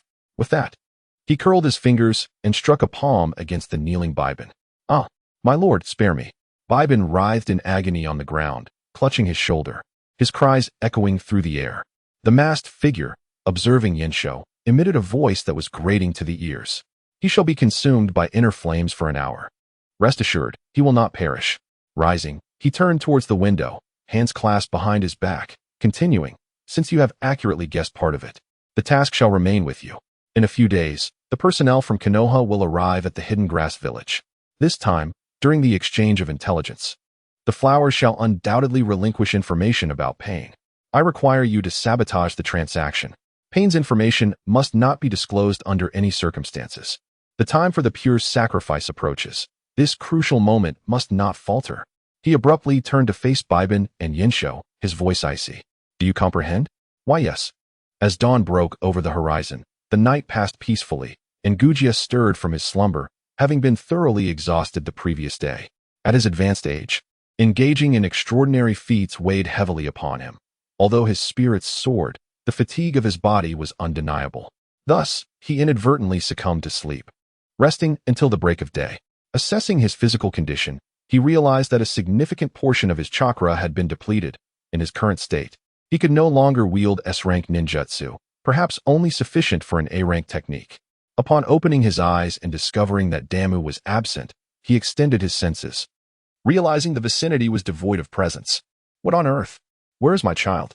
Ancient Jia pushed open the cellar cover and leaped out, only to be taken aback by the sight of his prodigious disciple preparing breakfast not far away. Why can't I perceive anything? He activated his senses once more, yet still sensed nothing. Master is awake. Come and enjoy the chicken stew with mushrooms I've made. Ancient Jia remained motionless, his gaze sharp and wary, as if he were a stranger. Damu, somewhat astonished, wondered if his master had been possessed during his slumber.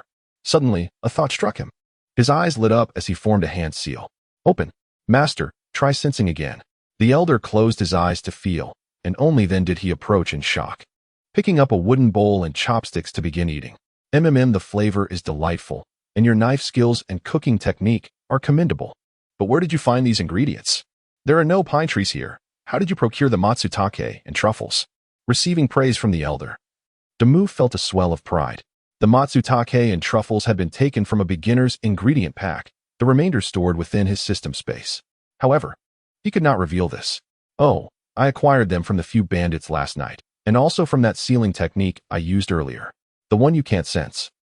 He relished the delicious meal while weaving a tale of half-truths for the elder. The truth was that the sealing technique indeed came from the bandits, but the matsutake and truffles were a fabrication. Oh, what sealing technique is this?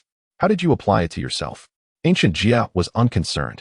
He had confidence in Damu's abilities.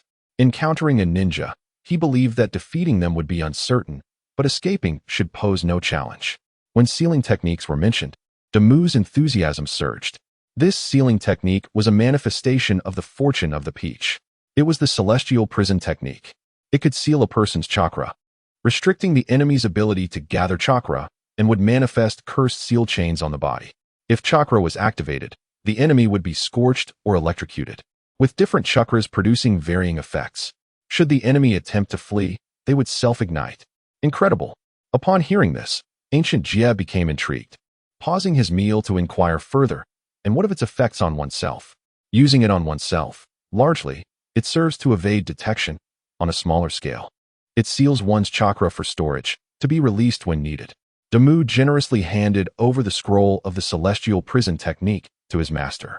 Ancient Jia, not one to be coy, set aside his bowl and chopsticks to study it. Impressive. Ah, exquisite. This certainly warrants being a secret technique. How did you come by it? Can I practice it? What are you saying? Are you slapping my face? Asking about something belonging to your disciple? Have you grown distant from me? Being so courteous. All right. You talk too much. Ancient Jia merely inquired out of habit, not anticipating Damu's strong reaction. He rolled his eyes and resumed his own practice, observing his master's focused training. Damu chose not to disturb him. After all, both were prodigies, and his master's talent was evidently exceptional. By the time he looked up again, only a small amount of soup remained in the pot of chicken stew with mushrooms. Hey, you scoundrel, you didn't leave me any. Damu, using a twig as a toothpick, glanced at the elder's bowl. What is it? Have you become obsessed with your training? You seem to have overlooked a substantial bowl. Is my disciple's filial piety to be wasted so frivolously? His sarcastic tone, instead of irking Gu Jie, oddly brought him comfort. Ha! Very well. I shall concede you have a conscience. Huh, it's quite hot. Do give it a try and see if you can sense me. Damu closed his eyes to attune his senses, but found nothing. It made sense. An A-level sealing technique acknowledged by the system should not be so easily perceived. Master, could you turn around and use the invisibility technique? Gu Jie complied and gradually vanished from Damu's line of sight, absent from both his perception and vision. Activate the Byakugan. Under the Byakugan's gaze, there it was. Indeed, he could not see him. This technique is truly remarkable. Damu praised begrudgingly. His true thoughts were, an A-level is merely an A-level, incapable of eluding even the Byakugan. What a trifling technique. If others were to learn of his true sentiments, they would surely be infuriated. The Byakugan is a premier bloodline limit, and here he was comparing it to a mere ninjutsu. Did he even consult the Hyuga clan about this? Master, why are you burning that? He noticed Gu Jie casually tossing the scroll into the fire, prompting his curiosity. While tidying up his belongings, Gu Jie spoke earnestly. Initially, I hesitated to inform the village of your circumstances, considering the amount of chakra within you that would be hard to conceal. Now, with this technique, you can live freely in the village. What do you mean? It means, I do not intend for others to know just how remarkable my disciple is. I wish for you to live a good life, and while revealing some skills in swordsmanship and physical techniques is acceptable, it is solely for self-preservation. The village is good, but with them and me, it is sufficient. I do not wish for you to be entangled in it. Gu Jie spoke delicately. Yet Damu understood from the very first sentence, though he found it hard to believe. His master had forsaken the principles of a ninja for his sake, abandoning the so-called will of fire. For him, Gu Jie learned to be selfish, shouldering the shame that would arise from being discovered. In this moment, Gu Jie was no longer a mere genin of the Hidden Leaf Village, nor merely a companion entrusted with great responsibility by the third Hokage. In this moment, he was simply Fukuhara Damu's grandfather, a parent willing to forsake everything for his grandson. He did not want his child embroiled in political strife, did not wish for his child to become a weapon of the village, nor did he desire for his child to bear any burden. He was a genin, yet more than a genin. Since Damu was not a ninja, he would forever remain so. Fukuhara Damu, moved to the brink of tears, found himself momentarily at a loss for words. He had contemplated what to do upon returning to the village in the future, had considered how his master would navigate this juncture, yet he had never imagined that his master was pondering the same issue, that he could go to such lengths for him. But Muir, you say, although the Leaf Village harbors darkness, it is precisely because light shines upon it. If one day, if we were to face defeat, and the leaf was on the verge of vanishing, I hope. Before Gu Jie could finish his thought, Damu rose, gazing earnestly into his eyes. He solemnly declared, if that day ever comes, I shall carry forth my master's will and restore the glory of Konoha. Hearing this, Gu Jie felt a surge of excitement, only to be playfully smacked on the head. What nonsense are you spouting? I hope you live freely and unrestrained, becoming the most formidable person, and then avenge me. If you cannot be the greatest, then have many children and teach them to become the best. Avenge me is trivial. Having more children and passing down my story is what truly matters. Fukuhara Damu was taken aback. Was that really the wish? How hasty. Such a simple desire. The vision isn't grand at all. Oh, come on. Is it just about having children? You got me all fired up over such a mundane matter. You should have said so sooner. Damu, feeling helpless, exchanged a knowing smile with Gu Jie. Only they understood each other's true thoughts, though neither spoke them aloud. Beep. You have reached the border of the land of rivers. Mission issued. Mission details. 1. Change direction towards the village hidden in the grass. 2. Optional. Rescue and take away Xianglin. 3. Optional. Rescue and take away Longshi. 4. Optional. Assist Kakashi, Guy's team, and Itachi in escaping the land of grass. Mission reward. Arrive at the village hidden in the grass and stay for more than 7 days. Reward. 1 page of an A-rank chef's cookbook. Optional mission reward 2. Perfect the whirlpool physique. Optional mission reward 3. Summoning technique, enlightenment. Optional mission reward 4. 1 hour of unlimited chakra state. Monthly system missions issued, no penalties. Gu Jie was still observing the surroundings when he noticed Dama suddenly frowning in contemplation. Curiously, he asked, "What's wrong?" "Master, I have a premonition. I cannot enter the land of rivers. It spells great misfortune." Damu's serious demeanor made Uchiha cautious as well. A premonition. Then do you still intend to go to the land of wind? Ninjas place immense trust in these mysterious premonitions. For them, whims are seen as divine revelations. Thus, he felt no suspicion towards Fukuhara Damu. We still need to go to Sunagakure, but we may need to take a detour. Is there a route we can take? Damu, aware he was asking a rhetorical question, received an answer that differed from his expectations. Uchiha informed him that heading north leads to the land of rain, which is perpetually rainy and closed off to outsiders. Continuing further north would bring them to the land of grass, which borders the land of earth and the land of birds, with the land of birds in turn bordering the land of wind. Therefore, the relatively safer route would be to enter the land of grass from the north, then proceed to the land of birds, and finally reach the land of wind. However, this journey would take at least a month. Damu, with a distressed expression, suddenly posed a question. Master, weren't you planning to go to the village hidden in the rain? If it's closed off, how will you get there? Haha. Who told you the village hidden in the rain is in the land of rain? Uchiha laughed heartily, feeling as if he had returned to his element. After a moment of thought, he began to explain to Fukuhara Damu. Yuin village lies within the land of rivers, ruled by a leader known as Hanzo. The task assigned to me is rather mundane and lacks the gravitas of an Umbu mission. My objective is simply to wander into Yuin village to observe Hanzo's activities and ascertain why he has maintained such a low profile in recent years, merely confirming his continued existence. There is no inherent danger involved. Damu, unfamiliar with the geography of the ninja world and completely ignorant of Hanzo, felt significantly relieved upon hearing that there was little risk. I shall alter my course then. You attend to your matters, and if you finish before I do, await me in Sunagakure. Conversely, should I arrive first, I will wait for you, he suggested. Uchiha shook his head, gazing at the ominous clouds gathering in the sky. Once I complete my mission, I must return to Konoha without delay. This is a rule every ninja must adhere to. He lowered his gaze to Damu and continued. Thus, it is now up to you. I shall be waiting for your return in Konoha. Yesterday's words from Damu resonated deeply within him, persuading him that a fledgling must learn to spread its wings. He realized it was time for the young one to walk independently, no longer relying on him as a crutch. Damu smiled, embracing Uchiha without uttering a word, then turned and departed, waving goodbye over his shoulder. Farewell, old man. Make sure to study some jutsu at home and teach me next time. Tell Naruto to brace himself for a beating. Uchiha chuckled as he watched Damu's receding figure, muttering to himself, that rascal is intent on draining my very essence. And as for Naruto, he is merely a Jinchuriki. You cannot kill me so easily.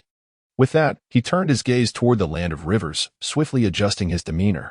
His hair became disheveled and unkempt once more, his posture hunched, and he invoked the earth prison technique, limping forward with his katana in hand. Meanwhile, Damu was preparing in a similar fashion. He donned his mask, wrapped bandages around his hands, and tied a headscarf atop his head, choosing the most tattered and filthy attire he could find. He rolled on the ground several times, ensuring that not only his exposed skin but also his clothes and belongings were coated in dirt. He stored his unnecessary items into the system space, which labeled them as miscellaneous. Next, he cast the earth prison technique upon himself, utilizing his ominous chakra. This made it impossible for those without similar attributes to perceive or unravel it, thereby thwarting any sealing techniques directed at him. If you possess the ability, then go ahead and analyze my chakra. It is a rare opportunity indeed. He laughed heartily. He sealed away a mass of chakra that was of shadow-level quality, causing his chakra level to plummet to that of a genin. However, upon discovering that his chakra was continuously replenishing, he was overwhelmed with delight. Good heavens, is this not akin to 2 vials of blue chakra? This earth prison technique is remarkable. Having completed his preparations, Damu adopted a demeanor of feigned weakness and helplessness, setting forth towards Kusagakure. Concurrently, Might Guy traversed the conflict-ridden area accompanied by 2 genin. They bore their headbands with purpose, avoiding unnecessary confrontations. Are we nearing our destination, sensei? One of them asked eagerly.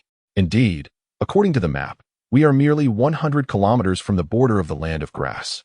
Let us hasten and reach Kusagakure without delay. Guy responded. Yes. Both genin chorused in unison. Might Guy, as the captain of this mission, found himself in a state of profound complexity. On the surface, the task involved exchanging intelligence with the grass-hidden village to ascertain their intent for alliance. However, from the tone of the third Hokage, it appeared that this mission was far from simple. Despite the gravity of the task, he was assigned 2 lower-ranked ninjas, and the mission was merely classified as a C-rank delivery task. Yet, he understood that this mission could escalate to A rank. This implied the potential for fierce combat, as the grass-hidden village seemingly had no intention of entering into a straightforward alliance. Pay close attention. You too. Should conflict arise, retreat immediately and relay the information back to the village. Guy's demeanor was notably serious. Yes, indeed. This is the first time we've seen such a serious side of you, Guy-sensei. The 2 lower-ranked ninjas failed to grasp the gravity of the situation, inadvertently overlooking their captain's crucial point. During the mission, it was imperative to heed the captain's words. Otherwise, they risked nullifying their efforts and even losing their precious lives. Do you understand? Yes. If conflict occurs, we will swiftly escape and convey the message back to the village. Sensing Guy's earnestness, the 2 ninjas felt compelled to confirm the details of their task. After running for a while, one of the lower-ranked ninjas could not contain his curiosity and asked, "Sensei, are we not on a C-rank delivery mission? Why would there be conflict?" Guy maintained a serious expression and replied, "The task we have received involves exchanging scrolls and confirming the sincerity of the alliance. While the scroll exchange falls under the C-rank category, completing the task successfully remains within that scope. However, if things do not go as planned, there is a significant chance that the other party may resort to violence. If that happens, well, anything could transpire." While Guy was elucidating the mission to the 2 lower-ranked ninjas, Uchiha Itachi and Kakashi were stealthily following from the shadows. Itachi suddenly remarked to Kakashi, "Does he truly comprehend the real nature of this mission?" Kakashi shook his head in response. "Only you and I know the truth of this mission. Based on my interactions with Might Guy, he may appear passionate and somewhat reckless, yet he is, in fact, quite meticulous." Reflecting on Guy's keen observations and his selfless actions, Kakashi felt a surge of emotion as he recognized another facet of Guy's character. Not long ago, during a gathering at the dango shop with their classmates, Kakashi had passed by the entrance and heard Guy greeting him. However, lost in his own thoughts, he failed to respond, leading to Guy's concern for his state, prompting him to follow Kakashi until they were alone. Guy had intended to engage Kakashi in a heartfelt duel to open up their emotions. Yet, the moment his hand landed on Kakashi's shoulder, he was swiftly subdued. Kakashi held a kunai to Guy's neck, causing him to hurriedly explain his identity before being released. Guy sensed that something was amiss with Kakashi, yet as a friend and rival, he found himself unable to empathize fully. This turmoil gnawed at him, as he felt he was losing his dear friend amidst Kakashi's cold gaze and indifferent demeanor. Meanwhile, Uchiha Itachi, concealed in the shadows, observed the unfolding events. After he joined Kakashi and Tenzo's 6th team, Kakashi did not care about his youth. He aided him in resolving troubles arising from comrades within the Umbu and witnessed how Tenzo revered Kakashi. Uchiha Itachi was particularly intrigued by Kakashi's past, especially since many mocked him as the exemplary ninja who had personally slain his comrades. He recognized that such remarks were laced with sarcasm and reflected discontent among other team members. Kakashi, however, never rebutted these jibes and consistently ignored the cold remarks. Yet, Itachi understood that Kakashi could not truly disregard them. He visited the Memorial Stone Cemetery for his rituals during every leave, as if it were an inseparable part of his existence. Following a brief encounter with Might Guy on the road, Itachi's curiosity about Kakashi's history intensified, particularly after he fully grasped the essence of Might Guy. Just days before their departure, while Itachi was on duty guarding the Hokage, Might Guy approached the 3rd Hokage, expressing his desire to join the Umbu. When questioned about his motives, he claimed it was to ensure Kakashi felt the warmth of camaraderie and to experience Kakashi's life. This nearly elicited a laugh from Itachi. Although the intention was noble, the action seemed rather juvenile. Predictably, the 3rd Hokage rejected him without hesitation, stating that Konoha tailored education to individuals, and each person thrived in their own unique environment. Itachi perceived this statement as quite candid from the Hokage. Yet Might Guy appeared oblivious, resulting in his expulsion. Just when Itachi assumed Might Guy would abandon his ambition, he fortuitously encountered the brooding Danzo. Might Guy immediately sought Danzo's approval to join the Umbu. Itachi could discern that Might Guy genuinely wished to enter Kakashi's world and share his burdens. Such camaraderie stirred a hint of envy within him. However, before he could dwell on this feeling, Might Guy suffered another setback. Shimura Danzo lacked the subtlety of the 3rd Hokage and bluntly declared, "You are unworthy." He followed up with, "You are not dark enough." After that, The next time Itachi saw my guy was during this mission. How could the Umbu accept someone as radiant as the sun? Was there even space for darkness to exist with such brightness? Itachi murmured, but Kakashi, engrossed in vigilance in their journey, failed to catch his words. He inquired, "What did you just say?" "Nothing, merely imagining what it would be like if Might Guy joined the Umbu." Kakashi pondered seriously for a moment before concluding, "He would die. Very quickly. Why? His heart brims with love. His emotional expressions are as fervent as sunlight. Such a person would either succumb to the encroaching cold darkness and choose self-destruction, or fail a mission during a task and be killed." Kakashi delivered this particularly grave answer with piercing clarity. Itachi fell silent. The Umbu, after all, required the absence of emotion, did they not? This time, it was Kakashi who fell into silence, ultimately nodding with great difficulty. "Perhaps, Captain, your actions do not resemble those of a cold, unfeeling war machine. Yet why do you shroud yourself in darkness? You saved Tenzo, did you not?" Kakashi furrowed his brow, harboring a deep aversion to others delving into his past. However, Itachi Uchiha was different. His current status was exceptionally unique. Kakashi understood that he was the one caught between the Uchiha clan and the village, succeeding Shisui Uchiha. Everything he conveyed to Itachi could yield divergent outcomes. He pondered what results would benefit the village, what kind of Itachi would pose no threat, and how his own experiences might influence the path Itachi would tread. Tenzo was the only ninja in Konoha capable of wielding would release. "I merely transferred him from the route to serve under the Hokage. That cannot be deemed as salvation." Ultimately, Kakashi minimized his presence, refraining from offering Itachi any enlightening guidance. As for how Itachi would proceed, Kakashi chose not to involve himself. "Ah, I see. Huh. Is that child Fuhara Damo?" Following Itachi's indication, Kakashi glanced over. Indeed, it was him. How has he taken so long to arrive here? Where's Gukai? This time, he only brought Itachi Uchiha along, leaving Tenzo behind. Otherwise, that fellow would surely have begun greeting people by now. "Hey, Fuhara Damo." Just as this thought crossed his mind, he noticed Might Guy rushing toward them with his team. The exuberance displayed by Guy was in stark contrast to the serious demeanor of the captain moments before. Kakashi sighed quietly, halting his steps and concealing himself alongside Itachi. Fuhara Damo had already spotted Guy's team and even consciously sensed Kakashi and Itachi's presence. Nevertheless, he maintained his composure, proceeding unhurriedly until Might Guy called out to him. His facial expressions were expertly conveyed, transitioning from confusion upon hearing the voice, to surprise at seeing a fellow villager, and finally to a vigilant scan of his surroundings. Such simple yet poignant actions tugged at everyone's hearts. A child of such tender age traversing this dark expanse must have endured considerable hardships. His wary gaze and the instinct to call out, yet hold back, truly elicited sympathy. Sigh. Seeing this child reminds me of my brother Sasuke. If, one day, misfortune were to befall the Uchiha, would my brother suffer as pitifully as he does? Observing Fuhara Damo, who appeared akin to a beggar, Kakashi felt a pang of sorrow and, without thinking, uttered, "Perhaps." Upon saying this, he instantly regretted it. For Itachi's eyes narrowed at those three words.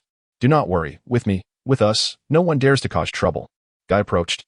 Noticing that Damu was still leaning against the large tree, continuously observing, he reassured him, only to realize mid-sentence that he had teammates, thus altering I to we. He truly was considerate of his teammates' sentiments. Damu thought this while softly murmuring, "Brother Guy, the people here are very fierce. Even the master has been injured several times." Kakashi's eyes narrowed. Gukai was injured? This child is indeed the favorite of the heavens, and should anything unfortunate happen, it would be dire. Uchiha Itachi also sensed Kakashi's change, the corners of his mouth curling slightly as he inwardly remarked on his arrogance. Meanwhile, Might Guy remained blissfully unaware of the situation, visibly taken aback when Damu mentioned his master. The memory of Fukuhara Damu's duel with the Dragon King by the river was still fresh, and many clans had taken a keen interest in him back then. Had he not been swept into Naruto's vortex, he would likely have become a ward of one of those prominent families. Yet, upon his departure, there had been no reports of any family claiming him. "Your master?" "Your master is." "My master is Marahoshi Kosuka, the very one." Before Damu could finish his introduction, he was interrupted by two genin behind Guy. "Oh, I know him. Isn't he that perennial genin? Even in his 60s, still taking on tasks like cat catching and dog catching." The genin's words prompted Fukuhara Damu to cast a sidelong glance at him, unable to suppress his disdain. The other genin, with an air of regret, remarked, "Why would you choose such a weak teacher?" Damu could no longer contain himself and squinted, smiling. Though his expression was jovial, it sent a chill through everyone present. He declared, "Teacher? No. It is master, a master akin to family, who has taught me the skills to preserve my life and how to navigate this dark realm. We share a bond marked by a guardian seal. Fortunately, we were not attacked today. Would you two care to test the fruits of my master's teachings?" The two genin remained oblivious to Damu's murderous intent. Yet Might Guy sensed it, as did Kakashi and Itachi from a distance. "You two ought to apologize for your impolite remarks about another's master. Is this what you learn in school?" Might Guy's smile vanished abruptly. Although he had never witnessed Fukuhara Damu in action, his instincts were seldom wrong. The Damu of now was not the same as months prior. It was akin to releasing a pet dog into the wild. If it survived, its instincts could easily overpower the domesticated creature, even if the pet had two lives. The genin were not foolish. Their audacity in disparaging the child's master stemmed solely from the fact that he was, like them, a genin. Yet, in the presence of Might Guy, now a genin, they dared not be dismissive. "We're sorry. We meant no offense. Our sincerest apologies." Fukuhara Damu maintained his smile, discreetly returning his kunai. Guy noticed this subtle gesture and breathed a sigh of relief, while Kakashi and Uchiha Itachi exchanged incredulous glances. In merely a few months, the child's demeanor had undergone a remarkable transformation. The fluidity with which he had prepared to wield the kunai indicated that he had likely already taken a life.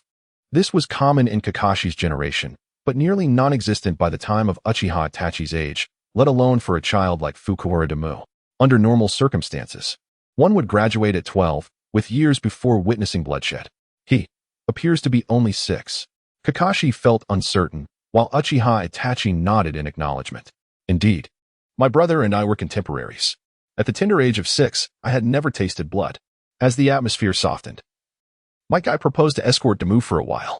Glancing at the time, Damu decided to have a meal first. Just as Guy took out his military rations to eat, Damu struck it away with a pebble, exclaiming, "Encountering a chef and still opting for military rations is nothing short of an insult. Wait for me."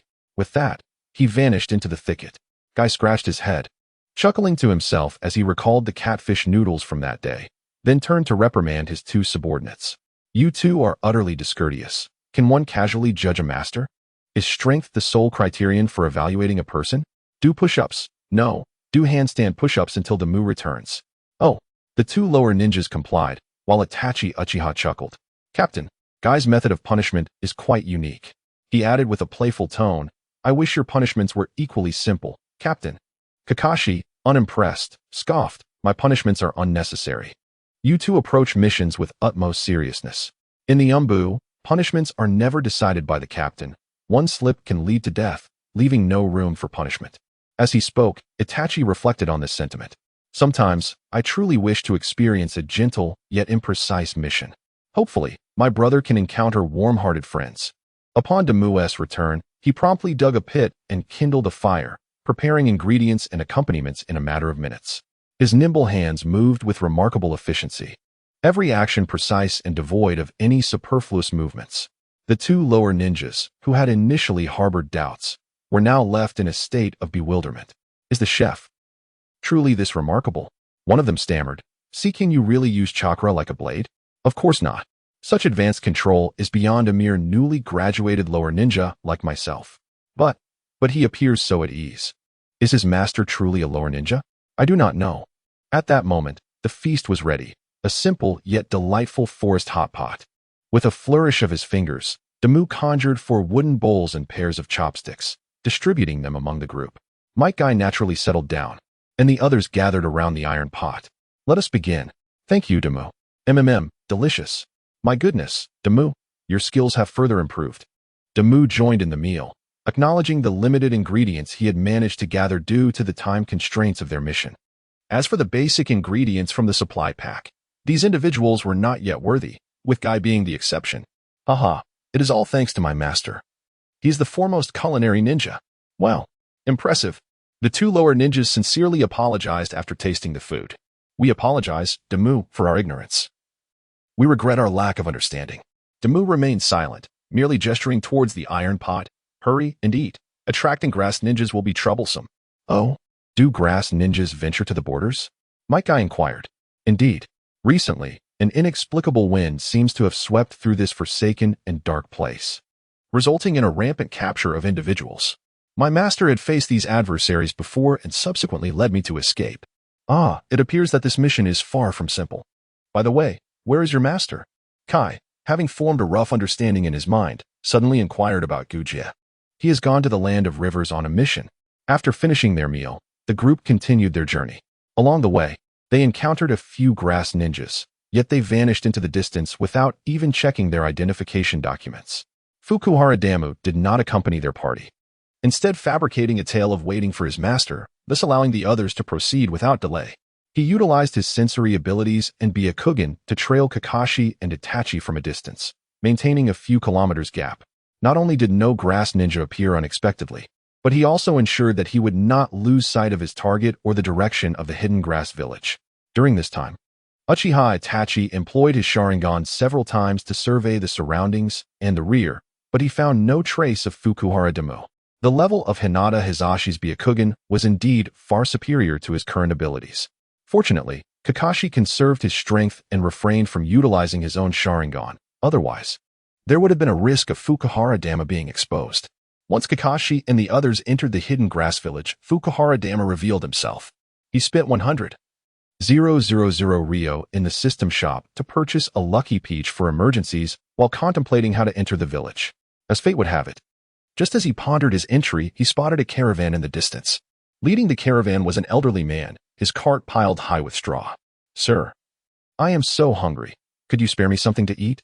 Damu's sudden appearance startled the old man, who closed his eyes to sense his surroundings and confirmed the presence of only this little beggar. Initially inclined to ignore him, the child's face possessed an inexplicable charm that captivated his gaze. Although dirty, it was evident that he was a remarkably beautiful child, especially with those large, soulful eyes that conveyed a yearning and sorrow too compelling to refuse.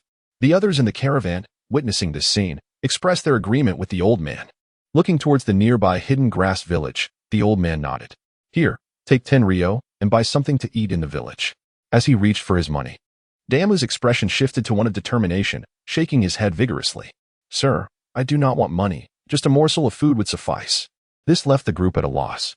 They were delivering provisions and had consumed all their rations on the journey. With the destination in sight, where could they procure food? Surely, they could not give this little beggar a handful of unharvested rice. Seeing the silence among them, disappointment filled Damu's eyes as he bowed deeply. If not, then I apologize for the trouble. At that moment, Fukuhara Damu possessed nothing but a tattered single garment and wore a pair of self-woven straw sandals. He bore no trace of chakra, and his hands were wrapped in filthy bandages, rendering him utterly pitiable. After bowing, he turned to leave, but stumbled and nearly fell. Suddenly, a pair of strong hands caught him. It was the old man. Child, are you unable to enter the village? Still reluctant to enter. I must have endured great suffering at home. The old man continued to speculate, and Damu's tears were on the verge of spilling over. Come with us. We are farmers from Tangin village. We are here to deliver grain, and will stay for 7 days before we leave. If you are willing, come with us. Yes, yes. At least you'll have something to eat with us. Indeed, child, come with us. We bid farewell to the place of suffering. Tangin village cherishes peace, where you can begin anew. The crowd enthusiastically extolled the virtues of Tangin village, causing Fu Yuan Damu's eyes to widen in astonishment. Is it really true? Can I? He felt timid, incredulous, yearning, and afraid of being abandoned.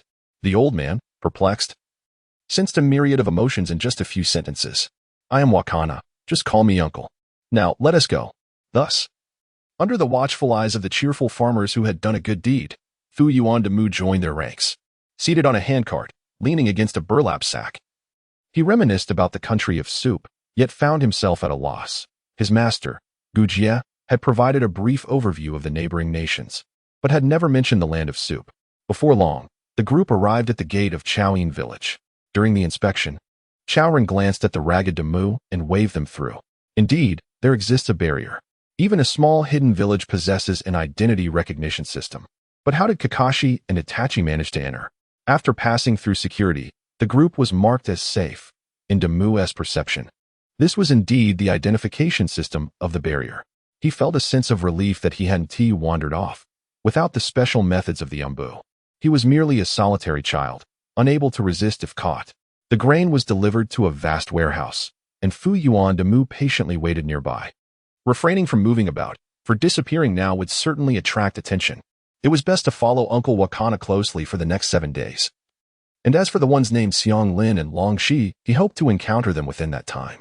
Though the summoning technique and whirlpool physique were enticing, the thought of abducting 2 people from someone else's stronghold was fraught with difficulty, leaving him with many questions in his mind.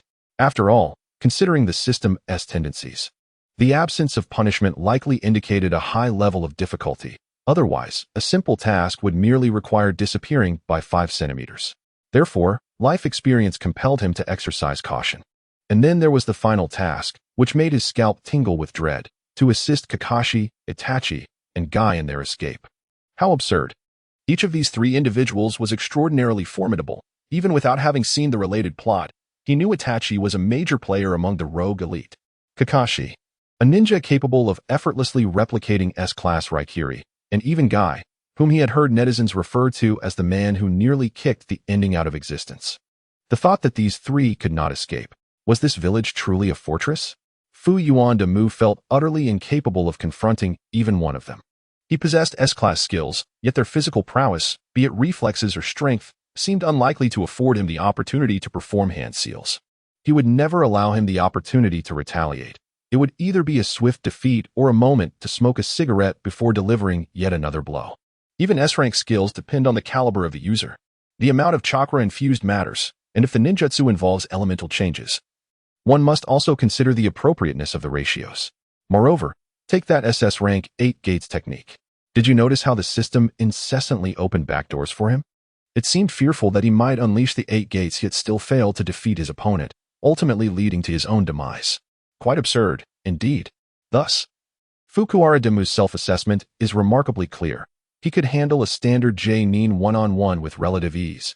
Against 3 or 4, he might give it a try. And with a stroke of luck, even tackle 6 or 7. Every elite J-Nin possesses unique skills. Mishandling such encounters could spell disaster. As for elite J-Nin, there is no need to even measure their prowess. At that level, everything is balanced, and they possess numerous formidable techniques. Whether it be ruthlessly powerful like the SS rank 8 gates or casually impressive as displayed by Kakashi and Itachi. The strength of these individuals is but a mere step away from that of a Kage. Now, what does Fukuhara Demu possess? Merely enough chakra to rival a Kage. In terms of physical techniques or ninjutsu illusions, his proficiency falls woefully short. Particularly concerning is his reaction time, which barely reaches the level of a Ch-Nin. It is no wonder he cannot contend with those of renown.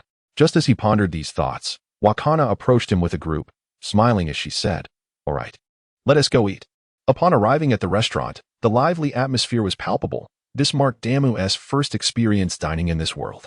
Having once been impoverished, then having cooked for himself, it was a peculiar occasion to enter a restaurant abroad. He settled into a corner with the others, his awkward demeanor prompting the men to shake their heads in disapproval. After ordering, Damu refrained from devouring his meal voraciously, instead consuming very little, which was quite out of character for him. "What's wrong? Is it not to your taste?" Wakana inquired with concern. Damu shook his head. "It's delicious, but I cannot indulge too much. The sensation of fullness might deceive me." The group paused in their eating. "Would you care to share what transpired?" Wakana's eyes brimmed with warmth, yet all he received in return was Damu's unyielding shake of the head. "Let us focus on you. Or perhaps the land of soup. Is it far away?" They had entered the realm of farmers, who proudly introduced themselves one by one. The land of soup lies to the east of the continent, while we are situated in the west. It requires a long boat journey to reach it. We disembarked from the land of waterfall and must return there, so we are not just farmers but sailors as well. Indeed, the land of soup is filled with hot springs, a nation where one can forget the ravages of war. We produce abundant rice and wheat, making us a principal exporter of grain to various countries. Their enthusiastic explanations gave Damu a preliminary impression, though he remained somewhat perplexed. How could such a prosperous nation remain unclaimed? Fertile lands and rich resources, was no nation coveting them? Wakana chuckled heartily.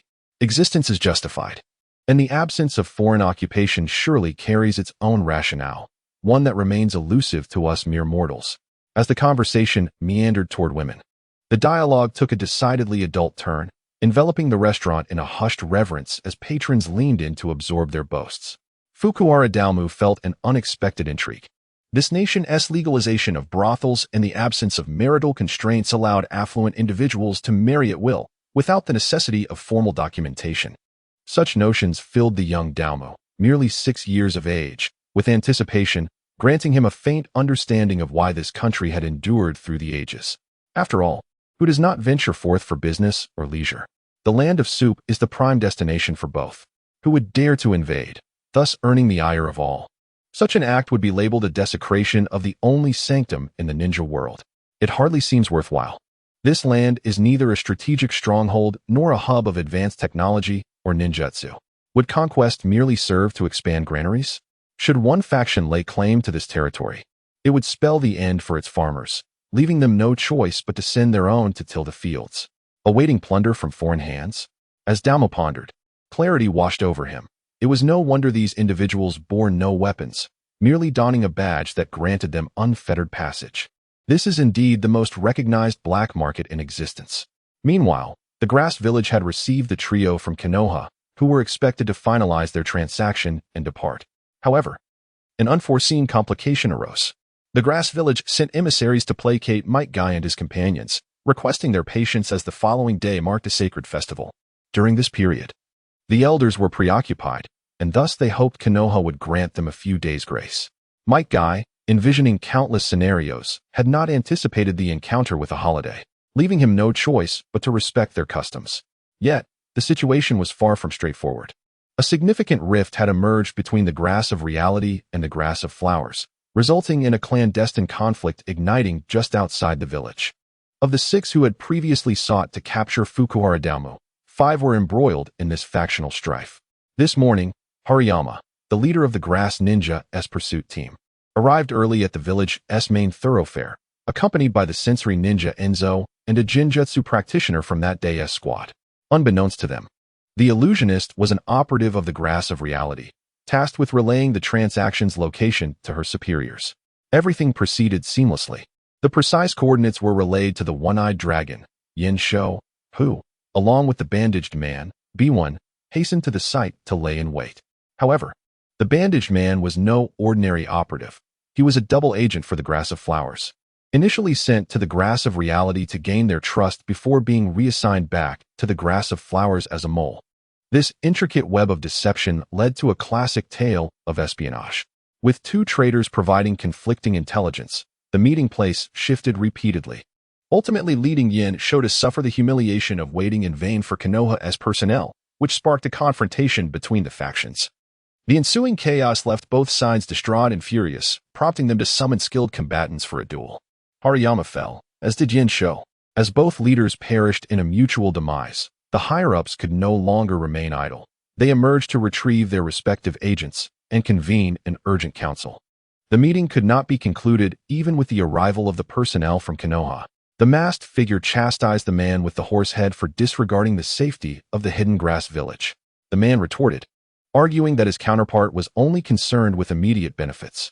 Their debate yielded no definitive resolution, leaving the decision to the indifferent lord of Ghost Lantern City, who was to determine whether to sell the intelligence regarding pain. Coincidentally, tomorrow marked the day of his son Wugu's sacrifice. The masked figure was eager to witness if the saying held true that a tiger would not consume its own offspring.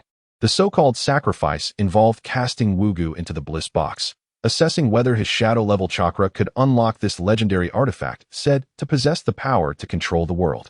Should he succeed, then all sacrifices would be deemed worthwhile. If he failed, the Lord of Ghost Lantern would become even more unyielding or perhaps switch allegiances to their faction. The grass flower. As they awaited the arrival of the Lord, Fukuhara Dalmu suddenly heard a shout, "Dragon Tongue!" At that moment, he had just exited the inn with Wakana and others, strolling through the streets. The unexpected call of Dragon Tongue caused him to pause, turning his gaze toward the fleeing boy and girl ahead. The crying girl appeared only a few years older than Dalmu, and the boy chasing after her was similarly aged. What the? They're just children. The system is actually prompting me to abduct children. His unusual reaction caught Wakana's attention. What is wrong, Mizuki? Mizuki was a name Dalmu had hastily concocted, with no intention of referring to teacher Mizuki. Oh, nothing. You all continue shopping. I'll just head back to the inn for a moment, perhaps. Perhaps it's been too long since I've indulged in meat. The group erupted in laughter, taking his words at face value as they continued on. However, Dama took a detour, sensing no one was following, and activated his invisibility technique, vanishing into the alley. Dragon Tongue, please stop. Talk to me. Dragon Tongue and Wugu halted beneath a large tree in the wilderness. Damu trailed behind at a distance, maintaining his invisibility to observe the unfolding scene. He finally understood the enjoyment of watching live broadcast while hidden, reminiscent of the times in Konoha. This feeling was indeed exhilarating. Dragon Tongue, why do you run away when you see me? Wugu approached Dragon Tongue with heavy footsteps. Humph. Why should you have your chakra while I am left with nothing? I refuse to accept this. Dragon Tongue clenched her fists, glaring fiercely at Wugu. Upon hearing her reasoning, Wugu appeared taken aback. So that is how it is. Well, what can I say? I am a genius, after all. Ha ha. He chuckled shyly, inciting Dragon Tongue's cheeks to flush with anger. Humph. Watch this. Fire release, ghost lantern. Forming hand seals, the lantern flowers transformed in color, one by one floating into the air, changing from red to white. Just as the transformation was about to occur, Dragon Tongue found her chakra insufficient, causing all the lantern fruits to dissipate into the air. With a dejected expression, she murmured, still not enough. Wugu grinned and, sitting beside the tree, remained seated and effortlessly formed hand seals. Fire release, ghost lantern. This time, not only is the scope broader, but the transformation is also complete. Each lantern fruit floats in the air like tiny flames, captivating both Longja and Fukuura Demo. Humph. Are you showing off? Boasting about your genius? Flaunting your ability to wield ninjutsu effortlessly, are you? Wuku's expression stiffened as he hurriedly dispelled the jutsu, glancing at Longja, who glared at him with indignation. By the way, Longja, you are a genius as well. The Dragon Rebirth technique is indeed a formidable ninjutsu. However, to Wuku's surprise, Longja rejected the goodwill outright, growing even more exasperated. Ah, you idiot. Who would use that jutsu? Once used, it leads to death. Are you joking? Upon hearing the word death, Wuku lost his previous composure. He cast a worried glance at the sea of lantern flowers.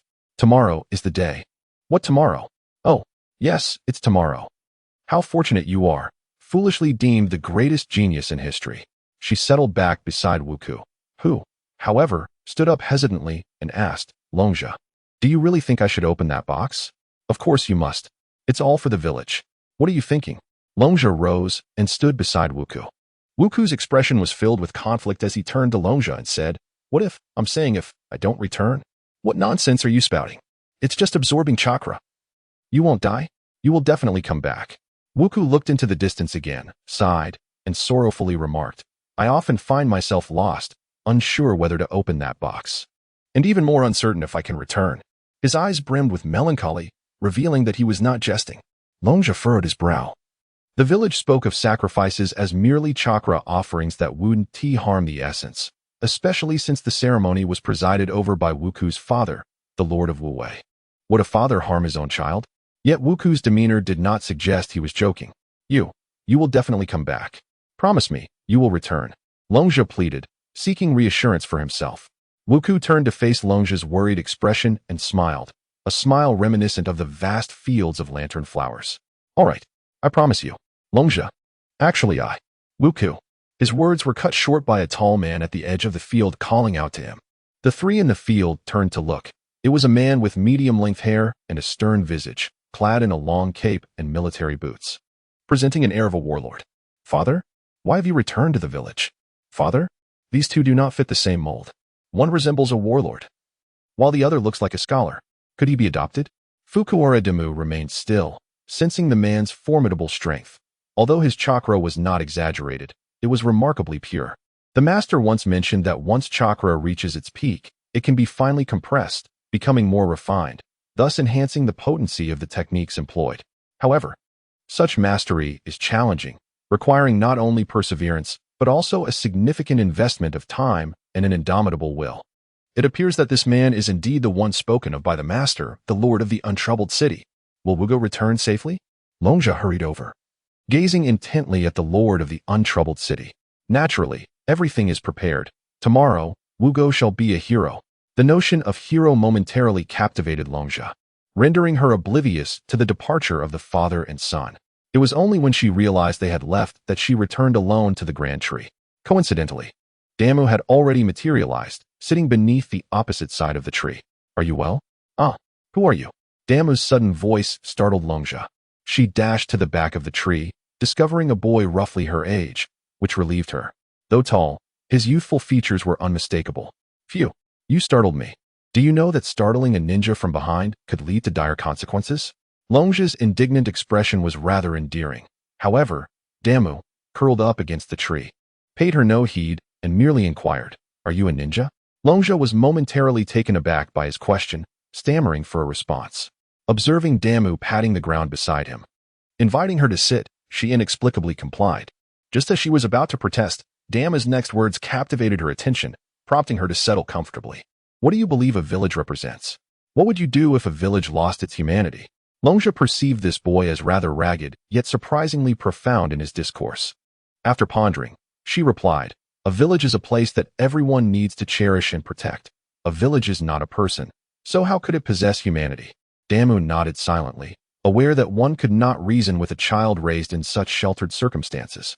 He also remained uncertain about the true nature of this village.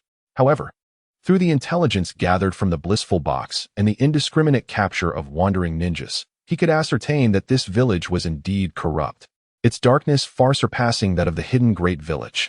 Furthermore, the system's alerts indicated that Kakashi and his companions would also face treachery, hinting that Longja was living in a dream. Should this dream not awaken, the prospect of rescuing her would be nearly impossible. A village is a collective of humans, and thus must possess humanity. If humanity is benevolent, then the surroundings will be harmonious and beautiful. Conversely, if humanity is malevolent, even a facade of peace and tranquility is merely an illusion.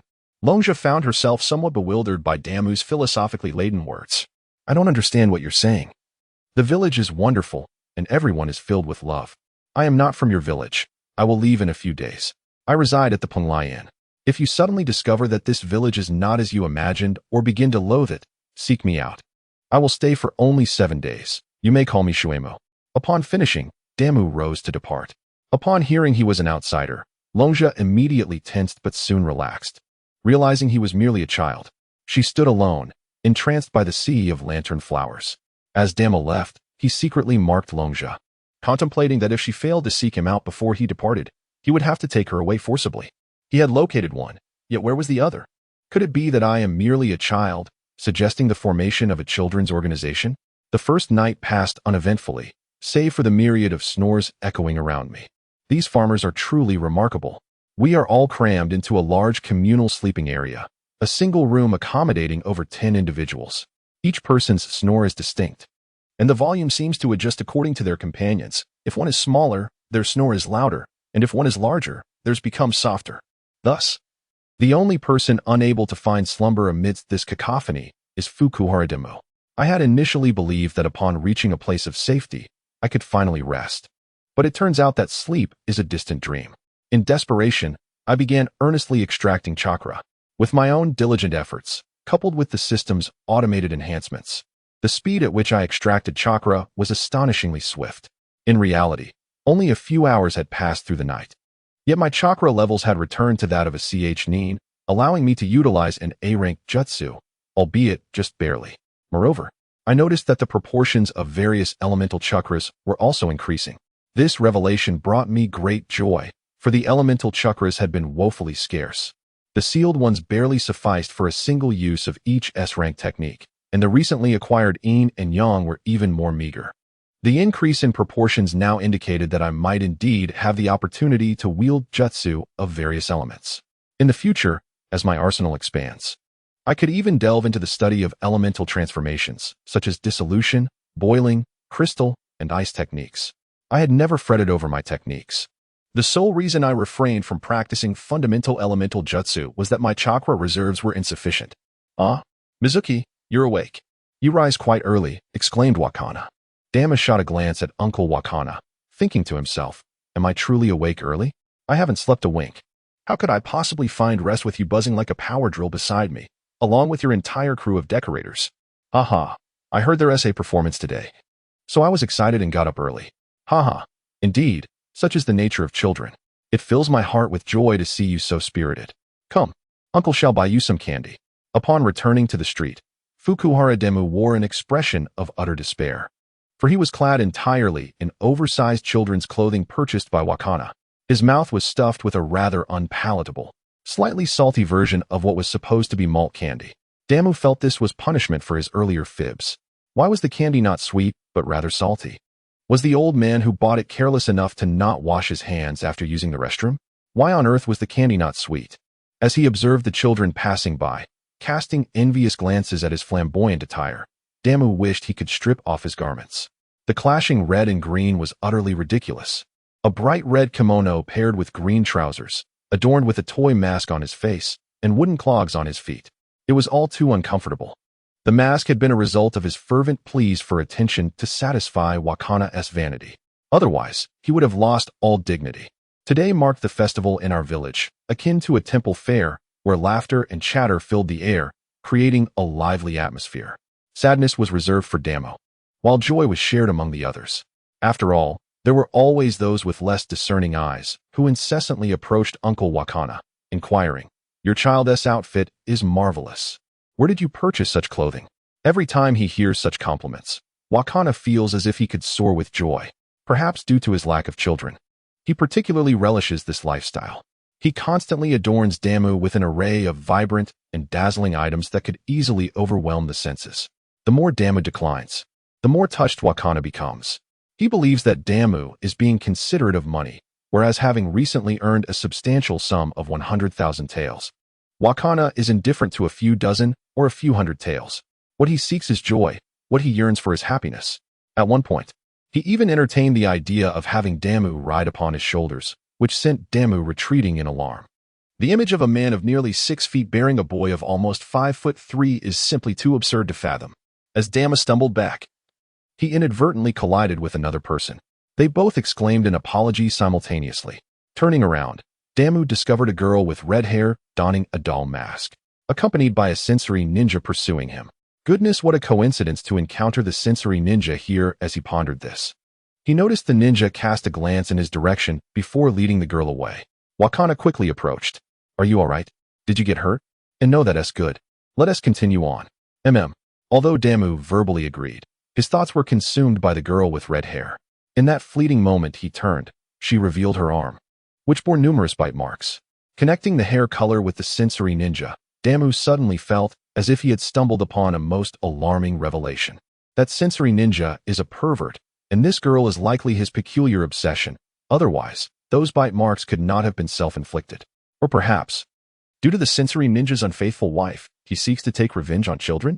Tattered clothing, broken shoe heels, the imprints upon her arm, all of it flashed through his mind like a slideshow. Although he had only seen her once and hadn't even glimpsed her face clearly, an uncomfortable sensation washed over him. Surely he didn't recognize me. Everything about me is sealed away. He must. Hey, you. Wait. While Demu was lost in thought, the sensory ninja returned, calling out to Wakana and his companions. Curiously, Wakana turned to inquire, "Is there something you need, sir? Your child just bumped into mine." "Oh, I sincerely apologize. My child has already expressed regret. Is an apology sufficient? Let us take this to the constable for a fair resolution." This was a classic case of stirring up trouble, which Demu recognized but could not fully comprehend. "What do you propose?" "Compensation." "How much?" 100,000. "What?" The ensuing dispute attracted a crowd, with many denouncing the sensory ninja's unreasonable behavior. Yet he remained obstinate, causing Wakana to grow increasingly irate. "What is wrong with you?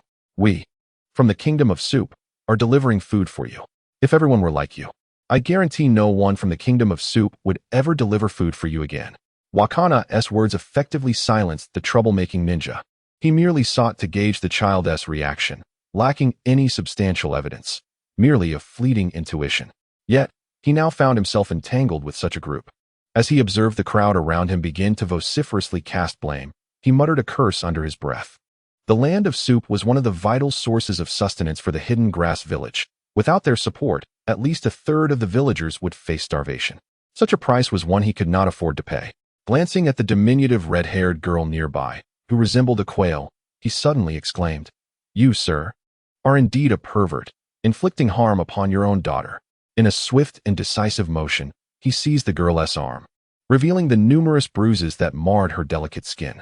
The red-haired child was but a tiny creature. How could she possess such formidable teeth? This revelation incited the crowd to erupt in outrage.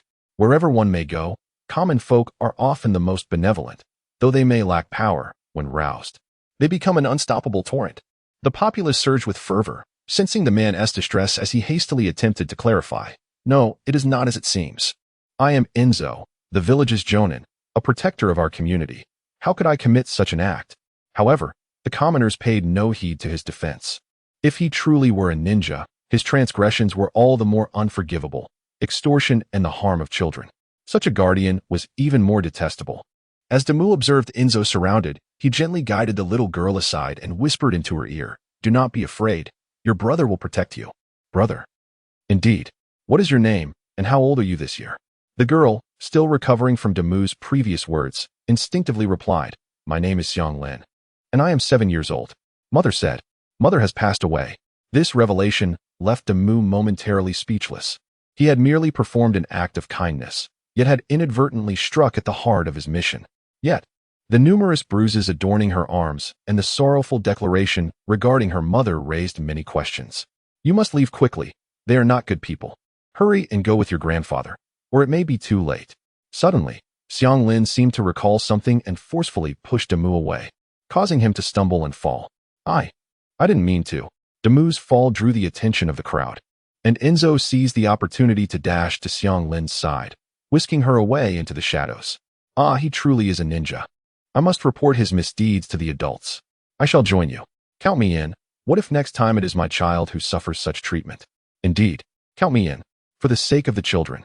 The once lively crowd surged towards the grass-hidden village administrative office, seeking justice. Only Damu and his companions remained on the street. "Are you all right? The ninjas of Grass-Hidden Village are outrageous. Come, let us seek retribution." Wakana, who held a fondness for children and could not bear to witness their suffering, was halted by Damu. "Uncle, it is best if you refrain from getting involved. This is a matter for their village, and we are merely guests for a few days. We cannot assist in every situation." Wakana fell silent, contemplating Damu's words. Even considering diplomatic relations, resolving this issue would not guarantee lasting change once they departed. Perhaps that child, Mizuki, had endured similar hardships. With a sigh, he conceded, "Very well. You are right. Let us continue our exploration." Damu shook his head. "You all carry on. I shall return to the inn for some rest." With that, he rose and departed. Wakana watched Damu's retreating figure, hesitating to speak, while his companions were equally at a loss. "Boss, what shall we do? Let us continue our wanderings." This must have stirred unpleasant memories for him.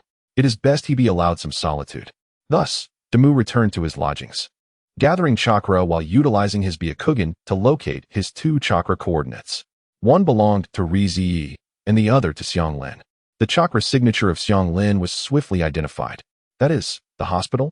He observed Xianglin nestled in a small room, curled up on a single bed, silently shedding tears. The distance rendered her sobs inaudible, yet the movement of her lips conveyed her sorrow. "Mother, I miss you." At this sight, he deactivated his Byakugan, feeling a wave of melancholy wash over him. When he activated his Byakugan once more, he discovered that she had vanished. Huh? Where could she have gone? Damu resumed his search throughout Grass-Hidden Village. Suddenly, it was discovered that Team Kai was leisurely strolling through the streets. Where are Kakashi and Itachi? Shouldn't they always be by their side? Only the 3 of them remained. Kakashi and Itachi had seemingly vanished. Damu furrowed his brow, his mind racing. The Umbu's primary mission is to ensure the safety of the target. Isn't there another task at play? Where have Ryuushi and Shikamaru gone?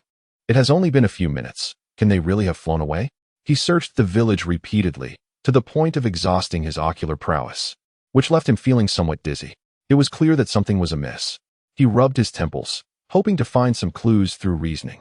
Lost in thought, he eventually dozed off, and in his hazy slumber, his keen ears picked up on a conversation. "I told you He's not. He's just sleeping peacefully. You shouldn't be so suspicious. You ninjas are overly paranoid. It's good if He's not. I fear if pain bursts in, we would be oblivious." The death of Haru and Yuki truly was in vain. Alas, there is nothing we can do. The Elder Council will not cease their political agendas. Humph. These wretches are truly despicable. As if sacrificing their own flesh and blood isn't enough, they even capture leaf ninjas as offerings. If the leaf finds out, we're all doomed. Shoo, be cautious, the walls have ears. Cautious my foot. To capture those two ninjas, the village has mobilized nearly all its elite forces. What were they thinking? Those two are incredibly strong. They cannot be subdued without a grand formation. By the way, why not capture the three visible ones? Those three have pitifully low chakra. What is the point in capturing them? Since we've captured two already, why release them? Isn't that inviting disaster? What do you know? This is Lord Mu Wei's decision. He intends to pin the deaths of the two Umbu on Pain, along with selling Pain's intelligence to the leaf. Oh, this way we can not only restrain Pain but also drag the leaf into turmoil, allowing us to sell this intelligence to several parties. Lord Mu Wei is truly brilliant. Brilliant? Yes, indeed. He is ruthless enough to sacrifice his own son. He is awake. Let us go. Damu opened his eyes. Sensing that the two had already departed, his frown deepening. They've been captured. Kakashi and Itachi have truly been taken. Yet the mission clearly stated that all three were to be trapped together. Is there a continuation of this matter? He activated his Byakugan once more to investigate, only to discover that Kai and his companions were safe, albeit Kai appeared somewhat troubled. Damu was unaware of his turmoil. Knowing that he was unharmed was enough. He resumed his observation of the village, noticing that the previously vanished chakra markers had reappeared, this time belonging to Ryuushi. She sat in a small room, clutching her legs, weeping sorrowfully. Is Muku dead? Damu realized that Ryuushi was incessantly murmuring the name Muku, repeating it time after time. Coupled with the earlier conversation between the two ninjas, it became almost evident that Muku had indeed passed away. This Lord Mu Wei is truly ruthless, sacrificing one's own son, and now capturing Kakashi and Itachi. What manner of power could ensnare these two formidable figures? Where could they possibly be concealed? Damu's thoughts are in disarray, devoid of any clarity. With no other recourse, he resorts to utilizing his Byakugan to scrutinize Longja, only to discover that Longja was departing from a small cottage with a female ninja. They arrived beneath a tree, formed a simple hand seal, and unleashed their fire chakra, causing the two to vanish from sight. How could this be? Just as he prepared to search for Longja's whereabouts, he noticed Kai's sudden appearance, furrowing his brows as he examined the large tree intently. Suddenly, three beast-headed men surrounded him, and without uttering a word, Might Guy initiated the battle with the 8 gates. Moments later, more and more ninjas joined the fray. Yet they were no match for Kai and his state of the 8 gates. As he opened more and more chakra points, all the ninjas collectively formed the same hand seal, and in an instant, they all vanished, Kai included. What on earth is happening? Before Damu could fully comprehend the situation, a profound fatigue enveloped his mind. With a thud, he collapsed onto the bed. Upon awakening, daylight had already broken. From Wakana, he learned that he had succumbed to exhaustion, his mental energy having been depleted, and was taken to the hospital, where they assured him a few days of rest would suffice, attributing it to a lack of nourishment. Damu rubbed his temples, realizing that his mental capacity appeared to have expanded. Hastily, he checked his attributes. Everything remained unchanged except for the wisdom section, which had risen to 100. Originally at 85, he was astonished to find it had escalated to 100. Perhaps this was a blessing in disguise. How long had I slept? 2 days, perhaps. In 3 days. We must set off, so take this time to recuperate. I shall procure some nutritional supplements before we depart. 2 days. Fukuhara Damu sprang from his bed, anxiously checking to see if his tasks had failed. Fortunately, none of the 4 tasks bore the failure mark. Calm down, Shuemu. It was merely a 2-day slumber.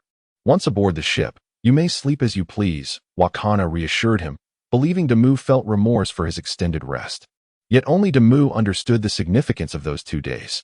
Pondering for a moment, he earnestly asked Wakana, "Did anyone come to see me during these 2 days?" "Indeed. Surprisingly, you have a friend here. That fellow saw you sleeping and left." "Fellow?" "Yes. He wore a headscarf and bore a striking resemblance to you." As Damu dashed outside, he called back, "I'm off to find a friend. You needn't wait for me to dine." As he ran out, his companions chuckled. "Haha, clearly a girl, yet you referred to her as a fellow? Haha, the kid is shy. If she wishes to keep her gender a secret, why expose her? That would be quite bothersome." Indeed, Shuemu's romantic prospects seemed promising. Having interacted with 2 young ladies in less than 4 days, upon returning to the land of soup, he might very well find himself brewed into a pot of soup, by those enchanting beings. It is not impossible. Drink more water, there is plenty of soup. Ha ha ha. As a few individuals engaged in conversation, they began to indulge in jovial banter, a delight reserved for farmers and sailors alike. Damu, in a rush, had not the time to don a mask or helmet. His sudden appearance certainly drew a multitude of gazes. And only when he realized his blunder and retreated into the depths of an alley did he comprehend the gravity of the situation. Was that a girl who just ran past? Or was it a young lad? All appeared to be male, yet strikingly handsome. Indeed, a universal charm. TSK, TSK, TSK. The onlookers on the street began to chatter, and as time went on, Damu's visage became increasingly captivating. Unfortunately, he typically concealed his features with a mask, even when amongst Wakana and the others, employing some subtle techniques passed down from Gujie to ensure he did not stand out too much. However, after being unconscious for 2 days, his methods had failed him. Perhaps only Wakana and a few others, who were constantly by his side, remained oblivious to the change. For in their eyes, Shui Mu had already matured into a remarkably handsome youth. Such beauty was only to be expected.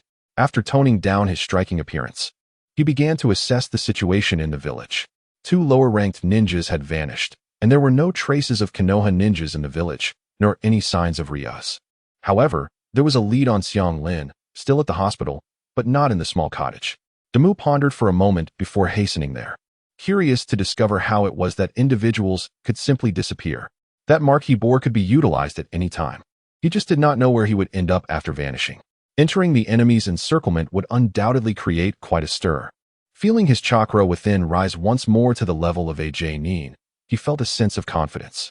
Upon entering the hospital, he was greeted by medical ninjas with green hair, and he once again sealed his chakra, augmenting a large sphere with a middle-sized one beside it. Indeed, after scanning him with her eyes, a green-haired medical ninja cheerfully inquired, "Young one, what seems to be the trouble?" "My head hurts," he responded casually, distractedly examining the signs, only to discover that Xiang Lin's small cottage was in fact the office of a special treatment doctor. Xiang Lin is a medical ninja? Isn't she from the Uzumaki clan? What connection does the Uzumaki clan have with medical ninjutsu? Damu questioned inwardly as the green-haired medical ninja continued, "Do you have any money?" "Yes, I do." Damu promptly produced 10,000, eliciting an exclamation from the medical ninja.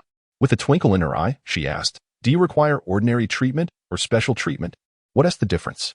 He inquired absent-mindedly, keenly searching for clues about Xiang Lin. Hehe, ordinary treatment is a bit cheaper, but special treatment is more expensive. However, the results are exceptional. Plus, you'll be treated by a beautiful practitioner of similar stature. I want the special treatment.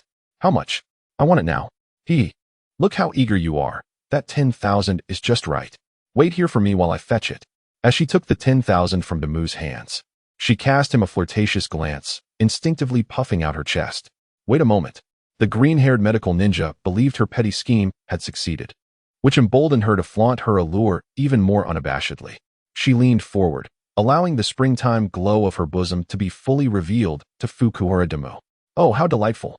No need to dawdle, just take me there," she purred. The woman, slightly displeased, straightened up and replied, "That simply won't do." Before she could finish, Damu produced a wad of cash, stuffing it into her clothing and giving her a firm squeeze. "Ouch, that hurts. Why so rough? But seeing your generous demeanor, I shall let it slide this time. Follow me." She swayed her hips enticingly as she walked ahead, while Damu smirked to himself, thinking, why bother going to the land of soup? With money, any place can be the land of soup. Before long, the two arrived at the office where Xiang Lin was located. The woman instructed, "Close your eyes." Damu complied, though his perception remained vigilant. True to form, the same hand sign conjured a vision of a vast hall, prompting Damu to retract his perceptive reach. He observed traces of battle. This was once a battleground of Might Guy, where 4 pillars had nearly been shattered. On the ground lay a grand hexagonal formation, presumably the very device that had sealed them. The green-haired ninja led the way, and as they exited the formations area, Damu activated his perception. This vicinity resembled a prison, with his perception unable to penetrate the walls. Damu hesitated to use his Byakugan, aware that there might be surveillance. Activating it would thicken his optic nerves, revealing his ability.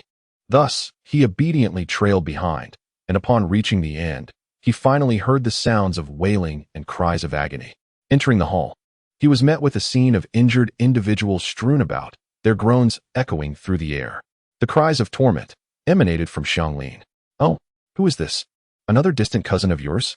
So small, and yet you dare to feast upon them? Why not give them to me?" Another green-haired female ninja gazed at the ordinary-looking demo, her heart fluttering. "Do not speak nonsense. This is my younger brother. He needs medicine for his headache. You're not denying it, are you? Of course. I'll lend him to you. But there are simply too many wounded these past few days. By the time you arrived, she had already lost consciousness. So, if your brother doesn't mind the filth, you could take him back to extract the medicinal residue." She cackled. "What? What do you mean?" Damo interjected, confusion etching his features. The ninja who had brought him chuckled, explaining, "It means her arms and thighs have no spots left to bite. If you're willing to pay an extra 10,000, I can arrange for you to bite her." The two female ninjas regarded Damu with mischievous expressions, their intentions almost inscribed upon their faces. "Bite her, and my ailment will be cured?" At that moment, Xianglin, dazed and confused, opened her eyes to see Damu dressed in red. She recognized the attire, knowing it belonged to her brother, yet she lacked the strength to refuse. She didn't wish for him to witness her in such a pitiable state, a tear escaping the corner of her eye. Indeed, biting her would suffice. Hearing her cries only adds to the delight, doesn't it? Maya spoke wisely. She is our finest remedy, still a maiden. Yet her price is beyond the reach of many, 100,000 taels for a single encounter. You may indulge in any manner you desire. Indeed, should you spend 200,000 taels, we too could be at your service. The two green-haired kunoichi leaned provocatively close to Damu's ear, seemingly oblivious to their surroundings. The other wounded merely lamented their own fates, casting no glances in their direction, as if such occurrences were commonplace. Xianglin's tears flowed abundantly. Witnessing Damu approach her step by step, she struggled to shake her head, yet the feeble motion did nothing to deter his advance. Damu drew near, his head inclined towards her ear, and Xianglin squeezed her eyes shut, bracing for impending anguish. Instead, a gentle voice whispered to her, "Brother will protect you. Come with brother." Xianglin opened her tear-filled eyes, gazing at the unmasked visage of Fu Yuan Damu. "How beautiful! Is this truly my brother's real face?" Drawing strength from an unknown source, she nodded ever so slightly at Damu. His eyes crinkled with delight at her response. In her heart, Xianglin echoed, So beautiful." Then, Damu stood, his appearance reverting to that of an ordinary individual. "Indeed, it requires a substantial sum. Surely, you do not expect me to conduct business here." Upon hearing this, the two women's eyes gleamed with avarice. "Wow, sir, you possess a discerning eye. Would you prefer the 100,000 or the 200,000? They implored. "Take her away. We shall accompany you." They swallowed hard, eagerly nodding while still entranced by Xianglin's beauty. As the trio departed, Fu Yuan Damu glanced back at the medical room, his cold gaze sweeping over each injured soul. A smirk graced his lips, and in that moment, every wounded individual felt a chilling malice. As they walked back, Fu Yuan Damu suddenly inquired, "Where does that corridor across from the previous room lead? Can we not explore that area?" The two women blushed. One retorted, "Bah! You little scamp. Do you wish for more people to witness? Oh, you have me all excited." At Damu's words, the two women exchanged glances. Realizing he was not a mere fledgling, their eyes darted towards Xiao Mu, noting his decent stature, and they shared a knowing smile. "Which young master might you be? However, that place is not suitable at this time. Perhaps after a while, if you remain interested, we could accompany you then." But regarding the payment, one of them pressed for money, while Damu exhibited no hesitation. "Let me enjoy myself. It's merely money. I have plenty to spare. When the time comes, I shall reward each of you 10,000 for your exceptional skills." In stark contrast to the excitement of the two women, Xianglin, still recovering from her shock, remained oblivious to their conversation. She was merely dragged along silently by this boy. She yearned to escape this den of despair, yet fleeing was futile. Being caught would mean hunger and punishment. This boy before her was her only glimmer of hope. In her heart, Xianglin silently prayed for the arrival of salvation. As the four exited the hospital, the green-haired kunoichi asked, "Where shall we go now?" With a delicate smile, Damu proposed, "Let us retreat to a place with impeccable soundproofing, where no prying eyes can intrude." I can hardly contain my eagerness. His voice brimmed with excitement, akin to a famished wolf reveling in the arrival of much-needed rain. The two women, enthralled by his enthusiasm, responded with fervor. "Come to my home. It's nestled in a secluded corner of the village, completely undisturbed. Even if we scream at the top of our lungs, no one would notice. Another chimed in with equal zeal. Maya, please lend me your house next time. I implore you. Of course. Let us hasten. My heart is racing. They urged each other to move quickly. Meanwhile, Damu's clone gradually materialized within the confines of the prison, deftly slipping into the area designated for the most dangerous criminals. Behind 3 iron doors were Kai, Itachi, and Kakashi, engaged in conversation. Tonight, we shall commence the sacrificial ritual once more. The 2 of them are manageable. But what of this one, who is devoid of chakra and barely clinging to life? Can he truly be sacrificed? What do you know? One replied.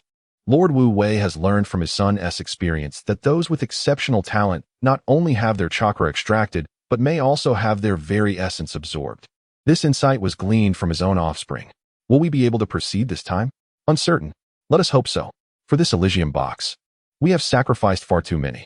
Capturing these 3-leaf village ninjas has cost us 1/3 of our elite forces, not to mention the injured. A sigh escaped his lips. Everyone has become ensnared in madness. May all these sacrifices prove worthwhile. Suddenly, a noise echoed. Who is there?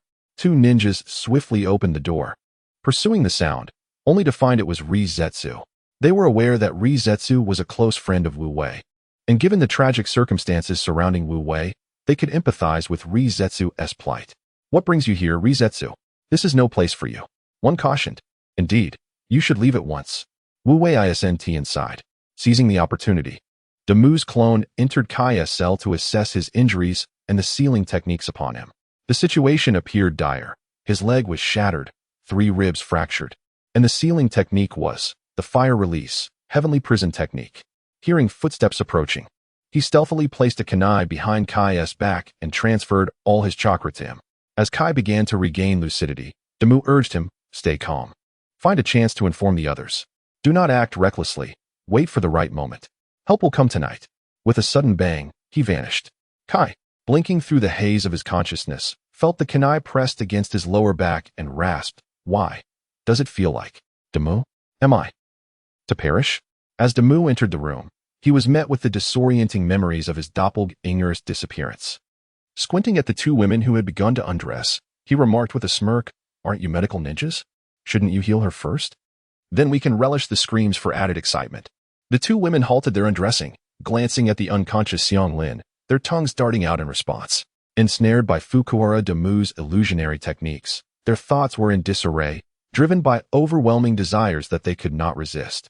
They had not anticipated that this diminutive man would pose a threat to them. Fukuhara Damu's illusion was deemed irranked not due to its lethality, but rather its ability to alter perceptions and amplify desires, all built upon a foundation of reality. In simpler terms, whatever they yearned for. Damu could magnify that sensation with mere guidance. Despite the fleeting nature of his techniques, the repeated enhancements left the 2 women in a state of heightened arousal. Even as they attempted to treat Xiang Lin, their legs pressed together, soft purrs escaping their throats. Xiang Lin's injuries healed at an observable rate, her mobility restored. Observing the 2 women, whose chakra was nearly depleted and eager for indulgence, Damu did not grant them a moment's respite. With a swift motion, he snapped their necks and discarded their lifeless bodies onto the floor. The sudden turn of events instilled fear in Xiang Lin, causing her to curl up, too terrified to utter a sound. Damu wiped his hands on a corner of the bedsheet, tossing it over their corpses. How filthy. Did that frighten you? Regaining her composure, Xiang Lin weakly inquired, you killed them? Damu shed all pretense, sitting cross-legged beside her as he hastily gathered chakra. Time was of the essence, leaving no room for delay. With closed eyes, he concentrated on extracting chakra while consuming various medicinal supplements he had scavenged from previous opponents. What he once deemed useless now proved invaluable, significantly accelerating his chakra extraction. Shouldn't they have been killed? Why? Do you not hate them? Xiang Lin hesitated, wishing to argue that their crimes did not warrant death, yet the words eluded her. Contemplating the scenario, she realized that had it been a gluttonous rich man instead of herself, the outcome would have been dire for her and the women. Though still young, she should grasp the gravity of the situation. As Damu focused intently on gathering chakra, Xiang Lin buried her chin into her knees. How could she not understand? She had often experienced perverse torment, with the grotesque scene playing out almost daily. She had thought her body was spared due to the care of the 2 sisters, only to realize now that it was merely a matter of negotiation. The memory of the excitement on their faces during discussions with this man twisted her insides like a knife. May I ask your name? Why do you wish to save me? For now, you may call me Shuemo. As for the reason behind my act of rescue, consider it a means to secure a future bride.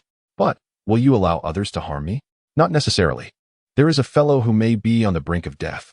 In this critical moment, I must ask for your assistance. Damu felt a sense of awkwardness. He intended to assure her that it wouldn't happen, but recalling Kai's character, whether he could endure until they returned to Konoha remained uncertain. Thus, he found himself in an uncomfortable position. He did not wish to be overly generous at another's expense. Yet there was no denying that Kai had not only carried him home, but also acquired the 8 gates from him. Even without the notion of reward, he had an obligation to assist. Thus, he felt compelled to put Xianglin in a difficult position. Oh, Damu, noticing her despondent demeanor, wished to say something, but the words caught in his throat. Indeed, not everyone could wield the power of words effectively. After a moment's contemplation, he uttered, I apologize. Xianglin lifted her gaze to meet his, only to lower it once more. At that moment, another clone, imbued with memories, returned. So this is the route? Upon entering the teleportation array, he had dispatched 2 clones, one golden and one pink. The pink one scouted ahead while the golden one surveyed Kakashi and the others. After the golden clone dissipated, the pink one followed Longjia and was subsequently escorted out. The 2 guards did not hinder Longjia, who remained silent as he was ushered out. As soon as they reached the corner, Damu's pink-haired clone appeared beside her. I am Shuemo. We must return home immediately. I will take you to a certain place. As for the rest. Before he could finish, a loud pop announced his disappearance, as the chakra he had reserved proved insufficient. Being a mere clone while maintaining an invisible state added to the strain. Fukuhara Damu, upon receiving the information, assessed his own chakra and sighed. With a swift motion, he produced 2 more clones, sending one towards Longjia's residence and the other towards the inn. He felt a sense of helplessness. At this rate, when would he be able to replenish his chakra? It was quite vexing. Well, Damu mumbled. But before he could finish, an arm reached out towards him. Gazing at the arm, devoid of any bite marks and as delicate as a lotus, Damu was momentarily taken aback. What are you doing? Replenishing chakra. Can you even restore chakra? What do you mean by restore? Chakra. Oh, then I can. Go ahead and bite me. I've made up my mind. I will follow you wherever you go. I will do whatever you ask, as long as you don't abandon me. Xianglin extended her arm, showing no hint of grievance. Fukuhara Damu studied her, and then glanced at her exquisite arm. He reached out and gently pushed her arm back. Go take a bath. I might find you dirty, and that would be unpleasant. Oh, Xianglin obediently walked into the bathroom, where the sound of rushing water soon filled the air. Wow, it's actually hot water. Upon hearing this, Fukuhara Damu suddenly felt discomfort in his own body. However, with time pressing and tasks at hand, replenishing chakra took precedence. He swiftly retrieved a large restorative pill and placed it in his mouth, focusing intently on absorbing its benefits. After a while, Xianglin emerged from the bathroom, freshly washed. Fuyuan Damu glanced up, nearly gasping in astonishment. You, please put on some clothes. The clothes are torn and unwearable. Xianglin displayed no signs of embarrassment, even stifling a laugh. Although she was wrapped in a towel, she revealed nothing. Damu turned his head away, hastily suggesting, look for her clothes. They can't be far off. Girls mature faster than boys, and considering she was a year older than Damu, she was already over 1.40 meters. Oh. Xianglin giggled softly, rummaging through the cabinet for clothes. While she tried on various outfits, Damu opened his eyes again. Glancing towards the doorway, creaking, the door swung open, and Longjia strode in with a grim expression. Initially startled by the sight of 2 corpses on the floor, her demeanor shifted to one of disbelief as she beheld the disheveled Xianglin. It's you? Without waiting for a response, she turned to Damu, incredulous. You brought me here to see this? She pointed at Xianglin, her voice tinged with a mix of indignation and shock. Please, be quiet. You're the one who is so precocious, thinking you know everything. Come in and shut the door. Longjia, dressed in a tomboyish manner, huffed heavily. However, she merely crossed her arms, showing no inclination to heed Damu's request. Exasperated, Damu turned to Xianglin. Close the door. Okay, she replied obediently, donning her clothes with a mix of compliance and grace. She timidly glanced at the unfamiliar older girl, gently reaching around Longjia to close the door. After completing this task, she returned to her corner of the bed, a scene that might suggest Damu had done something to her. Longja was even angrier now, taken aback by the moral depravity she attributed to this seemingly profound young man. Just as she was about to speak, Damu interjected. First, the choice is yours. If you wish to leave, then go ahead. Growing up with her mother, Longja had a fiery temper and could not tolerate such provocation. Her expression darkened as she made to leave. Second, if you walk out that door, do not expect me to help you seek revenge. Damu's voice remained calm, devoid of any sympathy. In his eyes, both Longja and Xianglin were mere children, far from the realm of adulthood. Were it not for the system's task and a flicker of compassion, he would have dismissed such irritating children entirely. As for that so-called spiritual technique, he had never even heard of it. How valuable could a mere task reward be? He wouldn't mourn its absence. Upon hearing this, Longja halted, turning back with a fierce glare. Do you think I would beg you for revenge? Don't flatter yourself. I intend to take vengeance myself. Ha. With what? You can't even grasp the basics of fire release. By the time you grow up, your adversaries won't have been idle either. What will you use for revenge? Fire release. Ghost lantern, perhaps? Ha. Damu opened his eyes, casting a disdainful glance her way. And you? What do you have to rely on? Longja longed to retort, but the remnants of her rationality reminded her that Shuemu was right. By the time she matured, her opponent might have already become a shadow. Reluctantly halting the conversation, he redirected his focus. Fukuhara Demu remained motionless, maintaining his chakra concentration, his gaze fixed on the two lifeless bodies on the ground. Do you truly believe that eliminating two medical ninjas renders you invincible? Longja released the doorknob, his derision towards Damu unabashed. His eyes occasionally flickered towards the corner where Xianglin stood. How troublesome. Is it easy for me to accumulate chakra? Damu scoffed, performing a one-handed seal to execute the heavenly prison technique, differentiating it with his lightning release, unlike the high-ranking individuals present. His fire-style chakra was still of value, and every bit was precious. Longja, witnessing Damu's relentless attack, prepared to channel his chakra, only to discover it was ensnared. This is that technique. How? How could you possibly? Damu sighed and released the seal. Longja instantly felt the shackles of his confinement vanish, gazing in astonishment at Fukuhara Damu. Are you satisfied now? You have squandered 1% of my lightning chakra. This debt shall be reckoned with you. Damu's expression reflected profound sorrow, as if that fraction of chakra were akin to a dowry he had painstakingly saved. Longja steeled herself, forcing calmness upon her. Since this man could wield such advanced ninjutsu, there existed a possibility of overcoming Wu Wei. Do you know whom I seek vengeance against? That is the Lord of the Ghost Lantern City, Wu Wei, whose strength is unfathomable. Although you possess certain skills, it remains uncertain whether you can match him. Reluctant to forfeit this opportunity, Longja found it impossible to soften her stance. Damu smirked. Oh, then I shall wait 2 years before seeking his demise. Yet in 2 years, he too would grow stronger. Damu shot her a glance. How old do you think I am? I can already contend with him on equal footing. In 2 years, I could amass sufficient chakra to obliterate the entire Kusagakure. He intended to mention his age, but hesitated, realizing he was likely the youngest here, rendering it a somewhat inadequate argument. Thus, he opted for ambiguity. Xianglin, seated behind him, observed the figure before her, caught between boyhood and manhood, momentarily entranced. At a similar age, he was capable of engaging formidable figures without faltering, while she remained merely a medic, a stark contrast of disparity. Longja shared the same sentiment. In her world, the most talented individual had been Wugong, and though she was reluctant to admit it outwardly, she acknowledged it internally. Yet, comparing Wugong to this individual named Sumu, he seemed lacking. Xianglin, unfamiliar with the significance of one-handed seals, was aware that Longja understood their implications. In their village, no one could, or rather, no one was capable.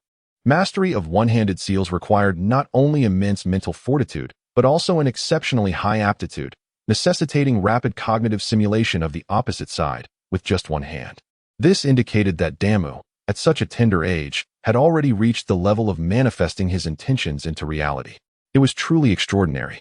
In this moment, she wavered. A desire for vengeance against the unfeeling for the sake of the innocent surged within her. Yet, her mother remained present. I cannot leave. My mother is here. This unexpected turn of events left Fukuhara Demu somewhat perplexed, feeling a twinge of wasted emotion. She was not an orphan. If she were not an orphan, then what would she be? A child abducted? Never mind. You can go, as if you have never seen us. Damu issued an order for her to leave, Yet Rizetsu did not rise. Instead, she lifted her gaze to Fukuhara Demo. Are you not afraid I will inform on you? Go ahead and tell. They cannot hold me back, but you. What kind of wretched village is this? If you like it here, then continue to languish. You shall not insult my village. Insult? Look at her, then look at the two on the ground. You, who have been deemed a genius, must surely comprehend what has transpired, no? Do you not recognize her? Are you unaware of her plight? Just because she is not from your village, does that mean her mother deserves death, and she does too? Enough. Rizetsu pushed the door open and fled. Damu felt a flicker of anger but suppressed it, softly speaking to Karin. I am sorry, I did not mean to speak of you and your mother. He faltered, unable to continue, for Karin had embraced him from behind, warmth seeping through his clothing to his skin. Thank you. Oh. In this moment, Karin truly devoted herself to Fukuhara Damu. Perhaps in her previous state, she would have listened to anything Damu said, but whether she did so willingly remained uncertain. Now, Karin had found someone who genuinely stood up for her and her mother, someone who sincerely sought to rescue her from the abyss rather than exploit her. This small vessel had finally discovered a place to rest. They maintained this position for a considerable time, until dusk settled, and Rizetsu returned, breathless and panicked. Upon entering, she exclaimed urgently, Help, save my mother. When Damu and the others arrived at Rizetsu's home, her mother was left with but a breath. Upon seeing her daughter return with friends, she offered a frail smile. Are they your friends? Mother, you appear so aged. Rizetsu collapsed before Karin, weeping. Please, save her. Only you can save her. Karin looked to Damu, who frowned and turned away. Karin understood this meant Damu would not intervene, leaving it to her own volition. Kind-hearted, she recognized the pain of losing a mother and, without hesitation, stepped forward to extend her arms. However, Rizetsu's mother pushed her away. It is you. Thank you, but it is futile. The reincarnation of the dragon's fate is a bloodline secret technique that, once cast, cannot be reversed. The Whirlpool clan cannot reverse life. Rizetsu. Rizetsu shoved aside Karin's outstretched arms and knelt by the bed. Mother, how could this happen? Why is this so? Were they the ones who forced you to use this technique? Tell me who it was. Mother Longshi smiled gently as she caressed her hair, softly saying, It was my choice. Do not harbor thoughts of revenge. I truly wish to see you grow, to witness your marriage and the birth of your children. I will marry him and bear his children. Damu, bewildered, was drawn closer by Longshi, staring in confusion at her mother-in-law, who was on the brink of death. Unable to comprehend this unfolding scene. Wasn't this supposed to be a farewell ceremony? How had it transformed into a betrothal drama? Yet, with life slipping away, it seemed inappropriate to expose such matters now. Oh. Mother Longshi was beautiful, though her vitality waned rapidly. Her smile was enchanting. What a handsome young man. Even more so than your father. She took Damu's hand, then grasped Longshi's, bringing them together. If there is a chance, you must take her away from here, or one day, you will regret it. Her words trailed off as the last flicker of life extinguished. Mom, that cry echoed far and wide. Damu, furrowing his brow, sensed incoming ninjas and hurriedly moved Xianglin beneath the bed, while still being held tightly by Longshi. There was no choice but to go invisible first. Longshi, your mother has passed. Let us take her to the cemetery. No, mother is not dead. Longshi pleaded. Her body is still warm. Please save her.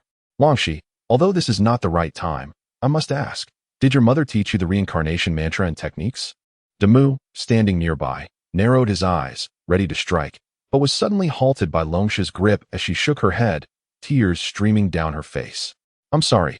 Mother didn't have the chance to say. Oh, I see. It's nothing. Perhaps the council has a backup. Get lost. Get away. Longshi erupted, releasing Damu's hand and leaning against him, relentlessly striking the one who spoke. This person had utterly shattered her last shred of hope for the village. She recalled Damu's words. What a wretched village this is. Yes, this village was indeed despicable. Her lineage had dedicated their entire existence to such a place. And now even the under 10-year-old version of herself was not to be spared. The man attempted to speak again, but was pulled away, carrying Longshi's mother's lifeless body. Longshi's cries were heart-wrenching. With a sickening sound, a throat was severed, and a torrent of blood erupted from the man's neck. Then came a series of muffled thuds, leaving the room silent save for Longshi's lamentations. Xianglin, crouching beneath the bed, witnessed the incredulous expressions of those who had just died, covering her mouth. I'm sorry. I'm not a ninja, so I couldn't hold back. Damu's voice was faint, yet tinged with a tremor. He was neither afraid nor excited. He was enraged. He had no desire to remain in this dreadful place any longer. Let them kill, let them expose him, he would face whatever came. Longshi stifled her sobs, lifted her mother, and was about to leave. Wait. Damu took the body bag from the incessantly chattering individual and carried it into the room containing Longshi's mother's corpse. With a mere wave of his hand, he transferred it into the confines of the system's space. Do not fret.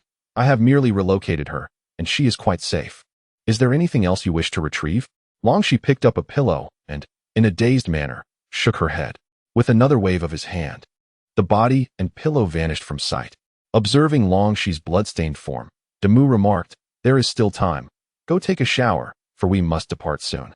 Xiang Lin crawled out from beneath the bed, equally covered in blood. "Ah, the two of you should wash together, and do it swiftly." Damu, glancing anxiously at the setting sun, pondered the situation with Kakashi. After another 10 minutes, the two women were dressed in Longshi's clothing. If one disregarded the color of their hair, they might indeed be mistaken for sisters. Listen carefully. Shortly, I shall escort you both to the cellar in the wilderness. Once there, do not move or emerge. If all proceeds smoothly, we shall leave this place tonight. At the latest, by tomorrow.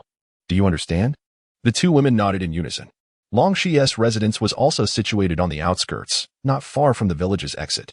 Just as Damu was about to unleash a massacre, he was halted by Longshi's grasp. I know a way. As darkness enveloped the land, the three figures materialized outside of Chaoyin village. In a bid to save time, Damu summoned 3 shadow clones to dig the cellar, 2 golden and 1 pink, moving with remarkable speed while he concentrated on gathering chakra. Presently, he possessed a large sphere and 2 medium spheres. With 1 more medium sphere, he would acquire enough chakra for 2 shadow-level techniques. All right, remember my words. Do not emerge for any reason. If I have not returned by tomorrow afternoon, then you may flee. The women nodded in agreement, and Damu sealed the cellar, ensuring they had ample provisions. Feeling that everything was perfectly in order, he departed. However, barely had he left when an individual donned in a rat-headed mask appeared beside him. Is this also a ninja from Konoha? The figure stood near the cellar, surveying the traps left by Fu Yuan Damu. What shoddy work. Is that so? Unfortunate, heavenly prison. The rat-headed figure barely had time to react before his chakra was sealed. Ah, little brat, do you think you can bind me with the techniques of our clan? What are you thinking? Release. Huh? Release. How could this happen? As he attempted to channel chakra, his entire body began to swell uncontrollably, with his head and feet enlarging erratically, devoid of any pattern. In this grotesque expansion, he found himself in a state worse than death. Little brat? Is my grandfather's technique so trivial? Wearing a rat head. Do you think you can deceive everyone and turn the tables? Rat head? Longshi and Xiang Lin exchanged a stunned glance. Damu was oblivious, but they were aware that anyone donning a zodiac mask or a painted face mask belonged to the upper echelons of Chaoyin village. Each one possessed unfathomable abilities, and it was unexpected that a single encounter had led to the subjugation of one of their own by Shui Mu. The two women obeyed Damu's instructions, concealing themselves in the cellar without uttering a sound. However, shortly after Damu's departure, they heard someone approaching. At that moment, the two girls clung tightly to one another, acutely aware of the impending arrival of death. Yet, the familiar voice resonated once more, drawing them back to the realm of the living. Subsequently, the figures outside vanished, allowing the two girls to exhale in relief. Shuemu, so impressive. Indeed, truly remarkable. Are you going to marry him? What about you? But he can only wed one, right? Then there's no other choice. My mother insists I marry him. Yet, he agreed. And he mentioned wanting me to be his wife. Is that so? Then, let the competition begin. What type of ninja are you? Me? I'm not sure. Perhaps a medical ninja. What a coincidence, so am I. In the dim recesses of the cellar, the two girls engaged in hushed exchanges, their words barely audible to one another, while Fukuhara Daimu had already dismantled the mouse head, scattering its parts across the wilderness. He did not conceal his presence, rather. He transformed into the guise of the mouse head, donning the foul-smelling hood and swaggering into the prison. Upon reaching the iron gate, he discovered that the three individuals had already been relocated. He inquired of the guard, "Where are they?" "My lord, the lord of Wuwei City has taken them to a secret location to prepare for the ritual. Were you not informed?" As Fukuhara Daimyo pondered his next course of action, the monkey head rushed in, exclaiming upon spotting Daimyo, "Old Four, we've been waiting for you. What took you so long?" Daimyo said nothing, slowly advancing toward the monkey head. The two arrived at the grand formation, where Daimyo activated his Byakugan and sensory abilities, completing the hand seals with a speed measured in mere milliseconds. They materialized within a secret space, surrounded by identical materials, unable to discern anything beyond their immediate vicinity. Quietly noting their steps, they entered the final chamber. Phew, without the lucky peach, we could never have come in here, Daimyo mused internally, recalling how he had surreptitiously consumed the lucky peach upon entering the Rishaku household. Amassing a fortune of 100,000 taels from several corpses, he was poised to purchase another at any moment. Fortunately, within an hour, he had successfully relocated the two small ones to the wilderness and had effortlessly dispatched the mouse head, Old Four. Everything proceeded smoothly. Within half an hour, he had arrived at this location. Kakashi, Itachi, and Guy lay bare-chested upon a device resembling an operating table. Whether sedated or otherwise incapacitated, their eyes flickered, yet their bodies remained unmoving. To Daimyo's astonishment, Itachi's Sharingan bore only 3 tomo. According to his scant recollections, Itachi should possess the Manjiki Sharingan. What took you so long? We've been waiting for you. Quickly, release their binding technique. Daimyo's heart raced. Simultaneously, he cursed under his breath. Wondering what sort of binding technique this was, how could it still hold them when they appeared lifeless? He approached the trio, assessing his chances against the 4 beast heads in the room, along with the Lord of Wu-Wei. The shadow-level chakra array had been unraveled by him, ready for him to unleash the B-rank luminous star blade in desperation. However, the complexity of the situation exceeded all expectations. First, I must untangle the chakra, otherwise this fellow's physical techniques could prove fatal. As the crowd nodded in acknowledgement, it was evident that despite the broken leg of this Konoha ninja, he should not be underestimated. Since Daimyo had entered Itachi's line of sight, the latter had been fixated on him, causing Daimyo to feel somewhat uneasy. Could it be that this fellow has discerned my true identity? Seeing that everyone was in agreement, the Lord of Wu-Wei began the process of unsealing Kai. Kai's eyes darted around until they finally settled on Daimyo. This is absurd. How do they all know who I am? Let us begin, one at a time, Monkeyhead remarked. Wu-Wei remained silent, initiating a rather intricate surgical-style ninjutsu on Kai. The complexity of the procedure made Daimyo's scalp tingle. How could he possibly remember so many steps? Meanwhile, Daimyo was not idle. He gently pressed his fingers onto Kakashi, performing the fire release, heavenly prison technique. Now, Kakashi's gaze was fixed on him as well. Once Wu-Wei finished unsealing Itachi, he was nearing the final stage. Unable to contain himself any longer, Daimyo unleashed the ominous heavenly prison technique, but Wu-Wei evaded it. Simultaneously, the 3 individuals lying on the platform retaliated. Half a second later, the room transformed into a standoff. Daimyo distributed the ninja tools among the 3 while positioning himself in front, silently confronting the adversaries. Old Four, why? The monkey face remained perplexed, but the other beast heads and Wu-Wei remarked, he is not Old Four, yet he can use the heavenly prison technique. It must be that scroll. Wu-Wei's eyes narrowed. Daimyo realized they mistook him for pain. Thus, he boldly declared, I advise you not to utter my code name. While threatening the denizens of the grass village, he concealed his hands behind his back, forming seals for a teleportation technique. Kakashi and Itachi understood the hand signs after just one glance, while Kai was at a loss. Just as he pondered his next move, Daimyo extended his hand towards him. Return my belongings. Kai was taken aback and quickly retrieved the kunai from his lower back, placing it into Daimyo's hand. Daimyo then switched it to his other hand behind his back, commencing the formation of seals for the other side. Kai was dumbfounded. Such a maneuver was unexpected. Kakashi and Itachi breathed a sigh of relief. As they witnessed Kai vanish with a pop, Kakashi and Itachi also disappeared in an instant. Do not move. This time, I am merely repaying a favor, and rest assured, I shall not unleash a massacre here. The individuals across from him felt the surging chakra emanating from Daimyo and fell into silence. Keep this coin safe. When we meet again, I shall assist you with a task. Ding luck resets in 2 hours. With a pop, Daimyo vanished. The secret chamber was left with several beast heads exchanging glances, while Wu-Wei spat out blood and fainted. Even in his fading consciousness, he clutched the coin tightly. The monkey beast examined Wu-Wei's condition and remarked, as expected of pain, merely tossing a coin has thrown his vital energies into disarray. If it weren't for Wu Wei's robust physique, we old fellows would have perished. Let me take a look at this coin. With that, he pried open Wu Wei's hand and retrieved the coin, with a sudden system prompt announcing a shift in objectives. Damu, guiding 3 burly men through a labyrinthine path, paused momentarily. Is there really something to steal? You must be unfortunate. He mused. What did you say? Came a query. Nothing. Let's discuss it later when we are safe. Kakashi, carrying the unconscious Kai once more, refrained from further inquiries. After half an hour, they successfully evaded all surveillance and emerged near a cellar outside the village. Ahem, it's me. Someone, extend your arm. Damu opened the cover, sighing in relief upon seeing the 2 small figures unharmed. Although he wore a mask, Cheyenne immediately recognized him and obediently reached her hand out. Kakashi and Itachi were bewildered by the unfolding events. Their chakra had replenished swiftly, yet they bore injuries, rendering them passive in this peculiar situation. One thing was certain. This enigmatic individual was rescuing them, though the purpose of extending an arm remained a mystery. Just let him gently bite it, and you shall hear the sounds of Konoha. Kakashi stared in astonishment at the delicate hand reaching out, his mind awash with thoughts of ancient ginseng spirits. Itachi speculated whether this was some form of celestial technique. Only Cheyenne felt a flicker of joy, thinking to herself, how gentle he is, allowing someone to bite him lightly. Noticing the 2 remained motionless, Damu took matters into his own hands, pressing Kai down and prying his mouth open.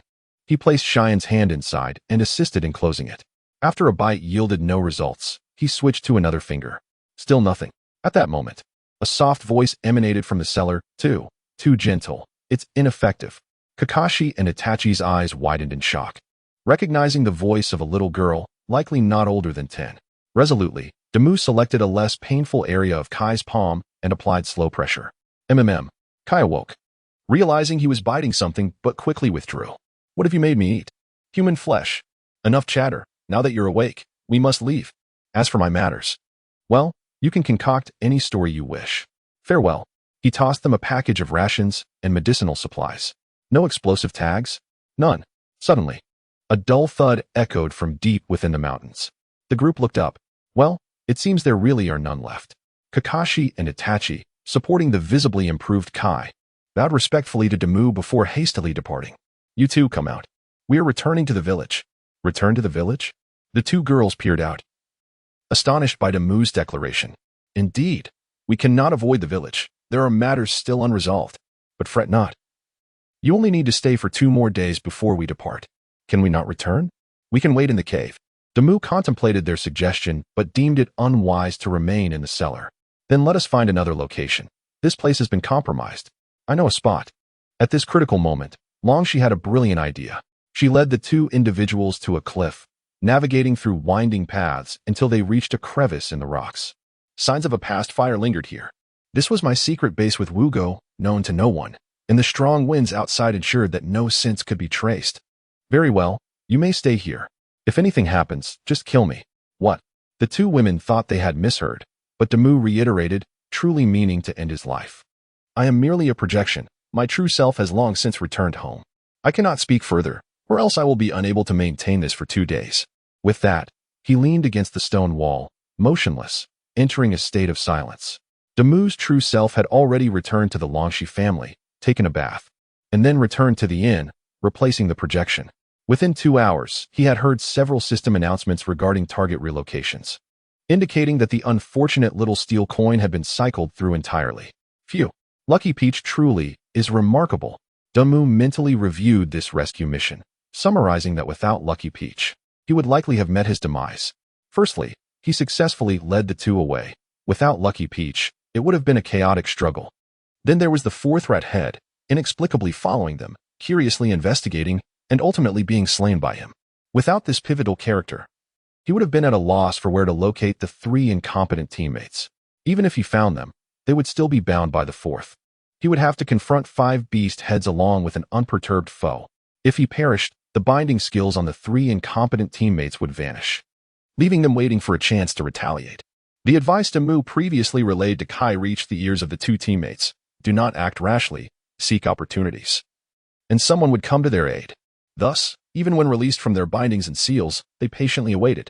Had Kai not moved a finger, Damu would have assumed the binding spell still held. Even the final misunderstanding where these individuals believed themselves to be Pain was a result of Lucky Peach's influence. This entity was, without a doubt, a weapon of causal law. In this intricate dance, should he falter, he would face a multitude of formidable figures. Judging by Wu Wei's ability to evade his binding spell, normally, he would stand no chance against even one of them, let alone a group. Fortunately, the outcome was favorable. As he reflected, others were also in contemplation. Longxi and Xianglin believed Shuemu was extraordinarily formidable. Not only had she slain the beast heads, but she had also rescued 3 major offenders within an hour. One of them tended to the injured, while the other mingled between the prisoners and the beast heads. Acutely aware of the devastation these 3 had wrought upon Chaoyin village, they had decimated a third of their high-level combat force and had shattered one of the 4 pillars of ceiling. And then there were the injured. As the conversation turned to the wounded, Xianglin suddenly brightened, sitting upright. Do you think that explosion, could it be? Longxi paused, then closed her eyes to recall the timing and direction of the explosion. Her expression shifted to one of fear. Soon after, her gaze grew complex, culminating in a deep sigh. Witnessing her reaction, Xianglin felt her heart melt. She draped her clothing over her shoulders, trembling slightly, clearly in tears. Yet, her sorrow stemmed not from grief, but from overwhelming joy. Indeed, the man had spared no one. Those who had left bite marks upon her were obliterated, as were those who had inflicted harm upon her and her mother. All those vile creatures had been annihilated by that man. She was elated. While Longxi contemplated the tragic transformation of the once thriving Chaoyin village, now bereft of her mother, a beast head, and so many ninjas. It seemed they were truly on the brink of annihilation. Perhaps this was the punishment delivered from the heavens upon Wuku and her mother-s spirits. Elsewhere, the 3 elite ninjas from Konoha, having narrowly escaped, were piecing together the events. Yet, their uncertainty regarding the identity of this individual lingered. It was connected to Konoha and to Shisui. Itachi provided his deduction. Kakashi furrowed his brow, pondering for a moment before asking, "Are you referring to that Kanai?" Itachi nodded. Gaia's vitality seemed to have revived after his return, akin to a resilient cockroach. Hearing their speculation, he hastily inquired, "I understand the connection to Konoha. He can utilize the shadow clone technique. But what relation does he have to Shisui? What significance does that Kanai hold?" Itachi gazed at the night sky, reminiscing, "That Kanai? I possess a similar one, though I did not bring it with me. It seals his unique body flicker technique, a technique that does not easily vanish." Guy scratched his head, letting out a sigh. He truly is formidable. That high-level binding technique of the beast was no match for him. Kakashi narrowed his eyes, remarking, "Those beast heads and that man with long hair are truly terrifying.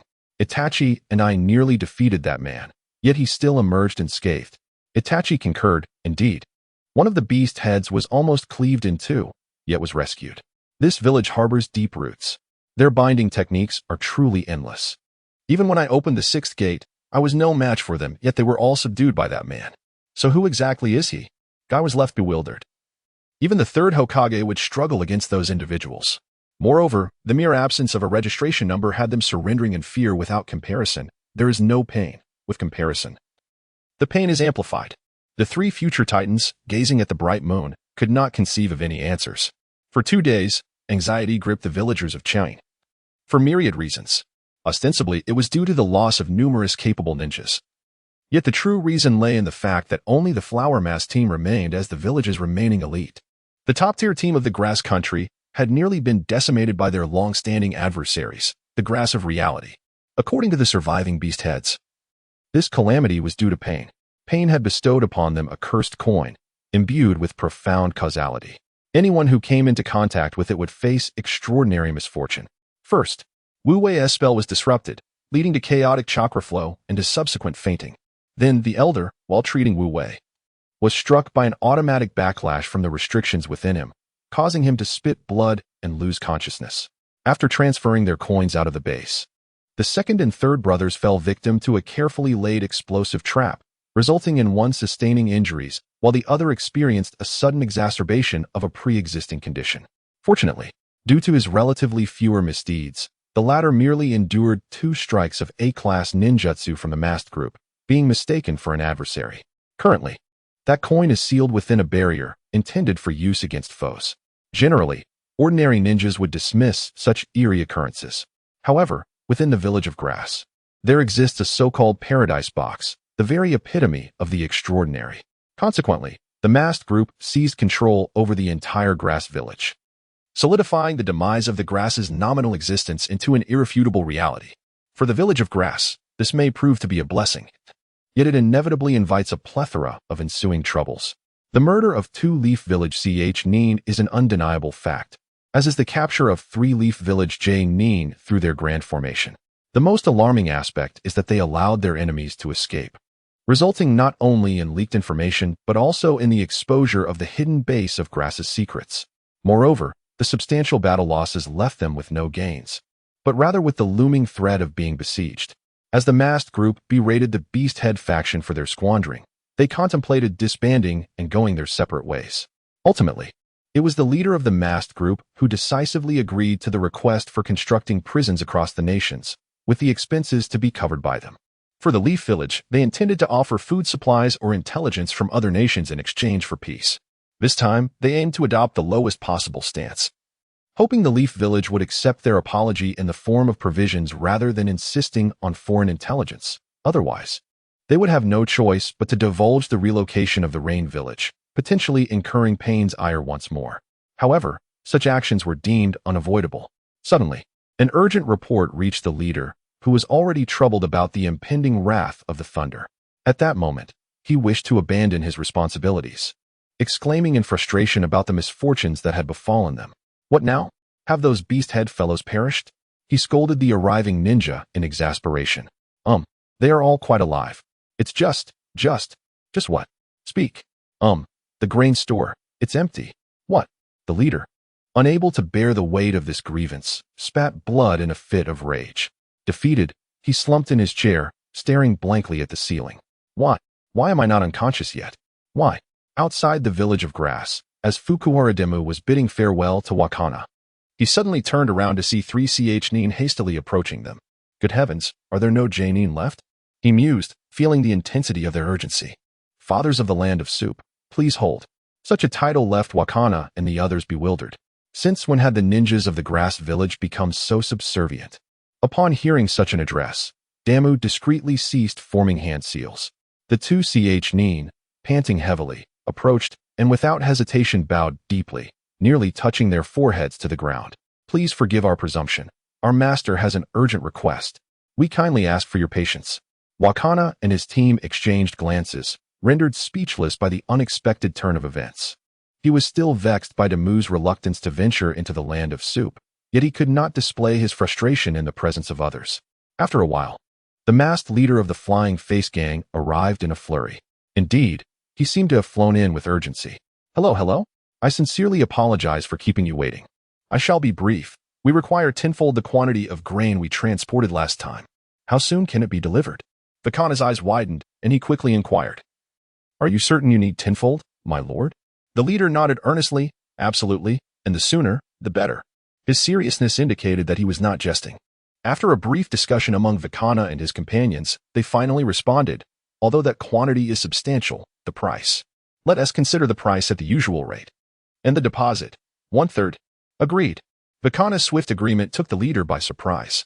As he fumbled for the cash, he asked, when can you deliver at the earliest? Well, it will take at least 2 months for back and forth communication, plus coordinating with the ships and loading, so approximately 2.5 months. The leader hesitated upon hearing the timeline, but the only available grain was from the land of soup and the land of fire. As for the latter, it was unthinkable to even consider purchasing grain, given the ongoing war reparations. Very well, if you can expedite the process by half a month, I will increase your commission by 10%. Vakana readily agreed. His willingness often left the leader feeling as though he had made a regrettable bargain. Thus, they exchanged the deposit and paperwork, and the leader swiftly departed with his ninjas. Suddenly, Fukuhara Demu said, since you will be returning in over 2 months, why not accompany us to the land of soup next time? Sure. Vakana readily concurred, laughing heartily as he and his team departed. Demu too felt a sense of loss, though he could not quite articulate why. Shaking his head, he walked towards the western forest. Beneath a large tree, he scanned the area with his Byakugan and sensory abilities, ensuring no one was tailing him, before tapping the ground. Come out, it is time for us to set forth. 2 small figures, one red and one white, clad in matching attire to Damu, climbed up. Xianglin looked at Damu, who had returned to his original form but wore a mask, and remarked, wearing such unsightly clothing, "Where are we headed?" Longzha also grimaced in agreement, though he remained silent. In the past couple of days, Damu had accomplished much. Knowing he needed to form an organization, he realized the necessity of a uniform. So he pondered deeply and ultimately commissioned several azure cloaks and garments at the tailoring shop in Grass-Hidden Village. The cloaks bore the character for chef, while the garments featured the same character emblazoned on the back. Furthermore, all members would don masks, which also displayed the character on the side. The two girls immediately expressed their dissatisfaction at the plainness of the attire. Even Longzha, who was typically clad in white, was no exception. Fukuhara Damu chuckled, preparing to regale them with tales of how a chef could change the world during their journey. Destination, the Land of Wind. The organization. Let us embark. Thus, your true identity is that of a chef. In the forest, Longxi was rendered speechless, gazing in astonishment at Xianglin's heartfelt exclamations, and then at the beaming, proud Damu. He felt that the world was utterly surreal. Such extraordinary talent, and yet, he was not a ninja, but merely a chef. How unexpected.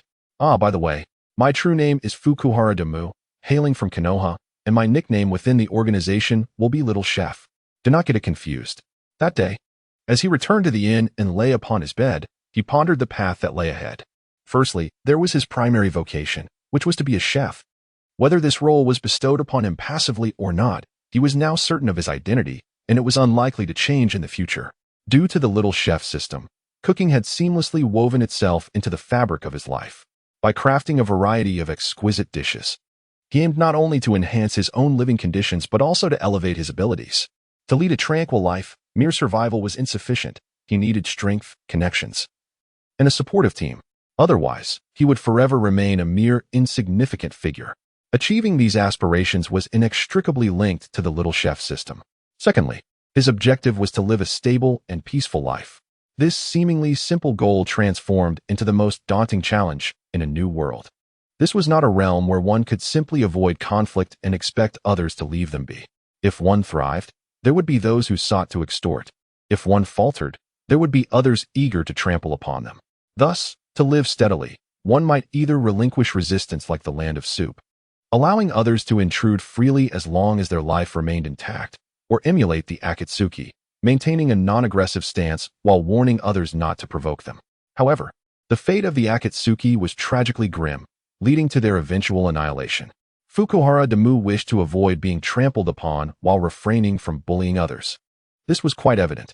Possessing strength without seeking trouble, establishing a culinary organization seemed just right. I offer my culinary skills, and surely, one cannot deem me an illegal organization. I neither aim to destroy the world nor uphold peace. Everyone must eat, regardless of their alignment, with a primary profession and a goal in mind. It was time to take action. He intended to form a team, currently comprising 3 orphans, Fukuhara Damu, Uzumaki Xianglin, and Longxi. He planned to welcome more orphans in the future, but he would exclude those harboring unresolved vendettas. He sought those with simple aspirations, yearning for a life of happiness. All would learn ninjutsu, but would not be ninjas, living freely without unnecessary constraints. This team would serve as a neutral organization, capable of self-preservation while striving for a joyful existence. The 2 girls had no particular thoughts about the organization. For Longxi, her mother's vengeance was avenged, and both Wu Wei and the village had paid the appropriate price. Although Wu Wei still lived, his future with his regained conscience, he might be better off dead, having sent his own son into the ephemeral bliss of the void. The 3 of them chose a serene location to lay Longxi's mother to rest, and with that, her grievances were fully dissipated. The same was true for Xianglin, as those who had persecuted her and her mother were all eradicated in one fell swoop, allowing her to breathe freely. Thus, in the vast expanse of the future, wherever Damu went, Xianglin would follow, never to part ways. In recent days, many experiences have transpired, subtly transforming Damu's perspective. Initially, he harbored a disdain for politics, which compelled him to depart from Konoha. He then apprenticed under his master, acquiring genuine self-defense skills and attaining a more authentic understanding of the world. Consequently, his horizons expanded, leading him to realize that whether one seeks to dominate the world or wishes for it to conform to their own life path, the ultimate pursuit invariably returns to the simple joy of living. Thus, the organization was conceived. While conflict may be unavoidable, it can ensure that its members remain relaxed and content. This suffices. As for the girls' opinions on the unattractiveness of the attire, well, they can seek out a master tailor to make alterations later. For now, they can manage with what they have in this nascent stage. I have shared numerous tales of culinary delights that have the potential to change the world. What are your thoughts? Xianglin raised her hand. Oh, Xianglin has something to say. Please commence your performance. Xianglin, slightly embarrassed, inquired, is that accent a form of illusion? And those peculiar words, did you invent them? Longshi also turned to him, equally intrigued by the question. Since the trio set off on their journey, Fukuhara Damu appeared as if transformed, speaking in a fluid manner and narrating stories with an accent that encouraged autonomous learning. As Xianglin noted, it felt as though he had been enchanted. Ah, this is inherent in my genes. My previous speech was merely a fade. Now, my appearance, voice, name, profession, and state reflect my truest self. The two girls nodded and continued on their way, leaving Damu bewildered. He had recounted the entire storyline of Chinese Little Master over the course of a day. How could there be no reaction whatsoever? Hey, I spoke for an entire day. Surely you two have some thoughts? Xianglin replied, it was great. Very humorous. Oh, you're still looking at me, so. It was quite enlightening. Fukuhara Damu scratched his head, pondering. No, it should have been more exhilarating, right? Could it be that girls are uninterested in male-centric narratives? He then glanced at Longshi, who averted her gaze upon his look. Longshi, since you've been to school, please share your thoughts. Longshi adjusted her headscarf, appearing hesitant to speak. Speak freely, do not hold back. Longshi cleared her throat and asked, may I express my thoughts? How did you phrase it? Oh right, without taking offense. Xianglin stifled a laugh, and Damu nodded in amusement. Firstly, the worldview you've constructed in your story is flawed. Huh? What seems flawed? Damu responded, momentarily taken aback. Longshi squinted, looking ahead as she walked. What kind of person would establish a dark culinary organization? Such villains lack any persuasive power. Damu paused, having not considered this aspect. Moreover, these villains are essentially just cooks. Would you fear a cook? Xianglin, would you? Xianglin could barely contain her laughter, but shook her head nonetheless. And that little master, isn't he merely a cook? What gives him the right to utter the words please stop and expect others to cease their actions and start cooking? Under normal circumstances, one would anticipate that after he makes such a proclamation, others would inquire further. Xianglin interjected, what are you, a chef, doing here? Aren't you supposed to be at work? Her laughter was infectious, and she and Longshi found themselves in a fit of giggles. Damu transitioned from initial embarrassment to joining in the laughter with remarkable speed. The anime Chinese Little Master was a childhood favorite of his, and upon reflection, he realized it was riddled with plot holes. Instead of practicing assassination techniques, they were merely honing their culinary skills, all in the hopes of unifying the world through bizarre dishes. This premise was indeed quite absurd. After the two women finished laughing, they noticed Damu still chuckling, which led them to question whether their leader had experienced some sort of shock. Seeing their expressions, Damu quickly stifled his laughter and conspiratorially remarked, while a chef cannot be a villain, cuisine can indeed change the world. Wait for me on that high slope. I shall demonstrate my skills. The two women complied and waited atop the slope, puzzled by Damu's prolonged absence. He soon returned, cradling several eggs. Are those bird eggs? Wild chicken eggs. Here, take them. I'm about to put on a show. Xianglin took a dozen wild chicken eggs, utterly bewildered by Damu's intentions. Longshi simply rested her chin on a nearby boulder, observing Damu's bustling activity. Once he finished preparing the earthen stove and retrieved his pots and pans, he finally got down to business. I'm going to make a fried rice dish. Don't be disappointed. This fried rice is worth a fortune. Worth a fortune. The two women were initially dismissive of the notion that such a simple dish could be anything remarkable, but the mention of a fortune left them utterly speechless. Damu paid them no mind as he extracted some rice from his spatial pouch before heating water. Utilizing chakra, he expertly separated the grains from the husks, each pristine grain swirling gracefully into the water. He then added lard, diced ham, and toasted sesame seeds to the cooking pot before covering it. How fragrant. Indeed. Is it due to the additional ingredients? I'm not sure. But just inhaling the aroma is enough to make me feel satisfied. Damu is amazing. Once the rice was ready, Damu employed chakra to cool the aromatic grains naturally. He heated oil in a pan, frying the egg yolks to a medium consistency before tossing in the rice. stirring vigorously and incorporating a special seasoning that permeated every grain. He divided the dish into 3 portions and swiftly prepared a plate of forest-style egg vegetables using the egg whites, completing his masterpiece. At this point, the 2 women were nearly beside themselves with anticipation. Even the somewhat prideful Longshi could hardly suppress her inner craving. Ding ding ding. Golden fried rice and forest-style egg vegetables. Please enjoy. Damu lifted the lid, and the golden fried rice shimmered in the evening sunlight, casting a brilliant glow that left the 2 young ladies entranced. How can this be? It turned out that Damu had spoken the truth. Cooking could indeed be enchanting. I want it, I want it. The finest cuisine must not only delight the senses with its colors, aromas, and flavors, but also be presented at the most opportune moment. It is akin to a person's arduous ascent up a mountain to witness the sunrise. If one does not arrive at the summit just as the sun reveals its true form, the experience may lack a certain poignancy. The 2 young ladies were perfectly poised, having built up to this moment, with just a final sprint of a few seconds remaining. Well, at least in this crucial moment, Damu did not falter, confidently guiding them to the pinnacle of sensory delight. Observing their entranced expressions, Damu felt an immense satisfaction, a reward for his diligent efforts. What remained was the unreserved praise from the 2. Damu is so amazing. Damu is so impressive. Damu, I crave even more of such fervent accolades. However, after waiting for what felt like an eternity, he opened his eyes to assess the situation, only to discover that both were in tears. Oh dear, had he been too forceful? What had caused them to weep? Damu felt a touch of awkwardness, but dutifully inquired about their experience. What's wrong? Was my cooking not up to par? Both ladies shook their heads in unison. Suddenly, one of them clung to Damu's arm, sobbing softly. This left Damu a bit flustered. No, we are still young. I miss my mother. Me too. Oh, I see. You startled me, I thought. The 2 asked simultaneously, what did you think? Ah ha ha ha, I thought it didn't taste good. In a pivotal moment, Damu hit the brakes, not on a vehicle bound for school, but rather one headed straight for the depths of a moral prison. Sigh. Let us just jump to 18, for these next 10 years will surely be a trial. He contemplated silently when suddenly, the system chimed in. Hehe, would you like me to subtly reveal myself to accompany you? Sure, sure. Damu responded without hesitation, earning puzzled looks from the 2. Hehe, dream on. You'll have to wait. At most, I can allow you to take turns. That works too.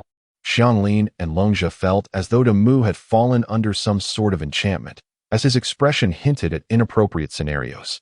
They simultaneously released his arm and resumed their enjoyment of the golden fried rice. Hey, your 2 lovely ladies have run off. Damu swallowed hard, disregarding inquiries about the meal, and dug into the rice himself.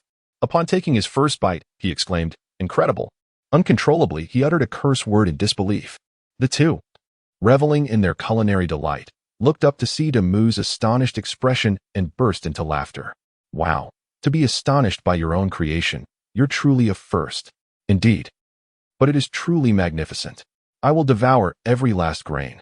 Damu had no time to acknowledge this late praise, even if there were a single grain left. It would not matter now, for he heard 2 more notifications. Reaction 1, Wisdom 1, Hehe, surprised? This is the boon bestowed by A-grade food. Consuming grade A dishes can augment one's random attributes by 10 points each month, while others' consumption contributes an additional point to your own. The golden egg fried rice, in particular, can bestow a remarkable 300 points of random attributes upon you, while also providing 10 points to others. I love you, darling. Upon hearing Damu's sudden confession, both Xianglin and Longshi, who had already finished their meals, blushed and turned away. The system, however, remained unfazed. If you love me, strive for improvement. Quickly grow stronger. Ahead lies the prospect of acquiring grade A recipes for random items and random ninjutsu. Everything you obtain begins at grade A, so keep pushing forward. Ecstatic by the encouraging prompt, Damu began to devour his meal with fervor. Truly, grade A cuisine possesses the power to evoke genuine happiness. After expressing his sentiments, Xianglin and Longshi began to discuss. Is this what grade A cuisine is like? It's simply exquisite. Could there be even S-grade? I can hardly fathom how Damu achieves such culinary mastery. While the forest egg vegetable dish was delightful, it simply could not compare to the golden egg fried rice. Alas, if it weren't for the golden egg fried rice, the forest egg vegetable would have been the most delectable dish I have ever tasted, though perhaps it was just not its time. Having overheard their conversation, Damu felt a surge of satisfaction. The forest egg vegetable is merely my minimum standard. Consider yourselves fortunate to follow me. By the way, do you both know the chakra extraction technique? The two girls nodded and reiterated the technique. Damu sensed a slight deficiency in their understanding. His own chakra was not suitable for others to utilize, but that of the Uzumaki clan could certainly benefit Xianglin. However, Long Shi's knowledge was too rudimentary, inferior even to what they learned in ninja school. Ultimately, he decided to teach the Uzumaki technique to Xianglin and the ninja school technique to Long Shi. From that night onward, the organization embarked on a genuine adventure in the ninja world. In Konoha village, within the special care ward of the hospital, Guy's legs were bound in bandages, suspended in the air. They had returned a week ago, enduring countless examinations and inquiries in the interim.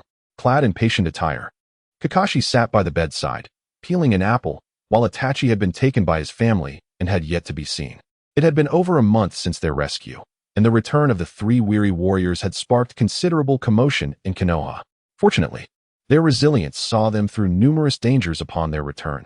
Under normal circumstances, such battles would be mere child's play for them. However, all three had returned battered, lacking adequate weaponry, their bodies bearing the scars of relentless combat. Once their physical states had mostly recovered, they began to face a barrage of inquiries. It was only today that they finally found some semblance of stability. Rumor had it that the third Hokage dispatched 12 Umbu, along with the Ino, Shika, Cho trio, to seek justice.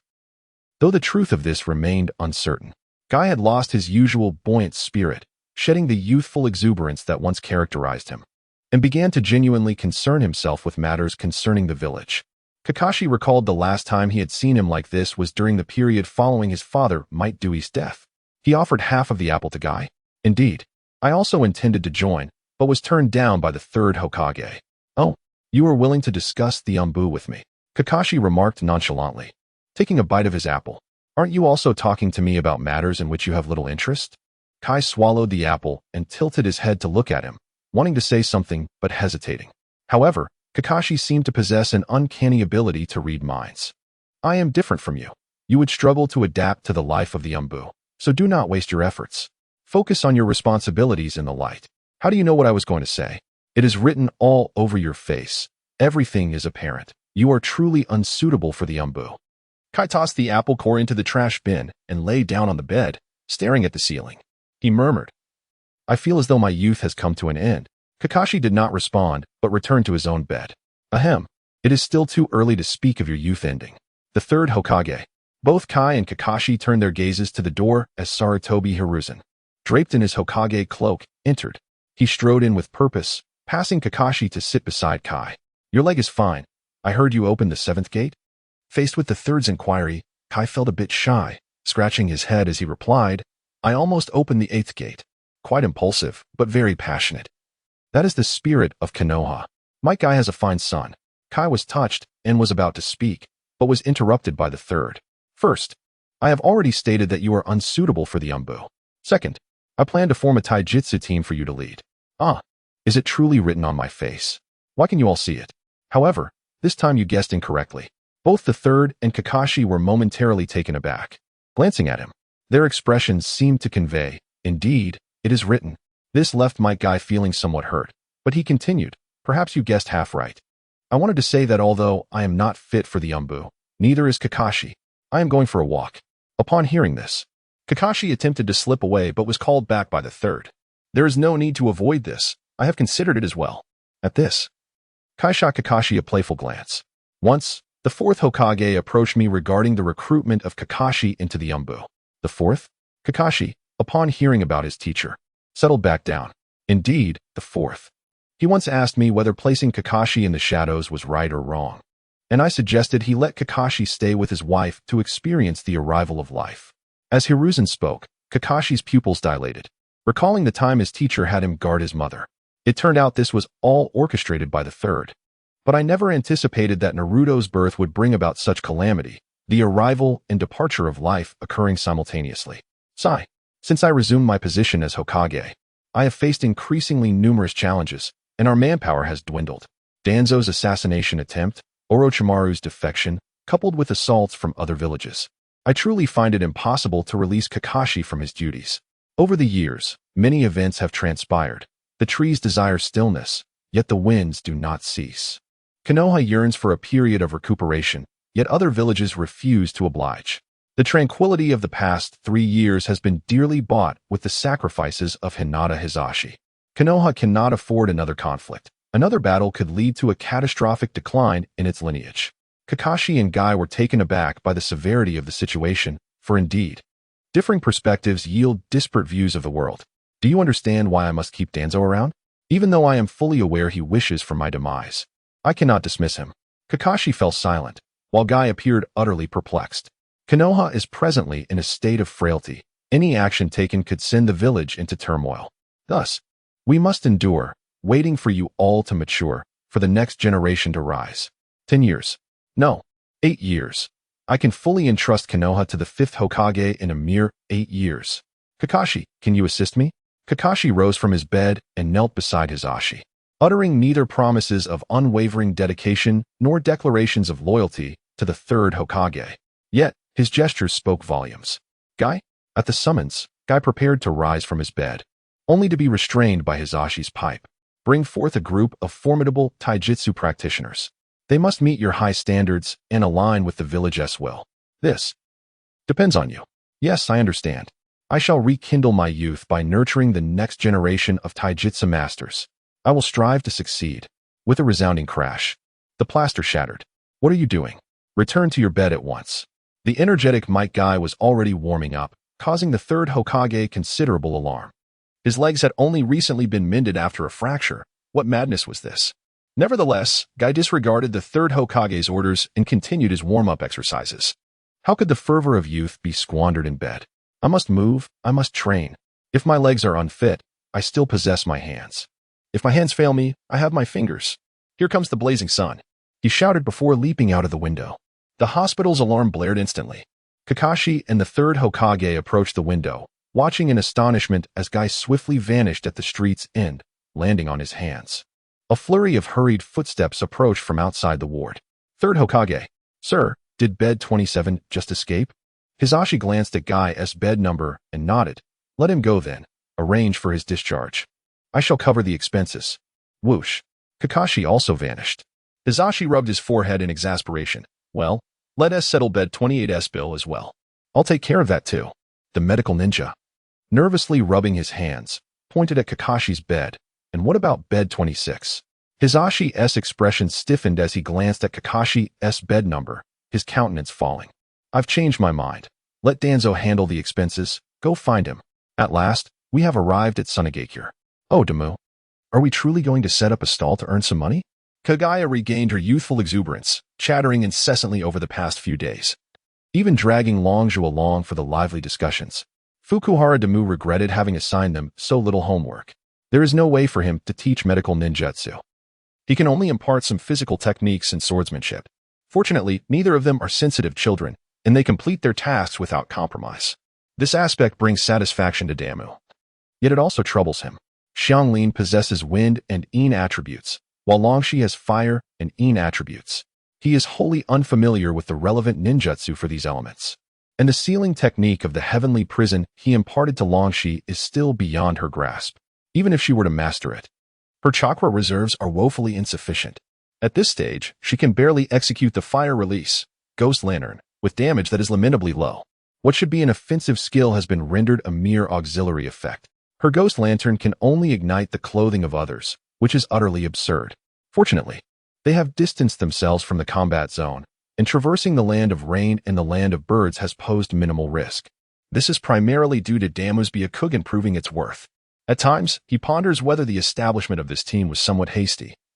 Perhaps they should have waited a few years until both had learned medical ninjutsu and professional skills before recruiting them. Alas, the situation has reached a fait accompli, and returning them is not an option. We must establish our own base. Thus we require funds, substantial funds. Previously, he inquired of the system whether donations could be utilized to construct his own village. The result was that as long as it is charitable, it is permissible. Hence, he resolved to create an orphanage, which would not only strengthen them, but also provide construction funds.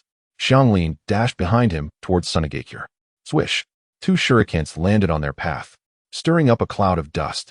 The 3 hurriedly came to a halt. Whoosh! A ninja adorned with the Sunagakure forehead protector appeared not far away. Do not approach. State your purpose to be granted passage. His cold voice resonated with authority. To avoid detection by perceptive ninjas, Damu had retained only the chakra of a genin level within his body, with the remainder transformed into large orbs contained within. He currently possessed 3 shadow-level orbs. We are part of an organization. Do not be alarmed.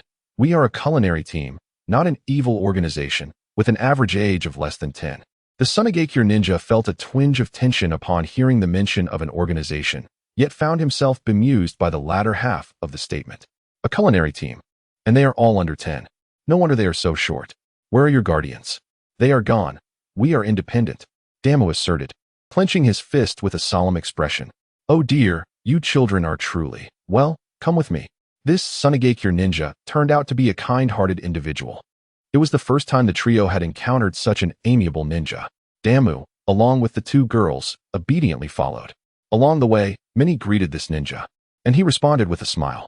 Whenever questioned about the 3 children, he would reply, "Ah, they are remarkable, the renowned culinary team, all chefs." Ha. Others joined in laughter, and soon lost interest. Such a reaction was entirely unexpected for Damu. Either it is exceedingly strict, or one is looked down upon. What accounts for this casual atmosphere? That ninja brother. The sand ninja turned to Damu, scrutinizing him from head to toe. You ought to call me uncle. Alas, that is of no consequence. What I wish to inquire is why the mere mention of a chef renders everyone so nonchalant. Cannot we be formidable spies instead?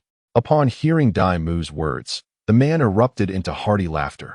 Even the concealed members of the Umbu hidden among the trees could not contain their amusement. After a while, he spoke again.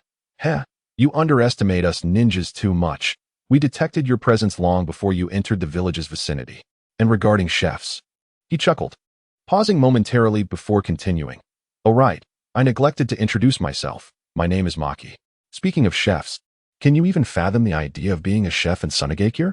Karin, unable to suppress her curiosity, asked, why not? Does Sunagakure not eat? Her question elicited another round of laughter. Of course we eat. However, this land is a barren desert, where ingredients are exorbitantly priced. What do you intend to cook with? Cacti? Ha. Damu and the 2 girls halted in their tracks, exchanging glances. This was a matter they had utterly overlooked. I knew something felt off. Ever since entering the land of wind, it has been nothing but gravel or yellow sand. Only this area is forested, albeit small. How did I not consider this? Damu lamented, scratching his head. This action prompted another wave of laughter, even causing the invisibility technique to falter, revealing the hidden figures in the trees. Maki found it amusing and turned back to the 3 youngsters, teasing. So, still not entering the village? Perhaps you could make some money as chefs for the higher-ups. Ha. Damu, feeling a bit sheepish, replied, well, that is a point. He then followed Maki onward, leaving a group of ninjas laughing uproariously. The upper echelons of Sunagakure, let alone these few children, would find it challenging to meet even a single ninja from the village, let alone prepare their meals. Truly, children possess such naive notions. After passing through security and entering the village, the trio gasped in astonishment. The outer walls were so towering that one could not discern the interior. Is this not a cave dwelling? Do you reside in cave dwellings? Maki's demeanor shifted, his smile faded, and his expression grew serious as he surveyed the village. Letting out a long sigh. It was not always this way. Never mind. It's difficult to explain to a child like you. Your physical traits have been recorded. Now, go forth and seek business opportunities. After the organization had meandered through the village, they settled beside a mound of sand to rest. Their expressions were somewhat disheartened, for the inhabitants appeared exceedingly impoverished, so destitute that they could not even match the conditions of Kusagakure. This was utterly absurd.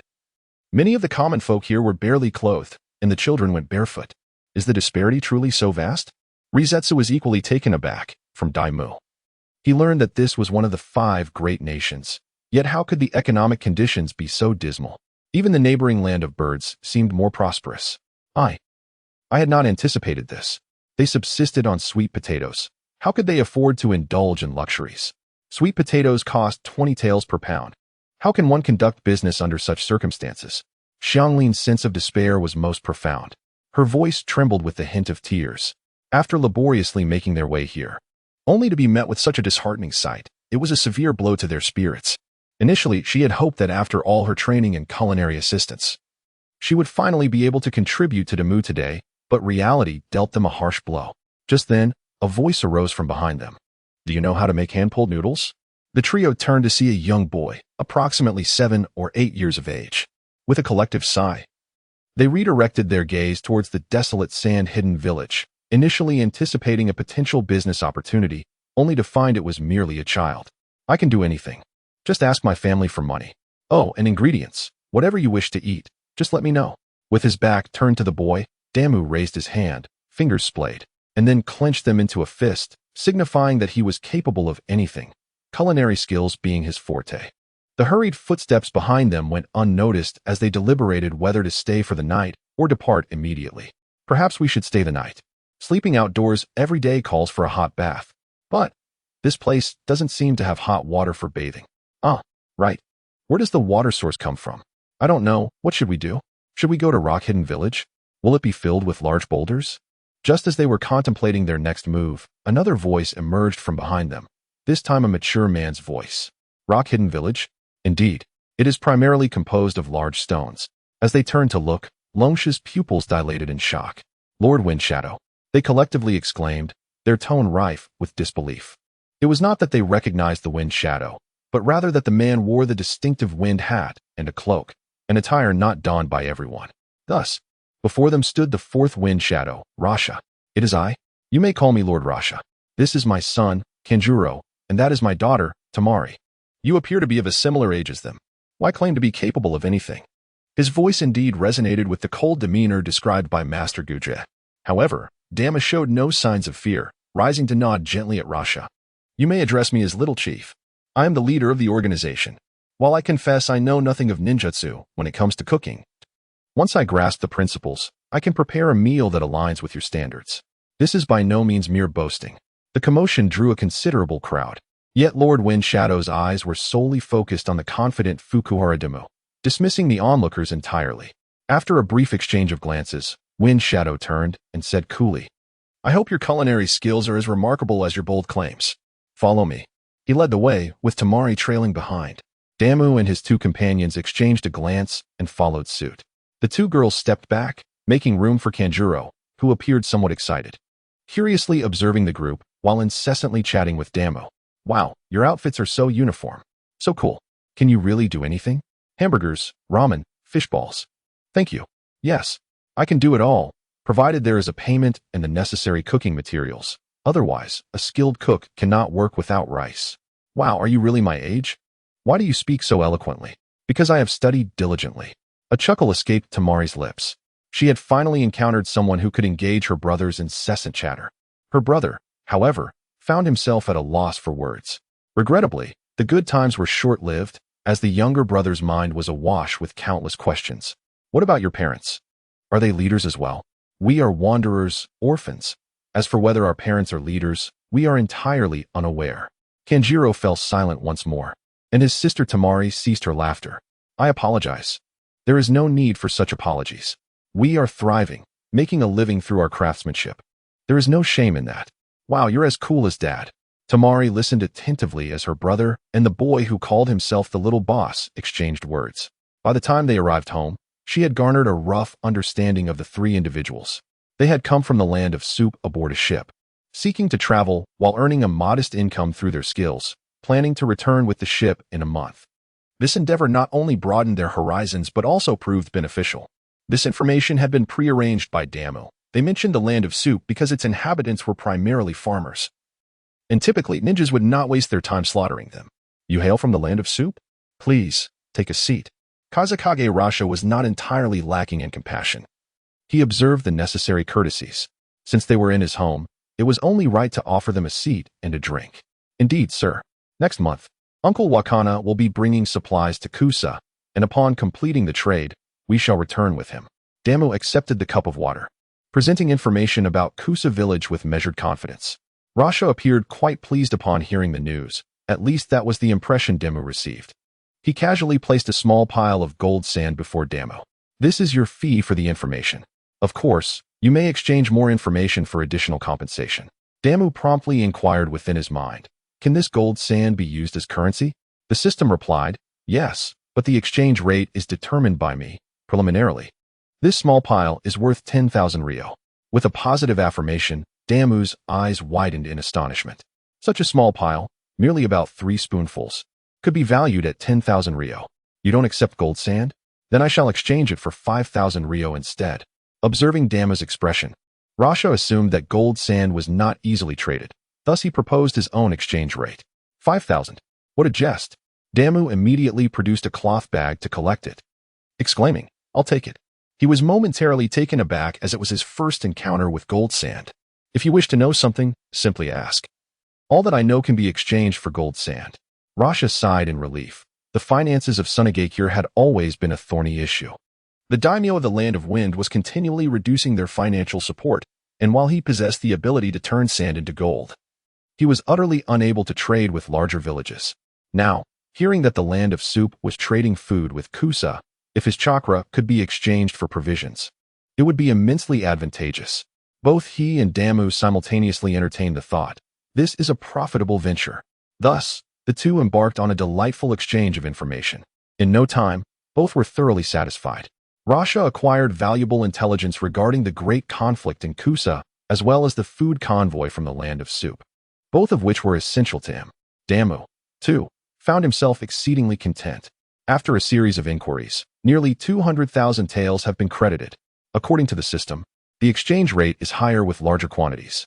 This implies that if one acquires more gold, the rate will further increase. How delightful!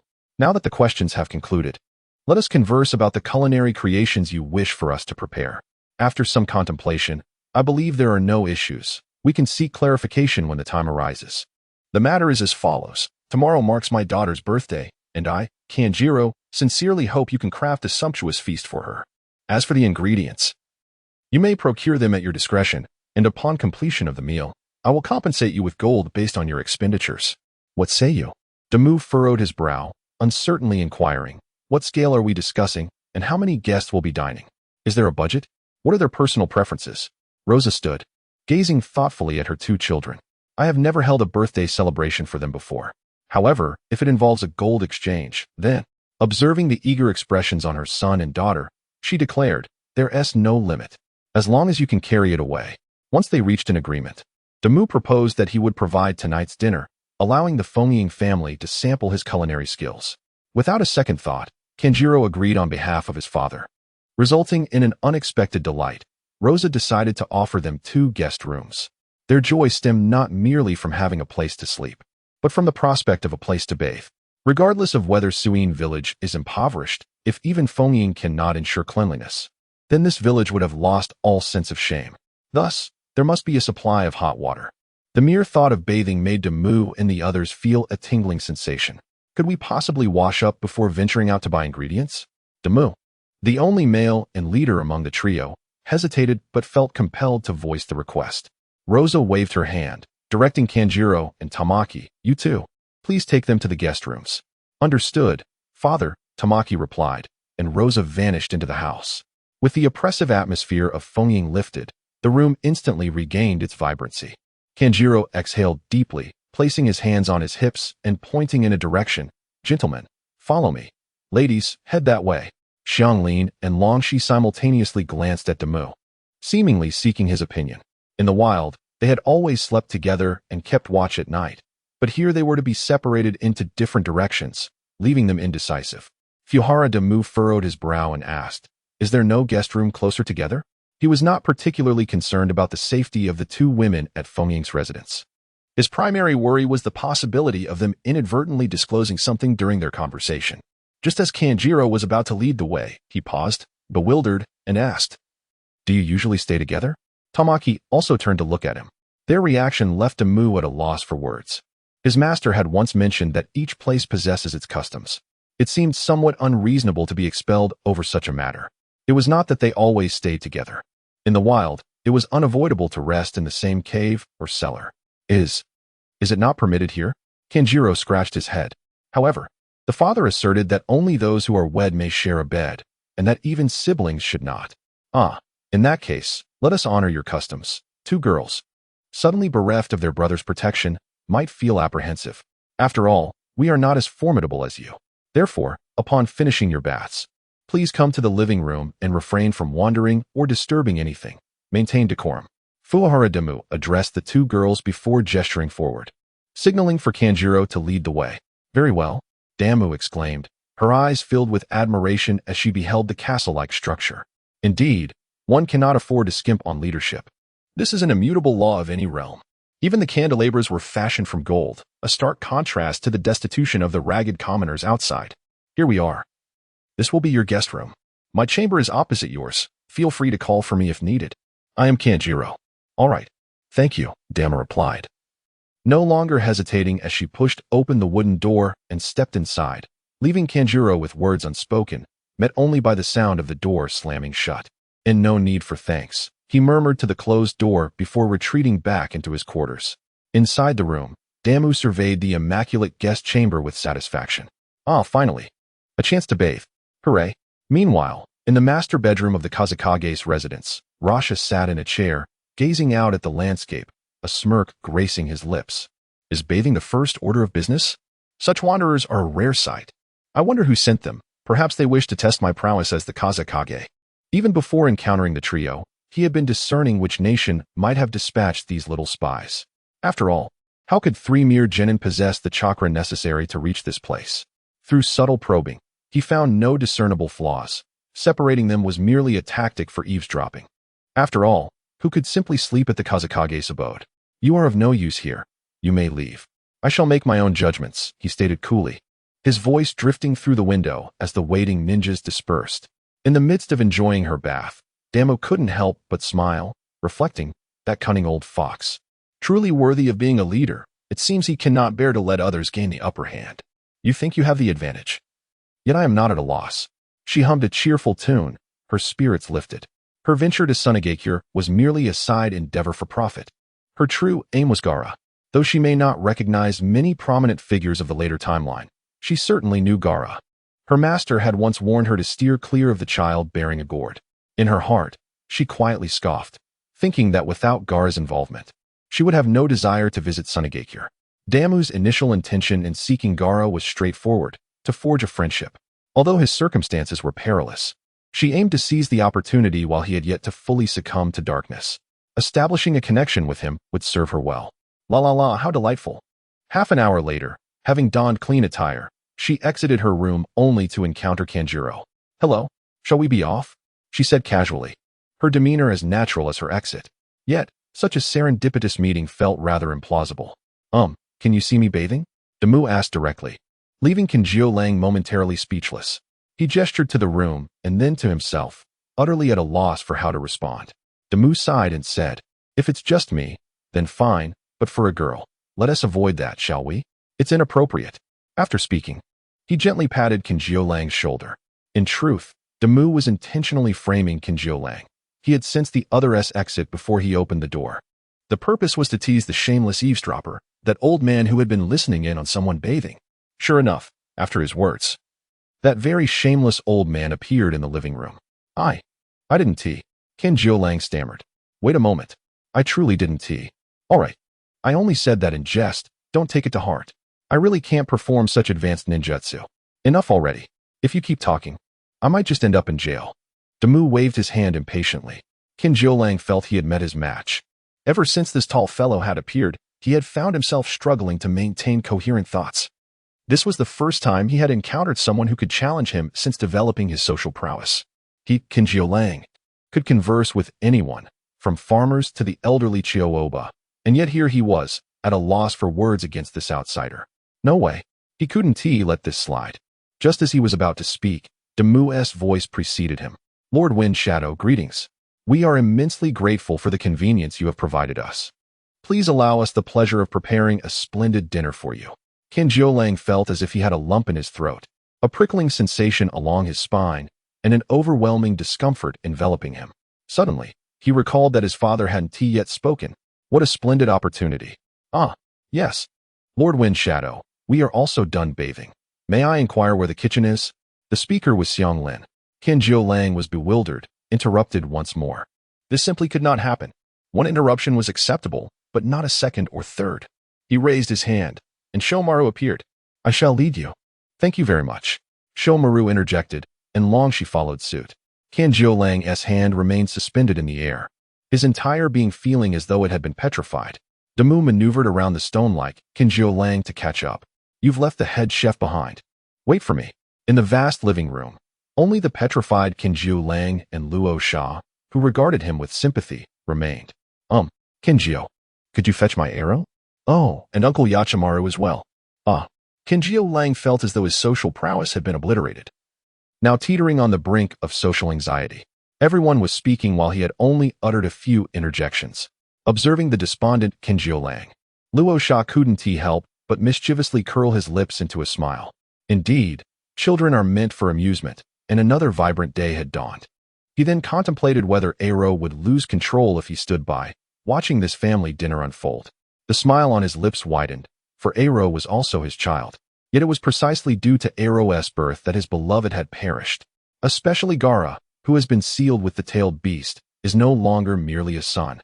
He has transformed into a volatile weapon of war. Arka employs various methods to provoke him, hoping he will soon learn to master this formidable power.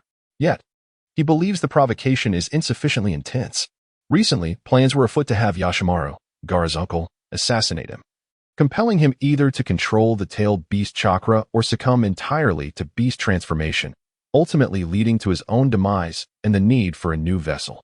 However, 3 reckless youngsters have unwittingly inherited this fate. Reflecting on this, he casts a sympathetic glance towards the kitchen. Let us see what we have. If the ingredients are insufficient, we shall procure more. Wow, the ingredients are quite plentiful. Damu opened the storage cabinet, discovering an abundance of usable ingredients, and praised them. Temari's spirits lifted at the compliment. She proudly remarked, "Of course, this is the home of the Wind Shadow. By the way, little chef, what dishes can you prepare with these?" Both Shikamaru and Ino turned their gaze towards Damu. After a moment's contemplation, Damu inquired, "What do the 3 of you typically enjoy eating? Don't you eat?" Temari asked curiously. Damu shook his head. "No, we are chefs. We cannot dine at the table." "Oh, what a peculiar rule," she mused. "Well, I fancy ramen and grilled meat. Kankuro enjoys fried dumplings and rice balls. As for my father, I'm not quite sure." Temari pondered while counting on her fingers, realizing that her father rarely dined with them, leaving her uncertain. "All right, I understand. Hongling, Bai Xiao, you 2 handle the chopped onions, seaweed rolls, and lettuce leaves. Prepare 3 servings of rice using the method I taught you." "Yes, little chef." The 2 girls, well trained, stood beside Damu, simultaneously extending their hands to retrieve the prepared scarves, neatly tying their hair. They then removed their gloves to inspect each other's nails for cleanliness. Following that, all 3 donned their aprons and, in unison, declared, "Let us begin." As the 2 girls prepared the ingredients, Damu kneaded the dough. In no time, the once quiet kitchen buzzed with activity. Temari, witnessing the entire process, was profoundly impressed by the meticulousness of the details. She discerned that these 3 were distinctly different from the household servants. Perhaps this was the essence of true chefs. Their training and adherence to various protocols resembled a performance, even surprising Arka, who observed from the living room. "Indeed, they are quite impressive," he remarked. Time swiftly passed, and upon the completion of the final dish, Damu produced a bell from his pocket. Ding! As he struck it, a clear sound resonated. Everything was ready. Dining could commence. The 3 stood in a line, with Damu in the center, flanked by Shikamaru and Ino, their hands crossed and resting on their abdomens, patiently awaiting the host's call for the dishes.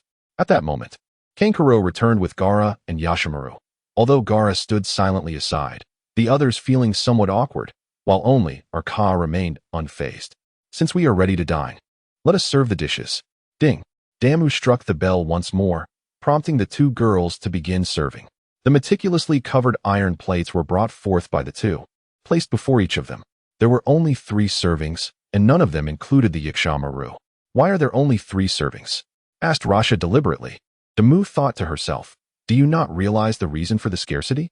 Yet, she replied, "These 2 gentlemen have only just arrived and were not notified in advance to increase the number of diners.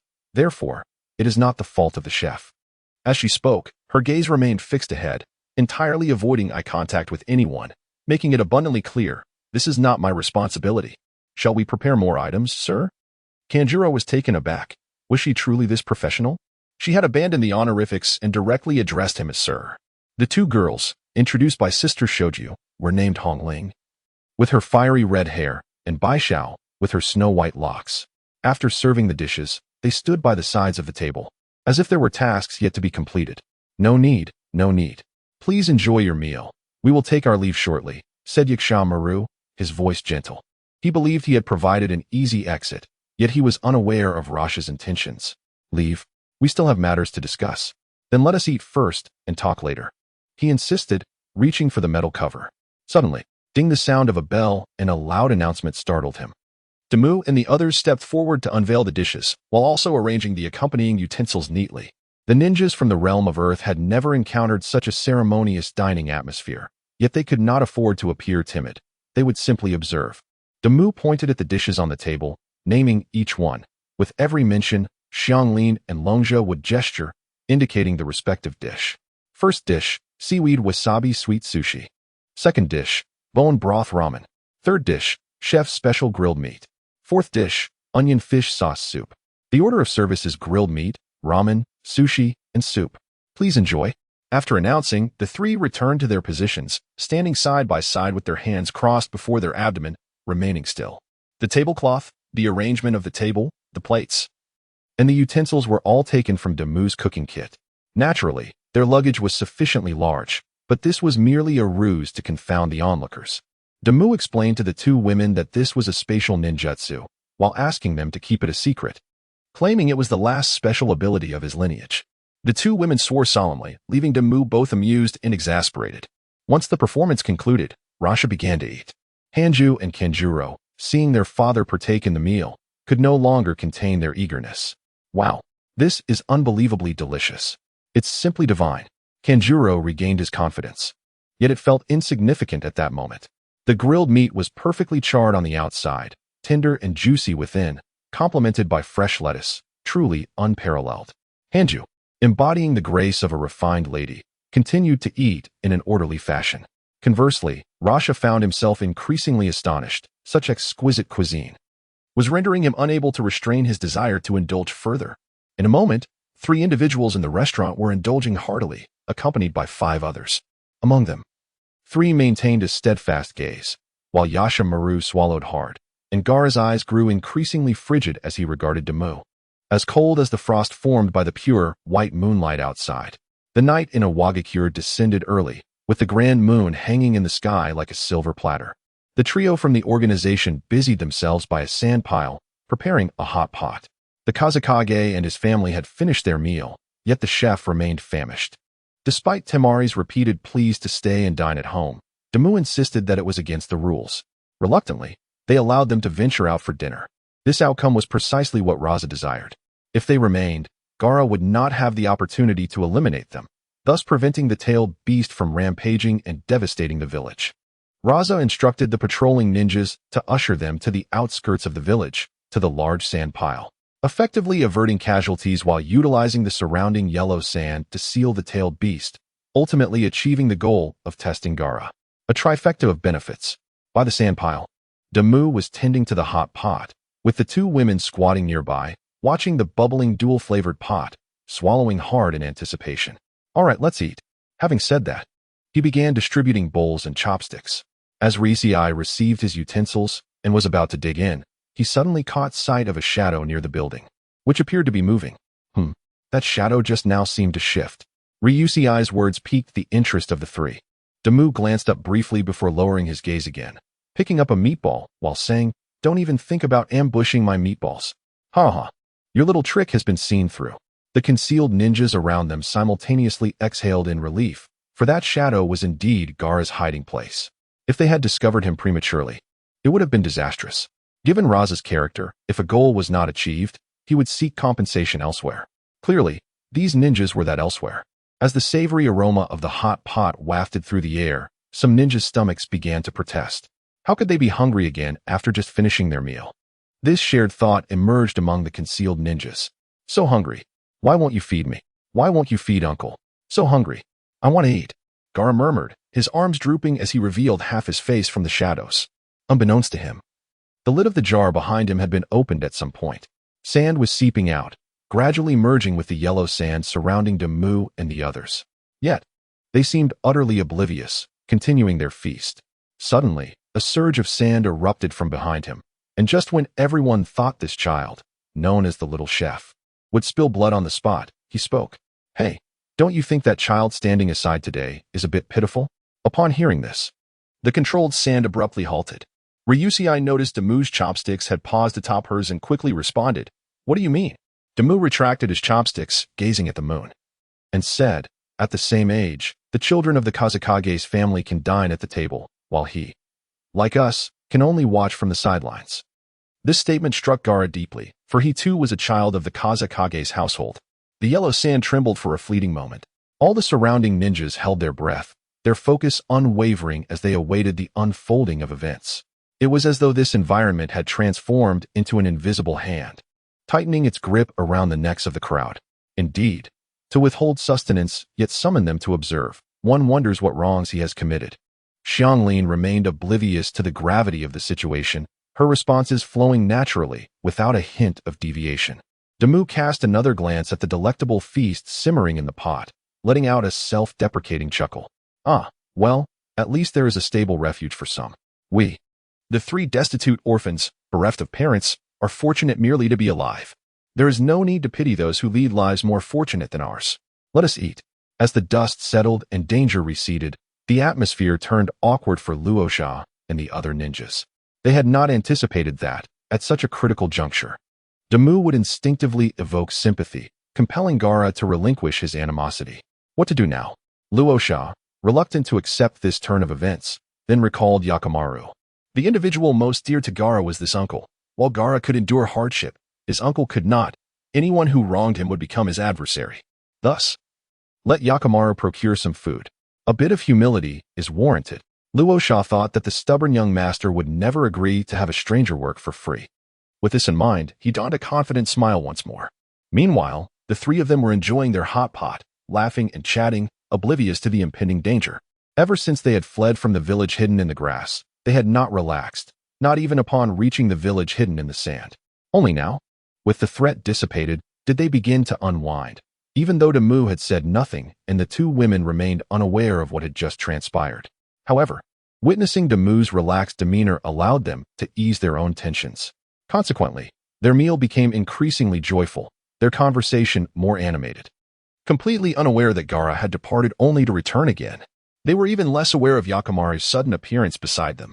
"Forgive me. May I interrupt?" "Ah." Yakimaru's sudden voice startled Xianglin, prompting her to gasp in surprise. Yet, her instinctive act of clutching herself caused a frown to form on the brows of all present, including Luosha, for such a gesture was not characteristic of a trained combatant, indicating that these three were indeed not ninjas and were unfamiliar with the art of battle. The subconscious does not deceive. Having taken lives is distinct from mere training. Even those accustomed to combat would instinctively tighten their fists in readiness upon being startled. But Xianglin's immediate reaction was to embrace herself.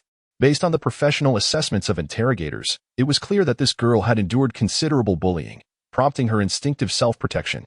With this understanding, the sight of the three children became all the more astonishing. They ventured into the world without any means of self-defense. Should one label them foolish or innocent?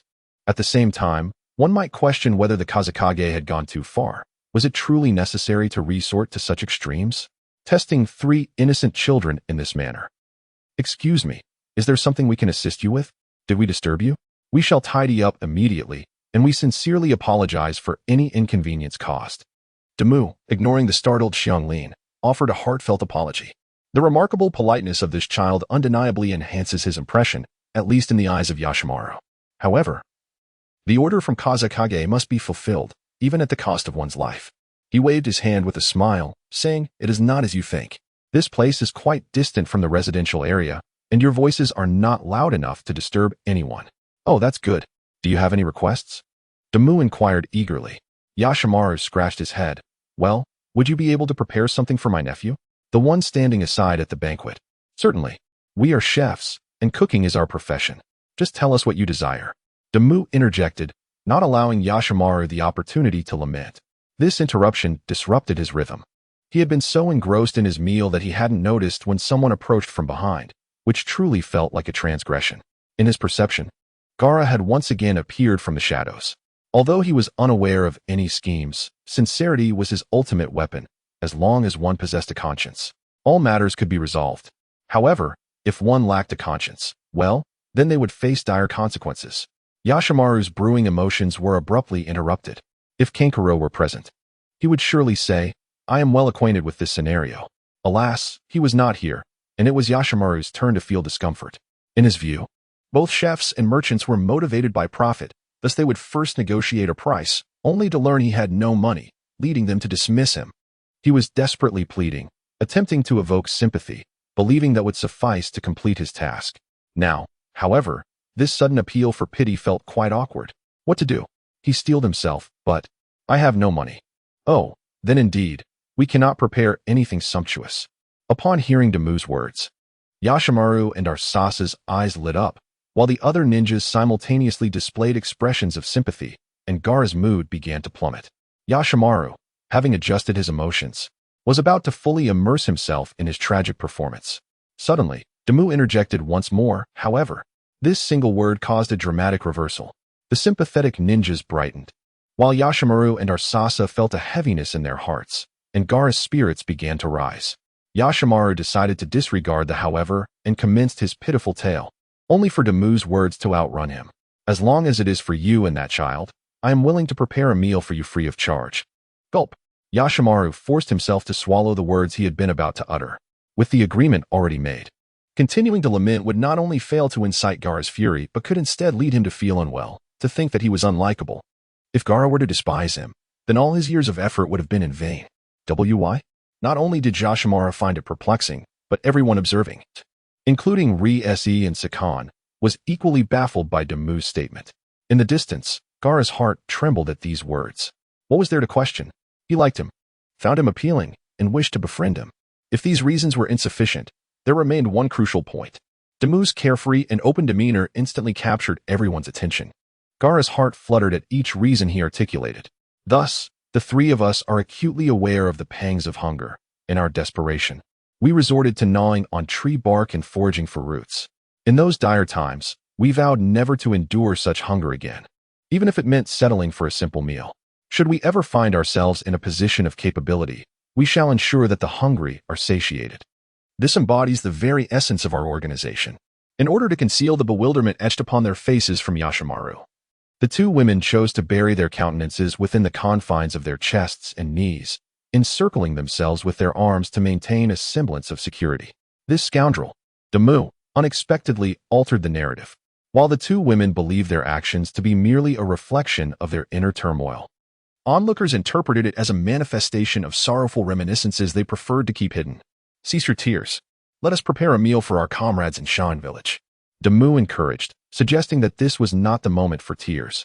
Upon lifting their heads, the redness in their eyes bore testament to their recent weeping. Who cried? Not I. Long she stubbornly gathered the dishes, with Xiang Lin echoing her sentiments. Their demeanor was perceived as a final act of defiance, evoking even more sympathy from those around them. Only Yashimaru remained frozen, uncertain of how to proceed. After all, Gaara was the Jinchuriki of the village. It was inconceivable to allow him to mingle freely with outsiders. The villagers were strictly prohibited from approaching him, let alone those from other villages. He feared for his fate. Not only had he failed his mission, but he also risked incurring the wrath of Lord Kazekage. Return. The mission is concluded. Just as he found himself in a quandary, the voice of Luosha echoed in his heart. Thank you for your generosity, he murmured. Suddenly realizing that this was not favorable, he would not appreciate it. Thus, he decided to depart, only to be halted by Demu. What is it? You seem peculiar, Demu remarked earnestly, sending a shiver through the onlookers. Could it be that the young master had uncovered something? You have yet to inquire with him directly. Why assume the role of decision-maker on his behalf? His preferences should be dictated by his own will, should they not? To take it upon yourself to decide everything makes one a puppet. We are children, not fools. With a torrent of words, Demu released her grip. Speaking dejectedly, is this how family operates? Micromanaging every aspect, disregarding whether he is hungry, and making decisions based solely on your imagination? At this juncture, she cast a sidelong glance at Yashimaru and, with her belongings slung over her shoulder, remarked coolly, if you do not love him, grant him his freedom.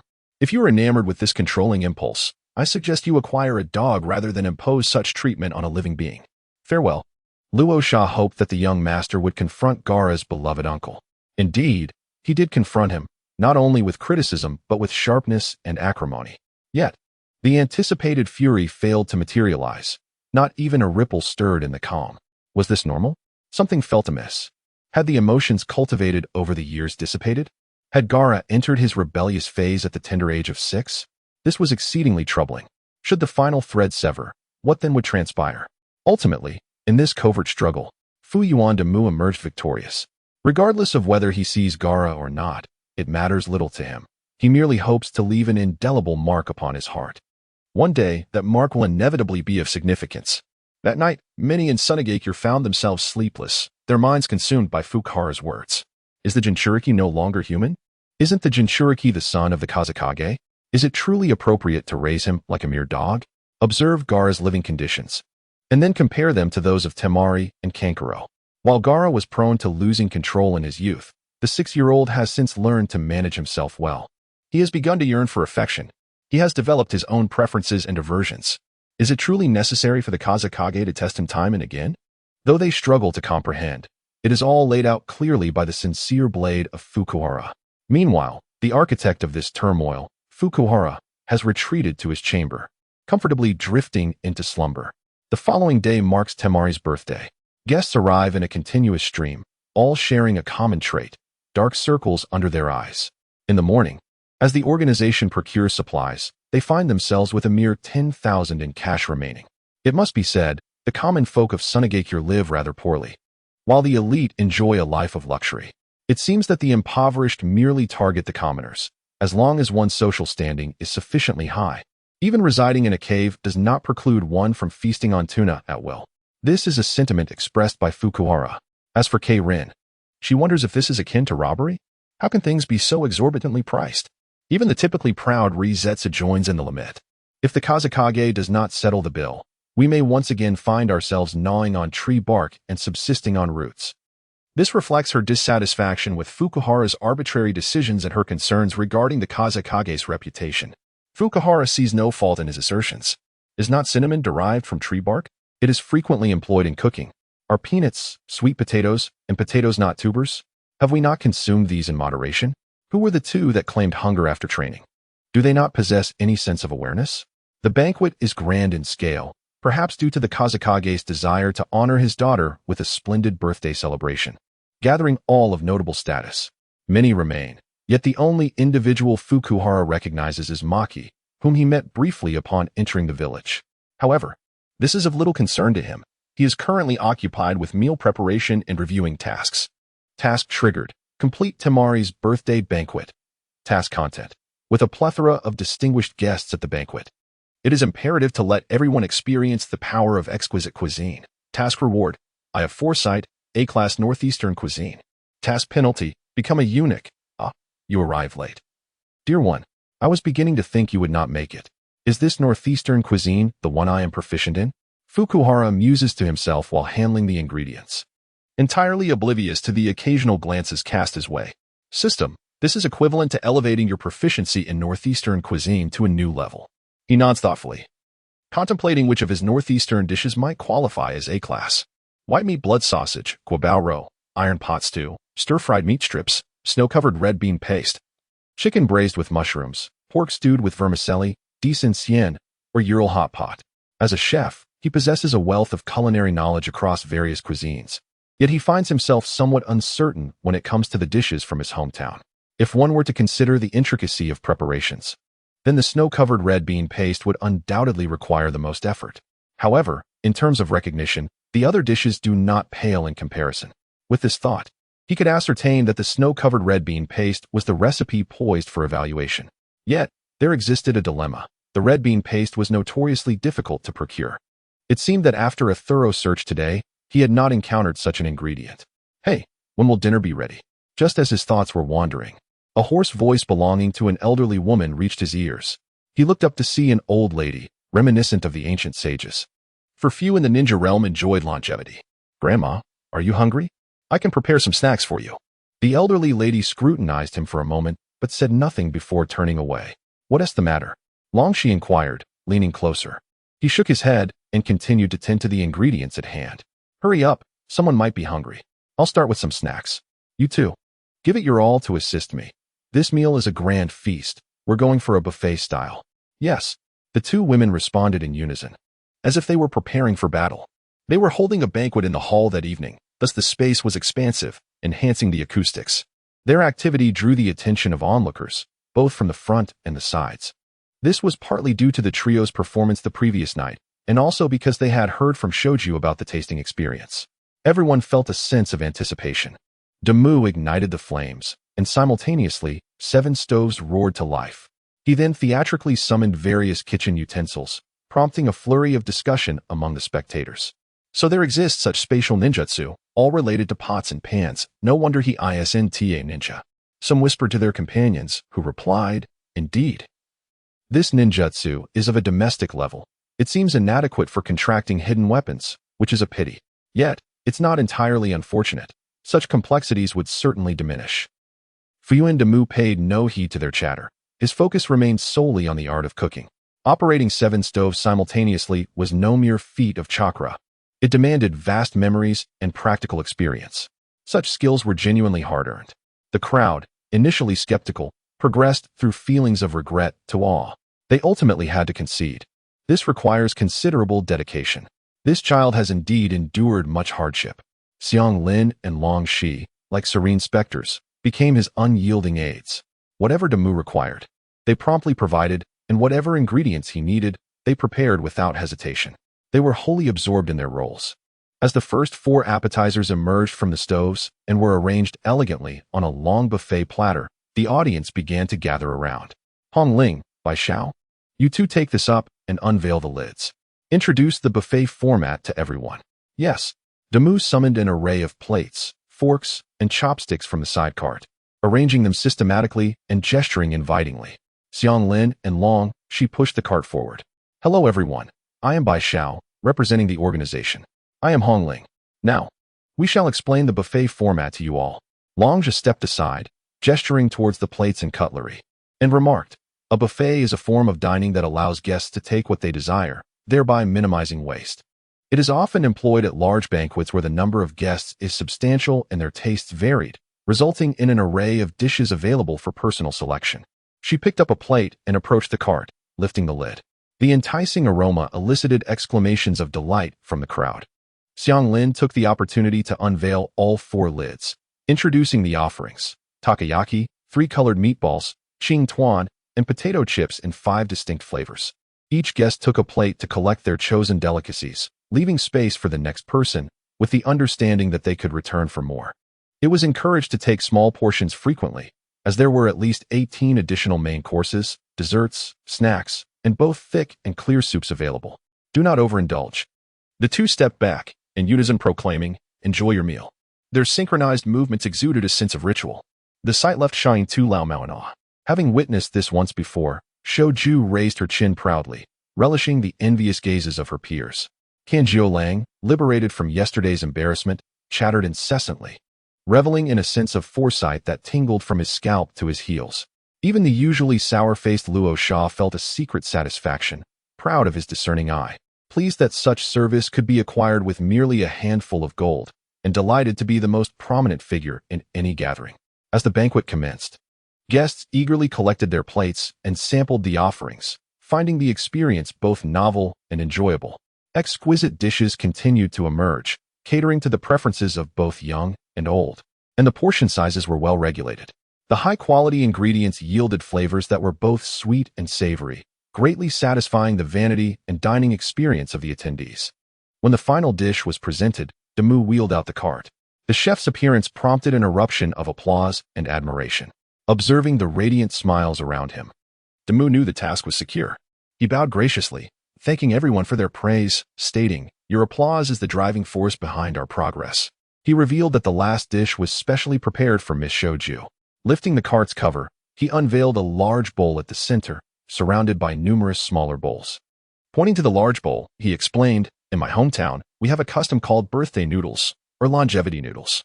There is only one long strand, and it must be consumed in one breath for good fortune." Shoju approached the large bowl, expressing her regret. "This bowl is far too large. I could never finish it." Damu replied with a smile. The large bowl is for refills. No one could possibly finish such a quantity. Each small bowl contains one strand. Simply choose one, and others may follow. Oh, I see. Then I shall have this one. Shoju selected a small bowl, slurping up the entire noodle in one swift motion. Suddenly, her eyes widened in surprise. The others, momentarily alarmed, had no time to react as Shoju quickly grabbed another strand from the large bowl and scurried away to eat quietly. As the crowd collectively exhaled in relief, their interest in the final dish peaked. Though they felt satiated, an eager anticipation surged within them. Luo Sha picked up a bowl and wandered off, with others mimicking his actions. After everyone had taken their share, a cacophony erupted. My heavens, this is simply exquisite. Indeed, how can it be so delicious? Is there something special in it? No. Granny Chio is enjoying it immensely. How could it be poisoned? It's merely the skill at play. How can you maliciously speculate about the young chef? Such culinary creations can only emerge from a heart of pure intent. I didn't say that. It was he who questioned if there was something special. I never claimed it was toxic. I merely wondered if there was something that elevates one's spirits. You are the one overthinking. I want more. Although I'm already quite full, I truly desire another taste. Most among them were only willing to partake after witnessing Granny Chio's enjoyment. She was a versatile kunoichi, masterful not only in puppet techniques, but also in medicine and toxins. Thus, her silence signified that everything was in order. Damu squinted with delight as he observed the frenzy for the last remnants of soup. Ding, mission accomplished. Reward, prophetic eye, A-class snowy bean paste. Indeed, but where to procure bean paste? Just as he pondered, Granny Chio approached him. With a warm smile, she said, Our sand-hidden village never allows anyone to leave empty-handed. Your skill and sincere service have won everyone's approval. You may present a request as a token of gratitude from our village. Of course, this does not include the promise made by the Wind Shadow. Her sincerity resonated deeply with Fu Yuan Damu. Since she had offered, he felt no need for pretense and replied, Thank you for your generosity. I do have a request. The elderly lady was pleased by his straightforward nature. Speak. Damu glanced at Xiong Lin and Long Shi, sighed, and said, We three are not ninjas, yet we have learned chakra extraction techniques for the sake of cooking. We wonder if we might receive some low-level ninjutsu scrolls, with a preference for medical techniques, and they must be legally sanctioned. He emphasized the legality, clearly indicating that these should be authorized by them, to avoid any misconceptions of theft. Quite astute. You understand your team's needs well. The two shadow elements indeed could learn medical ninjutsu. Why not stay here? I shall personally teach you. The promise from Granny Chio caused quite a stir. It was a rare opportunity for her to take on apprentices. However, Damu shook his head. It's not that we don't wish to learn. I know that following you would be the best choice for them. The two girls felt a pang of anxiety, unsure if Damu intended to part ways with them or send them off elsewhere. Their anxious expression stirred a wave of sympathy among the onlookers. However, one must honor the promise to accompany them. As I am unable to learn the art of external ninjutsu due to my own chakra limitations, it would be prudent to provide us with a scroll for thorough study. Without awaiting inquiries from others, I showcased my ominous chakra in the palm of my hand. Granny Chio wished to say something, but was taken aback by the appearance of my chakra. Even Raza hurried over to scrutinize it closely. The randomness was striking. No wonder external ninjutsu eluded me. Indeed, in light of this, pursuing a culinary path seems to be a wise choice. As the two conversed, the others expressed their sympathy for the trio of children, now completely absolved of any suspicion of espionage. Firstly, due to their age, it is rare in peacetime for children to serve as spies. Secondly, the young chef's culinary skills were remarkably refined, far beyond that of a novice. One could easily believe he had been honing his craft since childhood. Lastly, regarding chakra, it was initially assumed that one would not venture into the world without some form of self-defense ninjutsu. Clearly, that was not the case. Moreover, he did not possess exceptional martial skills, as evidenced by the absence of calluses on his hands. Thus, he truly was but a mere bearer of low-level chakra and the ability to summon culinary tools, embarking on adventures with two innocent girls. Granny Chio cast a meaningful glance at Raza, and after a moment of contemplation, she produced 3 scrolls: Medical Ninjutsu, Wind Release, Gale Palm, an Auxiliary Ninjutsu, and Fire Release, Dragon Flame Technique, an Offensive Ninjutsu. Damu generously distributed the 3 techniques between the 2 girls, expressing heartfelt gratitude to Sunagakure for their generosity, and once again extending warm birthday wishes to Tamari. Applause erupted, but Raza, feeling uneasy since Chiyo's glance, seized the moment to announce, now that the banquet has concluded. It is time for me to settle my payment. Shall we proceed to the sandpile? Very well, Lord Kazakage. It seems we shall depart Sunagakure directly. In such haste? We cannot afford to delay. We must set sail for distant shores. If that is the case, then so be it. Xiang Lin and Long Shi were puzzled by Demu's urgency, yet recognizing his determination to leave, they sensed there must be sound reasoning behind it. The trio retrieved their belongings and, through reverse summoning, recalled their culinary tools before joining the others at the sandpile. As previously agreed, we shall use gold sand as currency, and I mentioned you could take as much as you can carry. Now, let us begin. Raza utilized his bloodline limit to transform the surrounding gravel into gold sand. The sight left the three members of the organization utterly astonished. Such an immense chakra reserved to merely transmute sand into gold surely did not necessitate the entire village living in such simplicity. Observing their dumbfounded expressions, the ninjas of Sunagakure erupted in laughter. Demu gazed at the towering pile of gold sand, swallowing hard. With excitement, he inquired, Is all of this for me? Regret washed over him, particularly wishing he had prepared a bowl of catfish noodles for this extraordinary individual. His skills were truly unparalleled. Transmuting your own sand into gold is futile. The system does not accept it, just as he basked in his own delusions. A cold splash of reality from the system jolted him back to his senses. Luo Sha nodded and declared, Since there is a space-time ninjutsu, these are now yours. Demu swallowed hard, trembling as he stepped forward to feign a hand sign. In an instant, the golden mountain vanished. Now it was the turn of the sand-hidden village to be dumbfounded. A cubic volume of over 10 was gone in the blink of an eye. Just how vast must that space be? This culinary space-time ninjutsu is indeed formidable. Exchange successful, 3 million taels acquired. Gulp. After 2 rounds of 10 consecutive draws on the system wheel, an upgrade will occur for 24 hours. Please take note, host. Luo Sha sensed that 1/3 of his chakra had diminished. He had initially thought that even if it was taken from him, he could retrieve it later. Yet, he suddenly realized that his chakra had vanished without a trace. The villagers of Sand Hidden remained oblivious to the gravity of the situation, still basking in the atmosphere of triumph. They were genuinely grateful for the generosity of the Wind Shadow.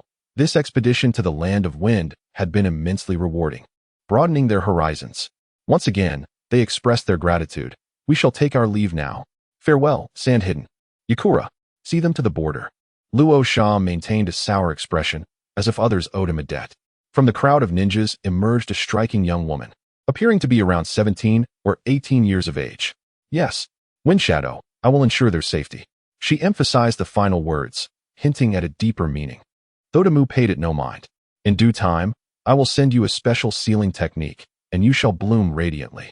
As the organization departed, many sand ninjas sighed in lament, knowing full well that the fate of these three would not end well. Yakura's assignment was not merely an escort. As a wielder of the Shikutan bloodline limit, Yakura served as the right hand of the fourth Wind Shadow. This event had altered their perception of their own Wind Shadow. From a distance, Gaara observed the departing organization, his eyes reflecting a profound yearning. It was a longing for companionship, an escape from the village, and a craving for delectable cuisine. He had keenly witnessed the previous banquet through the sand eye, feeling envious of his sister and brother. Gaara too wished for friends to surround him on his birthday. Yet, for him, his birthday symbolized misfortune, the death of his mother. The onslaught of monsters, no one would celebrate his birth. Not only would there be no celebrations, but on that day he would also endure the cold stares and curses of all. Why? This is unjust. My existence is worse than that of a dog. The young master was right. I desire freedom. I refuse to live in solitude. I must leave this place. As nightfall quietly descended, Yakura was swiftly escorting the organization away. Meanwhile, Sand Hidden Village faced a significant event, the return of the stability test for the Jinchuriki. Yesterday, the results could not be obtained due to the young master's interference, yet the Wind Shadow's will could not be easily altered. Yakimaru, go assassinate Gaara, and express to him how much you despise him. Yakimaru's heart sank, uncertain whether this was a punishment from Luo Sha or the original plan. However, under the watchful eyes of many, he could not refuse. In the depths of despair, Yashimaru swiftly located Gaara, who longed for a promising future.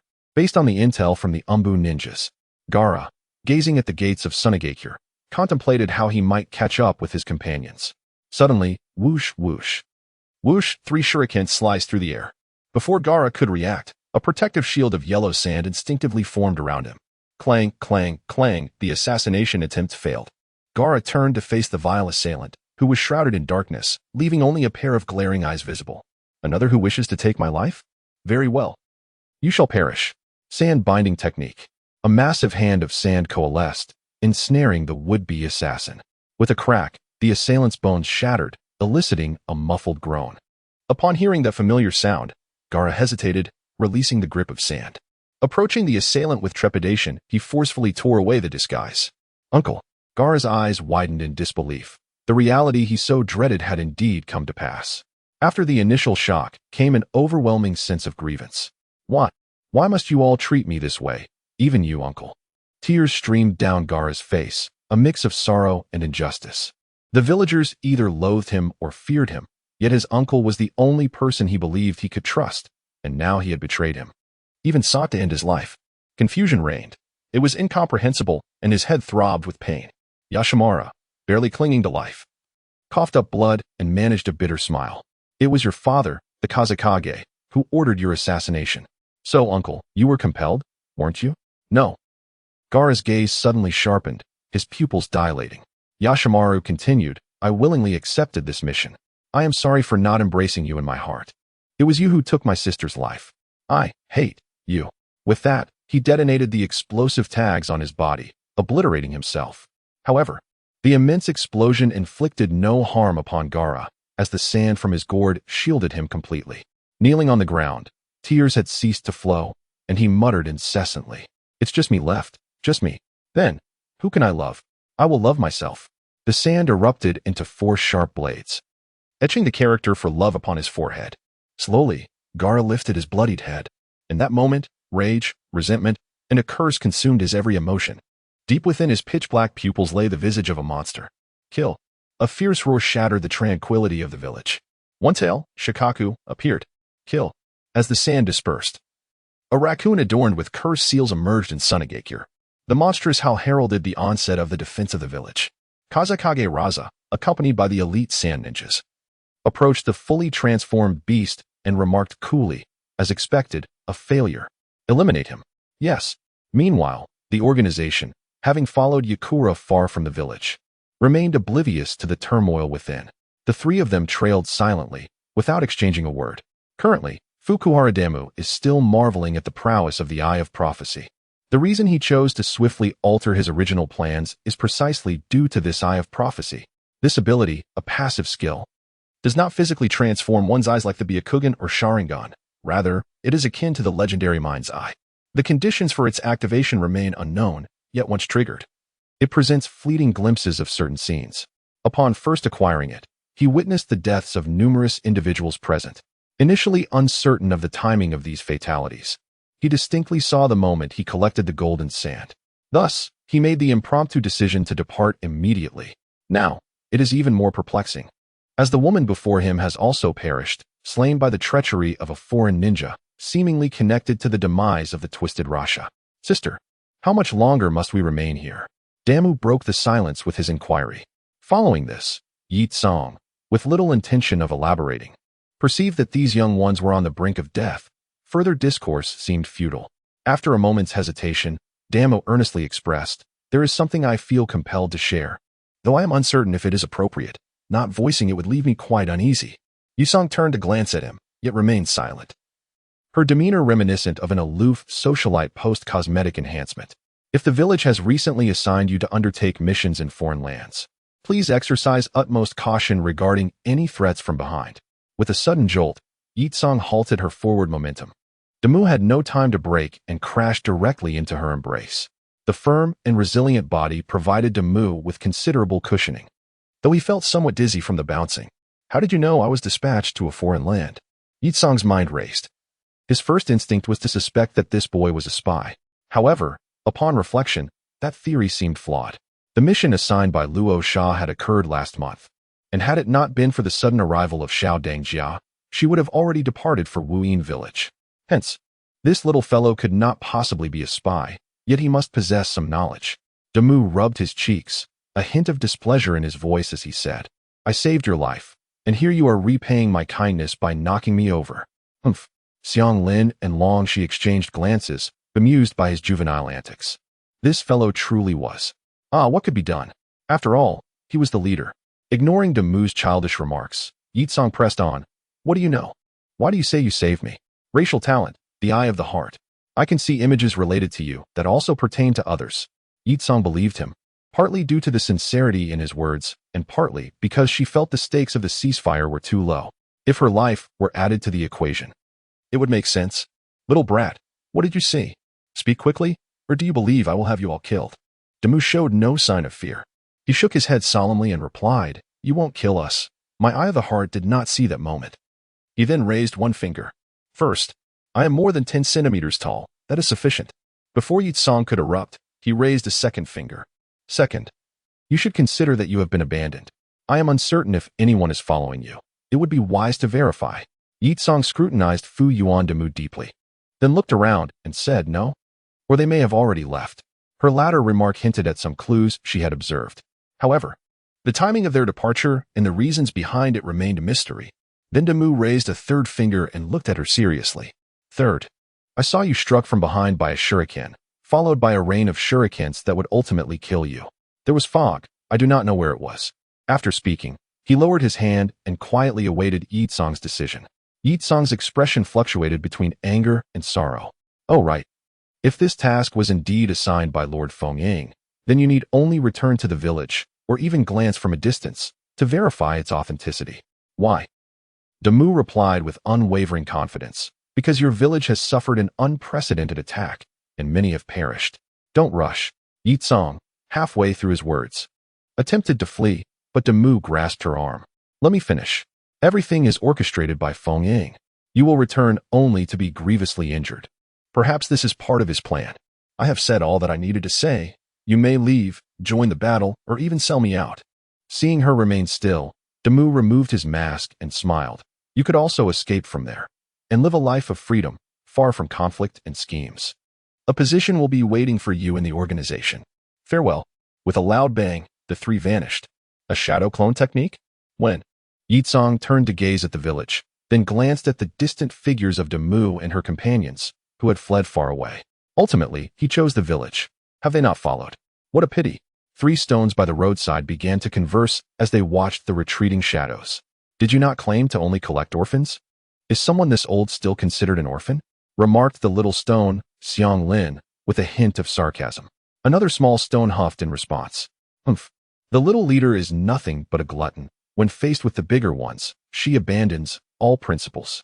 With a thud, the 3 transformed back into human form and continued on their journey. Damu cast a sidelong glance at the 2 girls, disdainfully remarking, with long hair and short sight. You think my intentions are lecherous? In truth, I am merely securing labor for our needs. Do you truly believe that with just the 3 of us and the other children, we can navigate safely? How naive. Longja furrowed her brow in contemplation, feeling that Damu had a point, yet there lingered an unsettling sense of discord. However, Xiang Lin, unburdened by such thoughts, clung to Damu's arm and asked, What will we eat? We prepared so much today, and there's so much we haven't tried. Eat, eat. Always thinking of food. Alas, let us take our time on the remaining journey and dig a cellar. We can have whatever we desire. I saved plenty of what we just made. At this, Longja could no longer maintain her composure, abandoning her thoughts to seek a place to dig the cellar. The 2 girls chattered excitedly, eliciting a smile from Damu. 10 minutes later, he sat in the cellar, distributing food to the 2 girls while pondering their forthcoming journey. The ninjutsu scrolls he had prepared could also be learned by Damu. Finally, he had access to low-level ninjutsu, though this realization brought with it a sense of frustration. The skills were so formidable that he hesitated to employ them. He hadn't even utilized the summoning technique since acquiring it. This journey had been navigated solely through performance devoid of any real challenge. Once his foundational attributes caught up, he vowed to engage in combat. Having money but not spending it is akin to having none at all. You 2 enjoy your meal. I will go and stretch my legs. With that, he exited the cellar and consumed a lucky peach. Finding a suitable spot, he transformed into a stone to commence his lottery draws. 2 consecutive 10 draws, arranged. Bloodline limit, 3 Tomo Sharingan, reaction, 20, talent, photographic memory, sealing technique, Tongue Curse Severance Seal, S-Class Ninjutsu, Raikiri, S-Class Forbidden Technique, Shadow Clone Technique, Talent. Fine Control of Chakra, Reaction, 40, after completing the 20 draws. The system automatically upgraded, initiating a 24-hour upgrade countdown. Observing the timer for the completion of the upgrade, Damu suddenly felt a twinge of unease. Fortunately, the system backpack and panel remained operational. He proceeded to check his attributes. Physical Strength, 190, Special Jonin. Reflexes, 180, Special Jonin. Wisdom, 150, Jonin. Talents, Culinary Mastery, Profound Comprehension. Complete Whirlpool Physique, Exceptional Perception, Limited Senju Cells, Legacy of the Flame, Photographic Memory, Precise Microcontrol of Chakra Bloodline Limits. Would Release, Fragment, Byakugan. 3 Tomo Sharingan Total Chakra Amount, Super Kage Level Chakra Attributes, Wind, Fire, Lightning, Water, Earth, Yin, Yang, Wood, Fragment, Unknown Skills, Culinary Mastery Level, Fishing Mastery Level. Mastery in Throwing Hidden Weapons, Mastery in Trap Setting, Mastery in Ingredient Recognition, Proficient in One-Handed Seals, Proficient in One-Handed Hand Signs. Ninjutsu, Mastery in Advanced Chakra Extraction Technique. Proficient in the 3-Body Technique, Shadow Clone, Substitution, Transformation. Mastery in Advanced 3-Body Techniques, Body Freeze, Instantaneous Body, Invisibility. 5 Release Great Combination S-Class LV1. Lightning Cutter S-Class LV1. Multi-Shadow Clone Jutsu S-Class LV1. Water Release.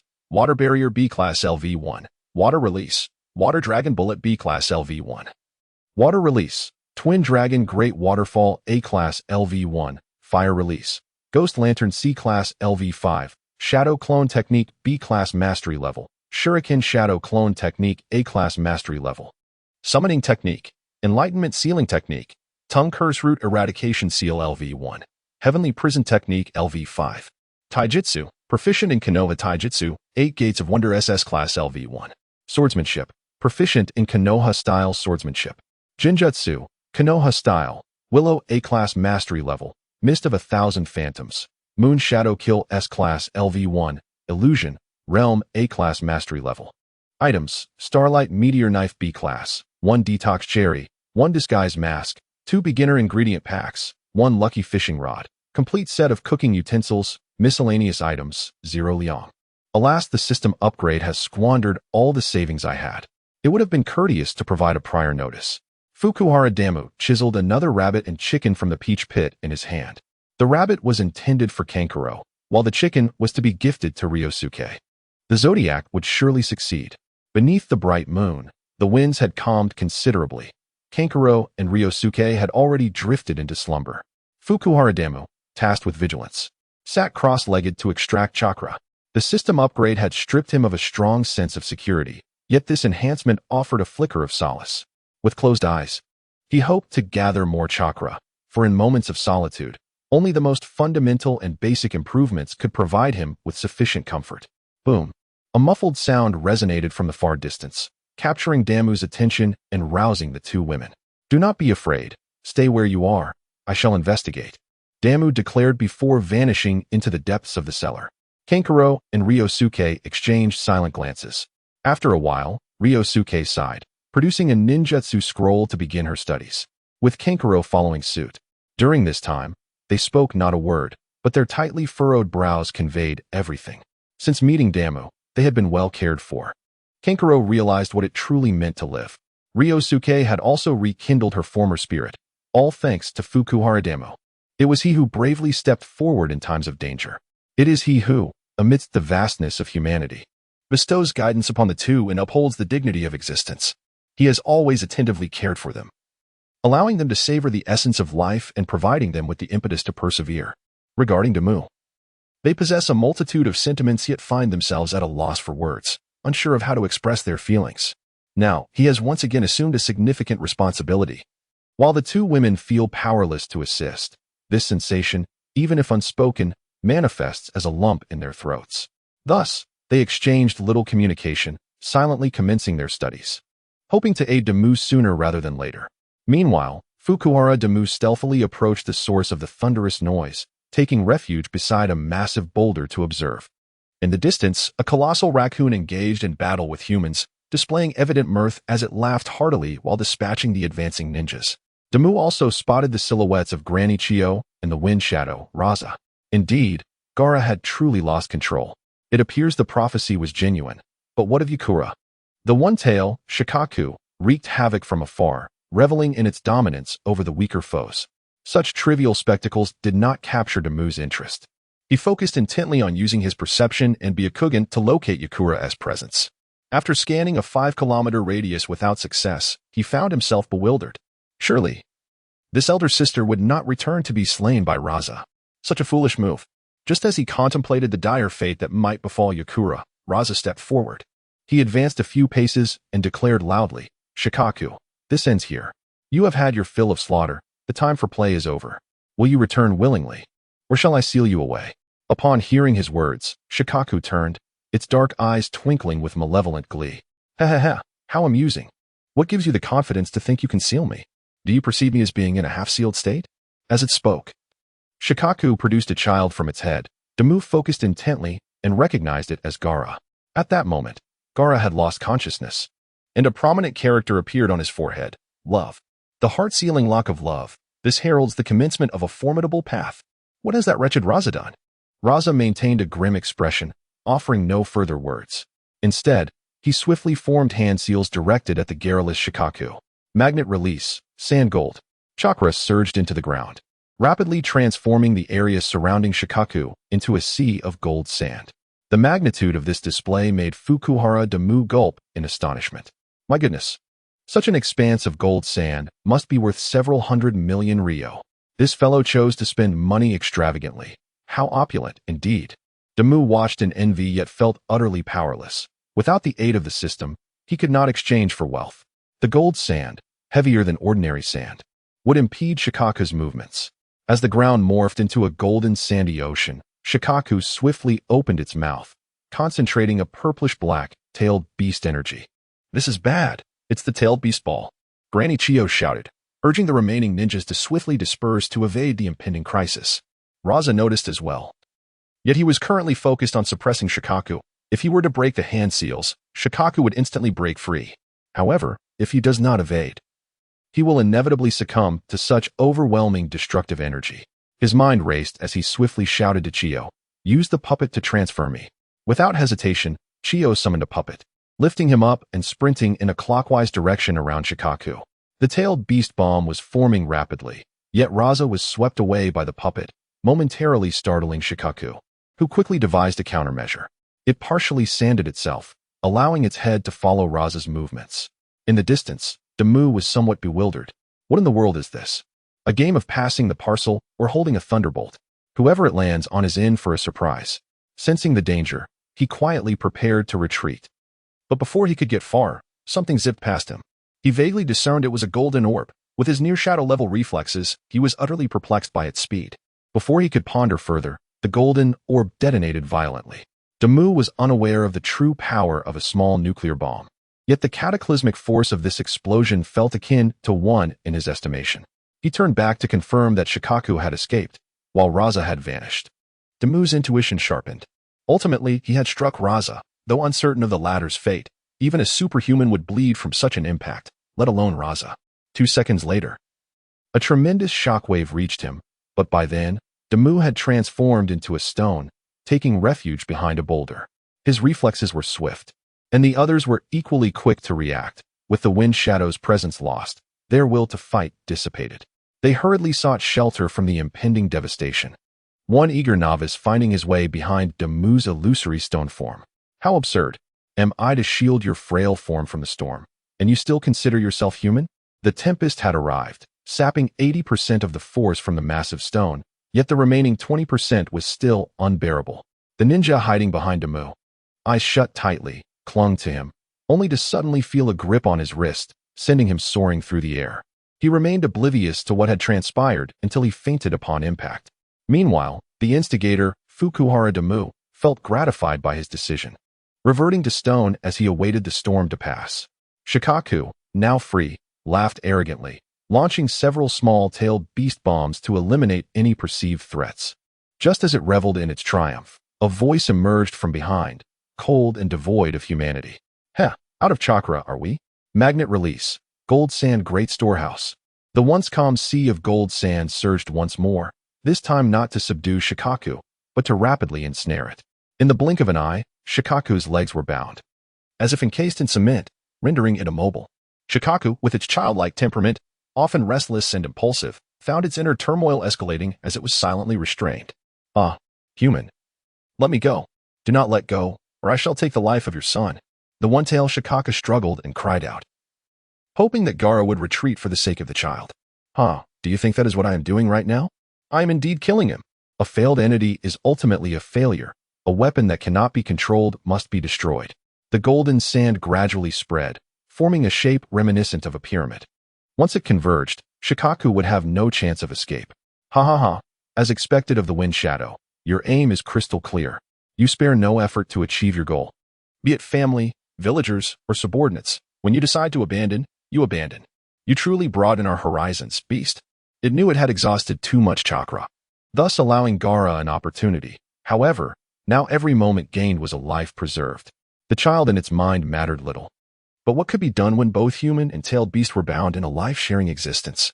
It would take some time before it could completely detach from Gaara. So every second of delay was invaluable. Gaara, as the wind shadow, was no fool. Even if his methods were excessively cruel, his unwavering position spoke to his exceptional nature. Do not indulge in fantasies. This technique will not cease until it has completely sealed and killed you. Even if it is my son, what of it? A monster that caused its own mother's demise cannot be my child.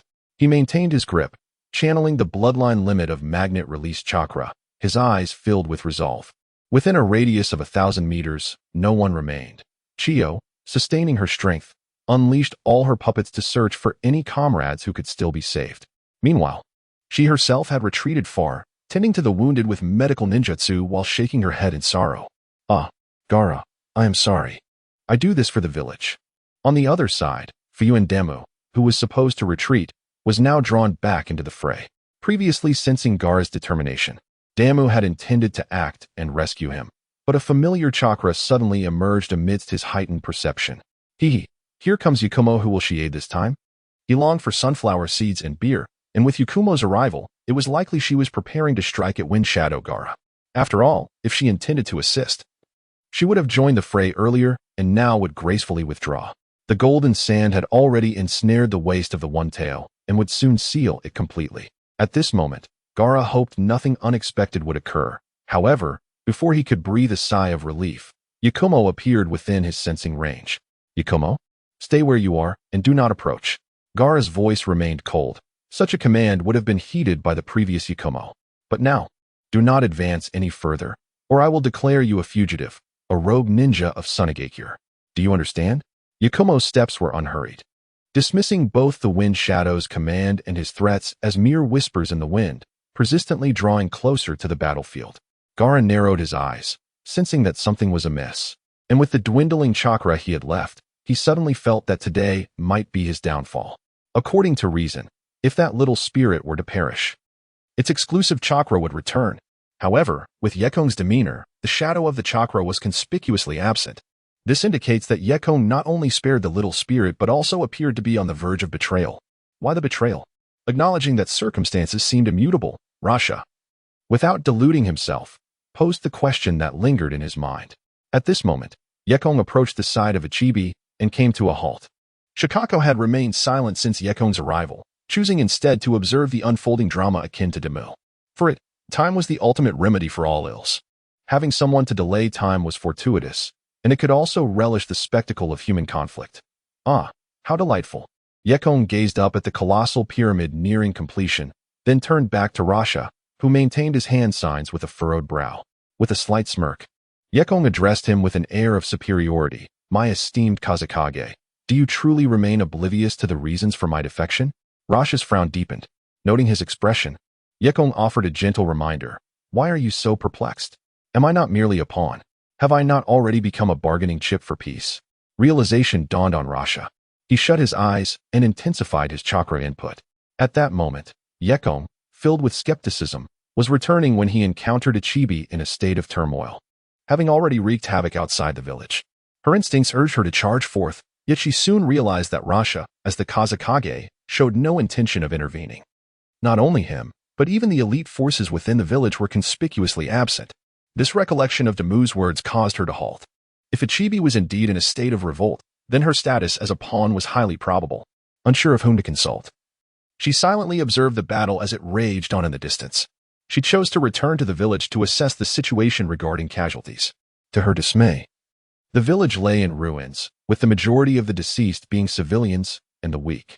All the strong either followed Rasha away or remained in the Kazekage's tower, showing no intention of comforting the villagers. It seemed these individuals were deemed expendable. In her sorrow, she found her apprentice, Wan, also known as Jinshu. At this moment, the newly minted Jinin was desperately searching through the debris for villagers, displaying a sense of urgency. The stark contrast between action and inaction left Yekon as a formidable being, utterly disillusioned with the village. Regardless of whether she was indeed treated as a pawn, she no longer wished to linger there. Approaching Jinshu, the young girl burst into tears upon seeing her teacher, embracing Yekon tightly and wailing, "It's so tragic, so tragic. Why haven't the adults united to seal it? Why allow it to wreak such havoc? Why? So many have died. They were too weak to flee, crushed, or trampled to death. Teacher, let us leave this place," Yekon said softly, as Jinshu looked up with tear-streaked cheeks, uncertain of her teacher's meaning. Lowering her head, Yekon gently combed through the girl's disheveled hair with her fingers, smiling as she reassured her, "I will take you away from here. Let us seek an organization that recognizes our humanity. Would you be willing?" To her astonishment, Shinju never anticipated that her teacher, Yakura, intended to leave the village. A matter of such gravity that she felt utterly indecisive. With both her parents deceased, her sole remaining trust lay in her mentor. As she surveyed the distraught crowd around her, a sense of bewilderment washed over her. What would become of them? For reasons unknown, Shinju refrained from answering Yakura's inquiry, instead voicing concern for the villagers. Yakura cradled Shinju's head, casting her gaze in the same direction, eventually shaking her head in resignation. "We lack the power to influence the political machinations at play. This is beyond our control for now. Perhaps, one day, when we have grown strong enough to instill fear in all, we may possess a modicum of authority," she articulated, addressing both her disciple and herself. No matter how formidable the hidden villages may become, they remain mere tools in the hands of nations, with decisions resting upon the shoulders of the Kage, yet more significantly, upon the daime. Should one daime fall, another shall inevitably rise to take their place. Should a Kage perish, other formidable individuals will swiftly ascend to fill the void. This is an inextricable dilemma, the eternal core that this world cannot escape. Shinju lifted her gaze to her mentor, exclaiming, "Teacher, I will accompany you. The past cannot be erased, but the future, we can forge it from this moment." Yakura felt a profound sense of gratification upon hearing her disciple's words. In that fleeting moment, she perceived the once timid orphan had matured. "Let us depart this place." Thus, Yakura strode forth with Shinju, leaving with an air of determination. While Maki, who had silently observed the situation, chose not to reveal himself or report them. Only long after their disappearance did he exhale a heavy sigh. "Forgive me. I ultimately lacked the courage to follow you. Even a village such as this, I cannot abandon it. I am truly sorry, Yakura." On the battlefield, Yakura recognized herself as a pawn in this game of power, a sardonic smile gracing her lips as she beheld the main forces regrouping, Raza sealing the one tail. Stepping forth, she declared, "Wind Shadow, let us speak candidly. What is it that you desire? Domination of the shinobi world or unification of it? Your reign is fraught with unrest, and the suffering of the populace cannot be ignored. Your own son may become the ultimate weapon, while your subordinates serve merely as expendable vessels for the One-Tail's chakra. What is it that you truly seek?" Yakura noted that as the pyramid reached Shikaka's shoulder, its pace noticeably slowed, signifying Raza's limits were nearing. Raza remained silent, his eyes closed, seemingly oblivious to her inquiries. Yakura felt no discomfort in his demeanor. Their wind shadow had always been thus, a fact to which she had long since grown accustomed. "I have come to bid you farewell. Perhaps it is because I have not perished that my resentment has yet to drive me to madness, but returning to the village is no longer an option. Do you understand?" Yakura raised her head, hands on her hips, locking eyes with the One-Tail, at which point Raza opened his eyes, bewildered, and asked, "You do not intend to break the seal and kill me while you have the chance?" Yakura shook her head. I have never wished to turn against my comrades. Even you. I have no desire to direct my blade toward a former ally. Certainly, this is predicated on the assumption that I remain unharmed. She turned her head towards Rasha and continued, what would killing you achieve? The villagers of Sunagakure would still perish, and the honor of my fallen comrades would be utterly erased. Is it a means of venting your frustrations? I am not like you, willing to wager the life entrusted to me by my own wife. I shall take my leave, departing with Masaki. You may issue a manhunt for us both, but at that juncture, I would have truly exhausted my compassion. Farewell. With that, she turned and departed, neither wreaking havoc nor hurling insults, as though her sole purpose in this place was to inform Lord Kazekage of her departure with her apprentice. To Damu, it resembled an employee resigning from a company, foregoing any severance pay. Perhaps the gravest implication lay in her warning that should he dare to speak ill of her or orchestrate a professional blacklist, they would indeed stir up a tempest, and his grand enterprise would soon find itself under scrutiny from various authorities. Such an audacity, especially in the face of a tempestuous employer, could indeed prove fatal. Of course, merely resigning would not inflict any real harm. Thus, there was no necessity to provoke her solitary nature. After all, this woman possessed formidable abilities. The blazing release. It directly evaporates moisture, a bloodline limit that the village of Kirigakure sought to eliminate, recognizing that its growth would counteract their water techniques, necessitating its eradication while it was still nascent.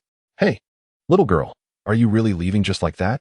The previously silent Shikaku suddenly called out to the already distant Yakura. She turned back. What is it? Do you expect me to save you after you've slain my villagers and comrades? Ha ha ha. That was orchestrated by your esteemed Kazekage. Without him, I would not have escaped so effortlessly. Surely, you cannot blame the knife for the act of killing. Observing Shikaku, whose pyramid form barely reached his neck, Yakura shrugged dismissively. What does it matter to me? If he chooses to play and you willingly comply, then carry on. Who has to say anyone in the land of wind will ever know? I've just granted you 30 more seconds. No need for thanks. Yakura departed, leaving Rasha in an exceedingly vexed state, his head resembling a pyramid with a missing piece of chakra. The situation was exceedingly awkward. He was extracting chakra while feigning a sense of inevitable victory. Shikaku was equally frustrated, realizing that with the ceiling, the rate of chakra accumulation had slowed significantly, leaving only its head capable of gathering chakra. Had it known, it would have refrained from utilizing the tailed beast ball so frequently. Now, it felt painfully dry without ink in its pen. Most critically, Gaara had awakened, having nearly absorbed the entirety of the narrative. It would not be long before control would revert to the young child, marking the end. Contemplating this, Shikaku found itself bereft of options and resorted to its final maneuver. It released Gaara from its consciousness, allowing him to negotiate with his father. Upon witnessing Gaara's awakening, Damu suddenly envisioned a scene unfolding before him. In the scene, Gaara appears to have matured significantly. He trails behind Damu, jotting down notes in a small book. Suddenly, a large bird descends from the sky, dropping countless bombs. Amidst the ensuing chaos, Gaara vanishes. Has he followed me?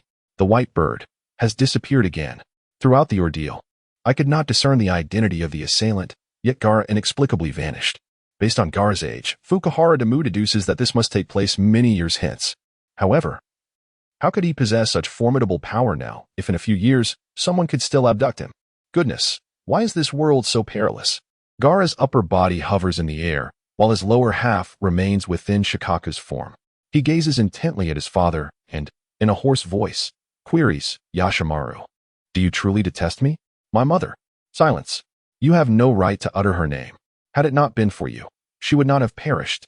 The once placid Kazekage Raza finally shatters, his expression contorted with rage as he glares at Gaara atop the pyramid. Though Gaara is youthful, he has endured much. Realizing he is on the brink of death, he relinquishes his fear of solitude. Observing his father's demeanor, he shakes his head and expels the sand from his gourd, which transforms into a myriad of sparkling particles, gently drifting towards Raza. Raza's expression remains unchanged. He harbors hatred for Gaara that cannot be erased, even through death. Yet as the shimmering particles descend upon him, the anticipated agony fails to manifest. Instead, he finds his own chakra replenished, sufficient for sealing. With dark circles under his eyes, Gaara casts one final glance at Raza, closes his eyes, and returns to Shikaku's body. Shikaku, taken aback by the boy's betrayal at such a critical moment, finds himself at a loss for words, ultimately managing a bitter smile. Humanity is so intricate. Those who profess hatred do not truly hate, and those who bear grudges are not always vengeful. In the end, it is I, Shikaku, who must shoulder all. With that, he vanishes with a thud into the pyramid, re-entering Gaara's form. With the absence of chakra to resist, the sealing process is swiftly completed. Even Damu's perception cannot penetrate this barrier. Gaara is utterly sealed. According to their previous dialogue, at this moment, should Raza choose, both Gaara and Shikaku could perish instantaneously. However, half a minute passes and Raza's legs tremble, yet he refrains from delivering the fatal blow. Could there be a narrative intervention? The Eye of Prophecy clearly indicated that Gaara would remain behind me, ensuring his survival, at least for now. So what will transpire? Fukuhara Damu diligently scans the surroundings, finding no signs of intrusion. The longer he waits, the more bewildered he becomes. What is this? Has the plot stalled? Thud. Raza collapses to the ground, staring blankly at the towering pyramid. After a prolonged silence, he seemingly speaks to himself. You can take him away. Damu's eyes widen in surprise, unsure to whom he is addressing. I'm speaking to you. If you do not leave now, it will be too late. Goodness. Can he read minds? I cannot. But I am aware that you have been feigning indifference, watching the drama unfold. All right. Damu understood that this was a reflection of himself. It was no wonder that Yek Tsang appeared so unfazed. Yet, I do not comprehend. Why is this so? At that moment, a voice emerged from behind Damu, belonging to the large rock. The sudden utterance nearly caused Fu Yuan Damu to reveal his true self. He almost responded aloud, even thinking the words were his own. However, the voice was familiar, yet did not belong to him. Only when this individual approached Luo Sha did Damu realize the source of his familiarity. The steadfast rock that had always shielded him from the storm was none other than Uchiha Shisui, the very brother who had once gifted him a shadow clone kunai. How did he come to be here? Would he recognize me? Damu's heart raced with unease. Shisui had been present all along, and Damu had followed him closely on several occasions without noticing. If Shisui could be discerned, what about himself? This was rather awkward. Luo Sha continued to gaze at the pyramid, softly murmuring, if I do not act in this manner, I cannot save him. I can only choose between the village and him. The Hokage is merely a larger ant, not someone who can do as they please. Shisui, hands on his hips, scrutinized the enormous golden sealed coffin, his expression intricate. How could he not understand this principle? Those caught between the village and their family endure the greatest suffering. Can you truly bear the burden of handing the tailed beast over to Konoha? That is not your concern, and I only instructed you to take him away, not to return him to Konoha. Luo Sha's gaze finally shifted from the pyramid, now directed at the Uchiha Shisui, who stood with his back to him. Shisui turned around, their eyes meeting. Why do you think I would heed your commands? Know that slaying a Hokage is an honor beyond measure, one that could even bring immense benefits to my clan. His eyes held a hint of provocation, yet remained devoid of the distinctive Sharingan that characterized the Uchiha. Seated on the ground, Luo Sha resumed his contemplation of the pyramid containing his son. You likely do not even believe your own words. Though my abilities may not be formidable, I am still a leader of a nation. If I declare that should you remain, then within a year, those capable of retaliating will perish. Shisui opened his mouth, but refrained from rebuttal. He was acutely aware of his family's affairs. The last incident had escalated so fiercely that without a resolution, they would have no choice but to relocate the clan from Konoha. However, Konoha would never let the Uchiha go, nor would they consent to such an arrangement.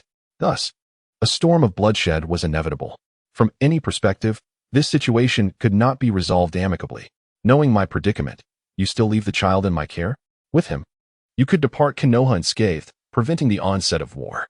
With two-tailed beasts and a formidable overall strength, Konoha and Uchiha would strike a formidable alliance, compelling even the current Land of Lightning to reconsider the cost of confrontation. Luo Sha, like an analyst, emphasized his son's significance while assessing the current circumstances for his client. Are you not afraid that your son may perish on the battlefield? Not in the slightest. I am only fearful of him dying at my hands. For then I would have no way to account to his mother. At this point, Shisui appeared somewhat astonished. You did not exhibit this attitude moments ago. Because. Rasha elongated his tone, feeling discomfort yet continuing, because I have just come to understand how deeply his mother loves him. It was not Showa who protected him all along, but his mother. Shisui and Dama contemplated the last glimmers of starlight. Shisui inquired, what are those grains of sand? However, Rasha had no intention of elaborating, waving his hand dismissively and stating, "Take it away. The troops are approaching." With that, he formed a new hand seal. And a door opened in the pyramid, from which the unconscious Gaara floated out, landing in Uchiha Shisui's embrace. "I entrust him to you. Hurry." With a final sigh, Shisui vanished, clutching Gaara. Once he disappeared from sight, Rasha began to submerge the vast pyramid into the golden sands. The arriving troops only glimpsed the tip of a pyramid before it vanished entirely. Rasha felt extraordinarily weak after conferring with the troops. They remained to guard the area while he restored his chakra before returning to clean up. Before departing, he cast a glance at the spot where Shisui had been transformed into stone. There was nothing there, not even a small stone. Turning back, he tugged at the corner of his mouth, suddenly feeling worse, for he sensed that the pyramid had indeed vanished. Although this outcome had been deliberately orchestrated, the cost was rather substantial. Why was this lad in such a hurry? His face was etched with sorrow and dissatisfaction, muttering thoughts that sparked the imagination. Those who overheard believed he referred to Gaara, questioning why he was so eager to die. At that moment, Fukuhara Damu felt a suffocating thrill, quickly distancing himself while reflecting on his recent actions. He was uncertain if Rasha's sudden transformation into a benevolent figure was part of some scheme, as none of these powerful individuals possessed untainted hearts. Yet, his nonchalant demeanor suggested that this matter could be undertaken.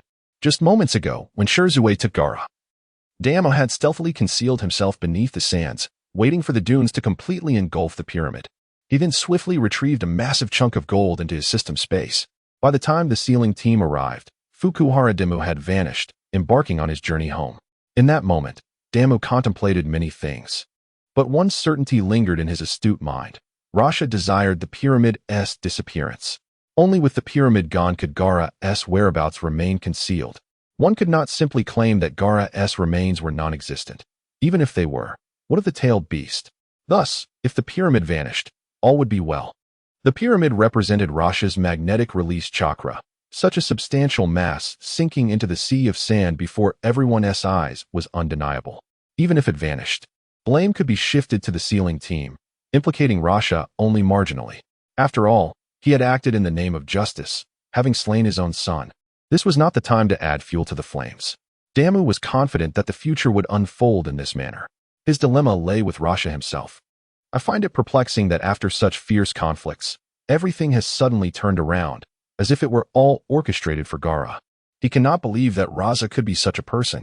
Unlike Gaara, Fukuhara Damu has no parents, neither those who neglect their children nor those who cherish them.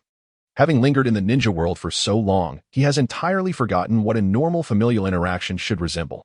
His preconceived notions lead him to believe that Rasha is merely playing a game. Otherwise, it is utterly inexplicable how he managed to see through the transformation techniques of both Rasha and Shisui, only to have their identities revealed at the very last moment. As for Shisui, this fellow arrived first and did not even greet Damu upon seeing him. Is this truly the quality expected of an Umbu? His mind was preoccupied with thoughts, yet his footsteps never faltered as he swiftly returned to the cellar. Upon sensing that Karin and Rizetsu were diligently studying ninjutsu, a smile unwittingly graced his face. Just as he was about to enter, he was interrupted by the presence of two individuals, one large and one small, approaching from the distance. "Oh, is that you, big sister?" Damu hesitated for a moment before following. When he was 1,000 meters away, Yakura halted and gazed at the swiftly approaching Fukuhara Damu. "Sister, how are you?" "Who is this?" Fukuhara Damu, quite familiar, called out to her, causing Masaki to widen her eyes in astonishment. Instantly, she covered her mouth, her large eyes darting between Damu and Yakura. "Oh, you actually came out?" I've circled around several times. Yakura was not lying. She indeed took Masaki on quite a long detour, but the purpose was solely to locate Damu. Upon hearing this, Damu's heart soared with joy, nearly spilling over with excitement. What a splendid day this is! Is the Queen Mother getting married? Not only did they bring substantial gifts, but also a powerful ally, accompanied by a little girl. He chuckled. "Sister, this is not the place for conversation. Come with me." "Wait. I haven't agreed to join you yet. Hastily following you to the safe house is against protocol." Yakura refused, yet Damu nonchalantly shook his head. He stepped forward, grasped Yakura's hand, and began to walk, with little Masaki trailing behind. As they walked, he cheerfully remarked, "As long as you're not afraid of ambushes, it's fine. Just the three of us youngsters. If you were to attack, we'd be done for in no time, so it doesn't matter." We can discuss everything once we arrive.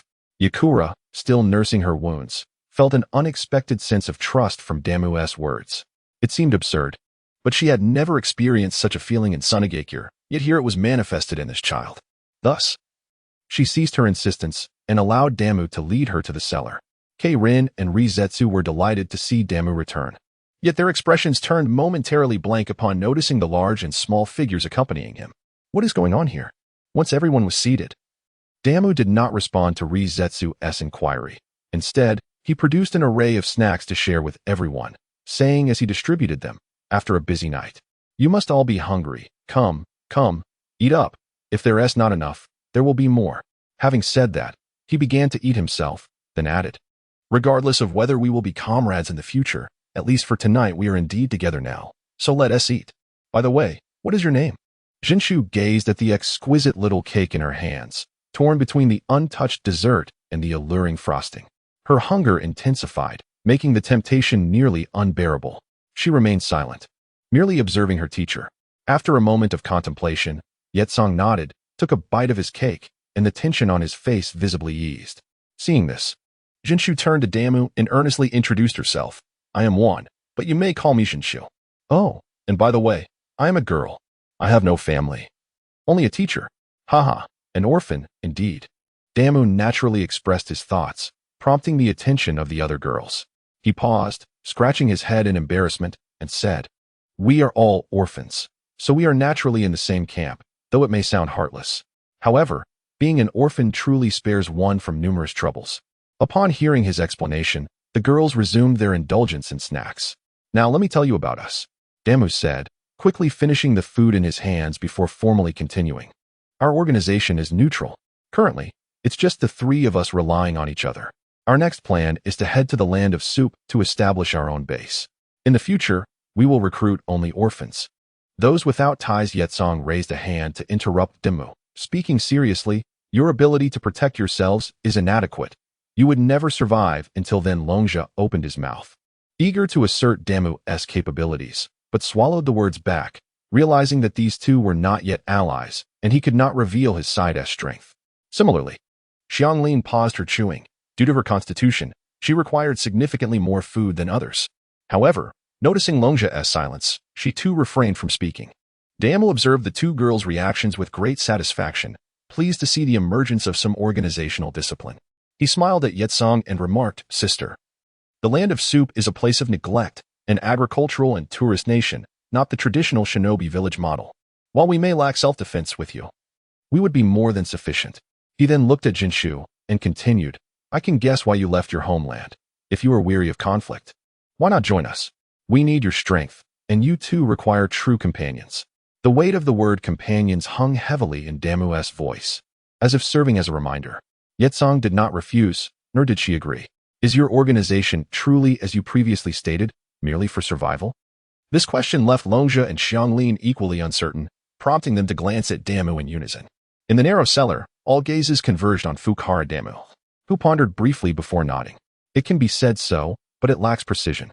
"Oh, what else is there?" Yek仓inquired. "Survival is the basic goal. To live well and provide shelter for other similarly unfortunate children is the advanced objective." "What?" Jinshu asked. "Because having weathered the rain, one wishes to hold an umbrella for others." After this statement, a profound silence ensued, the younger ones captivated by the sentiment. Those of advanced age have come to comprehend the bittersweet essence of life. Yek仓sighed softly. "Ah, are you aware of an organization called Xiao?" "Xiao. Indeed. They are an organization that has tirelessly striven for peace in the ninja world. They once sought my assistance." Damu interjected, gazing intently at her. "It's different." Yek仓, puzzled, replied, "In what way is it different?" "Ha ha ha, the disparity is vast." Damu chuckled. In the pitch-black cellar, visibility was granted only by the dim glow of the fluorescent stone, yet at that moment, Fukuhara Damu conjured a flickering flame. The yellow light illuminated everyone, casting shadows behind them before the flame extinguished, returning the cellar to its murky ambience. Damu spoke slowly. "They aspire to be a beacon of light in the world. But to do so, they must consume the oxygen in this confined space. However, the area is limited, and it cannot sustain them. The longer they burn, the quicker those around them perish. Furthermore, where there is light, shadows inevitably follow. This merely addresses symptoms without tackling the root cause. Peace in the ninja world? Impossible. Even a single family can have disputes, let alone the multitude of people, villages, and nations involved. Their ideals are lofty, yet disconnected from reality.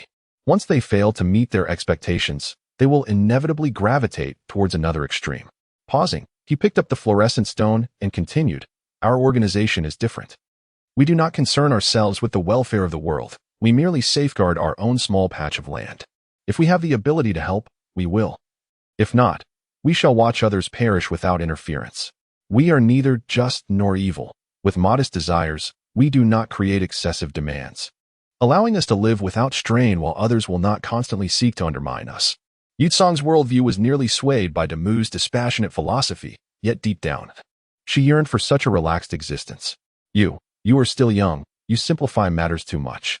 This world does not operate on the premise that if you do not provoke others, they will leave you be.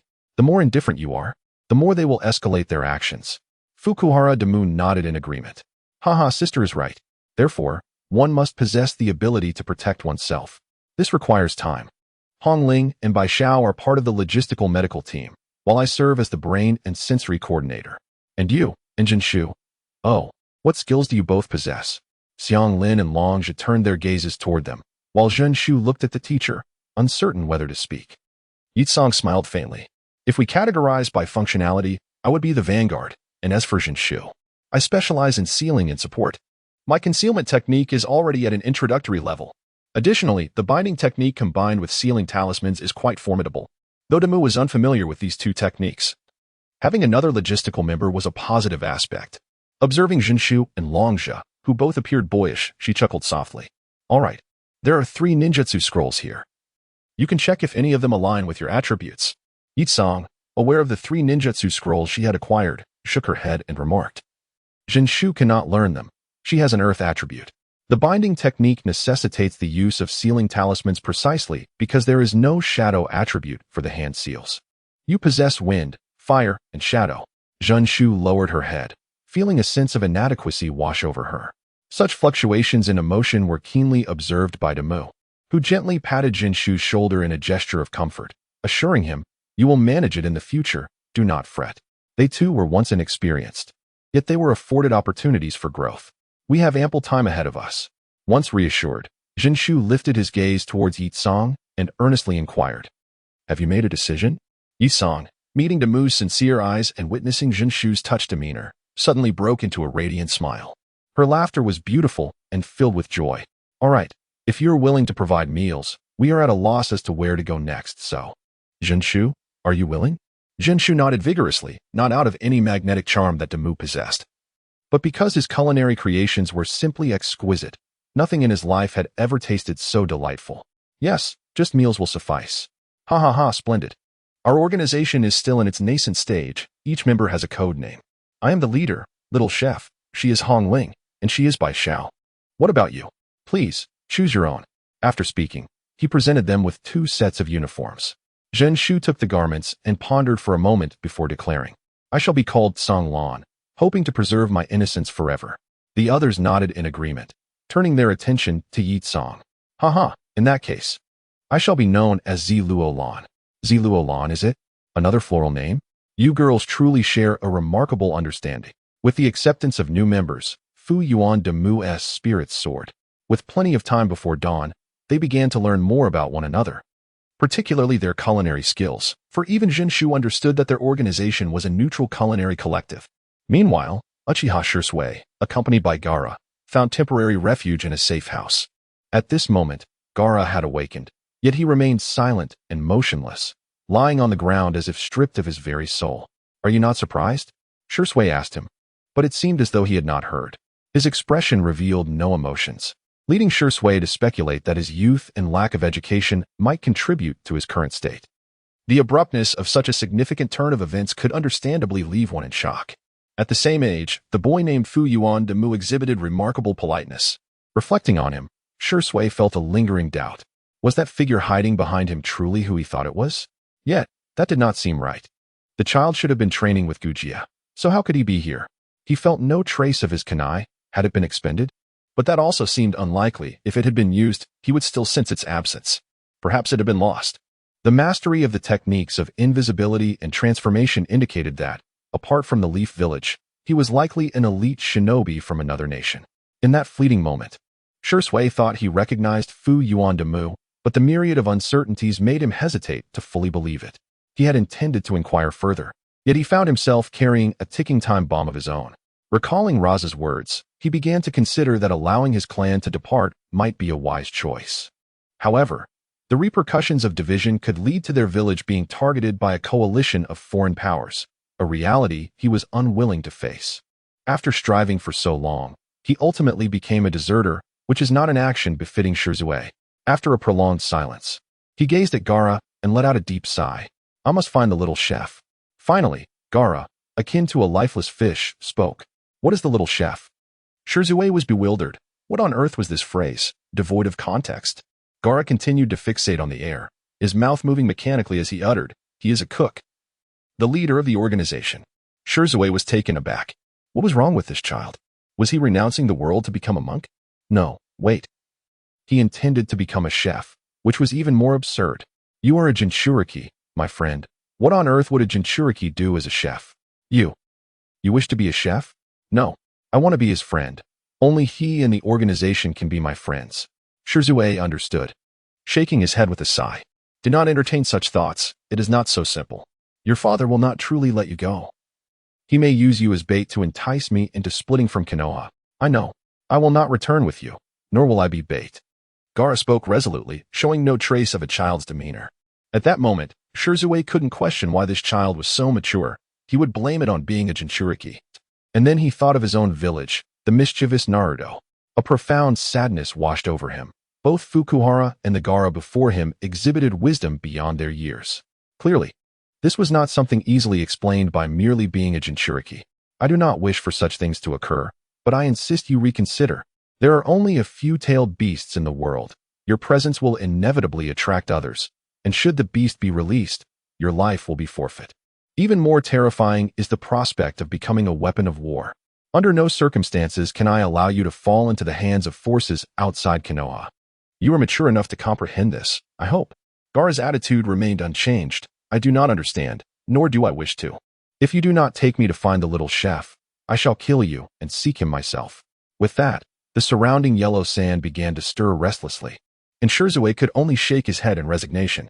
He had initially thought he was dealing with a child akin to Fukuhara, but he had been mistaken. This stubborn child, akin to a blank canvas, perhaps lacked the intelligence of Naruto. I am aware that the beast within you is powerful, but that strength does not belong to you. Hence you cannot kill me. Moreover, I am an Uchiha. To threaten an Uchiha with a tailed beast? Do you not find that utterly absurd? Shisui found it amusing. However, Gaara did not share his sentiment. I do not comprehend, but it seems you underestimate me. Sand spear. Without forming any hand seals, the agitated sand abruptly transformed into a sharp sand spear, launching itself at Shisui. Boom. With just one attack, the sealed basement erupted. The sheer force made Shisui inwardly gasp. A ninjutsu that required no hand seals could only be attributed to talent, an innate gift, or a hereditary trait. Indeed, Gaara was right. He had underestimated him. The seal has now been broken, allowing for exploration. As dawn breaks, time is of the essence. If communication proves futile, do not blame me. With those words, his eyes redden, and 3 tomo appear at the edges of his pupils as he swiftly forms hand seals. At this moment, Gaara prepares for his next assault, sending grains of sand cascading like a rainstorm towards Shisui. Although it seems he has been shattered, the sand effortlessly reassembles on the other side. What is this? If you do not comprehend the illusion, how can you assert you can vanquish me? In an instant, Gaara, who had only just regained consciousness, faints once more. The gap in their abilities is insurmountable. Even with the inherited jutsu from his parents and the status of a Jinchuriki, he stands no chance against Shisui. A formidable figure of the shadow level, employing illusions against a mere child is already a concession. Observing Gaara sprawled on the ground, Shisui lets out a sigh. He had hoped to conserve energy, yet it seems he must carry him after all. What an inconvenience. Just as he reaches out to grasp Gaara, he notices an unfamiliar figure standing a short distance away. Clad in a black robe with golden hair and a mask, this individual gazes silently at Shisui. The sudden appearance of this enigmatic presence within his sensory range raises Shizue's vigilance, prompting him to abandon his attempt to lift Gaara. He positions his body protectively over Gaara, slowly unsheathing his katana, ready for a potential onslaught. Do not be alarmed. I harbor no ill will. The mysterious figure gestures towards his forehead and continues. My third eye has perceived certain truths, and I believe it is imperative to share them with you, which explains my distance. Shizue furrows his brow, feeling the overwhelming chakra emanating from the stranger, and grants him a measure of trust. He retracts his offensive stance and replies coolly, "Will you not disclose your name?" The stranger shrugs, pointing towards Gaara and then himself. "I am his friend. You may call me Little Boss." "You are Little Boss? Oh, am I really that renowned? Even the illustrious Uchiha Shisui recognizes me. I am truly honored." The mysterious figure is indeed Fukuhara Daiki, who was startled upon the sudden revelation of their presence within his sensory domain. Without hesitation, he utilized the shadow clone technique to investigate while he himself remained concealed as a stone, enjoying the spectacle. Shizue ponders to himself, having just heard the name. How could he not recognize it? However, he refrains from voicing this thought and instead directs his focus. "What is it that you wish to discuss?" "I do not wish for anything, yet I am perplexed by your intentions. Why have you rendered my friend unconscious and taken him away?" "To where? Konohagakure?" Daiki's clone possesses a rather impulsive disposition, being a golden-haired individual. Shizue narrows his eyes, speaking in a low tone. "Are you meddling in affairs that do not concern you? How can my friend's matter be deemed trivial? I foresee your future and wish to convey this. That is the true triviality. You have yet to express your desire to listen." Daiki has not forgotten his purpose. Though he yearns for a confrontation, the matter at hand takes precedence. Shizue remains silent, prompting Daiki to chuckle. "Haha, you are indeed quite proud. However, that is why our organization maintains a neutral stance. Allow me to share a vision I beheld for the near future." He extended his hand toward Shizue, continuing, "You shall have your eyes taken by a bandaged old man. And after your escape, you will entrust one of your eyes to a young man, ultimately succumbing to regret and ending your life." At the mention of the bandaged old man, Shizue's mind involuntarily conjured the visage of Shimura Danzo. When the conversation turned to the young man, Shizue thought of Uchiha Itachi. "And what else?" "Nothing more. I can only perceive significant events tied to you. How could I discern the aftermath when you are no longer alive?" Jinmu spoke with an air of nonchalance, devoid of any embarrassment. Shizue nodded appreciatively and prepared to depart with Gaara. Jinmu, with a cheerful demeanor, advised, "I must say, the future I have glimpsed is subject to change, contingent upon your choices. As for him, I believe it would be wise not to bring him back to Konoha." Shizue, shouldering Gaara, let out a sigh and inquired, "Where then should I take him?" "Leave that to me." "But wait, I haven't finished." Just as Shizue was about to take action, Jinmu, though eager, had yet to conclude his thoughts. "Rest assured, everything hinges on your own decisions. Once you grasp the essence of the matter and have made your resolution, then you may consider whether to hand him over to me. You still have time. If you seek me, you may find me in the land of hot water.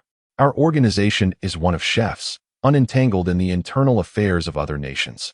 Nor do we engage in conflicts. Of course, I stand by my words as his friend. Once he awakens, you may inquire if it holds true. Personally, I am entirely opposed to you bringing him back to Konoha alive to remain within the clan. Such an act would not only jeopardize the Uchiha, but might also threaten the very existence of Konoha. Having concluded the serious discourse, I yearn for a match with you. A friendly competition." Still savoring the words he had spoken, Shizue found himself taken aback by the sudden shift toward combat. We are still within the borders of the Wind Country, and I have tarried too long. The pursuers are nearly upon us. I must take my leave now. Next time." With that, he swiftly darted away. Jinmu extended his hand as if to retain him, but Shirei was correct. The pursuers were indeed approaching, albeit from a distance. At that moment, Damu appeared beside him, intrigued. "Do you yearn for a fight?" Jinmu's eyes brightened. "Indeed, I would love to. Shall we engage?" Damu smirked, gesturing toward the direction of the pursuers. "There are enemies coming. I shall depart with the others. You may enjoy your battle. Once you've had your fill, remember, I have infused you with considerable chakra this time." Before he could finish, Jinmu had already sprinted off. Observing his clone's eagerness, he too felt a surge of anticipation. However, it was imperative to flee, yet he felt no regret upon the clone's disappearance. The experience and knowledge would return to his original self. He would take his leave, lamenting the loss of the Akatsuki's red cloud cloak. This was his sole imitation of the red cloud cloak, a whimsical creation from the last time he fashioned a uniform. Forget it. Let it be lost if it must. The Akatsuki organization is immensely powerful. Being wronged once or twice makes little difference. They can certainly endure. After muttering this, he turned to leave. Meanwhile, the diligent and uncomplaining Maki, accompanied by several elite ninjas, had pursued to this location but lost track of the enemy. Just as they were uncertain whether to continue the pursuit, Jinmu suddenly appeared. With a mask, golden hair, and clad in a black robe adorned with red clouds. It was apparent he was no ordinary individual. What manner of person are you? The sensing ninja suddenly called out, capturing everyone's attention. Instinctively, they surrounded Jinmu. Unfazed, he smiled and remarked, "What concern is it of yours who I am? Does your village possess so few capable individuals?" His tone was exceedingly arrogant, instantly igniting the wrath of the pursuing team. Eager and impulsive, a young member yearned to confront this audacious man, but was halted by Maki. He stepped forward. "This is the land of wind. It is unacceptable for you to appear without explanation, my lord. What brings you here? To fight, of course. Are we to stand here bantering, or shall we engage? Enough. I have come to either vanquish you or be vanquished. Come at me, you rogue." The Sand Village ninjas were incensed. Who is this audacious fool, treating us like mere stepping stones? I cannot tolerate this. Attack. The three ninjas launched their assault, unleashing a barrage of wind blades upon Jinmu, yet he exhibited no sign of fear, his eyes ablaze with fervor. Yes, this is it. Water style, water barrier. A massive curtain of water rose, halting the wind blades while obscuring the vision of the onlookers. Moments later, a resounding cry emerged from within. Water style, twin dragon waterfall. With a thunderous roar, the water barrier shattered, and two water dragons, each 2 meters in diameter, surged forth, roaring towards the three attackers.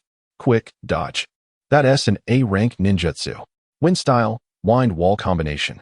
The three attackers retreated, while 4 additional ninjas stepped forward, employing a team combination technique. A colossal wall of wind rapidly formed and charged towards the 2 water dragons. Upon collision, water droplets cascaded, the wind wall shattered, and the immense water dragons transformed into a fine rain, pattering upon the ground. The sound echoed ominously, instilling fear in the hearts of the sand ninjas. They had not anticipated the mysterious figure's ninjutsu to wield such formidable power. After all, the wind wall combination was an extraordinary technique, renowned for its remarkable defensive and offensive capabilities, yet it had been neutralized by a single individual's technique. What did this signify? It indicated that the opponent possessed not only a vast reservoir of chakra, but also an exceptionally pure quality. They had truly encountered a monstrosity. Could this be a shadow-level powerhouse? As they pondered, the water mist dissipated entirely, revealing the enigmatic figure now wielding a katana. One of the elite ninjas squinted in disbelief, suddenly reaching behind him, his eyes widening in shock. When did this happen?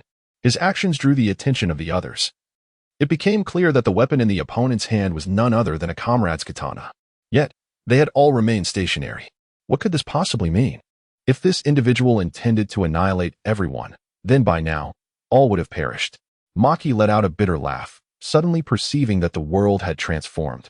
It seemed that anyone who appeared was a formidable powerhouse. Previously, elite jonin could swagger with arrogance, but now they were oblivious to when their comrade's weapon was taken away. "Sai, please step back. I wish to converse with this esteemed senior." Esteemed senior? The crowd gasped, yet it did not hinder their swift retreat. Maki stepped forward, intending to speak, but the words remained lodged in his throat. The dignity of a ninja forbade him from uttering pleas for mercy. But if not for mercy, what else could he say? Jinmu was somewhat taken aback. Were these individuals truly this incompetent? How was he to engage them in combat when they were as fragile as tofu? He merely wished to fight. There was no grudge to warrant their slaughter. Noticing Maki's advance, he mused, "Ah, are you their leader? Then you must be quite formidable." Maki felt a tinge of embarrassment at the inquiry. How was he to respond? Yes, he was their leader, but he was not particularly powerful. "Esteemed senior, I am the captain. Slightly more capable than they. If you wish to fight, I shall accompany you." At this juncture, there was no turning back. He could not allow himself to be humiliated at his doorstep. Defeated he may be, but he would face it head-on. Jinmu recalled Maki, as he had been the one to guide him upon entering the village. "Very well, I shall forego illusion techniques. Let us test our physical prowess and swordsmanship." Are you proficient in these? Maki's spirits lifted at this. How could physical combat lead to my demise? As for swordsmanship, I am not adept. Just then, Jinmu recalled their earlier skirmish and wondered if he was being a tad unreasonable. Thus, he declared, "Let us do this. You may employ your most comfortable and powerful methods without restrictions. I will only utilize physical techniques and swordplay." Excellent. The Sunagakure ninja swiftly retreated, wary of collateral damage, for they were aware of Maki's capabilities, hoping he could quell Jinmu's arrogance. The two stood facing each other. Jinmu casually wielded his katana, excitement glimmering in his eyes, while Maki silently gripped his kunai. A gentle breeze swept through, and Maki struck first, launching his kunai, which Jinmu effortlessly blocked with his sword, a relaxed expression adorning his face. In the next instant, Maki appeared on the opposite side, delivering a flurry of thrusts but failing to locate Jinmu. Alarm surged through him as he forced himself to shift an inch to the right. Buzz! The katana grazed his face, striking Maki. Boom! Body replacement technique. Maki's form transformed into stone, and upon reappearing, he had already sealed off Jinmu's escape route. Two shurikens, accompanied by a barrage of kunai, aimed to pierce Jinmu's body. However, just as victory seemed assured, Jinmu bent low and executed a back kick, his scorpion tail maneuver swiftly taking shape. Ding! Ding! The shurikens were deflected by the katana, and Maki was sent sprawling far back. The two separated once more. After a brief exchange, the onlooking ninjas gasped in tension, while Jinmu frowned, feeling as though, ever since enhancing his reflexes, he had undergone a transformation of sorts. Now, he possessed virtually no weaknesses, even without techniques. Simply employing fundamental combat skills allowed him to utterly dominate his opponent. Are you truly this feeble? Come, let us engage earnestly. Maki felt a flush of heat on his face, simultaneously devising strategies while warily circling around Jinmu. Initially, Jinmu suspected an imminent ambush, yet after 2 laps, Maki showed no intention of striking. Consequently, Jinmu resolutely abandoned his resistance and faced him directly. The poison should have taken effect by now. Maki believed the timing was right. His previous assault was never intended to be a lethal blow, as he understood that in the presence of absolute strength, any fatal strike would be a mere jest. Thus, his true objective was to ensnare Jinmu in poison. The toxin he exhaled would have all attributes during its effect, thereby allowing him to contend against Jinmu. At that moment, witnessing Jinmu's back turned towards him, Maki's eyes gleamed with opportunity. With attributes halved, Jinmu dared to expose a weakness. Fortune favored him. With a swift flick, 2 shurikens flew forth, yet Jinmu remained unperturbed, effortlessly parrying the assault with his katana. Boom! Wind release. Great wind cut. As Jinmu defended against the shurikens, one of them transformed into Maki's likeness, executing his signature move from the air not far from Jinmu. The surrounding ninjas, initially apprehensive, erupted in excitement upon seeing such a dazzling combination technique. How impressive! Our captain is amazing. Let us see you escape this one, haha. The ferocious wind blades launched an all-encompassing assault on Jinmu, yet he merely grinned. This is intriguing. He sensed the sudden decline in attributes and the overwhelming number of attacks approaching him. This was beginning to resemble a challenge. In such a brief span, it was impossible to form hand signs with both hands, and if he resorted to ninjutsu, wouldn't that signify his defeat? In truth, there were numerous ways to break the deadlock, such as forming a single-handed water barrier or using the Leaf Village's sealing sword to deflect a wind blade. But those held little appeal. He was not limited to these techniques. Open the first gate, Jinmu silently commanded as he faced the oncoming wind blades. The first gate of the 8 gates, upon being unleashed, would eliminate the constraints of the brain region, enabling him to exert 100% of his physical capabilities. This would result in an overconsumption of energy, amplifying both his attack and speed. Upon activation, it also unlocked the Lotus Bloom, without the need for illusions or ninjutsu. His taijutsu would be flawless. Suddenly, while still airborne, Maki's brow twitched violently. Before he could comprehend what was happening, he was struck by an overwhelming force that sent him careening through the air like a flat stone skipping across water. He crashed to the ground and bounced back up several times before finally coming to a halt. The onlookers were utterly dumbfounded, collapsing to the ground in weakness. Was this a spatial ninjutsu? Could the body flicker technique truly transcend spatial barriers to appear elsewhere? We are doomed. We cannot reach him. Indeed, he is too fast. The crowd appeared as if they had lost a loved one, their faces painted with despair, truly a sight to evoke sorrow in those who beheld it. Meanwhile, Jinmu reveled in his own state. As he activated the technique, he perceived time slowing down, seizing an opening to deftly deliver a punch to Maki before deactivating it. He gazed at his own hands, feeling a sense of incredulity wash over him. It was as if he were trapped in a dream. Could the first gate truly yield such effects? Surely not. What then could one expect from the eighth gate? Astonishingly, that figure had not been obliterated by a mere kick. Just how formidable was the legendary power of the 10 Shadows? And what kind of absurd defense did the recipient of that kick possess? He felt that, should his physical prowess match his current state, opening the eighth gate would allow him to shatter a mountain with a single blow. While the tale of the old man Yugong moving mountains was commendable, he could achieve such feats with a single kick. Though he was aware that the backlash would not be without consequences, it seemed to him that the titans of this world had been somewhat diminished, or rather, he had risen too swiftly and with too much ease. The mastery of the 8 gates required transcending one's limits through rigorous training. His own meager efforts, hardly worthy of a dog's attention, were incomparable. Others had devoted their lives to mastering a handful of jutsu, while he could now wield them without regard for foundational principles. More importantly, he pondered the greatness of those titans. When had they flourished? That would be when Naruto was but 17 or 18. There was still a decade of growth and accumulation ahead. He was still a mere fledgling. Moreover, with Sunagakure and Iwagakure recently having concluded their hostilities, they were in desperate need of successors, hardly superior to the state of Sunagakure before his arrival. Thus, the overall impression was that the ninja world seemed to be in a state of decline. Alas, a sudden wave of loneliness for the old man Madara enveloped him. He shook his head and cast aside his katana, turning away with hands clasped behind his back. The onlookers exchanged glances, only then recalling that Maki had been sent flying by a punch. "Ah, Captain! Quickly, save the captain!" A throng rushed towards him, and Maki, who had been unconscious, opened one eye upon being lifted. "That was a close call. I almost saw my great-grandmother," he murmured inwardly. Indeed, he had been momentarily dazed, but had regained consciousness by the time they approached.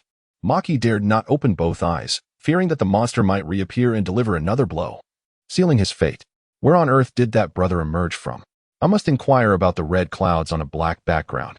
As he caught up with Fukuhara and Demu, the golden mist dissipated, much to Demu's delight, for his mask and attire had returned. Subsequently, he absorbed memories and skill proficiency, instilling within him a sense of invincibility. Upon returning to the group, Yakura, noticing his lack of enthusiasm, inquired, "What troubles you?"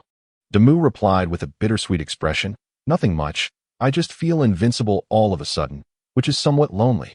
The ladies exchanged disdainful glances. "Hey, you don't believe me? Fine, disregard it." Set forth from Sunagakure at full speed. Time swiftly passed, and before long, the 5 companions had returned to the outskirts of Sunagakure. "Shall we enter?" Jinju, ever attentive to Xiangling's demeanor, noticed her growing silence as they approached. He gently asked, keenly aware that their bonds had deepened over the days spent together, and aside from Demu's affairs, the other members had grown to understand one another thoroughly. The origins of Longxi and Xiangling, as well as how Damu rescued them from the clutches of evil, have become known to the newcomers. In light of this, Masaki candidly shared her past. She was once blissful, but her happiness was shattered when her parents perished at the hands of the infamous Zabuza from the 7 ninja swordsmen of the mist. This tragedy compelled her to embrace the path of a ninja with the fervent hope of avenging her parents one day. Dama silently noted this revelation. While Yekong's circumstances were even more straightforward, her entire family had devoted themselves to Sunagakure, only to find themselves becoming pawns in a ceasefire. The mystery of Damu's past remained, yet he did not remain silent.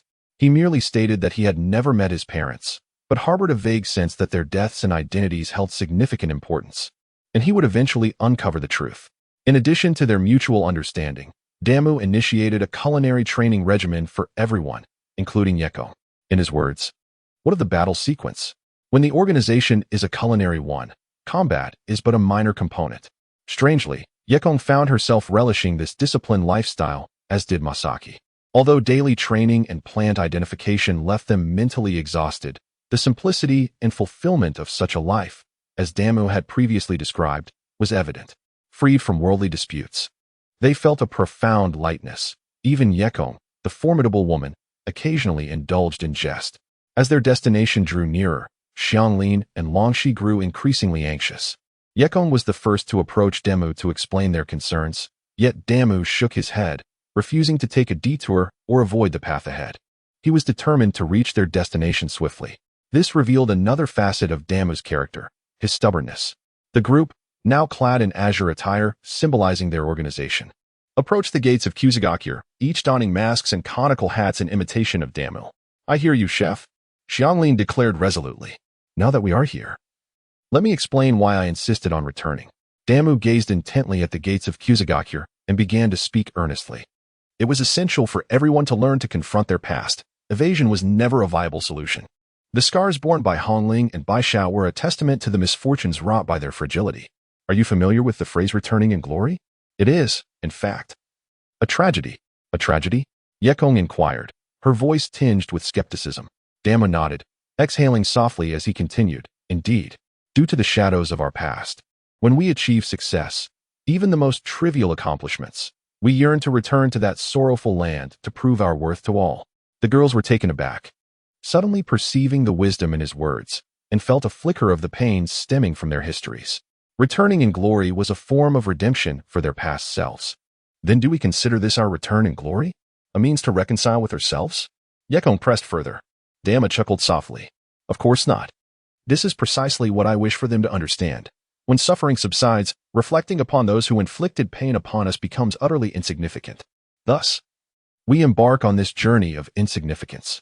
The most incisive way to counter trauma is never to retaliate, but rather to disregard it. Let us set forth. Damu's movements prompted others to follow suit. He continued his stride without pause until reaching the gate, where the two guards merely gaped, pretending not to see. As they passed through the city gate, Xianglin and Longzhi's lips curled slightly in amusement, while Zhenshu seemed perplexed. She hastily pulled at her teacher, inquiring about various matters. At that moment, Yek Tsang truly grasped the extraordinary capabilities of their leader. She explained to Zhenshu, "It is not that security here is lax. In fact, it may be stricter than in Sand Hidden Village." However, she cast a complex glance at the foremost Damu and continued, "They have been cowed into submission, so when they encounter organized groups or individuals that appear formidable, they avoid conflict whenever possible." Her voice was soft, yet audible to those nearby. Longzhi chimed in with a wry smile. "Their spines have been shattered. A paralyzed person unable to face life and death can only beg." Xianglin exhaled a heavy sigh. "It is over, truly over. I believed I had already found liberation, yet it is only now that I have truly attained it." "Thank you, little chief. You're too kind. Now, let us seek out Uncle Wakana." With a clear objective, the five made their way swiftly toward the granary, alarming the ninja tasked with surveillance, who promptly reported their movements. They had not yet reached the granary when the chief was already awaiting their arrival, his demeanor impeccably formal. Upon seeing the five, he quickly approached. "Greetings, everyone. Good morning. I am the administrative chairman of Grass Hidden Village. You may call me Chairman Zishio. May I inquire what brings you to the granary?" His voice was gentle, imbued with respect, which took Damu by surprise. Wasn't he the chief? He had rushed over the other day to purchase grain, yet now he appeared so composed. "Chairman Zishio, we are here to find Wakana. Might you know where he is at present?" "Wakana? He has not arrived." "What? He was supposed to deliver the grain." Damu was taken aback, but Zishio was even more astonished. Why did this person have knowledge of such matters? "And you are?" He was uncertain about this individual's identity. "I am his junior. I was present that day as well." "Oh, I see. Indeed, Wakana has not come, yet the grain has been delivered. Albeit not by Wakana and his team. The farmers who have arrived are unfamiliar, and they possess skills." Chairman Zishio was ever engaged in the trade of information. Fukuhara Damu nodded. "Thank you, Chairman. How long ago did they depart?" "They left just yesterday. If you head north, you should be able to catch up swiftly." "Excellent.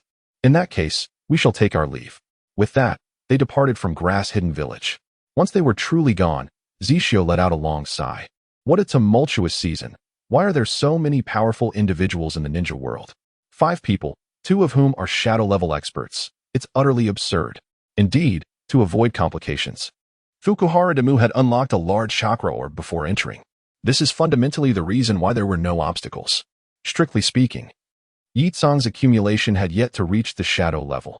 However, the diverse culinary offerings from Damu of Fu Yuan elevated it to such heights.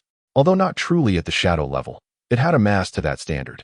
On the second day of their journey, the system completed its upgrade, simplifying the interface and adding a synthesis option. Yet, synthesis was solely applicable to recipes.